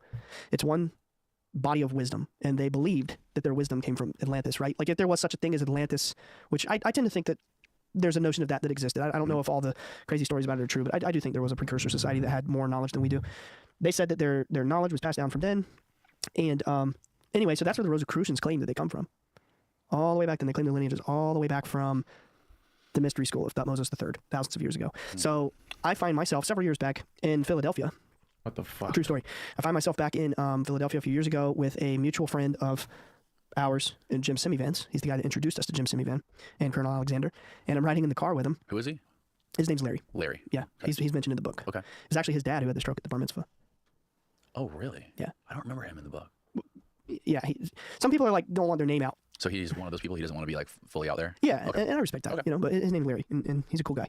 But he starts like, what do you guys think about Rosicrucianism? Talking to me about it. What do you think about Rosicrucianism? I'm like, I don't know. I don't really know what that is, What do you think about Rosicrucianism? And he starts telling me about, what they're into, and Rudolf Steiner and this kind of stuff. And next thing you know, he's like introducing me to Dr. Gilbert, who's this really cool guy out in Nashville, North Carolina, who's like he's like a Rosicrucian, but he also has like kind of like his own mystery school. And next thing you know, he's like getting me in touch with him and kind of getting me to study with him. I didn't study much with him. I went on out on my own, and I started to have these dreams about the phenomenon. I started to have dreams around that time of like seeing hieroglyphs and seeing glowing symbols on tablets and hieroglyphics, and seeing when I met this gentleman who was the Rosicrucian who like started me onto learning this stuff. Is this Larry? No, the guy that Larry introduced me to. Okay, Yeah, Dr. Robert Gilbert. Okay. And he said the word neter. He believed in us. He believed in Dad. He was like, this stuff all checks out with like Rosicrucianism and what these mystery schools teach, what you guys are experiencing. It's all here. And you dive into their texts, and it's like since ancient times, all of these societies have known that there is a goddess, there is a female force, there is a feminine layer to the divine reality that has been suppressed. But these mystery schools, they're all about it. They're all about, it's like the Da Vinci Code. The Da Vinci Code is all about it. I just bring that up because we just did an episode on my podcast about Da Vinci Code. But oh, did you? Yeah, it's like this popular.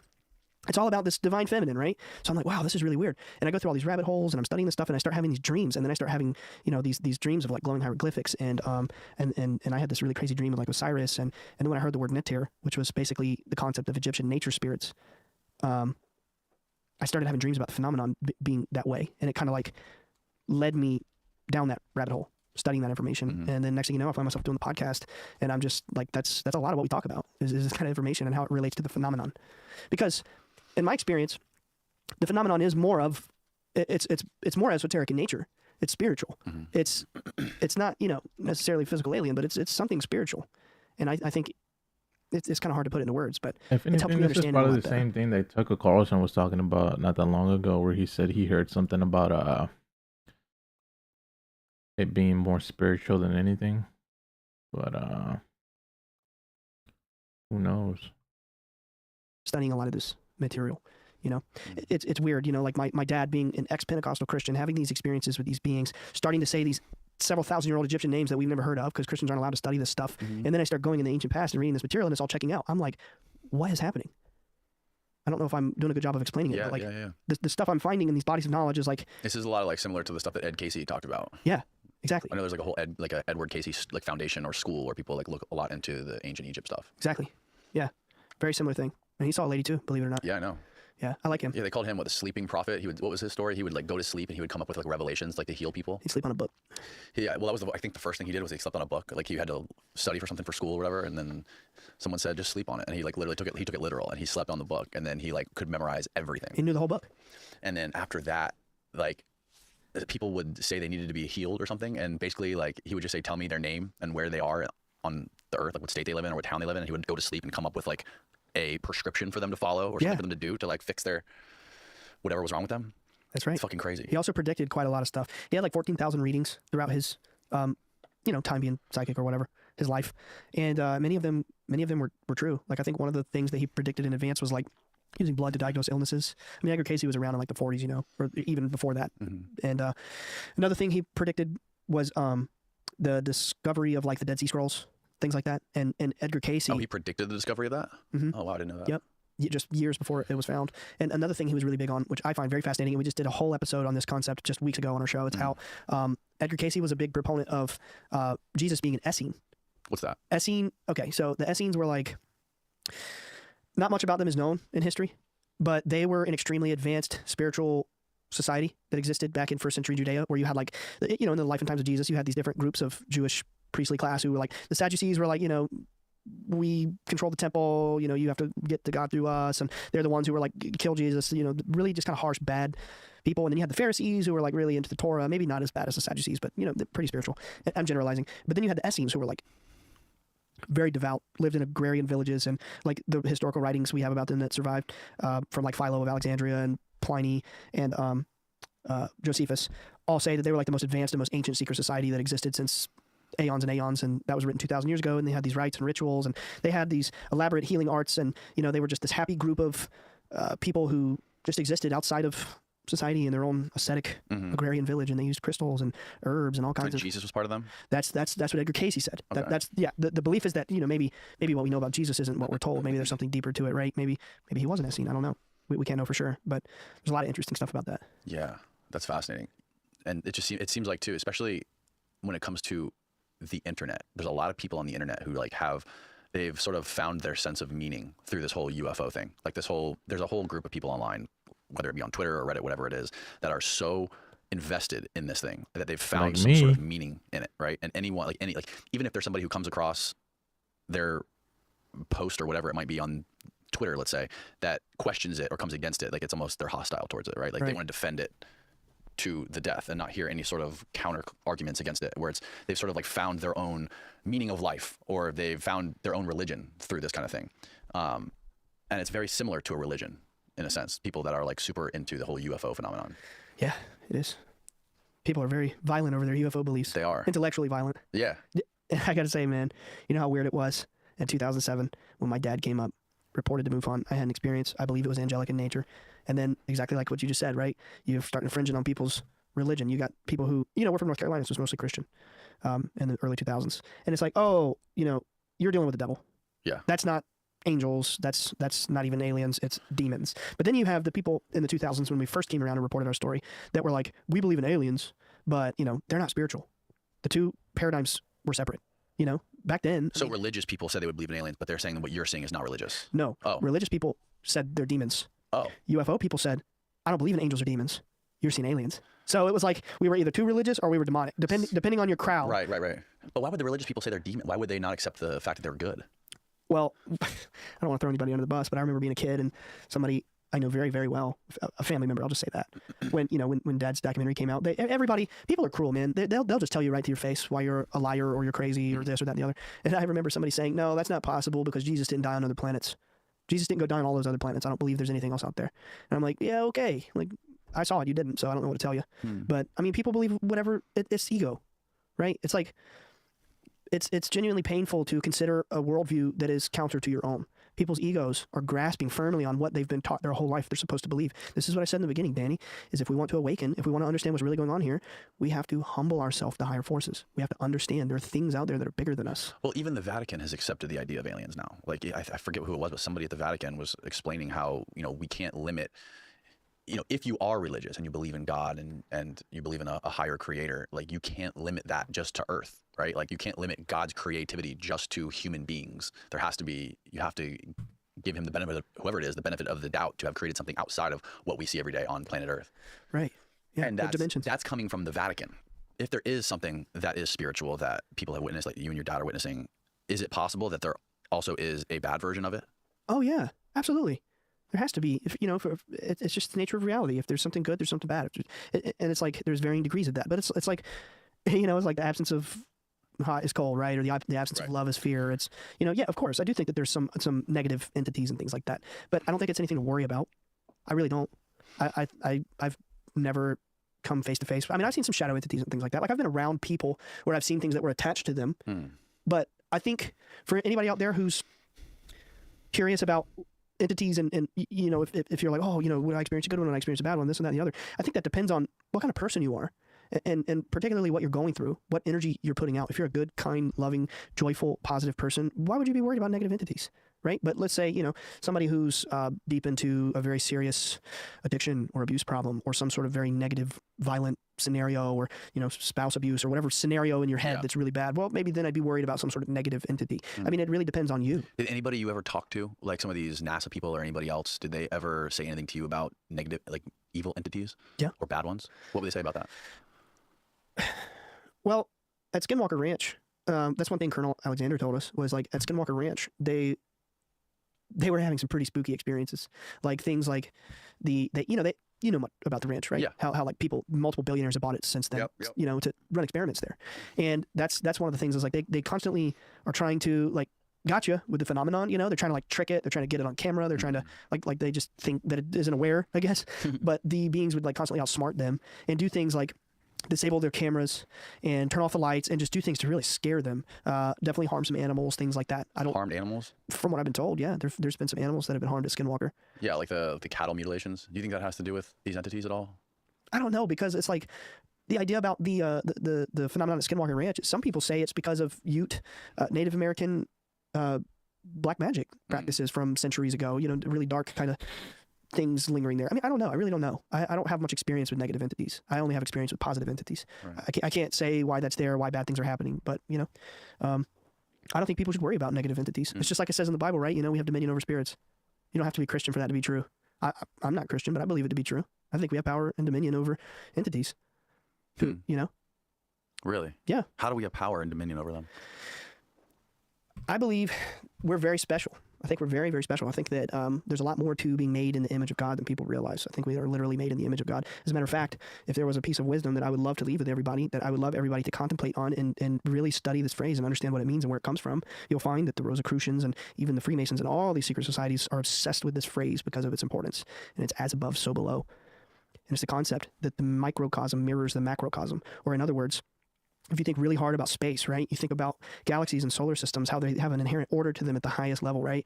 But then you think really small and you think about the cells in your body and the atoms. They have a similar order at every plane of reality, higher and lower on this infinite sliding scale, on this Fibonacci scale, so to speak, right? The spiral pattern. It's fractal. Reality is constantly fractal, all the way up and all the way down. And I believe that is true in every dimension and in every plane. And I do believe that we are fractals of God, that we are all infinite sparks of God. It's like the ancient Hindus said, it's Indra's net, right? You have this one original consciousness and it's personified, or not personified, but shown as this net, and then you have a drop of dew on every intersection of the net, and the sun is shining on the water, and that sun is equally reflecting off every piece of dew. That's me and you. That's all of our consciousness reflecting. There's only one light, right? It's God. It's the mind. It's the universe, whatever. You call it whatever you want to call it. We said this in the beginning. It doesn't really matter so much how you believe it. Reality is reality. You can kick and scream about my God's better than yours all day, but something's up there. I tend to think this is how it works. It doesn't care what you think. It doesn't care what you believe. It cares how you are. Cares how you vibrate. Cares how you act. Right. What you put out into the world. But anyway, so yeah, so I believe that I think that we are reflections. I think the material world is only a mere reflection of the higher eternal world. Another example of this, Plato, most famous philosopher of all time, he had a whole story about it called the Allegory of the Cave. Yep. He's like, imagine you're in a cave and the sun is shining in the cave. The sun represents the eternal reality. It's invisible, so to speak, but also like it's kind of the source of light. It's symbolized by the sun. It's shining into the cave. Me and you are in the cave. We see the shadows on the wall. Me and you, we live here in the cave, symbolizing, material reality. We think the shadows are the real thing, but really it's out there in another dimension or outside of the cave, right? And it's like you have all these different stories around the world basically saying like, this is the illusion. There is something real. There's something else. There's something else that's not the illusion. We are in the illusion. Or as the Hindus would say, we are all in the dream of Brahma. We're in the mind of God. Or as the Hermetists and the Rosicrucians would say, the universe is simply the mind of God, and we're each a thought in it. We're okay. So the question is, why do we have dominion over spirits? Because of that. Because we are a piece of the Creator. We are linked to the mind of God through our mind because we are a piece of that mind, right? Yeah. No, that makes sense. That's why we have ESP. That's why we have psychic abilities. That's why healings and miracles occur, because we are divine. I believe we're divine. I think we all are. I think that's the truth about all of it, all religious myth, all the wisdom traditions, and every bit of it. I think that we are all special fractal pieces of, you could say, the God mind or whatever you want to call it. Doesn't matter. Doesn't really matter. What do you think would happen if like this information came out that like this is a spiritual thing and like everything that you're saying? Imagine the government came out and said everything that you and your dad are saying. Like, this is what it is. It is what it is. We're not gonna. It's not beings from another universe that are going to try to control us or anything like that. This is just a good thing. It's divine, and let society run with it. What do you think would happen? Do you think what would the effect be? I think that is going to happen, but it's not going to be because the government came out with it. I think it's going to be different than that. I see it going down in my head as the entities sort of allowing themselves to be seen more and more by the masses. As it's like this, okay? So the whole population is 100%, right? That's obvious. Just say the entire population is 100, but maybe 10%. No, they have the knowing. They believe. They understand, right? The beings, or you could say God or whoever. I mean, God is in charge of everything. Again, it's like, doesn't really matter how people. It exists, whether we like it or not. Right. It just is. Right. And God is the origin of everything. At the bottom of the UFO rabbit hole is only God, right? Because God created everything. People can say, "Oh, I don't believe in God." That's fine. You don't have to, but it's just the way it is. It's just there, So let's say only 10% of people are aware. The beings cannot infringe on people's free will. We have to awaken on our own. Right. So as more and more people become aware and they begin to raise the understanding, the collective consciousness, the collective, you could say vibration. I really like that word. Some people think it's woo-woo. I don't Collective care. vibration? Yeah. No, I think it's consciousness, a real thing. whatever. Yeah. It's absolutely a real thing. As that increases, I believe that the sightings will increase. Like literally, like what you've seen, like the sightings of the entities. As the awareness increases, the sightings are going to increase. Yeah. Like a very basic example is I've never seen any of these things before, right? Until I went out to the beach with your dad, right? But I've also never stared at the sky for 2 hours. Right. I've never looked for it. I've never really tried to look for it. And that was the first time. Was it because your dad was there, or was it because I stared at the sky for 2 hours? I don't know. I've never stared at the sky for 2 hours before. But there's a third element there. Your awareness of why you're looking at the sky. There's a lot of people who just look at the sky and they don't see it. Maybe they're just looking through a telescope at the moon. Right. We were looking for that. We were looking for the orbs. Exactly. Your awareness. You're connected through the mind. Right. But isn't it true that like, no matter what it is, if you look for something hard enough and long enough, you will find it. You'll find what you're looking for. Is there a little bit of that in there? What, like with the beings? I mean, yeah. Like if you really want to see them, I really want to see them. I want to believe them. I want them to be there. Like, is there something that happens in the mind? Yeah, I've met a lot of people who are like that. I mean, just for context, I mean, like I said, I'm 30. This started when I was 13. I've met hundreds of people who've come to the property or met them online or whatever. If we're counting online, if we're counting everybody I've ever interacted with, it's got to be at least 1,000. It's a lot. We would have people camping in our yard when I was a teenager. And I say all this to say, of all the people I've met, there have been many who I've met were just like, you're UFO fanatic. Like, I want to see something. And they don't see, because it's like, well, maybe you're trying a little too hard. Maybe you don't have the right intention. Maybe you don't have the right attitude. It's threading a needle with this thing. You really have to go out there with an open mind. And again, I keep saying this for the listener. You have to humble yourself to higher forces. In order to see these things, you have to go out there and you have to allow yourself to say, if it be your will, show me. Going out there saying, I'm going to see a UFO, I'm going to see this, I'm going to see that. Well, I've met a lot of people who never see anything. They think they've got it all figured out and it's back to square one. There are some people who have come to our property many times, never seen one thing, period. And they're the biggest UFO fans in the world. Yeah. Why didn't they see it? I don't know. Maybe they're not looking for the right thing. There's also another element to it is how it's so elusive. Yeah. The elusive element builds more interest in it. The fact that these things, whether they be orbs or flying saucers or Tic Tacs, they live on the edge of our ability to understand them and observe them, right? It's so rare to see one. And if it did become something that was just all the time and you could see them, I often wonder if we would care so much about them, if they were ubiquitous. If something is just there all the time, it's not as interesting. Like if a UFO landed on the White House lawn tomorrow, it's like, oh wow, it'd be all over the newspaper, people would talk about it. But maybe after that, it would just be like, okay, what's the next news story? We would try to find the next thing beyond that, right? We would try to find the next thing that we don't see. What's the next mystery we need to figure out? Like that's how the human mind works. Yeah. No, that's a good point. But I think that's probably true. But then I also think there's another layer to that, which I do think will happen. Like I genuinely think this is going to play out, and that we're going to. I think we're on the positive timeline. If such a thing exists with timelines and things like that, I think we're on the positive one. I think there's a lot of doom and gloom out in the news and the media, but it's all just smoke. It's smoke. They're just blowing smoke. It's like the lady said, this dark force trying to, make it look like it's the end of the world, but it's an act, and it can only go on so long. And yes, real tragedies are happening. Yes, real people are suffering. But the whole point is that I believe that is it's manufactured by anyway. So my point is, I do think we're on the good timeline. I do think in our lifetime, it's going to play out where the masses will come around to this. Again, like it's what I was saying earlier, like as the awareness, let's say we're at 10% or whatever of the total population, they're awake. Awake meaning they know. They've seen the beings, they know, or maybe they haven't seen them, but they just know, right? As that grows, I think the sightings will grow. And I think we're going to hit a critical mass where it's going to go somewhere above 50%, where it's like it's not really an issue of free will anymore, because when the majority of the population believes, well, okay, well, we can show up. You guys you're okay with it. They're not going to just infringe on the world. People always ask, they're like, well, why don't they just show up for the masses and say, we're here, we're real? They can't do that. It's infringing on free will, right? But again, so we're going to hit that point, I think. And I think that when we hit that point, we're going to hit this mass shift in consciousness where we start having leaps and bounds, quantum leaps and bounds in our understanding of reality, consciousness, the mysteries of life after death, technology. I think everything is going to change. I think we're going to very quickly shift into a much better place because our understanding of everything is going to shift. First things first, they're going to do away with the agenda of all of this scientific crap that is trying to paint this picture that we're just nothing special. It's only Darwinian evolution or only Big Bang. All this indication there is no spiritual phenomenon. I think that's going to fade away. We're gonna take this old news and we're gonna stop caring about it. I think it needs to stop being taught. I think the truth, I think the reality is somewhere in the middle. I think it's evolution, but I think it's through intelligence, right? I don't think it's Darwinian evolution. I think it's more so like what the Rosicrucians, and the wisdom traditions teach, that it's like God is evolving us, right? But in reality, it's like it's not just physical and biological evolution, it's the evolution of consciousness. The fact that the human body and any sort of biological life evolves is only a reflection of the evolving consciousness, right? So over time, our consciousness is evolving, and therefore, we're evolving too. The scientists are like, oh, it's Darwinian this and that, and it's evolution. That's a tiny little piece. They're looking in the corner of the room. They're not looking at the whole picture. It's consciousness evolution.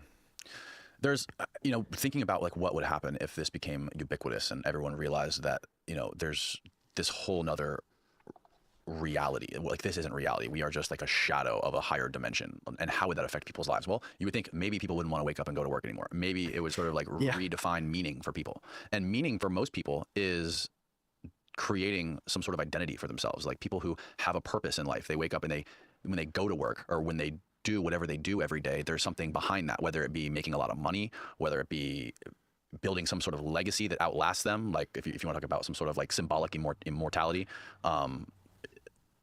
that is very much tied to innovation and like humans building things and evolving things. Like when you talk about automobiles or AI or whatever it might be, we human beings are at the foundational level. We create new shit, and that's like what we do best. And that is what runs the entire world. That's what runs the global economy, is building and creating and manufacturing and all this stuff. And the core drive for all that is money, legacy, symbolic immortality. There's so many things that are just like at the core of human existence. And if you change that from the bottom level, saying that this is not reality, we are a shadow of some higher reality and spirit, and you get into all this, esotericism, and you're changing what it means to be a human in our reality. What is that going to do to the fabric of society and the way the world operates? Like we're no longer going to be a society or a culture that wants to make stuff or that cares about money. I don't think so, right? I think we create because we're a reflection of the creator, right? And I think if we existed in a society where we weren't designed, not by, nature, but by the power structures, to just be dumb, loyal workers, if that form of society went away, that meaning what it is now, we're all supposed to go to school, memorize our answers for the test, and then go out and then go to college, and then get a job, and we're dumb workers. Yeah, and again, a lot of the things that define who we are and what we do is very much related to the fact that we don't live forever. Yeah. Right. That we're going to die eventually, and we have to do as much as we can while we're still alive. Yeah, but I think if this form of society went away, and like I think I know of a handful of technologies just from a couple of chats with like CIA officers and NASA and aerospace and people like that. I know we have very advanced technologies. Obviously. And I know a couple of things. Not even anything that would blow your mind. But the point is, I know that there is advanced technology. I know it, and I feel like that there have to be technologies that could change the very fabric of technology, like energy. I know they have some advanced energy systems. Time travel was indicated, although I haven't seen any evidence of that, but it was indicated. Extreme hologram kind of stuff. High-tech batteries. I mean, you name it. There are advanced technologies. I think that there are ways that they could just create some sort of baseline level of wealth and security where, it's like if we didn't have to worry so hard about survival and bills and taxes and we could just kind of like exist in a peaceful society, that I think we would want to create. That's the thing, though. You say, like, clearly we have some crazy high-tech shit that people don't know about. Yeah, with the military and stuff. With the military, right. And that's the thing. Like, how advanced, and is it advanced enough, or could there be some sort of enlightenment that's going to stop us from being these territorial apes that we are? Like right now, the world is based off nations that want to compete for power, right? And the more they want more people, they want more money, they want more military might, more guns. That's what the world is. That's what everything is based on. Like our entire GDP is based on war, is based on military contractors, and that's what runs the world. So is there something technologically advanced, something that's so crazy that it's going to change all that? It's hard for me to wrap my mind around that. I think it exists. I do. I don't know that for sure, but I know that the beings told my dad that that it was written many thousands of years ago about the light winning, and that it's already happened. It was just playing out. And I do think that we're going to be the generation that gets to see the great unveiling of the mysteries of what it all means. Why are we here? Life after death, God, these beings. What is our place in the universe? I think we're going to know those things, and I think that when we do know those things, everything is going to change. I think that like you said, will there be some form of enlightenment? I do. I think it's happening now. I think it's happening right now with just an example of that is me and you talking, or anybody talking about this, and that's just going to spread and spread and spread, and more people are going to talk about it. And like we said, the more people are aware of this, the more people are going to see it. I know this. Talk about since I was a kid being studied by the Department of Defense, because these things are happening at such a strange intensity. Like I've seen things that mortals should not see. I've seen very weird shit. You know what I mean? And what I know, something that I cannot be convinced otherwise, especially recently with stuff happening, more and more people are starting to see these things. Just for example, Dad and I, and just my family, we've had a lot of people out to the property to Skywatch. You should come, by the way. You should come visit. Love to. You should come visit. Like maybe after the holidays or whenever you get a chance. But we've had a lot of people come to our house over the years, and a lot of people have seen this phenomenon. And despite that, up until recently, Dad never had a mass. I say mass, when I say mass, people might think thousands or millions. I don't mean that much. But like the biggest group that Dad had been with present that had a sighting with him was like maybe 20. And then a couple months ago, after he published his book back in like February, and then the documentary came out in like August, and then I think it was like September or something, he went and did a like a book signing kind of thing at a place in North Carolina, and there were 50 to 70 people there, and they put a microphone to my dad, and they're like, oh, we're gonna do a Skywatch led by you, and he wasn't prepared for this, and he did it. And I mean, I wasn't there, but I know there were 50 to 70 people there, and they all saw, and it's like, oh my God, something's happening. This is a pretty big crowd, and it's like. Then, after that, Dad and I were like, you know what? We could do something with this. And we had the wild idea, like, why don't we try to take this out into the world? We put the videos up, and, we've invited History Channel to our property to study us and get sightings on their AI cameras and all that, and, have let people come to our property. And now we've been at other places with large crowds and seen it. Why don't we try something different? Why don't we try to organize some sort of public event where we can try to show as many people as possible? So I was like, Dad, I'll just put it out on Instagram. We'll invite the whole world. Anybody who wants to come, show up at this day, this time. We're going to be here. We're going to Skywatch, and we're going to see what we're going to see. And Dad was like, I don't know if I'm comfortable with that. Let's make it smaller first, and we'll work our way up. So we ended up with like 11 people. But the point is, it was our first time doing this, and we went out to the beach, at Wrightsville Beach, North Carolina. We had a crowd with us at an agreed upon spot and time. We've never done this before. We went out and we said, okay, we're going to meet in a public location off of our property with the express intention of having sightings. And we had crazy sightings, like crazy, like stuff flying over our head, and it looked like the sky was looked like the stars were just shooting all around in every direction. And crazy stuff. I did an episode of my podcast about that night, but something's happening. There's some sort of, just based on my lifelong experience with these beings, there is a notion I'm understanding that it's growing. It's growing and growing. The awareness of this, the sightings, and like not only is it growing around us, but then like the awareness of it is growing. And look at you, dude. You just had Dad on, and I mean that right there is awareness. Like whether people believe it or not, it doesn't matter. They've heard it, right? And Dad just did the History Channel thing, and then there's some sort of awareness that is growing, and I think it's going to just keep growing and growing and growing and growing. Well, going back to what you were saying about some of the people telling you not to talk about this stuff, right? Some of the people that you originally met with saying, don't talk about this stuff publicly, it won't be good. We used to have to kill you a couple of years ago, but now we don't have to do that anymore because we have easier ways. It's easier for us to ruin your life now. Yeah, that's exactly why I do it. So that kind of goes back to like, if this is something that could upset the balance of global power, it's interesting that you just said the DOD and the CIA are the people most interested in it, because this is potentially something that could render them obsolete. Yeah, exactly. That was something that was told to me by Jim Semivan. He was like, well, I can't remember exactly what I asked him. This was several years ago, probably like 2016 or something like that. And we were at that Mutual Friends in Pennsylvania. I asked him a question. I was like, why don't you just come out and say it, man? Like, cut the crap. I've always kind of had a funny way with these people. I don't really honor sensibilities, and I just, I say what I want to say. Like, you've investigated me, I feel like I have the right to ask questions, respectfully. For sure. And I press and I press and I press. And it was funny. One time, actually, I asked him, I was like, is there such thing as like the Illuminati or the shadow government? I said shadow government. I was like, is that real? And he got this big grin, and he was like, I might have brushed shoulders with it. But anyway, so yeah, I said something like, why don't you just come out with it? Why the secrecy? And he goes, well, you have to imagine that there would be a lot of people pretty upset that if they found out how we've been kind of hiding it the whole time, and if they found out the nature of it, and we would most likely lose our continuity of power in the public image, or the image of the continuity of power. Yeah. They can't come out and be like, sorry, my bad, we've killed people over this, we've silenced them, we've abused people, here's why we did it, I hope you forget. They're not going to do that. They're like, please, go tell it for us. Yeah, that's a big can of worms. They don't want people to, they don't want people approaching the phenomenon. They don't want, exactly, it's a big can of worms. They don't want people interfacing with this. They don't want people out there looking up at the sky, connecting with it. They don't want people to connect with it at all. There's that recent bill that was passed, that whistleblower amendment. I forget, I think it was the Schumer amendment, and the Whistleblower Act was passed as a part of it. Basically, it was like whistleblower protection for people that wanted to come out and talk from private military contractors like Raytheon or Northrop Grumman or Lockheed, or whatever it was. And I think Grush was protected by that Whistleblower Act, and now they're trying to reverse it and they're trying to get rid of it. And two of the congressmen that are pushing to get it kiboshed are guys that are paid for, that are like very much lobbied by Lockheed, and one of the guys is like right near Wright-Patterson Air Force Base. So it seems like what the consensus is that some of these big private aerospace companies or defense companies are trying to keep this stuff secret, and they've been doing business with the government for a long time, and there's a lot of secrets. And it seems like some of these private companies have way more control than they should have, and they're obviously, these senators and congressmen are in their pockets. Yeah. And that has a lot to do with secrecy. I think they're the ones that are pushing for it more, so they can make more money and they can protect all those budgets and militarize. Yeah. Yeah. You ask, you're like, who's the dark force?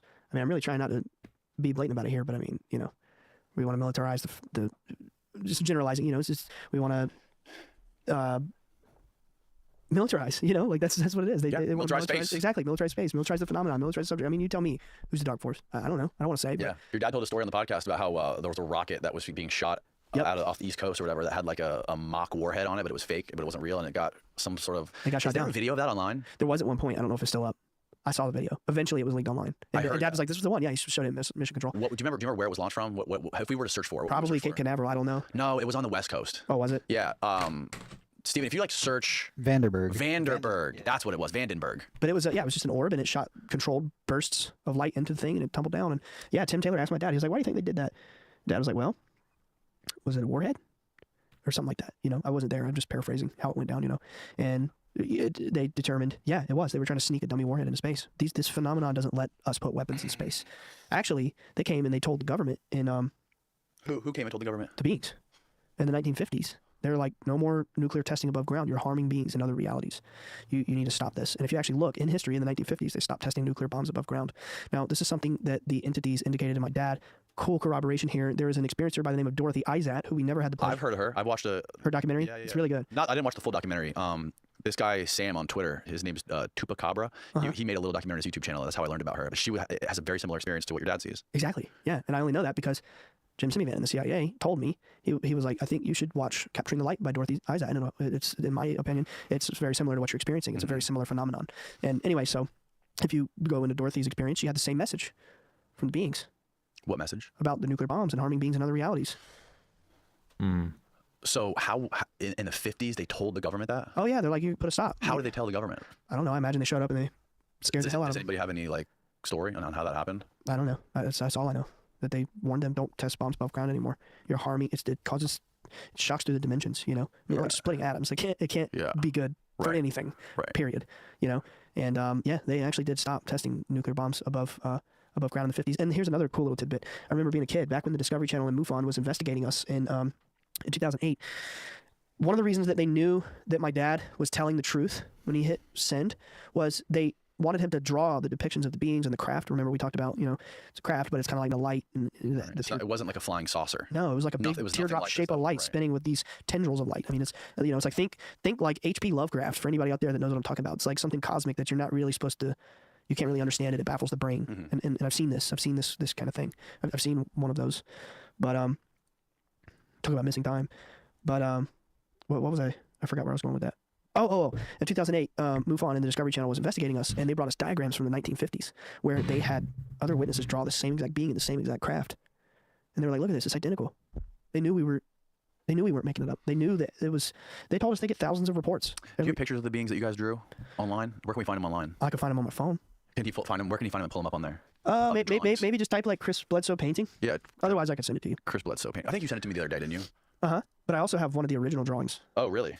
Google. That's the lady. Yeah, that's painted by Doug Ald. There's Dad with the brain scan. There's my dad's painting on the left. There's that.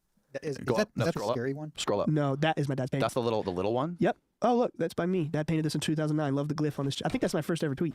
Really? Yeah, I think so. Is this the scary one that was hidden in the closet? I don't know about the closet, but What one was in the closet? I don't remember one in the closet. I remember the scary 7-footer that was outside the window. No. Like Chris said, he painted the creature, and his wife said it was so scary, get it out and put it in storage. That was the 7-foot. Yeah, it's the other one. This is the one that my brother saw in the woods, that I saw in my room, and it was translucent With the mechanical eyes. Yep, and that Dad saw. See the triangle on his chest, and that Dad saw in the backyard, and it was like, you don't understand. We're not here to hurt you. We're here to help you. I got a question. Yes, sir. Are these things able to change the way they appear to you? Yes. And if so, could they make themselves more pleasing than this scary little glowing being with red eyes? Perhaps like a beautiful blonde-haired, blue-eyed woman with a white dress. Yeah, I think so. You think they're the same thing? I think they're generally. I mean, they all come from the same place. Yeah, I think they can appear in a variety of ways. You think so? Okay, so the consensus is that these little beings and the big, tall 7-foot ones and the lady are sort of like the same thing, just like shape-shifting into different forms. I don't think it's quite like that. I think it's more so like, how can I say this? Well, it's like at the Vatican, they have this whole 9 orders of angels thing, right? Yeah. I think it's closer to that. That there's a hierarchy of existence throughout reality or realities. This is what Jim Simivan actually told me. He said that this is what Diana writes about in her book too. I haven't read it. The new one. I wouldn't know, but that's cool. But yeah, so Jim told me. That's the 7-foot one that he said had like human-ish eyes. Yeah, and eventually. So it did have a pupil. It had a pupil and white around it. And then eventually they removed their appearance and they were just light. But I wonder if they're making themselves look like that on purpose. Like if they could look like so. anything else. Yeah. Like back in medieval times, maybe they made themselves look different. Yeah. Well, like we only understand angels to be how they look because of all the Renaissance era paintings and stuff, with the Roman armor and the wings, and I don't know. You've got people over in Ireland talking about elves and fairies coming out of mounds, and I mean, throughout different cultures, you have so many different descriptions. I think it's all the same thing. But have you ever heard of the guy? I had a kid in here, not kid. He's probably my age.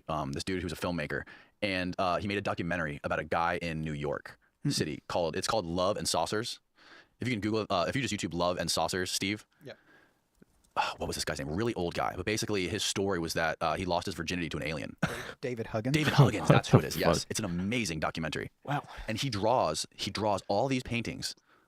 And he tells this incredible story of how he had sex with this female alien and she had babies. Yeah. Let's play the teaser. If you just type in Love and Saucers trailer. That's crazy. Okay. It is real. I mean, it's a very well done documentary. I believe this guy is genuine. I don't believe he's telling a story. I don't think he's making this up because there you go. David Huggins. Right, Shout out to David. Shout out to him. He fucked an alien. Why did these beings choose me? There is an orange yellowish light comes on. David is looking at the light and doesn't hurt his eyes. He is aware of the beings. They are standing over him. They are touching his body. My name is David Huggins. I'm 72 years old, and I live in Hoboken, New Jersey. I was living a perfectly normal life until I started remembering things. It was just like image upon image upon image. They wouldn't stop. I was so scared. The eyes were just glowing straight toward me, and we floated up to some type of craft. I said, "You hurt me, you hurt me." No, no, no, no, no, no, no, no, no. This is a woman I never told you. He got raped by aliens. When I was 17, I lost my virginity to a female extraterrestrial. That's all I can say about it. Uh-huh. Virginity lost. He clearly doesn't understand. Don't kiss and tell. I mean, could you imagine, like, if I was the extraterrestrial that came down Right? and had this encounter with him, I'd be like, dude, you're painting me. Uh-huh. I mean, you know, That's like, why she stopped talking to him. it's got to be. Yeah, but apparently he has little babies that he got to meet. Whoa. A crazy documentary, man. I highly recommend it. It's really good. Wow. Wow. Hoboken, New Jersey. That's where Julian is. We gotta. Oh my God. We need to get him out of there. What is he smoking? We gotta get Julian out ASAP, bro. Well, dude, thank you so much for coming on and hanging out and telling the story. It is so perplexing, man. Especially the fact that I witnessed it and I got it on video with your dad is something that I can't explain and I haven't been able to figure out. I definitely want to go out there and try to do it again, though. Yeah. Well, I mean, yeah, just I think the best thing would be sometime in the coming months, just come out and visit, you know? I just think generally, like, for you as a person, man, to have your own experience that's really meaningful and impactful, just come out and visit, you know? And just no pressure, and we'll just hang out and have a good time and, you know, see some crazy stuff. Yeah, I'm going to. Tell people where they can follow your podcast and all your social media stuff, so we can link it. We'll link it down below in the description. Thank you. It's Bledsoe Said So. Pretty much everywhere, Twitter, Instagram, BledsoeSaidSo.com is probably the easiest way to find all of our socials there. And this is going to be way out of left field, but my co-host of Bledsoe Said So, Nick, and I actually do have a heavy metal band called Twice Born. Check us out. Twice Born. Twice Shit, Born. we got to listen to some of that. Twice Born. Yeah. All right, cool. Well, guess what? We're going to end this podcast and we're going to talk about some other shit, your heavy metal and some other stuff. Oh, sweet. For a couple more minutes, 10 more minutes. And if you want to watch that, go to the Patreon linked below. Peace. That was a weird way to end that.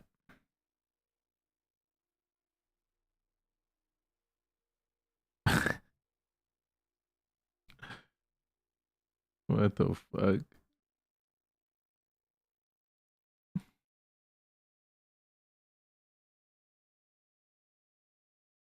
I can't stop watching this shit.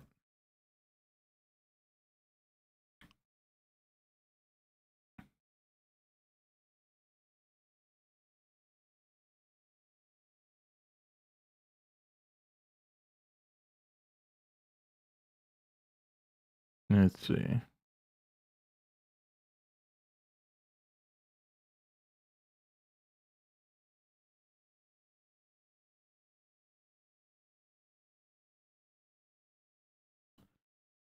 Former CIA super spy explains UFOs. Hello, world. Today we're back with one of my favorite guests of all time, Andrew Bustamante. Andrew is a former CIA intelligence officer and Air Force combat veteran who spent 7 years in the CIA as a clandestine operative. He has circled the globe gathering intelligence for the United States government, living in disguise and serving in the shadows. Today, Andrew teaches international espionage tactics that benefit everyday life. On this podcast, Andrew talks about the secrets once reserved for the world's most elite intelligence service officers, which are designed to challenge conventional thinking by improving cognitive performance, logical reasoning, and emotional intelligence. Without further ado, please welcome Andrew Bustamante.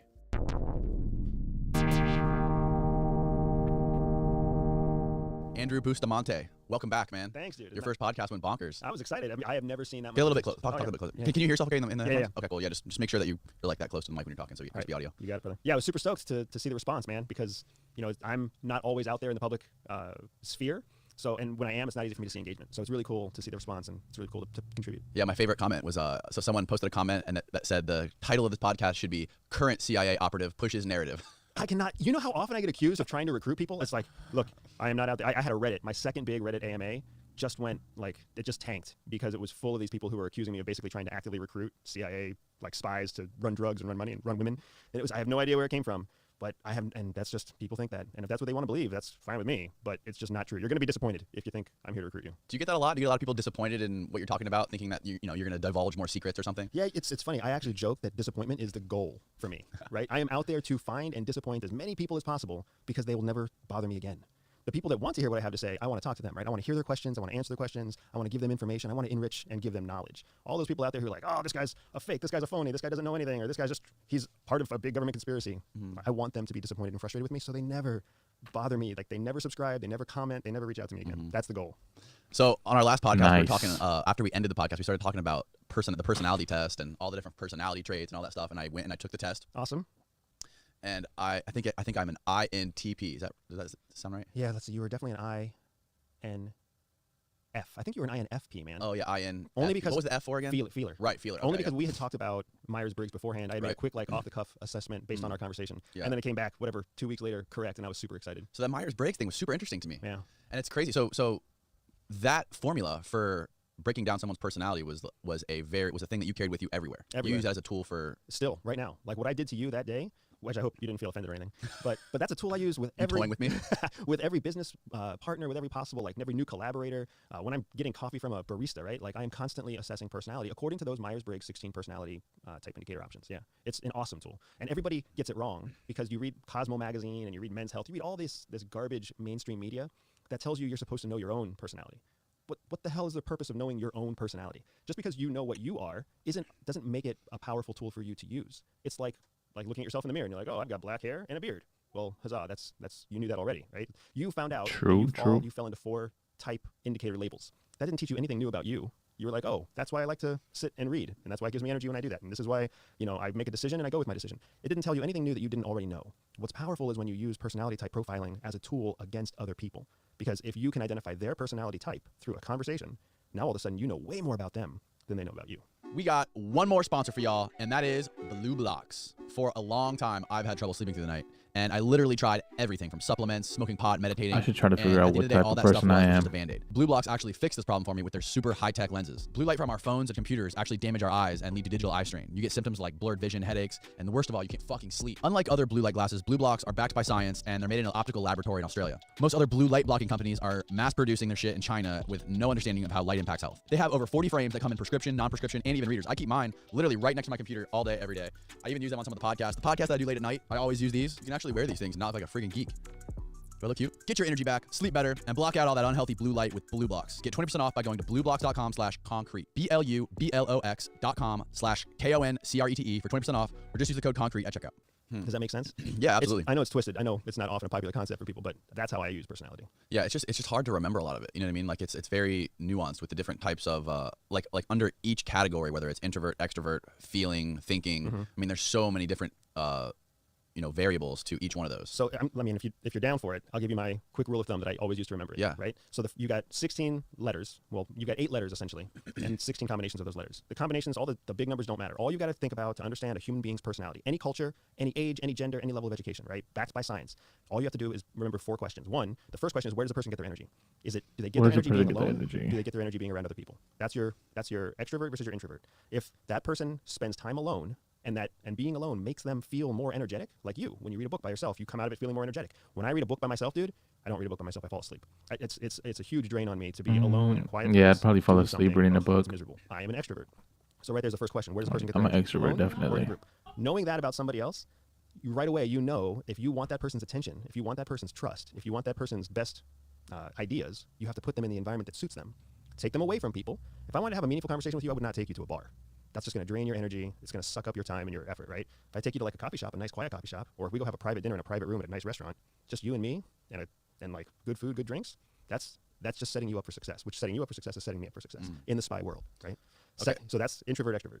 Make sense? Yeah. Before we move on to the next one, how do you tell after just meeting somebody whether they're an introvert or an extrovert? So you can watch their cues as they spend time with you, but the real benefit, the real advantage is asking them questions about what you know is extrovert and introvert behavior. Like I asked you questions that day. I was like, oh, what do you do when you have free time? And you're like, oh, I just love to sit on the sofa and just hang out. I like to read. I'll watch a movie. Like I like my me time. My wife likes her me time too, right? Everybody who is an introvert will have a concept and some definition of their me time, right? My escape room, my she shed, my me time. People who are extroverts, you will never hear me talk about me time. Be like, what do you like to do when it's fun? I was, I like to go out to the beach with some friends. I like to go on a boat. I like to go have some adventure. Like we always talk about adventure. I have a good buddy of mine who's still at the agency, and we used to just text each other on the weekends when we were single, be like, we need to go on an adventure. I'm bored. Like we need to go do something. And sometimes it was stupid stuff like mountain biking through Gettysburg in the snow, but it was something that we would do together because we could, and we didn't want to be alone because it just drains us of energy. How do you do on long road trips by yourself? I don't. It's miserable. I love them. I have a good buddy of mine who's a sales coach in the area, and he runs his primary business is running ATM machines. And all he does is drive around Florida, restocking ATM machines, right? And then he coaches people on how to run their own business and how to sell the same way he basically sells his ATM machines. He spends like 6 hours a day in the car, 6 days a week. and loves it. Every time I talk to him, I'm like, that sounds like torture. I have to go to Miami in like 3 weeks. I am seriously considering flying to Miami just because I don't want to sit in the car for 3.5 hours by myself listening to an audiobook. Dude, I absolutely love road trips alone. If I didn't do, like, if I could choose any other profession, I think I would choose being a truck driver. Wow. One of those big sleepers in the back, going across the country. It's a big part of why I left the Air Force, too. When I started flying, I realized how similar flying was to driving. Because you're just burning holes in the sky. All those pilots out there, those Air Force pilots, even if they're in like an F-16, they go on like a 7-hour sortie alone in a cockpit, just like you're alone behind a wheel, just driving, just flying, right? That just sounded miserable to me. That's so wild. That's so wild. People can feel I'm so lost. different. Where the fuck did I come and from? that's what's so powerful about it, man. Very few people stop to reflect on what brings me energy. We're all too tied up in what does society expect. So there's specific questions you can ask to figure out definitively what type of person that is. It's not necessarily specific questions as much as it's, you're targeting specific areas with the questions you're asking, right? What do you like to do in your free time is one of those questions. What do you remember as a kid really liking? Right? If you talk to somebody like, oh, I used to love drawing as a kid, boom, there's somebody who is probably an introvert. I used to love reading. I used to love watching movies. I used to love playing by myself. And then you're going to have those kids who are like, oh, I love playing soccer. Oh, I love going to the playground. I love school. Most of the people who say they love school because of the social aspect of school, right? They don't say they love school because they love their geometry teacher. They love hanging out with their friends. And basically a bus delivers them to a social outlet, and then a bus delivers them home at the end of the day. It's a good deal for an extrovert. Right. Okay. What's the next part of it? All right. So then you go from your extrovert, your introvert, your E, your I, and you go into your intuitor or your sensor, your N and your S. All that means is do you take data that has math behind it? Like, do you use your sensory organs, your 5 senses, to collect data, or do you just use your intuition to collect data? So sensor, S, uses the 5 senses to collect data. Intuitor uses intuition to collect data. So if I believe something, I believe it when I see it. I believe it when I taste it. I believe it when I smell it, right? That's a sensor. I believe it because I believe it. That's an intuitor. So if somebody who's an S, you're going to have to prove it to them by showing them, letting them touch it, whatever, right? If it's an intuitor, all it has to do is make sense to them logically in their own mind, in their own belief set, and they're going to believe it, right? Intuitors are the reason that religions exist, right? Because what is faith? What is Islam? What is Christianity? What is Buddhism? Right. I believe it is true. That's just intuition. That's just you believing something. Nobody can prove it. You can't touch it, taste it, feel it, whatever, right? Even when you feel like you're being moved by the Holy Spirit, or when you feel like, you have been touched by enlightenment, it's just intuition. It's something that you can't describe. So when you talk to somebody and you hear them like reference data through their senses, I went to this place, the lights were low, the walls had this cool yellow glow, right? The music was the perfect level. It was great sounding. They're describing their environment. They're describing data through their 5 senses. But when you go somewhere and they're like, oh, I felt like $1 million. They treated me so good. I can't wait to go back there again, right? Now that's somebody who's just talking through their own interpretation, their own intuition about what they experienced there. Okay. So that's the same thing. When you and I were talking, I didn't hear you say anything about, like, I complimented your audio, I complimented your video setup, and all this stuff that had to do with 5 senses, and you were unenthused to talk about any of those things, right? But when we started talking about personality, you just lit right up. You're like, oh, that's so interesting. Just because you had intuitive cogs in your head just spinning. And that's what a lot of folks are. A lot of folks are intuitors. It's hard sometimes to find sensors. Interesting. Yeah. My wife, who is my total opposite, is a sensor. I get excited about stuff just because it's exciting to me. Right. And then trying to convince her to get excited, it's like pulling teeth. It's insane, dude. It's like, oh, I got this great idea, babe. We're going to go do this with the kids on the weekend. It's going to be sweet. And she's like, well, what are we going to do when we get there? How are we going to get there? What are the kids going to wear? What's the weather supposed to look like? What are we going to eat on the way there? What's the plan for lunch when we get there? And I'm like, I don't have any of that. We're going to the beach. Let's just go. It's going to be sweet. Yeah. How could it not be sweet? Yeah. So that's the difference between an intuitor and a sensor. Okay. So how do they interpret data? Your second question, right? First one, where do they get their energy? Second one, how do they interpret data? Got it. Okay. Your third one, if you want to move on to the third, Yep. your feeler, right, versus your perceiver. Your F versus your P. Feelers the question here is, how do they make their decisions? Feelers make their decision based on their gut. My gut tells me to do this. My gut tells me to do that. That is my feeling. This is right. This is wrong. It's how it feels to me, right? Perceivers are perceiving the best decision based on what's available to them, based on either intuition or sensory data, right? So both are looking back at their previous, the data piece, and then they're using that data to make a decision. But what decision are they making? Right? Feelers make their gut decisions. Perceivers make a decision based off of what they think is their processing, their analytical reasoning of the data. Okay. Right? Like that beach example, for me, I wanted to go to the beach with my kids because it's going to be freaking sick. That's just me being a perceiver based on my intuition. Every other time I've gone to the beach, it's been a lot of fun. I think it's going to be fun this time. I'm a P. Let's go. My wife, who's a feeler, her gut instinct is like, I don't think this feels right. And then she leans back on being an S, and she's like, how's it going to look? How's it going to feel? How's it going to touch? Like, where are we going to eat? And all of a sudden, it all falls apart. So wow, and maybe it's not as simple as I promised you it would be. After no, it makes perfect sense. No, I get it. Especially the test took me like 2 hours to do. Yeah, it sucks to go through it sometimes, and that's a big part of the reason why people don't get a really accurate representation, because you take these tests online or you take a test in a magazine. It's got like 11 questions. That doesn't tell you anything. Like, to really take a proper Myers-Briggs exam, an actual eval, psycho eval, It takes hundreds of questions, and questions have to be like cross-referenced, whether automatically or by a professional. The thing is, I feel like I can be both on both sides of those things. Like sometimes I'm a feeler and sometimes I'm more analytical, and sometimes I combine the two. Like if I'm really thinking about a critical thing I need answered, or I'm trying to make a critical decision on something, I use my gut and I use my analytical evaluating tools. Yeah, absolutely. You can, right? Because this is what's powerful about personality. Personality does not tell you what you're limited to. Personality tells you what you default to, right? So it's like when you're having a good day, when you're in your zone, and you have all the resources you can imagine. You got a good night's rest, you got a good meal, you feel good, you've got like all the computers are running and they're all running at top speed, right? You can use everything. You can use your analytical side, your feeling side, you can use your sensory side, you can use your perception side, you can use historical evidence. You can fight off the urge to take a nap if you're by yourself. I mean, I can go for a long drive. I can fight off the urge to sleep. But that's not what personality is. Personality is, what is your default? When all the resources are taken away and thrown out the window, when you're under pressure, when you're under stress, when you are under rested, what's left? What are you going to do by default? That is your Myers-Briggs personality. Okay. That's why it's so powerful for spies. That's why it's so powerful in espionage. Espionage is a stressful, resource-draining activity. Like if you and I are meeting, you and I met today at 11. If this was a spy operation, I would have left to meet with you at 11. I would have been on the road since like 6 a.m. I would have done a full surveillance detection route to make sure that nobody was following me. I would have had to stop 2 or 3 different places to get different items to bring with me to today's meeting so that I was never caught with all of the items at the same time if I would have been under surveillance earlier in the op. You see what I'm saying? So I would have been draining resources for the last 5 hours in preparation to sit with you where you're coming in the door fresh. And then after we do our spy thing, right, I would go on another multi-mode, multi-hour SDR to make sure that I didn't pick up surveillance after meeting with you on my way back to wherever my own personal headquarters is. Jeez. Like hours of draining resource. And that's when I'm meeting with you and you don't know that I'm a spy. Right. Once you start giving me secrets and we're both in this together, you got just as much stress, more, because you're not trained like I am, right? And that's what's so crazy to me about when you're doing this in the field in real life. There are some incredibly powerful people out there that you would never guess have the energy, the resilience, the creativity, the intelligence, the capacity to cope with the stress that they have. And they are honestly like putting themselves on the front line of danger, giving us secrets about, you name the hostile threat, whether it's terrorists, whether it's Russia, whether it's China, whether it's whatever, right? Drug dealers and cartels. People can manage that stress because the 4 code default personality This is so indicators that interesting they have, to hear. when all their resources are drained, they have the capacity because they have the right 4 letters at the bottom to commit espionage. Wow. Yeah, man, it's powerful.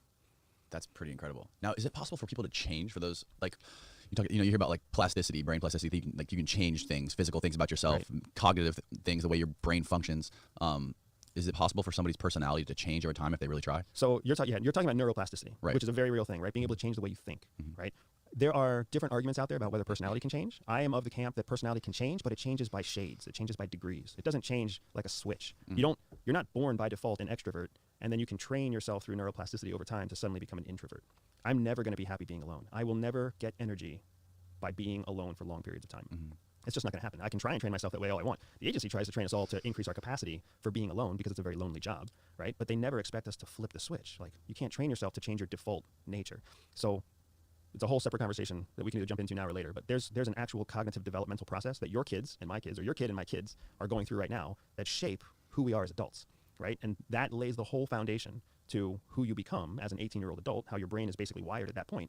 And then you can engage in neuroplastic exercises to change the way you think and to change the way your brain works. But when it comes to that default personality that was built in those first 18 years, it's wired too deep to change anything more than just a few degrees left or right. Really? Yeah. So what that means is, going back to our original conversation, when you tag someone's personality type and you tag it correctly, you know now and you know for the next 40 years that they're going to be the way they are. That under stress, under pressure, with resources drained, they are going to be a certain way. And that's important because most people, 99% of people out there, do not have excess resources. They're drained all the time. How often have you met somebody who is like, I don't need more money, I don't need more time, I don't need more energy, like, I am awesome, life is great. Right. You never meet people like that. Everybody's drained. So if they're all 98% drained, if they're all running on empty, that core default personality is what they live on. If you can figure that out, you basically now have a whole board of chess pieces, right? I need an extrovert, I need an introvert, I need a sensor, I need a perceiver, I need a judger, I need a feeler. And you can just move them around on the board, ask them to do things with other people that you know they're going to get along with, bring them in for projects where you know that they're going to benefit you, take them out of projects where you know they're going to be a drain. It's a powerful thing to understand. And this is all wired into them at a super young age. Yeah, it's wired into them, and it has nothing to do with you, and it has nothing to do with them, and it has everything to do with their environment, the environment that they're raised in, right? I mean, it has nothing to do with their parents? No, it has nothing to do with them. It has Right. nothing to do with you. It has Right. everything with their environment. So parents are part of environment, teachers are part of environment, the physical location where you live, the environment, the physical environment that you live in, right? Whether it's cold, whether it's hot, are you an indoor child, an outdoor child, right? How much exposure do you get to sunlight? All of that factors into those first core fundamental, it's really 13 years of fundamental development before your brain is essentially shaped. The last bit from 13 to like 21, that isn't shaping your brain as much as it's kind of ironing the wrinkles into your brain that you've already built, right? So then if we use the whole ironing example, we all know what it's like to iron a wrinkle into something. So you spend like 5 years ironing these thoughts into your head because you're 14, you're 15, your parents don't know anything, you know, the man sucks, whatever else. You're ironing. And then you're like 24 and you try to take the wrinkle out. That's neuroplasticity. You're like, oh shit, like you're pushing and it's really hard. Eventually it will come out, but it takes time. Right. That's the difference. And you're never going to iron out the wrinkle that is how you get your energy. You're never going to iron out the wrinkle that tells you how you interpret data or how you collect data. You're never going to iron out the wrinkle that dictates how you make your decisions. Those are just fundamental core aspects of who you are that when you have resources and when you have time, when you have energy, you can apply extra resources to use the opposite, unnatural side of your personality. But that makes sense. But when you're drained, you're not going to do that. So when you were in different countries meeting with these people on whatever operations you were a part of, what types of people were they that you were sort of like deciphering what their personalities were and trying to get information from them? Like, are these people that are like wealthy people that are a part of big organizations? Or are these just like everyday blue collar type people? So I would change your kind of you kind of lumped wealthy people and blue collar people into two separate categories. What I would actually do is I would say there's everyday people and then there's exceptional people. Exceptional people can be blue collar just like exceptional people can be super wealthy, right? And everyday people can be super wealthy just as much as everyday people can be blue collar. So I'm going to separate the two and you got your exceptional people and you got your everyday people. Okay. Our goal in espionage is to find everyday people who are actually exceptional and don't know it. That's the whole goal. To approach an exceptional person, they've already kind of identified that they are exceptional. They've got high status, they've got high social capital, what we call social capital. They have high attention, high net worth. They have lots to lose. So they identify what they could lose as a risk that they're not willing to take. Right? There are some exceptional people who will take exceptional risks, but for the most part, like they're not the kind of people who are going to be susceptible to, hey, I'm a spy, why don't you come spy with me? That's not going to work on most really exceptional people, blue collar or white collar or super wealthy, right? They have identified their value in themselves. No spy is going to convince them otherwise. Then you've got this huge pool of everyday people who have not yet identified what their true value is, who are seeking or searching or hoping for more, right? That's your primary target set for all people in the world who are susceptible to espionage, whether it's becoming spies, right? That's why you don't see like famous musicians and famous actors who then go on to become CIA agents. You'll see CIA agents who leave CIA and go on to do something else, but it doesn't go the other way around. They are already exceptional. All of the appeal of espionage does not appeal to them. But your everyday person, the guy who works, I can't tell you how many people at CIA start their working lives as like busboys and like barbacks, just at their local neighborhood or their local restaurant or bar, right? And they just work their way up, and they like all of their exceptional tendencies kind of go overlooked until somehow CIA finds them because they're looking for something specific. And then all of a sudden you go through the application process that we talked about I think last time, and that just filters you out, and they're like, oh nope, he or she continues to meet this criteria of exceptional. Right. Boom, now we have them. And the reason that works is because exceptional people can identify exceptional people. So you go out there and you're like, oh, here's somebody that we've cultivated. The agency has created an asset, created an officer who can cultivate other people to give secrets or give knowledge, and they send them out in the world unsupervised. You can imagine, like that's how spying works. Go forth, steal secrets, make spies, come back with intel, secrets from other countries that nobody knows about. That's basically, like that's the list. That's the honeydew list that CIA gives you. They don't tell you how to do it. They just say, do these things. So a big part of your job was recruiting spies. Correct. That is the job in humans, recruiting spies to continuously give you secrets. So would you tell these people that you work for the CIA? Sometimes if that's what they wanted to hear, if that's what they needed to hear for you to really drive that relationship home, you would tell them that. You wouldn't tell them in the beginning. You would tell them much later in the process, right? Like when you're at a place, we call it recruitment, when you're at a place where you want them to commit to you, and more importantly, you want them to commit to spying for the United States, you'll have that conversation. Some people can't handle that conversation. You know them better than they know themselves because you've been spending so much time with them. You know their core personality. You know what they're like at their core, at the default when all resources are drained. And you just, and you look at that person and you say, this person can't handle that much truth. So I'm going to let them keep believing that I am whatever my cover might be, right? I'm going to let them continue to believe that I am this business person, or I am this consultant, or I am this, whatever, international speaker, environmental engineer, whatever it might be. Yeah. Don't you ever get scared that they could compromise you if you did tell them you were from CIA, and if you were just in a different country? Say you were in Russia or China and you told them, like, okay, I work for the CIA. Don't you worry about them exposing you? You do. There's a very real risk there. So there's two outcomes that we're always aware of as intelligence officers. One is an outcome where an individual might self-destruct, and I'll explain that in a second. The other outcome is where they'll self-distract. So self-destruct, self-distract. We call it a big red button on their chest, right? And that's our terminology. We just joke about it. Self-destruct means you have been meeting with this person, you think you have them figured out, you're ready to take them to the next step, and you think that they're ready to hear that you're from CIA. You go forward and you're like, hey, Danny, it's been awesome sitting with you. It's been great talking. I want you to keep telling me this powerful information that's going to change the face of your country and give your family the future they deserve. I want you to not just talk to me. I want you to understand that when you talk to me, you're talking to CIA. And then you might be like, wait. I thought we were just friends. You're telling me you work for CIA? And I'll be like, yes, Danny, I work for CIA. You can trust me. I've kept you safe this whole time. We're in this together. We're going to change the world. Hopefully you'll be like, that's awesome. I suspected that. And I want to learn more from you, and I want to be around you even more. So let's do this thing. Some people probably feel like that's super cool, and they want to be a part of it. And then there's other people who are like, whoa, deer in the headlights. That's not what I was expecting. Like, you just that took ever off happen to you? you just took off your clothes and you're actually a man under there, right? Like, and then they hit this weird self-destruct button and they're like, I gotta go, I gotta leave, right? And you know that as soon as they leave, they're gonna go tell their wife, they're gonna go tell the cops, they're gonna go tell somebody, because they're gonna be thinking that that's gonna help them, right? Like, I gotta get away from this guy. This guy's CIA, this guy's dangerous, right? They're gonna go tell the head of their terrorist group or their terrorist cell. That's a self-destruct button, because we know they're not in their right mind. They're freaking out. They're going to go basically get themselves killed or get themselves arrested. And the blowback is going to come back to me. So then we would start an evac process to get out of the place, to get out of wherever we were operating, to make sure that we don't go down with the ship, essentially. Wow. Yeah. But you Do don't. you never have to eliminate the target when that happens? So that's the movies talking right there, right? If you're gonna eliminate a target, if you're gonna neutralize a target, then they're not worth the time and the effort for you to put all the human resources into cultivating them as an information source. You're just gonna drop a bomb on them, right? A kinetic bomb costs a couple $1 million, right? Let's say $2 or $3 million. To put a human intelligence operation against an individual, that costs tens of millions of dollars easily. You've got technical collection, human beings that would flying all cost over the way too country, much to multiple fucking people just take working on someone just out. one individual. It's not just the person meeting them in the field. Wow. It's like all the supervisors and all the participants who are going up the chain, plus all the analysts back in headquarters, plus, you might have foreign partners like the Brits or the Canadians or the Australians who are helping you. Like, you're talking about a huge network of people. And you're the one point of contact to that information source. Correct. And there's literally just a team of people that are behind the curtain. And they have no idea. That information source thinks that you're their friend. That's the power of the relationship, right? We talked about that too. When you have a relationship that's that strong, they will convince themselves that it's just personal. Like, this is my friend, he cares about me. They don't realize, like, well, actually there's like 35 other people behind me who also care about you, but they care about you as an information source, not as a human being. How many times has it happened to you when someone's hit the self-destruct button? I've been fortunate. Because in my history, nobody self-destructed. Never. Nobody self-destructed with me, right? But the other thing that we haven't quite talked about is when somebody starts to report to an intelligence service, when a human asset is created, that relationship is no longer a personal relationship. It's a professional relationship that they have with the organization. So your mission changes. Your first mission is to just meet the person. Right. Your second mission is convince them to give you secrets. Your third mission is convince them to give you secrets and know that they're doing it in a secret relationship with CIA.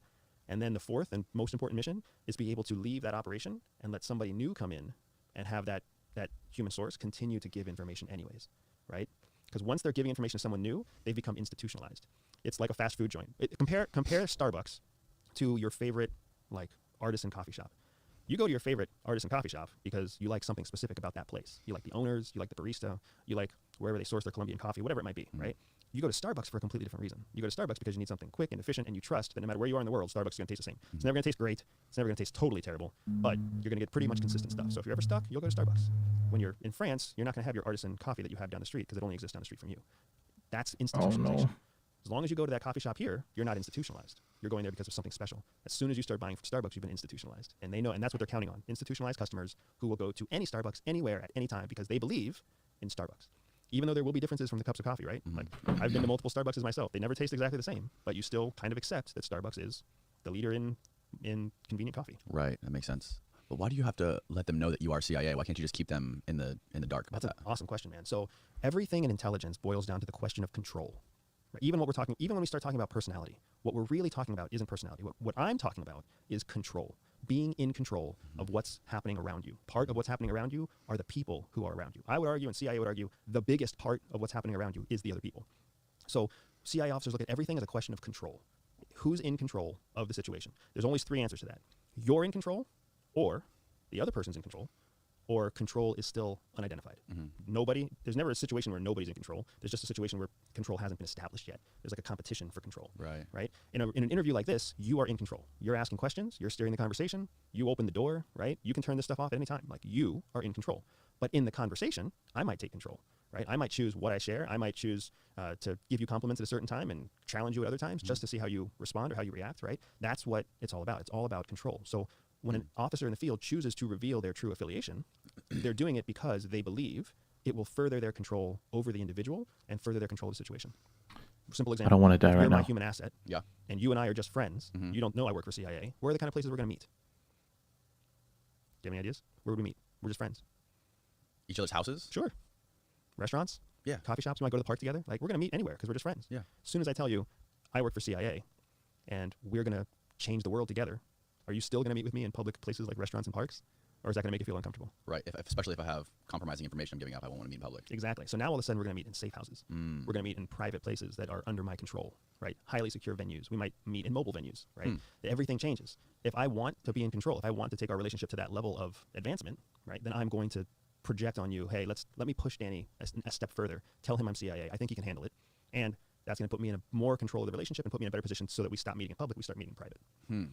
That's Very just one interesting. example. But Right. telling somebody that you work for CIA, man, there's all sorts of elements of control that open up. That's the big advantage. Yeah. As long as I don't tell you that, I can still be in control, but my control is less than if you knew, right? Mhm. Because now I can tell you, hey, we're talking about sensitive stuff. Hey, we're talking about secrets. Hey, we don't want to be in public. Hey, shouldn't we be more careful? But that's not the same as saying, I'm CIA, you're giving away government secrets. Let's take this into a secure, safe house. Right. Now, you were always out in the field with these targets, and what was you and your wife worked together on a lot of these operations, right? Right. So correct. where would your wife be during this? So there's multiple ways that we consider the field. The field is kind of like a whitewashed term that comes from movies and books. Technically, there's forward operating, which means that you are like in boots on the ground working in some other place, right? Actually deployed to a foreign location or whatever to do your work, right? Forward operating.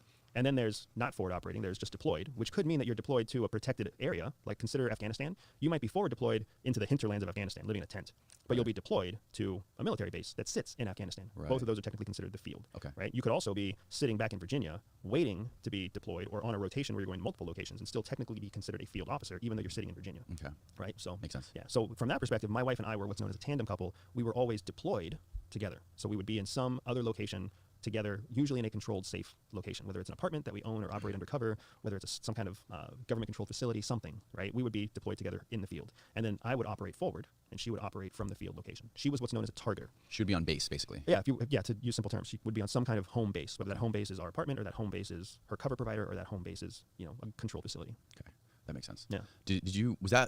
Were you receiving like any kind of special treatment, or is that something that a lot of couples would do in the CIA, work together like that? There's not a lot of couples in the CIA. Oh, that makes sense. Yeah, there's a lot of divorced couples at CIA. Right. Yeah, I think we talked about that.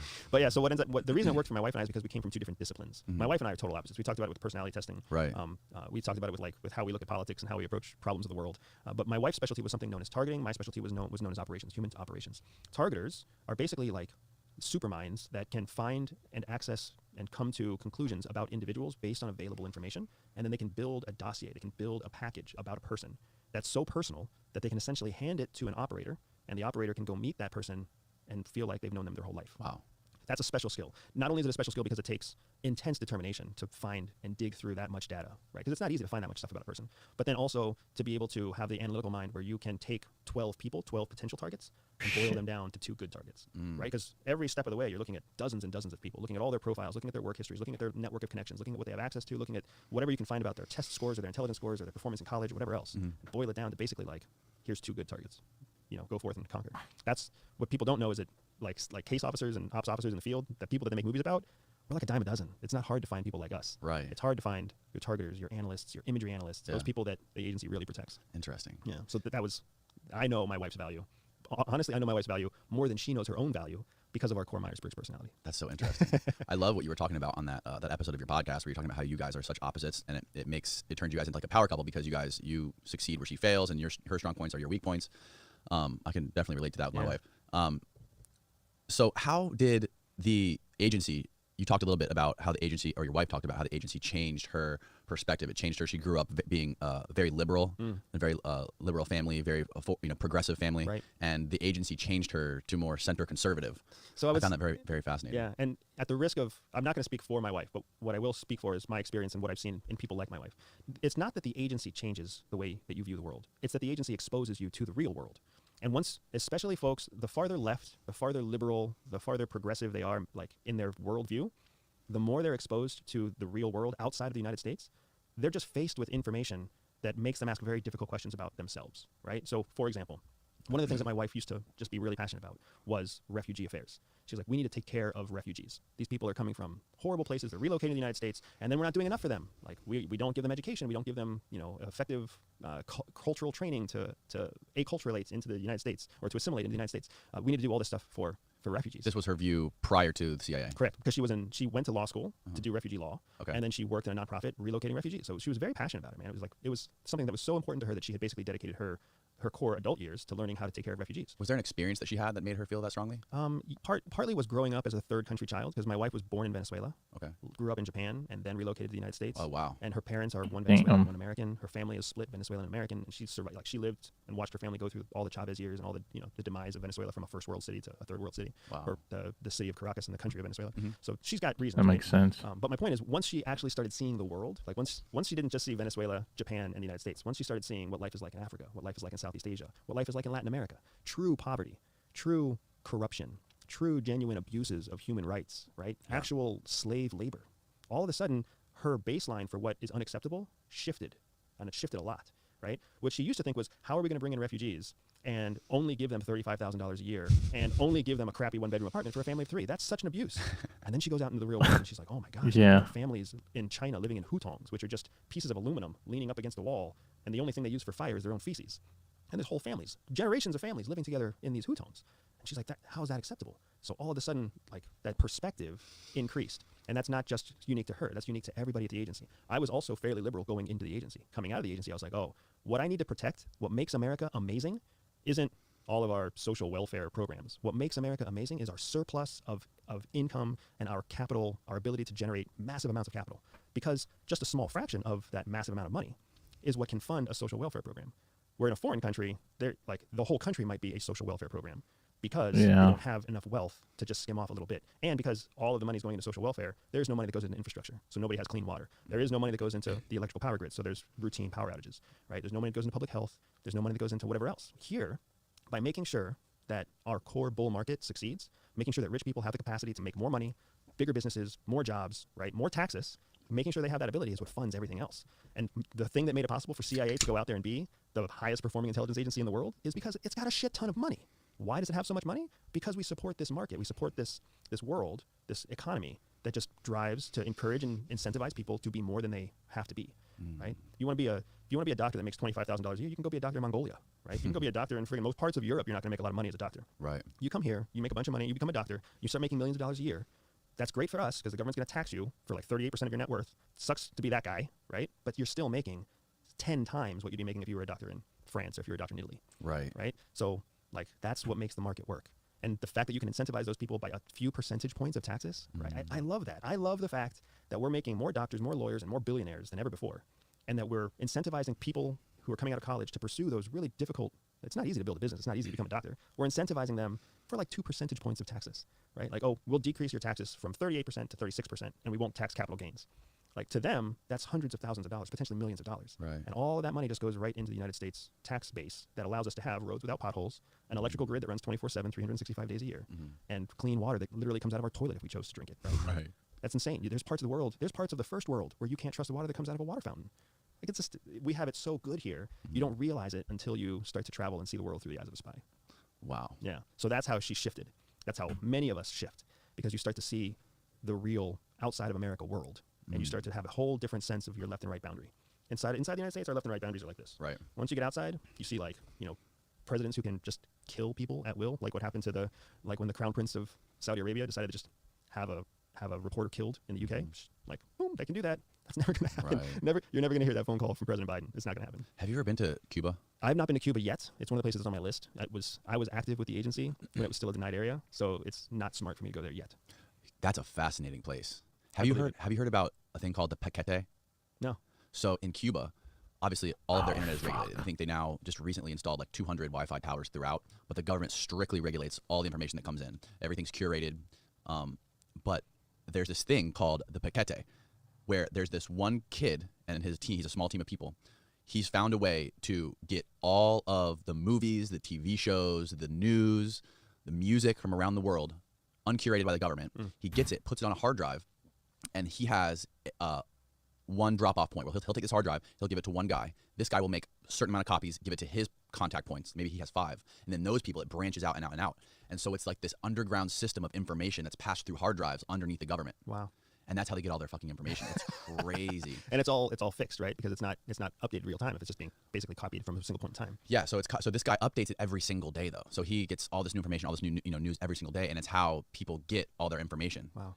It's fucking bonkers. I watched this documentary called Give Me Future, about this band called Major Lazer. It's a group. It's like a Caribbean electronic music group, and they went down. They did a live show in Cuba, and they were going to do this big show. But they're like, well, if we go down there, they've definitely never heard our music before. I mean, they're huge in the United States and around the world, but in Cuba, they're kind of like stuck in time, you know? Yeah. So especially with the embargo and everything. So they were talking to one guy who has like connections with the government there, like doing some shady stuff. He's like, he's like, give me $1,500 and give me send me a thumb drive with all your music on it. He did that, and he somehow got that to the kid who runs the Paquete. And now they got there, and like 500,000 people showed up. Wow. And it was the most amazing thing I've ever seen. That's pretty awesome. That's worth checking out. Yeah, it's wild. There's always going to be a way around, right? And there's always going to be those creative people. That's an exceptional person. Remember how we were talking about everyday people and exceptional people? Everyday people would be faced with a challenge like, oh, we can't get information. Oh, that sucks. Like, somebody should fix that. And then they go about their everyday life. But somewhere in that pool of everyday people, someone like the guy who built the spaghetti, right? Here's an exceptional person hidden among all these everyday people. Yeah. All you got to do is just find that person, give them a few resources, give them a little bit of knowledge, and then let them do what they're born to do. That's crazy, though, having that much power. Well, I mean, when you look at it that way, right? When you look at it one way, you realize how much power they have to basically shape information. But then when you look at it a different way, is it better or worse to have that one person in that one position, or is it better for there to be no person in that position and everybody's just living in that historical time loop where they have no information at all? Well, the risk is him being corrupted, right? And him, just selling information for money. You know what I mean? Right. And if that happens, then another Piketty would probably pop up, right? Somebody else would pop up to offset that problem. Right. Some other exceptional person would rise to the challenge. Yeah. Do you know if there are any CIA operatives that are operating in Cuba? I can't answer that question. Even if I had details, that wouldn't be a question I can answer. Oh my God. Yeah, that's wild. I think it's safe to say that any place that's a potential threat to America, you've got CIA actively engaged. Really? Oh yeah. Any place that's a potential threat. Like, that's what national security is all about, right? So they're trying to find current threats, they're trying to assess future threats, they're trying to resource all of them. Like, that's their job. So I would never worry that there's, especially not if it's something massive like a country, I would never worry that there's a country that's not being actively covered by someone at CIA. It might not be covered by many people. It might be one of 4 countries that fall under one dude or one lady in one office with no windows. But somebody's looking at everything. It's just so wild how there's this place that's so close to the U.S. It's like Cuba's closer to where we are right now than Texas, and it can be so closed off from the world. It's just so mind-boggling. It's interesting. What do you know about like Russia and China using social media as a weapon to sort of like seed discussions and tear people apart and kind of create this dissent online? And so it's interesting that you bring that up, because I would say that it's not new, right? With the invention of social media, it feels like it's new, but foreign adversaries trying to influence and drive dissent against their targets that's age old. The Brits were doing that against the colonialists back when we were still, pre-American Revolutionary War, right? That's a very common influence campaign. Is what we call it in Intel terms. It's a covert influence campaign. The fact that now we have tools, now we have platforms that are digital platforms like Twitter or Parler or Instagram or Facebook, just because those are the current forms of mass media, doesn't change who's playing or how they're playing or what tools they're using. They all use, it's all the same, right? So is China and Russia messing with Americans through covert operations to influence through social media? Absolutely. But so are dozens of other countries that you're not even considering, right? The Saudis are doing it, the Israelis are doing it, the French are doing it, the Brazilians are doing it, the Mexicans are doing it, just like we're doing it in thousands of countries too. We do it to them? Of course we are, because that is intel, right? That's how intelligence works. That's how covert influence works. You're trying to influence the outcomes around the world that benefit your national security. So does that mean that we're driving dissent? Maybe, maybe not. Maybe it just means that we're trying to coax or encourage or lift up some message or some candidate that we want to see succeed in some foreign country, just like foreign countries are lifting up candidates and messages that they want to see succeed in our country. That is the game. That is intelligence, right? When Twitter and Facebook and social media evolves into the next great iteration of whatever it might be, whether it's whatever VR or augmented reality or whether we have chips in our brains because Elon Musk plugged us all in, who knows? There will be something new that will become the new platform for traditional covert influence operations. Before social media, it was newspapers and flyers and pamphlets and magazines, right? Before print media, it was word of mouth and stories and people traveling and, drawings and pictures. The ancient courts in Egypt, right? The courts of pharaohs would play this game too, where they would try to influence each other's courtesans and each other's heads of state so that the right relationships or the right trade agreements would be reached early. It's an age-old game. Influence is an age-old game. It's just played with different tools. That's so crazy. It's so. I don't understand. What would be their goal to just drive, outrage within the American people? There doesn't seem like a clear, defined path where this goes. Yeah. So that's this is where we start getting into this, the science and strategy of intel. And people don't think that way. Instead, you've got people who are just kind of following the narrative of whatever media source they listen to, whether they listen to conservative news or liberal news, and they just parrot whatever that media source is. In covert influence operations, there's only 2 objectives. There's either a specific outcome that they're looking for, or there's a chaotic outcome that they're looking for.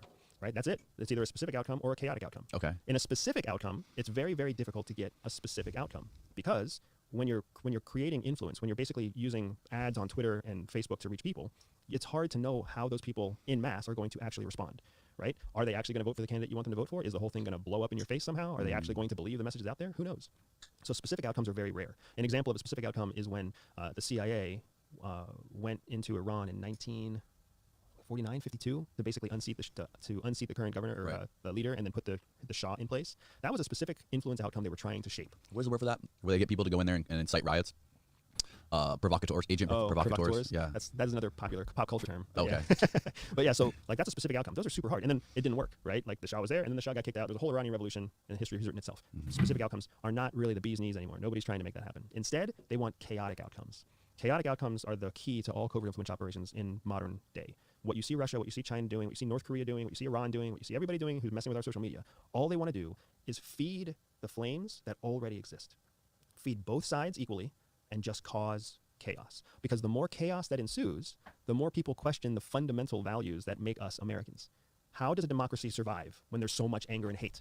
How many conspiracy theories have crept up because people just don't have answers to why people are doing what they're doing, right? Democrats, we just had a whole coronavirus relief bill that got passed, and I have yet to hear about it being bipartisan. I have yet to hear of a single Republican congressman or senator who participated in voting yes, right? It was pushed through on the Democratic side. The same thing happened with our healthcare reform under Obama, pushed through by a Democrat-controlled Senate and Democrat-controlled Congress. When that happens, half the country gets pissed off. They're like, this isn't democracy. Half of us don't want this to happen, but because a few people hold a few seats right now at this point in time, it happens. Well, then what happens as soon as the Senate and the House become Republican-controlled? The exact same thing happens again, but in the opposite direction, right? All of a sudden, these very conservative programs get passed. And again, half the country is furious because they're like, this isn't democracy. How does this happen? That is all our adversaries are looking for. They would rather put money into existing messages, existing hate messages, existing fear messages, existing messages about women, existing messages about minorities, existing messages about immigration, about gun laws, about everything. They would rather feed that world because it's easy for them to just cause more chaos and let us question democracy, let us undermine ourselves from within. That's the chaotic outcome. It's a much easier outcome than a specific outcome. Because the more a country like us goes into chaos, the more a country like China or like Russia, in comparison to us, looks strong. Right. They look powerful. They gain international influence. That's the whole magic behind covert influence that nobody seems to understand or talk about or even want to accept. No one was trying to make Trump win. No one was trying to make Biden win. All they wanted to do was make Americans hate Americans and doubt our own process to elect the president. And I would say that they've been fairly successful. Working. Where does it go from here? We either grow up and we start to learn from conversations like this. We start to recognize that we are our own worst enemy, and that basically our enemies are they're just enabling us to keep like rotting ourselves from within.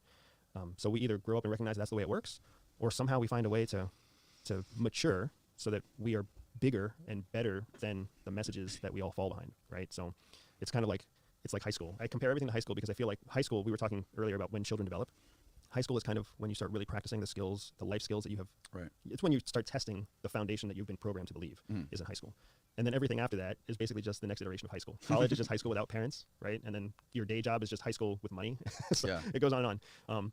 But yeah, so my point being that eventually you just have to grow out of feeling like there's bullies and feeling like things are unfair in order to get past high school, right? You can't keep hating the football quarterback for getting the pretty girl in the cheerleading squad forever. You have to grow past that eventually. Someday we're just going to have to grow past the fact that politics are petty and that we have no power. The truth is we have all the power in the world to take petty politicians out of their seats and put new politicians in their place. We're just not mature enough yet to want to admit that. Do we have the power to do that though? Oh yeah.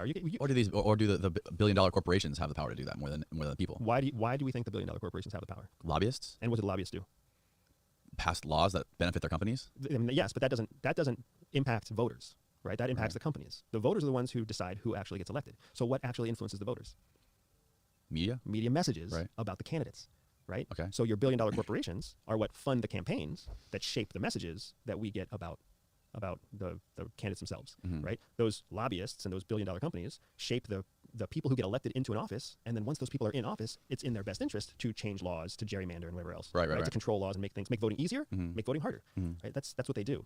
Everybody does it. Just like you see the grand old party right now trying to make it difficult to vote. For the last 2 years of the election in 2020, you saw the Democratic Party trying to make it easier to vote, right? And that's just the big voting thing back and forth. Who are they trying to make it easier to vote for? People who lean Democratic. Who are they trying to make it harder to vote for now? People who lean Democratic. Everybody wants to support their own side. We do this to ourselves because it's just another version of a popularity contest. It's high school. It's the high school race for who's going to be president of the class. Right. It's all high school politics. The rest of the world doesn't need to. They don't need to mess that up. They just need to put more money and more conflicting messages out there and let us keep messing with ourselves. Just pour gas on the fire and watch it burn. Exactly. That's exactly what they need to do. And in a country like ours, where everybody has rights, everybody has the right to vote, everything's transparent. We have a healthy culture that doubts the government. Most places in the world, if you doubt the government, you're going to jail. You'll get disappeared off the streets. Right? Here we have a healthy, vibrant culture where we're allowed to dissent if we choose. So it's super easy for the rest of the world to mess with us. You pour gasoline on that. I feel like the problem is just some people I've noticed too. I feel like as older people are just so much more gullible to things they see online. You know what I mean? Like their bullshit detectors aren't as strong. Not when it comes to things that are online, I would agree. But then the flip side of that coin is in person. I've met dozens of millennials who can't comport themselves in a personal conversation. Gen I, right? Anybody under the age of like 28 maybe struggles in an in-person, face-to-face confrontation. That's to true. Hold their own. And that's not great. Right. Someone's phone ringing? I hope it's not me, man. Oh, I'm getting FaceTimed. Sorry about that. So I was like, is my phone on? My phone's on silent, but my computer's over there and it's connected, so it's going through my computer. So yeah, so what I'm getting at is you take any 65-year-old out there, Yeah. put them face-to-face in a human interaction that has some point of contention or confrontation, they'll hold their own all day long. Right. But you're right. They're quite That's a gullible problem online. though when they're sold something online, sold some narrative on social media, and they get into the real world and they're fisticuffs, defending whatever headline they read, whatever summed up, narrative that got shoved down their throat on Facebook or something like that, and then it comes into reality. I mean, that just goes to brings us right to the Capitol riot thing with Trump. Oh yeah. Yeah. So it's I what I lost find so all my interesting about is experience. What the the fuck? messaging. Don't ever mistake the messaging with the media with the delivery tool, right? Facebook doesn't shove messages down That's so anyone's throat, gay. right? There are people who consume everything they can on Facebook, and Facebook gives them more of what they want to consume. Mm-hmm. So if they see Joe Blow, old man, reading XYZ article, every time it comes up, right? Every time a related article comes up, they're just going to keep feeding him the same stuff. Right. He's the one eating it. No one's shoving it down his throat, but they're just serving it up. I love vanilla ice cream. Put another bowl in front of me. I'm going to keep eating it. Here's vanilla with chocolate chips. I'll try that. Here's vanilla with mint. I'll try that, right? But I'm doing it to myself. The flip side of that is, how is it that we had record-breaking voter turnout this year, right? How did that happen? It didn't happen because all of the old people who always vote every year voted again. We had record-breaking turnout because millions of new voters, not millions of people who just turned 18, millions of people who could have voted at any time finally voted, right? Why did they make that decision? Was it because voting was easier? Partly. Was it because voting was they had options to do it via mail? They had whatever else? Yeah, all of that is partly true. But it also happened because all of your younger generation targeted social media, like I don't know if you use Instagram, for months, the first thing you saw on Instagram was a button that took you to a place where you could register to vote. Right. Like that was it. That is so powerful. Where was that button 4 years ago? Why wasn't it there then? Why was it there now? And are they really trying? Who are they targeting? Your 65-year-old's probably not on Instagram, right? And if they are, they're not opening it every 2 hours. 65-year-olds on Facebook. Yeah, right. So they're targeting. The message is being delivered to the person who's susceptible to the message to get the outcome they want. Millions of young people voted that never voted before because they made it easier, because they put it in their face. You could see commercials about go out and vote. I saw on almost any youth-based platform, whether it was TikTok or Instagram or Snapchat, you just saw tons of advertising to vote. Go out and vote, go out and vote, go out and vote. That's, if it takes, the average person has to get hit with an advertising message 6 times before they take action. The odds are millions of people were hit by those ads and finally took action that they never took before because they were never advertised to as strongly before. And were they also being fed a fair and balanced narrative about who the two candidates were? Right. Who does Instagram and who does Facebook want to win the election? I mean, essentially, that's kind of they had the potential to decide, which is why 2 years before that, they started promising how they were going to change their algorithms for sharing information that had to do with politics and media. Well, Trump was a direct threat to them, to companies like YouTube and companies like Twitter, because he wanted to get rid of section, I think it was 223, the Communications Decency Act. I mean, when it comes to specific policy and what Trump was for and what Trump was against, it gets sticky because you don't know how much of it was Trump, how much of it was some aide in the Trump camp, how much of it was some lobbyist who had Trump support. Same thing with Biden. Biden's not the one deciding everything. Right. He has a team of people who are deciding things on his behalf, and they might just have 5 minutes of conversation with him where they say, hey, this is important, here's why, we're going to pursue it. And he might be like, okay, sure. Well, Trump, I think he had a personal beef about it too, because because he was tweeting and then Twitter was deleting his tweets. They were putting, flagging his tweets saying, this could be wrong, this could be false information, click here for the right information. Right. So he was in almost a war with Twitter and social media, big tech. And he wanted to get rid of a law that was put in place that shielded, something that shielded the social media companies from lawsuits for what publishers like you and me would post on their websites that could, alter someone's thinking or that could be potentially dangerous. Instead of being able to sue the social media platform, you had to sue the user who uploaded that content. And he wanted to remove that shield. So, I mean, that would make which sense. could put them out of business. Yeah, but it would also, it also kind of shows that evolution of social media, right? If social media can choose to quiet the president because of rules that they set in place, they could choose to quiet Biden if they wanted to too. They could choose to quiet anybody, right? It's essentially the digital version of what foreign countries do when they just make a dissentient, when they make a dissentful voice just disappear, when they put someone in jail. What is your opinion on Twitter completely getting rid of Trump? It was interesting. I did not think it was a smart move. I didn't think it was a smart move for a lot of the social media companies to start getting involved in politics because that's not their charge. They are there to create, user-generated media. That's what they said they were going to do, and that is what they do, right? Once they start deciding which voices get heard and which voices don't get heard, and it's not up to the users themselves, now it's not user-generated anymore. Now it's being cultivated. Now it's being shaped. And once you open the door to do that once, the door is open to do that anytime. So now what's to say that they don't just start shaping us all to listen to one politician more than another politician, or shape us more to follow one IT company more than another IT company? What's to say that, like, where's all the effort that they're putting into quieting, you know, if there's anything that you want to quiet, I would be open to them quieting the extremes, the 5% of most extreme left leaning and the 5% of most extreme right. They're always the loudest. Yeah, quiet those. If you want to have a filter in place and gives us a more moderate, balanced view of user information, I think that sounds better than selectively choosing who to quiet. And then who's the one fact checking what's actually being said? Like, when a little thing pops up, this may be untrue.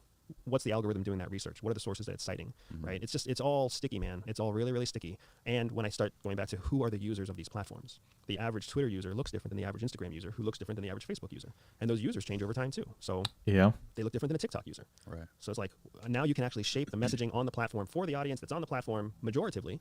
And that's just crazy, dude. Like, there are people out, it's something like 70% of people see Facebook as a news source, right? Like, they use Facebook as a source of news. It's not a journalistic platform. Right. It's a user-generated platform. Right. So what that means is, yes, there are people who pull articles off of Facebook, right? They're scrolling through and they see an interesting article and they read it, and to them that's news.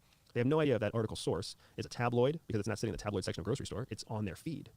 They don't know if it's a real legitimate news source or not. But then they've also see people who just make a comment. People who just post something that says, the CDC just did this. No article, no citation, no nothing. But they read it and they're like, that's news, right? The same thing happens on Twitter. Freaking news organizations cite Twitter, like, they take pictures of Twitter, like, tweets, and they cite it in an article. That's just a travesty to me. How are you a journalist citing a social media like, how are you doing that and considering that a valid citation of a source? It is social media.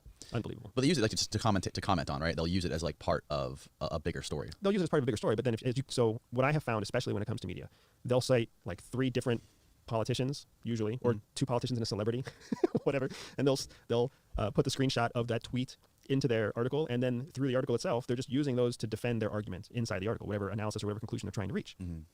Like, what you and I and anybody else has to say on social media is not sourced information. It's not journalistically sound information, but it's very easy to use that and create an article to meet a deadline and get it out the door. Right. Just, yeah. It's much harder to get you on the phone and say, hey, Danny, I saw that you made this tweet on this day.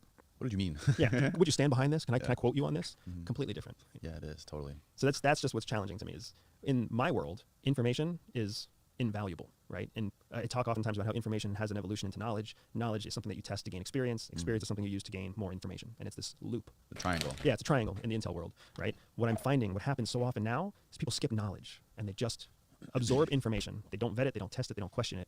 And then they use that information as if it's knowledge, and then they think they have gained experience.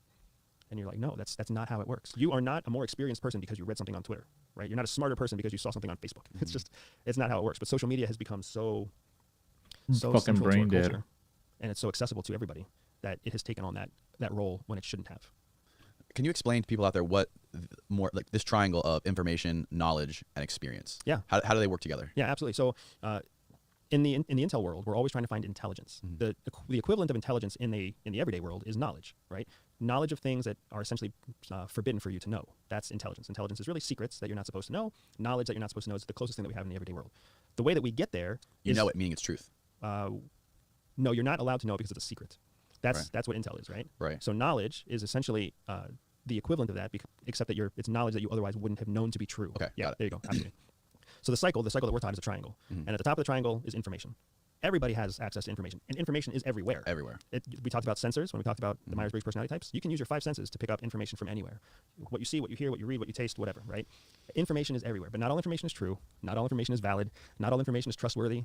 Some information is straight up malicious, right? So information is not enough on its own. It has to be refined into knowledge. The way that you refine that information into knowledge is through multiple different tools. You can find multiple sources that corroborate information. So can you define knowledge? Sure. So knowledge is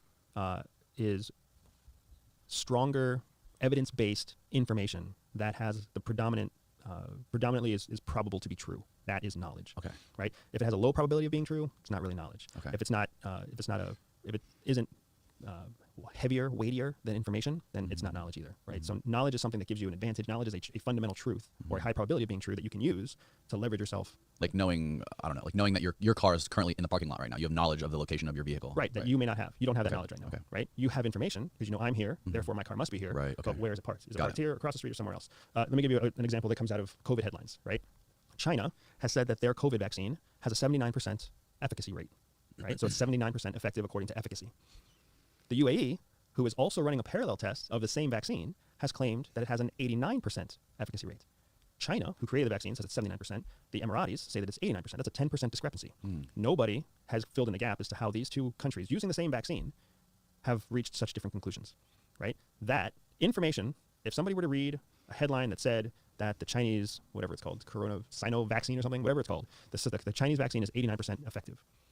That's not really true, right? That's just one source of information from one country that has said that. Once you kind of continue researching, continue collecting more information, you see that another country who actually developed it has said something different. So now you have the knowledge to know you can't trust either number. Right. You see how that works? Yes. Otherwise, you would just be moving forward with information. Okay. So that is the difference between information and knowledge. What you see, what you hear, what you think isn't always true. Like there's more information to be gathered. The more information you gather that vets and validates something to be true, the closer it is getting to being knowledge. Got it. So once you have multiple pieces of information that confirm that something is true, now you have knowledge. Knowledge is a tool. Knowledge is a genuine advantage. Tons of people out there making decisions based on information. They're making the wrong decision. Wasting money, wasting time, right? Making mistakes. You make your decisions based off of knowledge. You don't waste your money. You don't waste your time. You don't make mistakes. That's why knowledge is like intelligence in the intel world. CIA doesn't want to invade a country or launch some offensive because of bad information. So they're going to vet it. They're going to test it. They're going to make sure it's true intel, true knowledge before they take action. Okay. So we need to do the same thing. If we do the same thing, we have a significant advantage over all the other people around us who are just acting on information. Right. Once you have that knowledge, you take action. Once you take action, what does action do? You gain new experience from the action that you're taking, right? So you using that same China UAE study on how effective is the Chinese corona vaccine, right? There's plenty of people, there's a whole country, the entire country of UAE and all the foreign residents in that country were mandated to take the vaccine as soon as it came out in like December. Government mandate, pushed down by the royal crown prince, right? To me, that's crazy. But now, 3 months later, we look back on that and we're like, how immune, how vaccinated is that country really? Is it 89% or is it 79% or is it something else altogether? We have the knowledge now to know not to take that vaccine and not to trust the numbers about that vaccine from either of those countries or from any other country that's probably going to report it. But instead, we're going to pay attention to the discrepancies in each of their reports. That's going to give us experience that we can use to collect more information. Right? What are the other countries that are using the vaccine? What are their reports? Now we have a whole different range of questions that we can ask. How did UAE test this? How did China test this? How will Paraguay test this? How will Somalia test this? Right? Like all the countries that are involved, we now know the right questions to ask to gain information that goes back to the top of the triangle, right? And the more information that we gain that confirms, validates, and proves to be true, the more knowledge we get, the better the questions can be. And there we have what we call an intel triangle, what everyday people, what I teach as a knowledge triangle, right? Right. And it's a self-fulfilling, like it's a feedback loop that you keep using to refine yourself over and over again. Right. Better information is never available. Information is garbage everywhere. You can always use garbage information to find true knowledge, though. Knowledge gives you true experience, which is going to give you more garbage information, but you can cull through the garbage information to find more true knowledge. Instead, people are trying to find true information. You're never going to find it. No. But the thing about information is that it's just so it's clickbait. Clickbait is just the slew of crazy headlines that are out there that people love to share and get clicks and get comments on and respond to it, which essentially just makes more money. Yeah, exactly. There's a push-pull relationship, right? Information is always going to be pushed. It's always going to be pushed out, pushed to you, pushed to everybody, because information is used to make money. Like you said, clickbait, advertising, attention, dollars, right? Ratings, whatever it might be. So there's always an incentive to push out information. The only way you're going to get knowledge is to pull. You have to pull from the information the pieces that corroborate, the pieces that validate, the pieces that are true, that vet, right? Pull those out, and now you have a much smaller pool of genuine knowledge. It's what I do with Everyday Spy, the whole core of my business method is to basically create knowledge and share that knowledge with corporate clients, with individual clients, with training personnel, with other intel services, right? Anybody who employs me. My goal is to cull through information, create knowledge, teach people how to cull through information, create knowledge, because the knowledge is the real value. The information is just a distraction. What kind of people contract you to do this kind of work? So I've actually served in UAE. I actually had a contract with the UAE government to go out there and teach them how to do this, because where they had learned before was not accurate or valid. So I've worked for foreign governments. I've worked for US DOD. I've worked for major military contractors here in the United States. I got Silicon. I'm currently I'm sending out a proposal today to Silicon Valley, like massive companies out there that like NDAs, but that have an interest in the same skill set. There's a huge demand out there for being able to keep up with conflicting information and making something valuable out of it. Because there's so much information out there. It's the same process as like making iron ore. You got to dig a lot of dirt and pull a lot of iron ore out before you can smelt it into iron. It's the same process happening now. There's a ton of information. You got to dig through a lot of information, have a process to pull out the little bits that are ore and smelt them into something useful like iron. Yeah, I mean, it seems like a huge problem that would be great if we could solve it. Yeah. With people just digesting tidbits of information and not getting the full picture. Right, and it's what kills me is that it's not the people who recognize the problem. The more money they are worth, the more net worth an individual has, what I have seen, the more aware of the problem they are. Because the more net worth you have, the more money you're investing, the more you're trying to use money to make money, right? So you see it as a big problem because you want to make the right investment because you don't want to waste your money, right? Your money is your biggest asset. Right. But that's only like 2% of the population. I think the top 10% of income earners earn $190,000 or more, Really? That's not that much money. Right. That means 90% of the country earns less than $190,000 a year. The less money you make, the less you think information is a problem, because you're not investing your money to try to make more money. You're just trying to survive day to day, right? You go to work, you work 8 hours, you come home every week or every 2 weeks, you get your paycheck. You spend almost all of your paycheck on food, daycare, basic entertainment needs, whatever else. You're not saving it, you're not investing it. So you're looking for information to just be a distraction, to be an escape from the humdrum routine of life. Right. So they don't see that as a problem. So there's nothing I can do for them. But the people who recognize, the people who have enough wealth or enough insight to realize like information is a problem, and where there's a problem, there's a hidden advantage, because the companies that can solve the problem first will make the most money. The investors who can solve the problem first will make the best investments. Like the countries that can solve the problem first will have the most security. Do you see any sort of remedy to different countries like using social media, like weaponizing it to create this chaos? Do you see any sort of light at the end of the tunnel or any sort of solution to it? I think that there's always a solution. We just have to be willing to consider all the options. So just as an example, right? With Google Ads, you can now choose not to look at an ad. Like you can press a button on your computer screen and it'll say, don't show me this ad. And then it'll ask you, why don't you want to see this ad? And you can tell them why. Now, right now, another ad just fills up in its place, right? Or it leaves a big blank spot where there's no ad.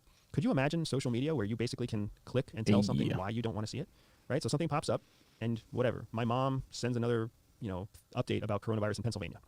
I would love to click on a button that just says, don't show me this, right? And then when it says, why don't you want to see this? I don't like the user, I don't like the content, whatever else. And I can click on it. So now I'm shaping my own algorithm through my choices instead of making the algorithm feed me what it needs to feed me so that I keep scrolling through. Now, why will social media probably never do that? Because if it's not feeding me what my bias is, I'm not going to keep opening it. And if I don't keep opening it, I'm not going to keep getting exposed to the advertising. Right. If I'm not exposed to the advertising, it's not going to make its money. And eventually I'll just stop using the app or my phone altogether. Right. And I'll just call my mom when I want to talk to her. Right. So that's the problem. Is any company going to self-destruct like that? No. They would rather, I guarantee you some analyst at Twitter did the math and was like, based on our user base, it's in our best interest to censor the president because our liberal base is so large, people will like that. And we won't lose that much money. Right? Somebody did that math and they made that conclusion, and that's how it happened. If that same person would have analyzed it a different way, if they would have been like, censoring the president is going to cost us 70% of our business, they would have never censored the president. Right. Somebody made a business decision. It wasn't a moral decision. They made a business decision. Right. Yeah. The world does seem, though, ever since he's been banned, it seems a lot more relaxed. Well, or at least the country. Yeah.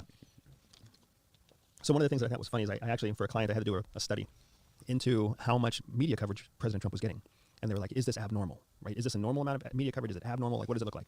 And the result of my findings were that President Trump did get more media coverage than other presidents, but not by much. Really? Yeah, he got maybe 6 or 12% more media coverage. But what he got that was so different than other presidents is 90% of it was negative. He had tons of negative media coverage. And of the negative media coverage, more than half of it was attacking his character, not his policies. So I loved that study because it made me go back to the 8 years of Obama. And I looked at Obama's record, right? Obama had tons of media coverage. Almost all of the media coverage was about his policies, even if it was negative, right? And it was predominantly negative. There's a lot of negative media coverage about Obama, not as much as Trump, but a lot. But the negative media coverage focused on his policies that people didn't like. The negative media attention on Trump focused on his personality, his zeal, his craziness, right? That's what they focused on. And now we're seeing the first few months of the Biden administration. Biden's in the headlines every day. Trump was in the headlines every day. Biden is in the headlines every day. And they're talking, you can see how confused media is because they want to talk about his personality. They want to talk about his dog, and they want to talk about, his courage, and they want to talk about him, they're comparing him to FDR. There's all this funny stuff where they're trying to talk about his personality. Were they comparing to FDR? Biden. Really? Because of he's the largest coronavirus relief package ever put in motion, and it's pretty funny if you go out there and you see it because he's 3 months in office. You can't compare him. Right. But my point is, media is so confused right now because if they can't write about the president's personality, what are they supposed to write about? Policy? Right. They've been 4 years out of practice writing about policy. Policy isn't clickbait. Right. So you still see him in the headlines all the time, and you see more about policy. You see just as much negative as you see positive, but it's just completely different how it's broken down. Yeah. And my client was just as surprised as you were when they were like, he's only 12% covered more than other. That's not much. It feels like everything's about Trump. Well, it's interesting. Just a couple weeks ago when Ted Cruz went to Cancun. Oh yeah. That's all I saw anywhere on Twitter. A one-day trip. Yep. And at the same time, Biden's bombing Syria. You barely saw anything about that. Yeah. And that's how it works. That's exactly our culture. That's why it's so easy for China and Russia and Iran to flood our news feeds. Because what do we care about? Do we care about bombing in Syria? We should, but we don't. We care about, what do you mean Ted Cruz went to Cancun while the rest of while chunks of Texas had no power and were freezing to death? Yeah. Right. And that's what we Oh read. yeah. It's not China's fault that they see a glaring gapping hole in our consumption of information and they fill it with something twisted. That's strategically sound. That's a tactical move. Yeah, Ted Cruz got to find some new friends. Well, he went out with his wife's in his wife's group chat. Someone in his wife's group chat sold her out. Oh, Freaking no. gave the screenshots of the text messages. That's so fucked up. Yeah, that's politics, man. So what is the deal with Syria? Do you know anything about Syria's been going on for a long time. So I mean, unless there's something new that you specifically want to cover. Biden's airstrikes on Syria. So I think a big part of that is an extension of him wanting to show that he's invested in using American power to solve foreign conflicts, right? Which was something that Trump was always very vocal about. People were afraid that if a Democratic president came in like Obama, they wouldn't be that way, especially after Obama's whole faux pas with the chemical weapons in Syria back when he was still the president, right? Right. So there's, I mean, all of that goes into play. But what you're seeing with President Biden is he is willing to, he's trying to carve out his own presidency. He doesn't want to be, and even though we all secretly expect him to be a carbon copy of Obama, right? Like that's what people are expecting. He was the vice president. Obama basically supported him every step of the way. Like they're either close personal friends, whatever. So people expect him to just be another Obama. He doesn't want to be an Obama. He wants to be a Biden for political reasons, for reputational reasons. Does he really want anything? But is he just being told what to do? Everybody, including Trump, was told what to do. The president does not make unilateral decisions. Well, it seems like Trump at least has ideas of what he wants to do. I feel like he has a direction he wants to go in, whether it be for his own personal gain or if he actually is trying to help the country, who knows? Right, that's fair. He definitely always has a vision and a direction. Right. I don't feel like Biden has a vision or direction. And I think that's symptomatic of the fact that Biden is trying to be a member of the party. Trump was never trying to be a member of the party. Trump was trying to be the people's president, right? He didn't want to be the Republican figurehead. Biden's trying to be the Democratic Party's figurehead, right? The guy who heals the nation or whatever, right? Like he's trying to represent that. So because of that, he's stuck in the bureaucratic cycle of having to get everybody's opinion, hearing everybody's thoughts, and then making decisions. Trump basically Biden goes into a room to hear everybody's thoughts and make a decision. Trump came into a room with a decision, willing to hear everybody else's opinion to see if they could convince him otherwise. Two different types of people. Trump was also he is not and was never a career politician. Biden is the definition of career politician, right? So Biden has built his entire career on this type of behavior of being able to listen to multiple people to make a decision that serves the purposes of the party, not necessarily the purpose of the United States, but he needs to make sure everything he does makes the Democratic Party look organized and strong and successful, so that the next president and the next House and the next Senate will be democratically controlled. That's the traditional presidential game. It's never been about America. It's always been about the party. The party decides who runs for president. The party decides who gets money. Remember when Hillary Clinton and her campaign was undermining Bernie Sanders? Yeah. The party decides. So fucking Bernie keeps getting fucked. Well, we're not that different from the Chinese Communist Party out there, right? Except they're just one party. That party decides everything. Here we have two parties. Those two parties decide everything. We kind of get to vote when we choose to show up, but even then, only like 66% of the voting population shows up at most, and that's a problem. Yeah. Well, we're going there. We're heading in the direction of China, right? That's what we basically came to on the last podcast. Well, I think they've got thousands of years ahead of us, right? So everybody is going in the same direction, that evolutionary direction. That doesn't mean we're all going to end up the same way. But yeah, everybody's got to look at themselves in the mirror someday and say, what are we really trying to be here? Yeah. And one day we're going to realize we're just trying to be a two-party country that really just wants to be a one-party country. Right. One day, the one party is going to be so powerful that the other party just becomes dissidents. And then, how do we handle dissidents? Like it's not impossible to see. And I'm not saying which party it is. Both parties want to be the one party. So we got to ask ourselves someday, is that what we really want? Or do we want a third party? Do we want to give independents a chance? What do you think? I would love to see us give independents a chance. I would love to see us revamp the whole election process. Like the fact that you have to work so hard just to get on a ballot to even have a chance of being seen as a presidential candidate is kind of crazy, right? Like it shows that we aren't really that vested in giving everybody equal opportunity to become president. We're vested in people following the process that is kind of a bastardized British process of becoming president. So I don't know if it's going to happen. I would love to see it happen. What I loved about President Trump was that he essentially proved that there is a way for you to not be liked by either party, but still have a chance to run an election that gets you. Has anybody actually won a presidency off a third party? And a bunch of private contacts and a bunch of like friends. But if you recall, in 2016, he pissed off the Republican Party. Oh yeah. He pissed off the Democratic Party. Like I can guarantee you, there were people like pulling their hair out when they had to nominate him as the Republican, candidate. Right. But he proved that it can be done. So technically, if an independent can be independently wealthy enough to run a political campaign, like they have a chance of potentially upsetting the whole process. Do you think he's going to run again in 2024? I don't know. The second thing I liked about Trump is kind of like what you said.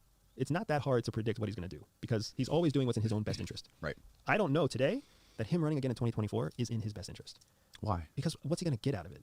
Like I don't see what he's going to get out of it that's going to advance his own desires, obligations, and needs. Right? Like running again and losing again makes him a double loser, which I don't think he really wants to be.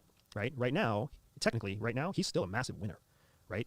Half the country thinks the election was rigged. Right. He is still pulling the strings of major players in the grand old party. Right. There are tons of Republicans out there still spouting and supporting Donald Trump. Why? Because they still want access to him and his network of money to fund future campaigns for the Republican Party.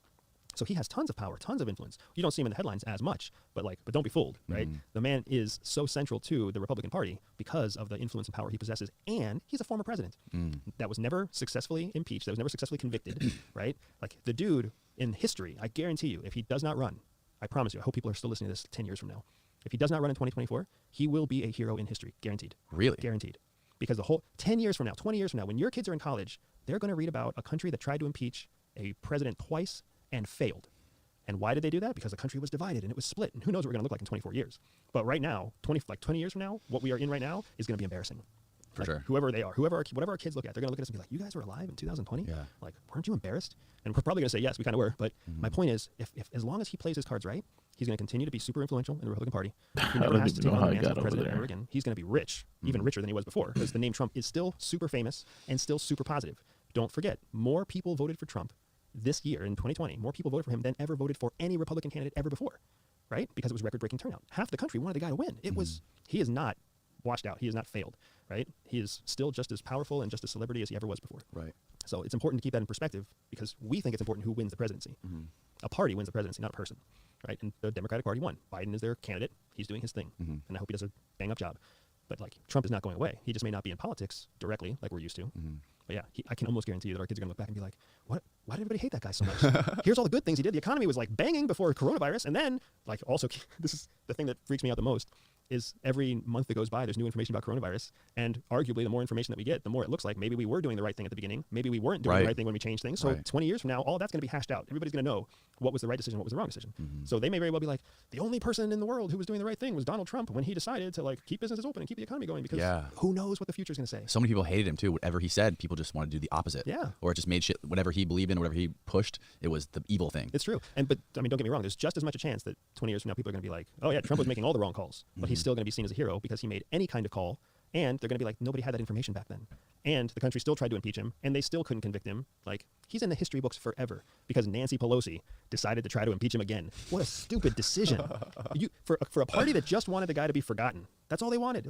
We want this guy to just disappear and be forgotten in history. And then they went and impeached him a second time. It was unbelievable. Why did they want to do it a second time? So he couldn't run again? So there were the narratives were all over the place. Some narratives where they didn't want him to have the ability to run for president again, which being convicted of impeachment means that you can't run for office. Right. Other narratives were that they wanted to set a tone for any future candidate that they couldn't act in bad and false interest to the United States in the last 100 days without getting penalized, right? So that was another thing. They wanted to try and set some precedent that if you tried to commit an uprising in your last few months in office, you will be punished, right? So there was that narrative. There was another narrative where they were like, we've got to show the American people that we never let up and that we're always fighting for our democracy. So there are multiple narratives behind it all. In the end, I think that the Democrats were just trying to beat Trump. Everybody was just trying to make him look bad, which I don't know why we were working so hard. It's not beneficial to the country, for sure. Yeah, it's not beneficial to the country. And who are they really fighting? When I see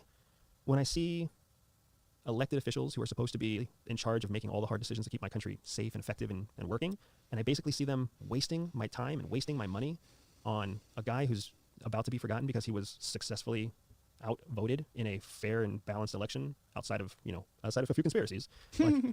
Essentially, democracy worked, guys. All the fire and all the money that Russia, China, Cuba, Iran have been putting into trying to make us look bad, it just failed.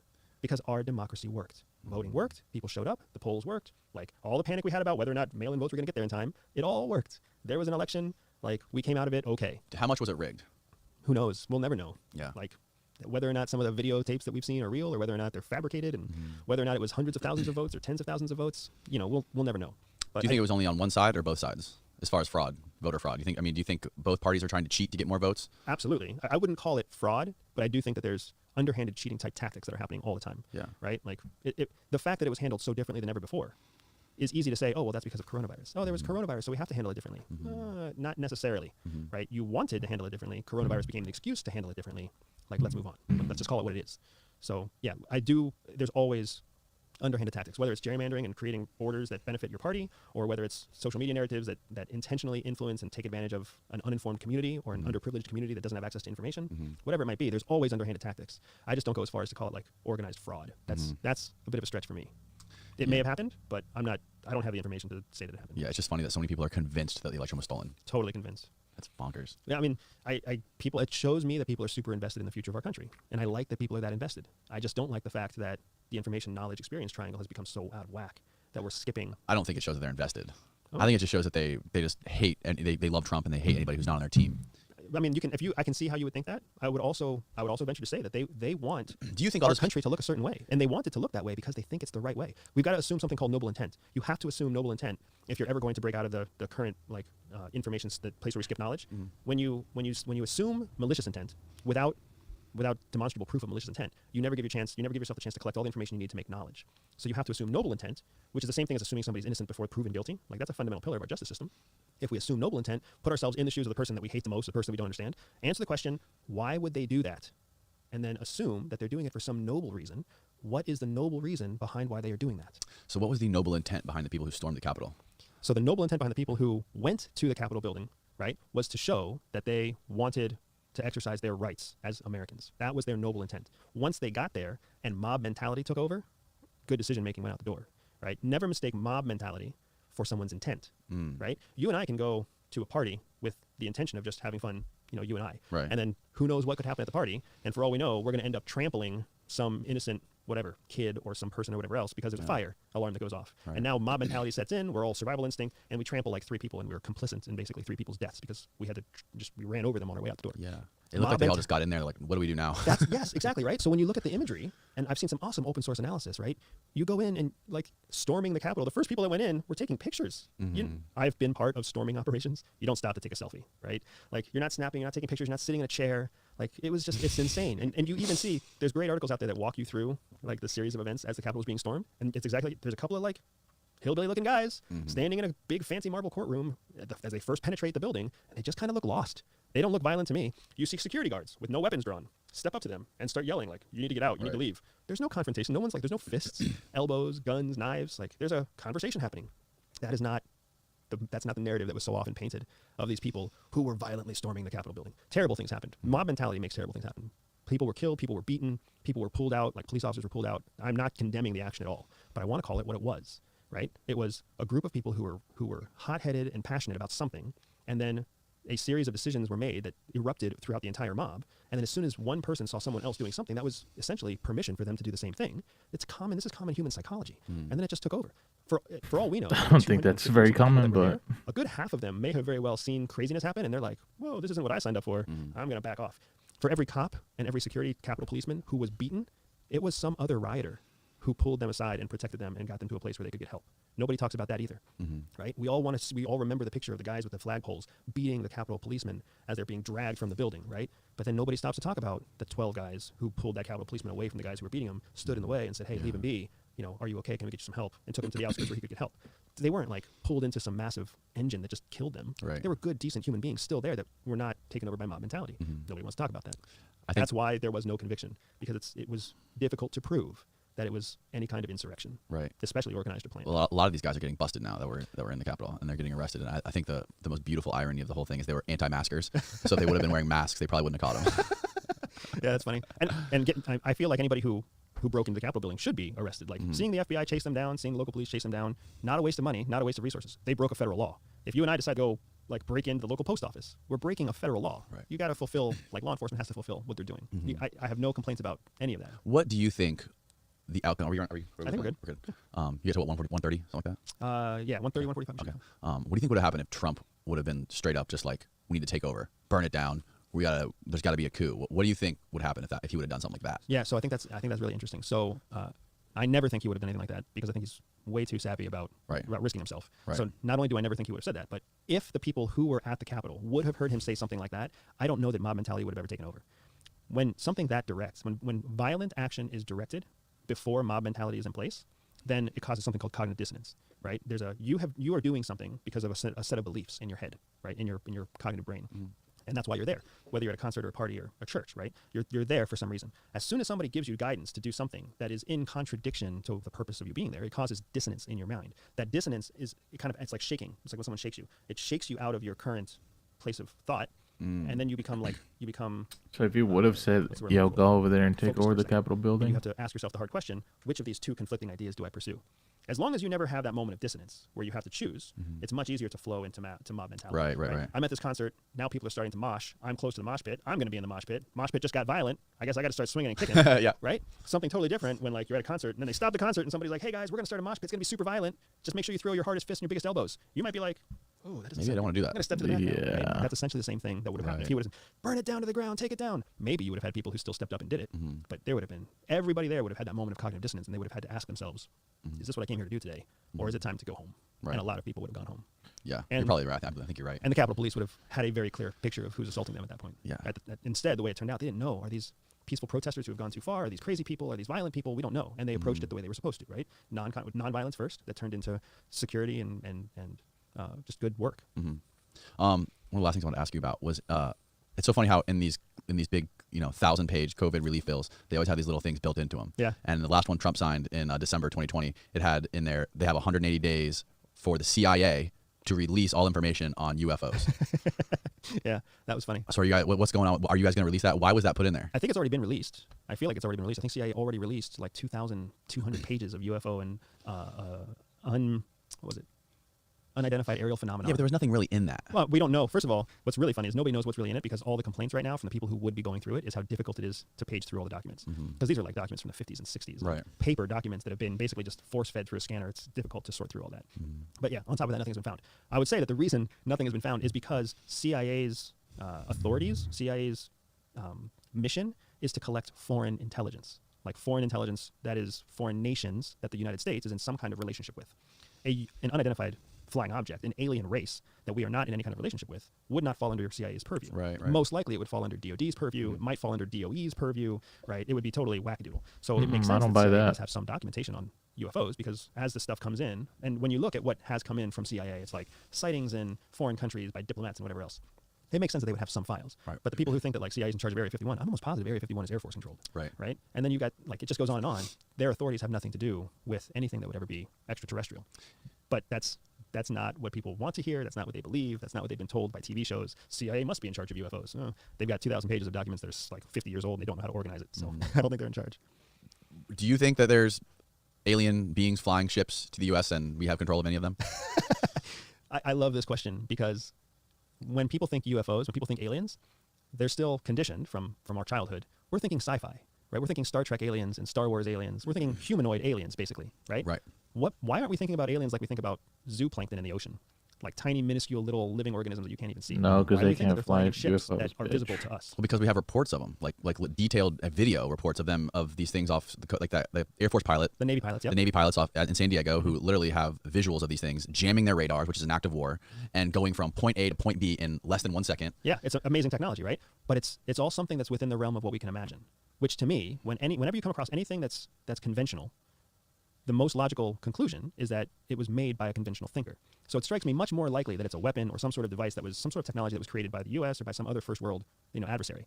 It makes the most logical sense that somebody else has created this amazing technology and we don't know about it. And the first time that we saw it was No. Could it be alien? Absolutely, it could be alien.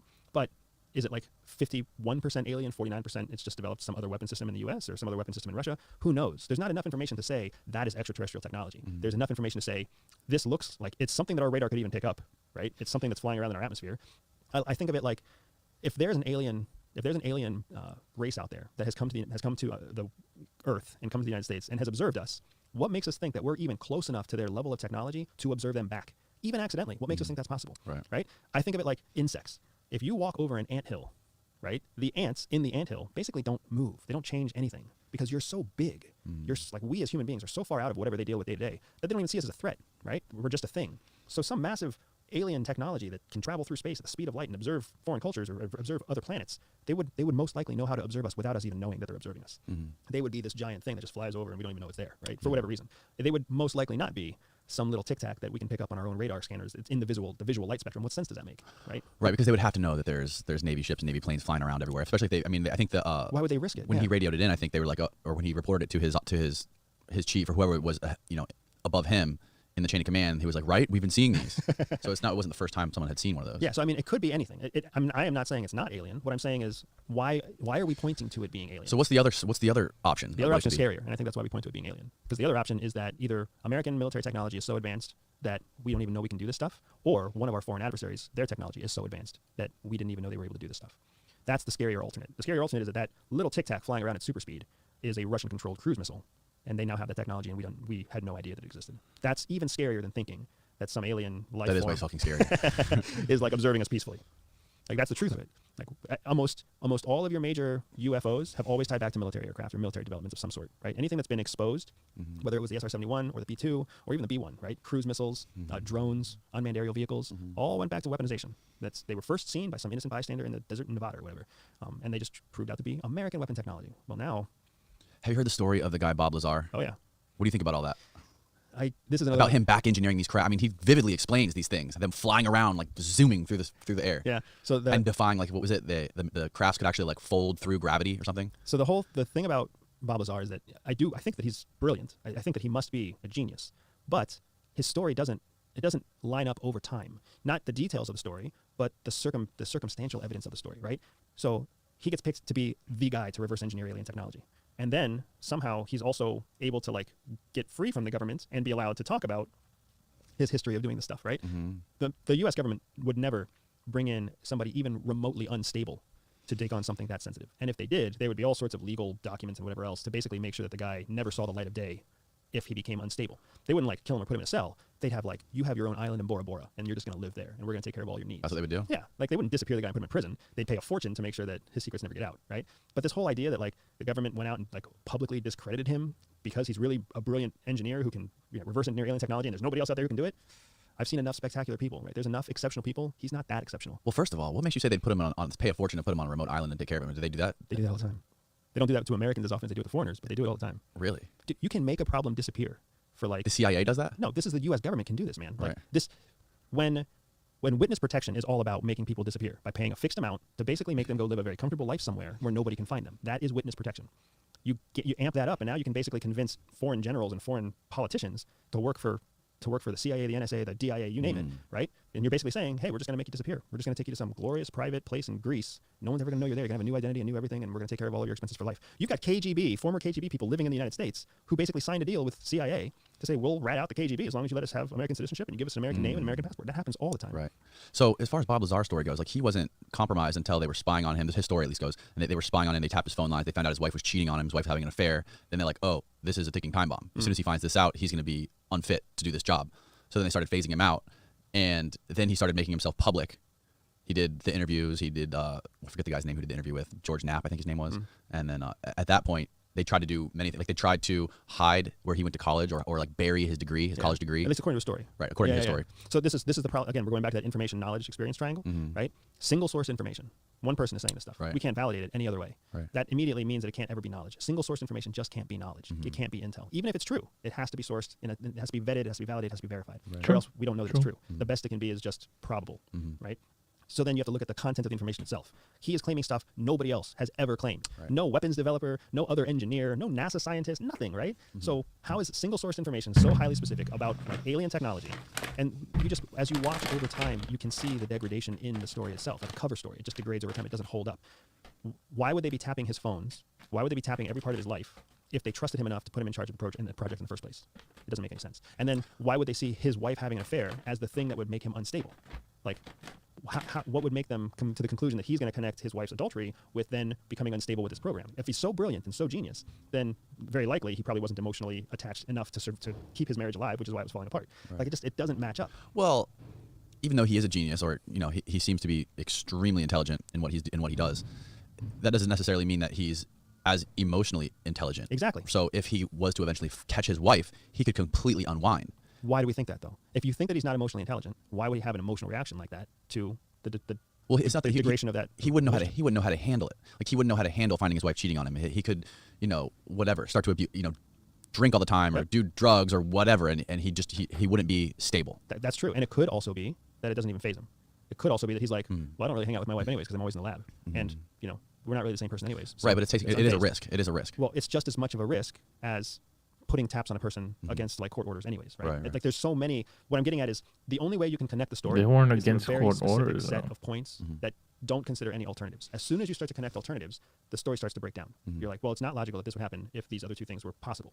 And then if that still happened, like if the probability still happened, then it still isn't logical that this next thing would happen. So how many illogical steps have to happen before we start to ask ourselves like, well, maybe the whole story is just illogical. Maybe the guy just lives in like Neverland. Maybe he really was working on some super cool stuff, but it wasn't actually alien. Maybe the guy was working on some super cool stuff that the government told him was alien because they didn't want him to know anything else. Like, who knows? Any number of viable alternative stories could happen in addition to his story. But what's hard here is that because he's been saying his story for so long, he's been interviewed so many times, and the UFO community is such a dedicated, such a passionate community, they want to believe that other life is out there. Just like they also want to believe that it's friendly, and they also want to believe that it's intelligent, and they also want to believe that it's humanoid, and they also want to believe that it's visible, right? Nobody's going to feel very good if they find out that real aliens are actually like the size of other planets and could basically crush us accidentally. Like, nobody's going to want to believe that. Yeah. Or that they're some kind of like spiritual entity that's just made of energy, and they basically have the ability to wipe our brains. Like, nobody wants to think any negative stuff about it. They want to believe that it's something that they can put into their little their conventions of science fiction. It's not. It's going to be much bigger than that. If he did have, if what he says is true, and he was working on some sort of crazy craft that works like nothing we've ever seen before, and uses technology that we can't even comprehend, is it true that the government would want to keep it under wraps specifically for keeping us protected against other countries and threats from other countries? Like, we don't want other countries to know that we have this because we want to use this for weaponization, or most likely, if what he was saying is true, the most likely outcome would be that we would siphon off little pieces that we understand and use them to advance ourselves. Right? It's the same thing it's why NASA existed for so long, because they created little things that were useful in space that then could also be used in everyday life. So that for weaponization, for urbanization, for industrial purposes, for any number of reasons, right? And to keep it out of the hands of adversaries, for sure. If what he was saying is true, most likely we would take what we understand and siphon it off. It would never go into some black vault to never see the light of day again, because that's just a risk. Putting it in a black vault where nobody ever gets to see it is just an invitation for someone else to steal that information and then use it against you. So we would never do that. We would take what we know and we would start to build on it and apply it and use it to evolve ourselves as fast as we could. That's just human nature. That's survival instinct. And to weaponize space, right? Yeah, well, weaponizing space is a whole different story. Like, some people think that we've been doing it for a long time. Technically, ICBMs get shot from space, right? What is an ICBM? An intercontinental ballistic missile. Okay. A nuclear missile. Right. Basically goes up into space, does a half of an orbit, and then fires down a warhead, like a gun, shoots a warhead down. So technically, according to the current space treaties, nothing can be in orbit around the Earth that is a weapon, but things can go into partial orbit that are a weapon. Really? Yeah.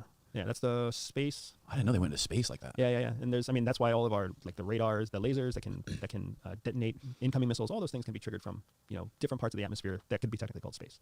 So the weaponization of space is kind of a funny thing to talk about, because it's kind of happening when China launched a rocket to blow up a satellite that then just shattered a satellite and put, tens of thousands of pieces of space debris. That was essentially just a giant scatter bomb in space. So when did they do that? 2010, I think it was, when they blew up one of their own satellites with a ground-based missile. Why the hell would they do that? Well, they claimed that it was because the trajectory of the satellite was going to bring it into like some dangerous zone. It was going to land in like a populated city. At the time, there was an essential like space GPS race with China.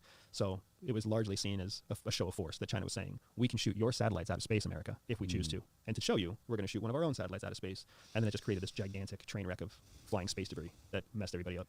Yeah, it turned a bullet into a shotgun Exactly. shell. Exactly. But that's the weaponization of space, all within the confines of the space treaty that we all said we would never put orbiting weapons into space. So Wasn't there just like a recent big show of force with China?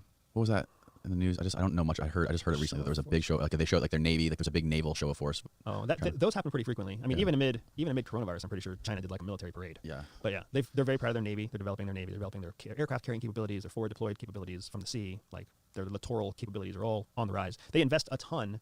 In terms of a percentage, they invest a ton of the percentage of their GDP back into their own military. But I'm pretty sure that the portion, even though they invest like 8% back into their military infrastructure, it still pales in comparison to the 2% that we invest in our own military capacity. So people get all wound up about China investing in their future military. They are, but it's still, they can't compete, renminbi per dollar against what we're spending. Right. And they're, decades behind us in terms of innovation and technology. So they're using old technology to create new weapons, whereas we use new technology to create new weapons. So it's a completely different model, but one that still makes people nervous. Cool, man. Well, thank you for doing this. I think we're almost out of time. Yeah, absolutely. We gotta get out of here. No, it's all good. I appreciate the time. This was super. Dude, this time flew.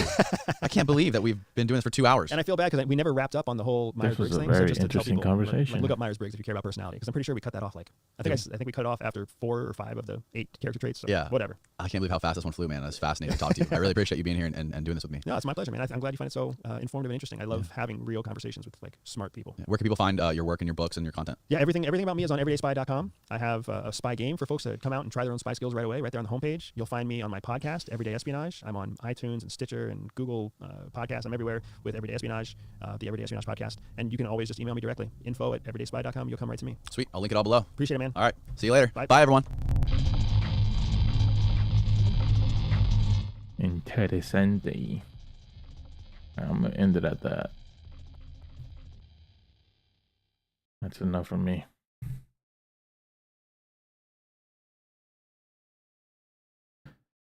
$7 hours?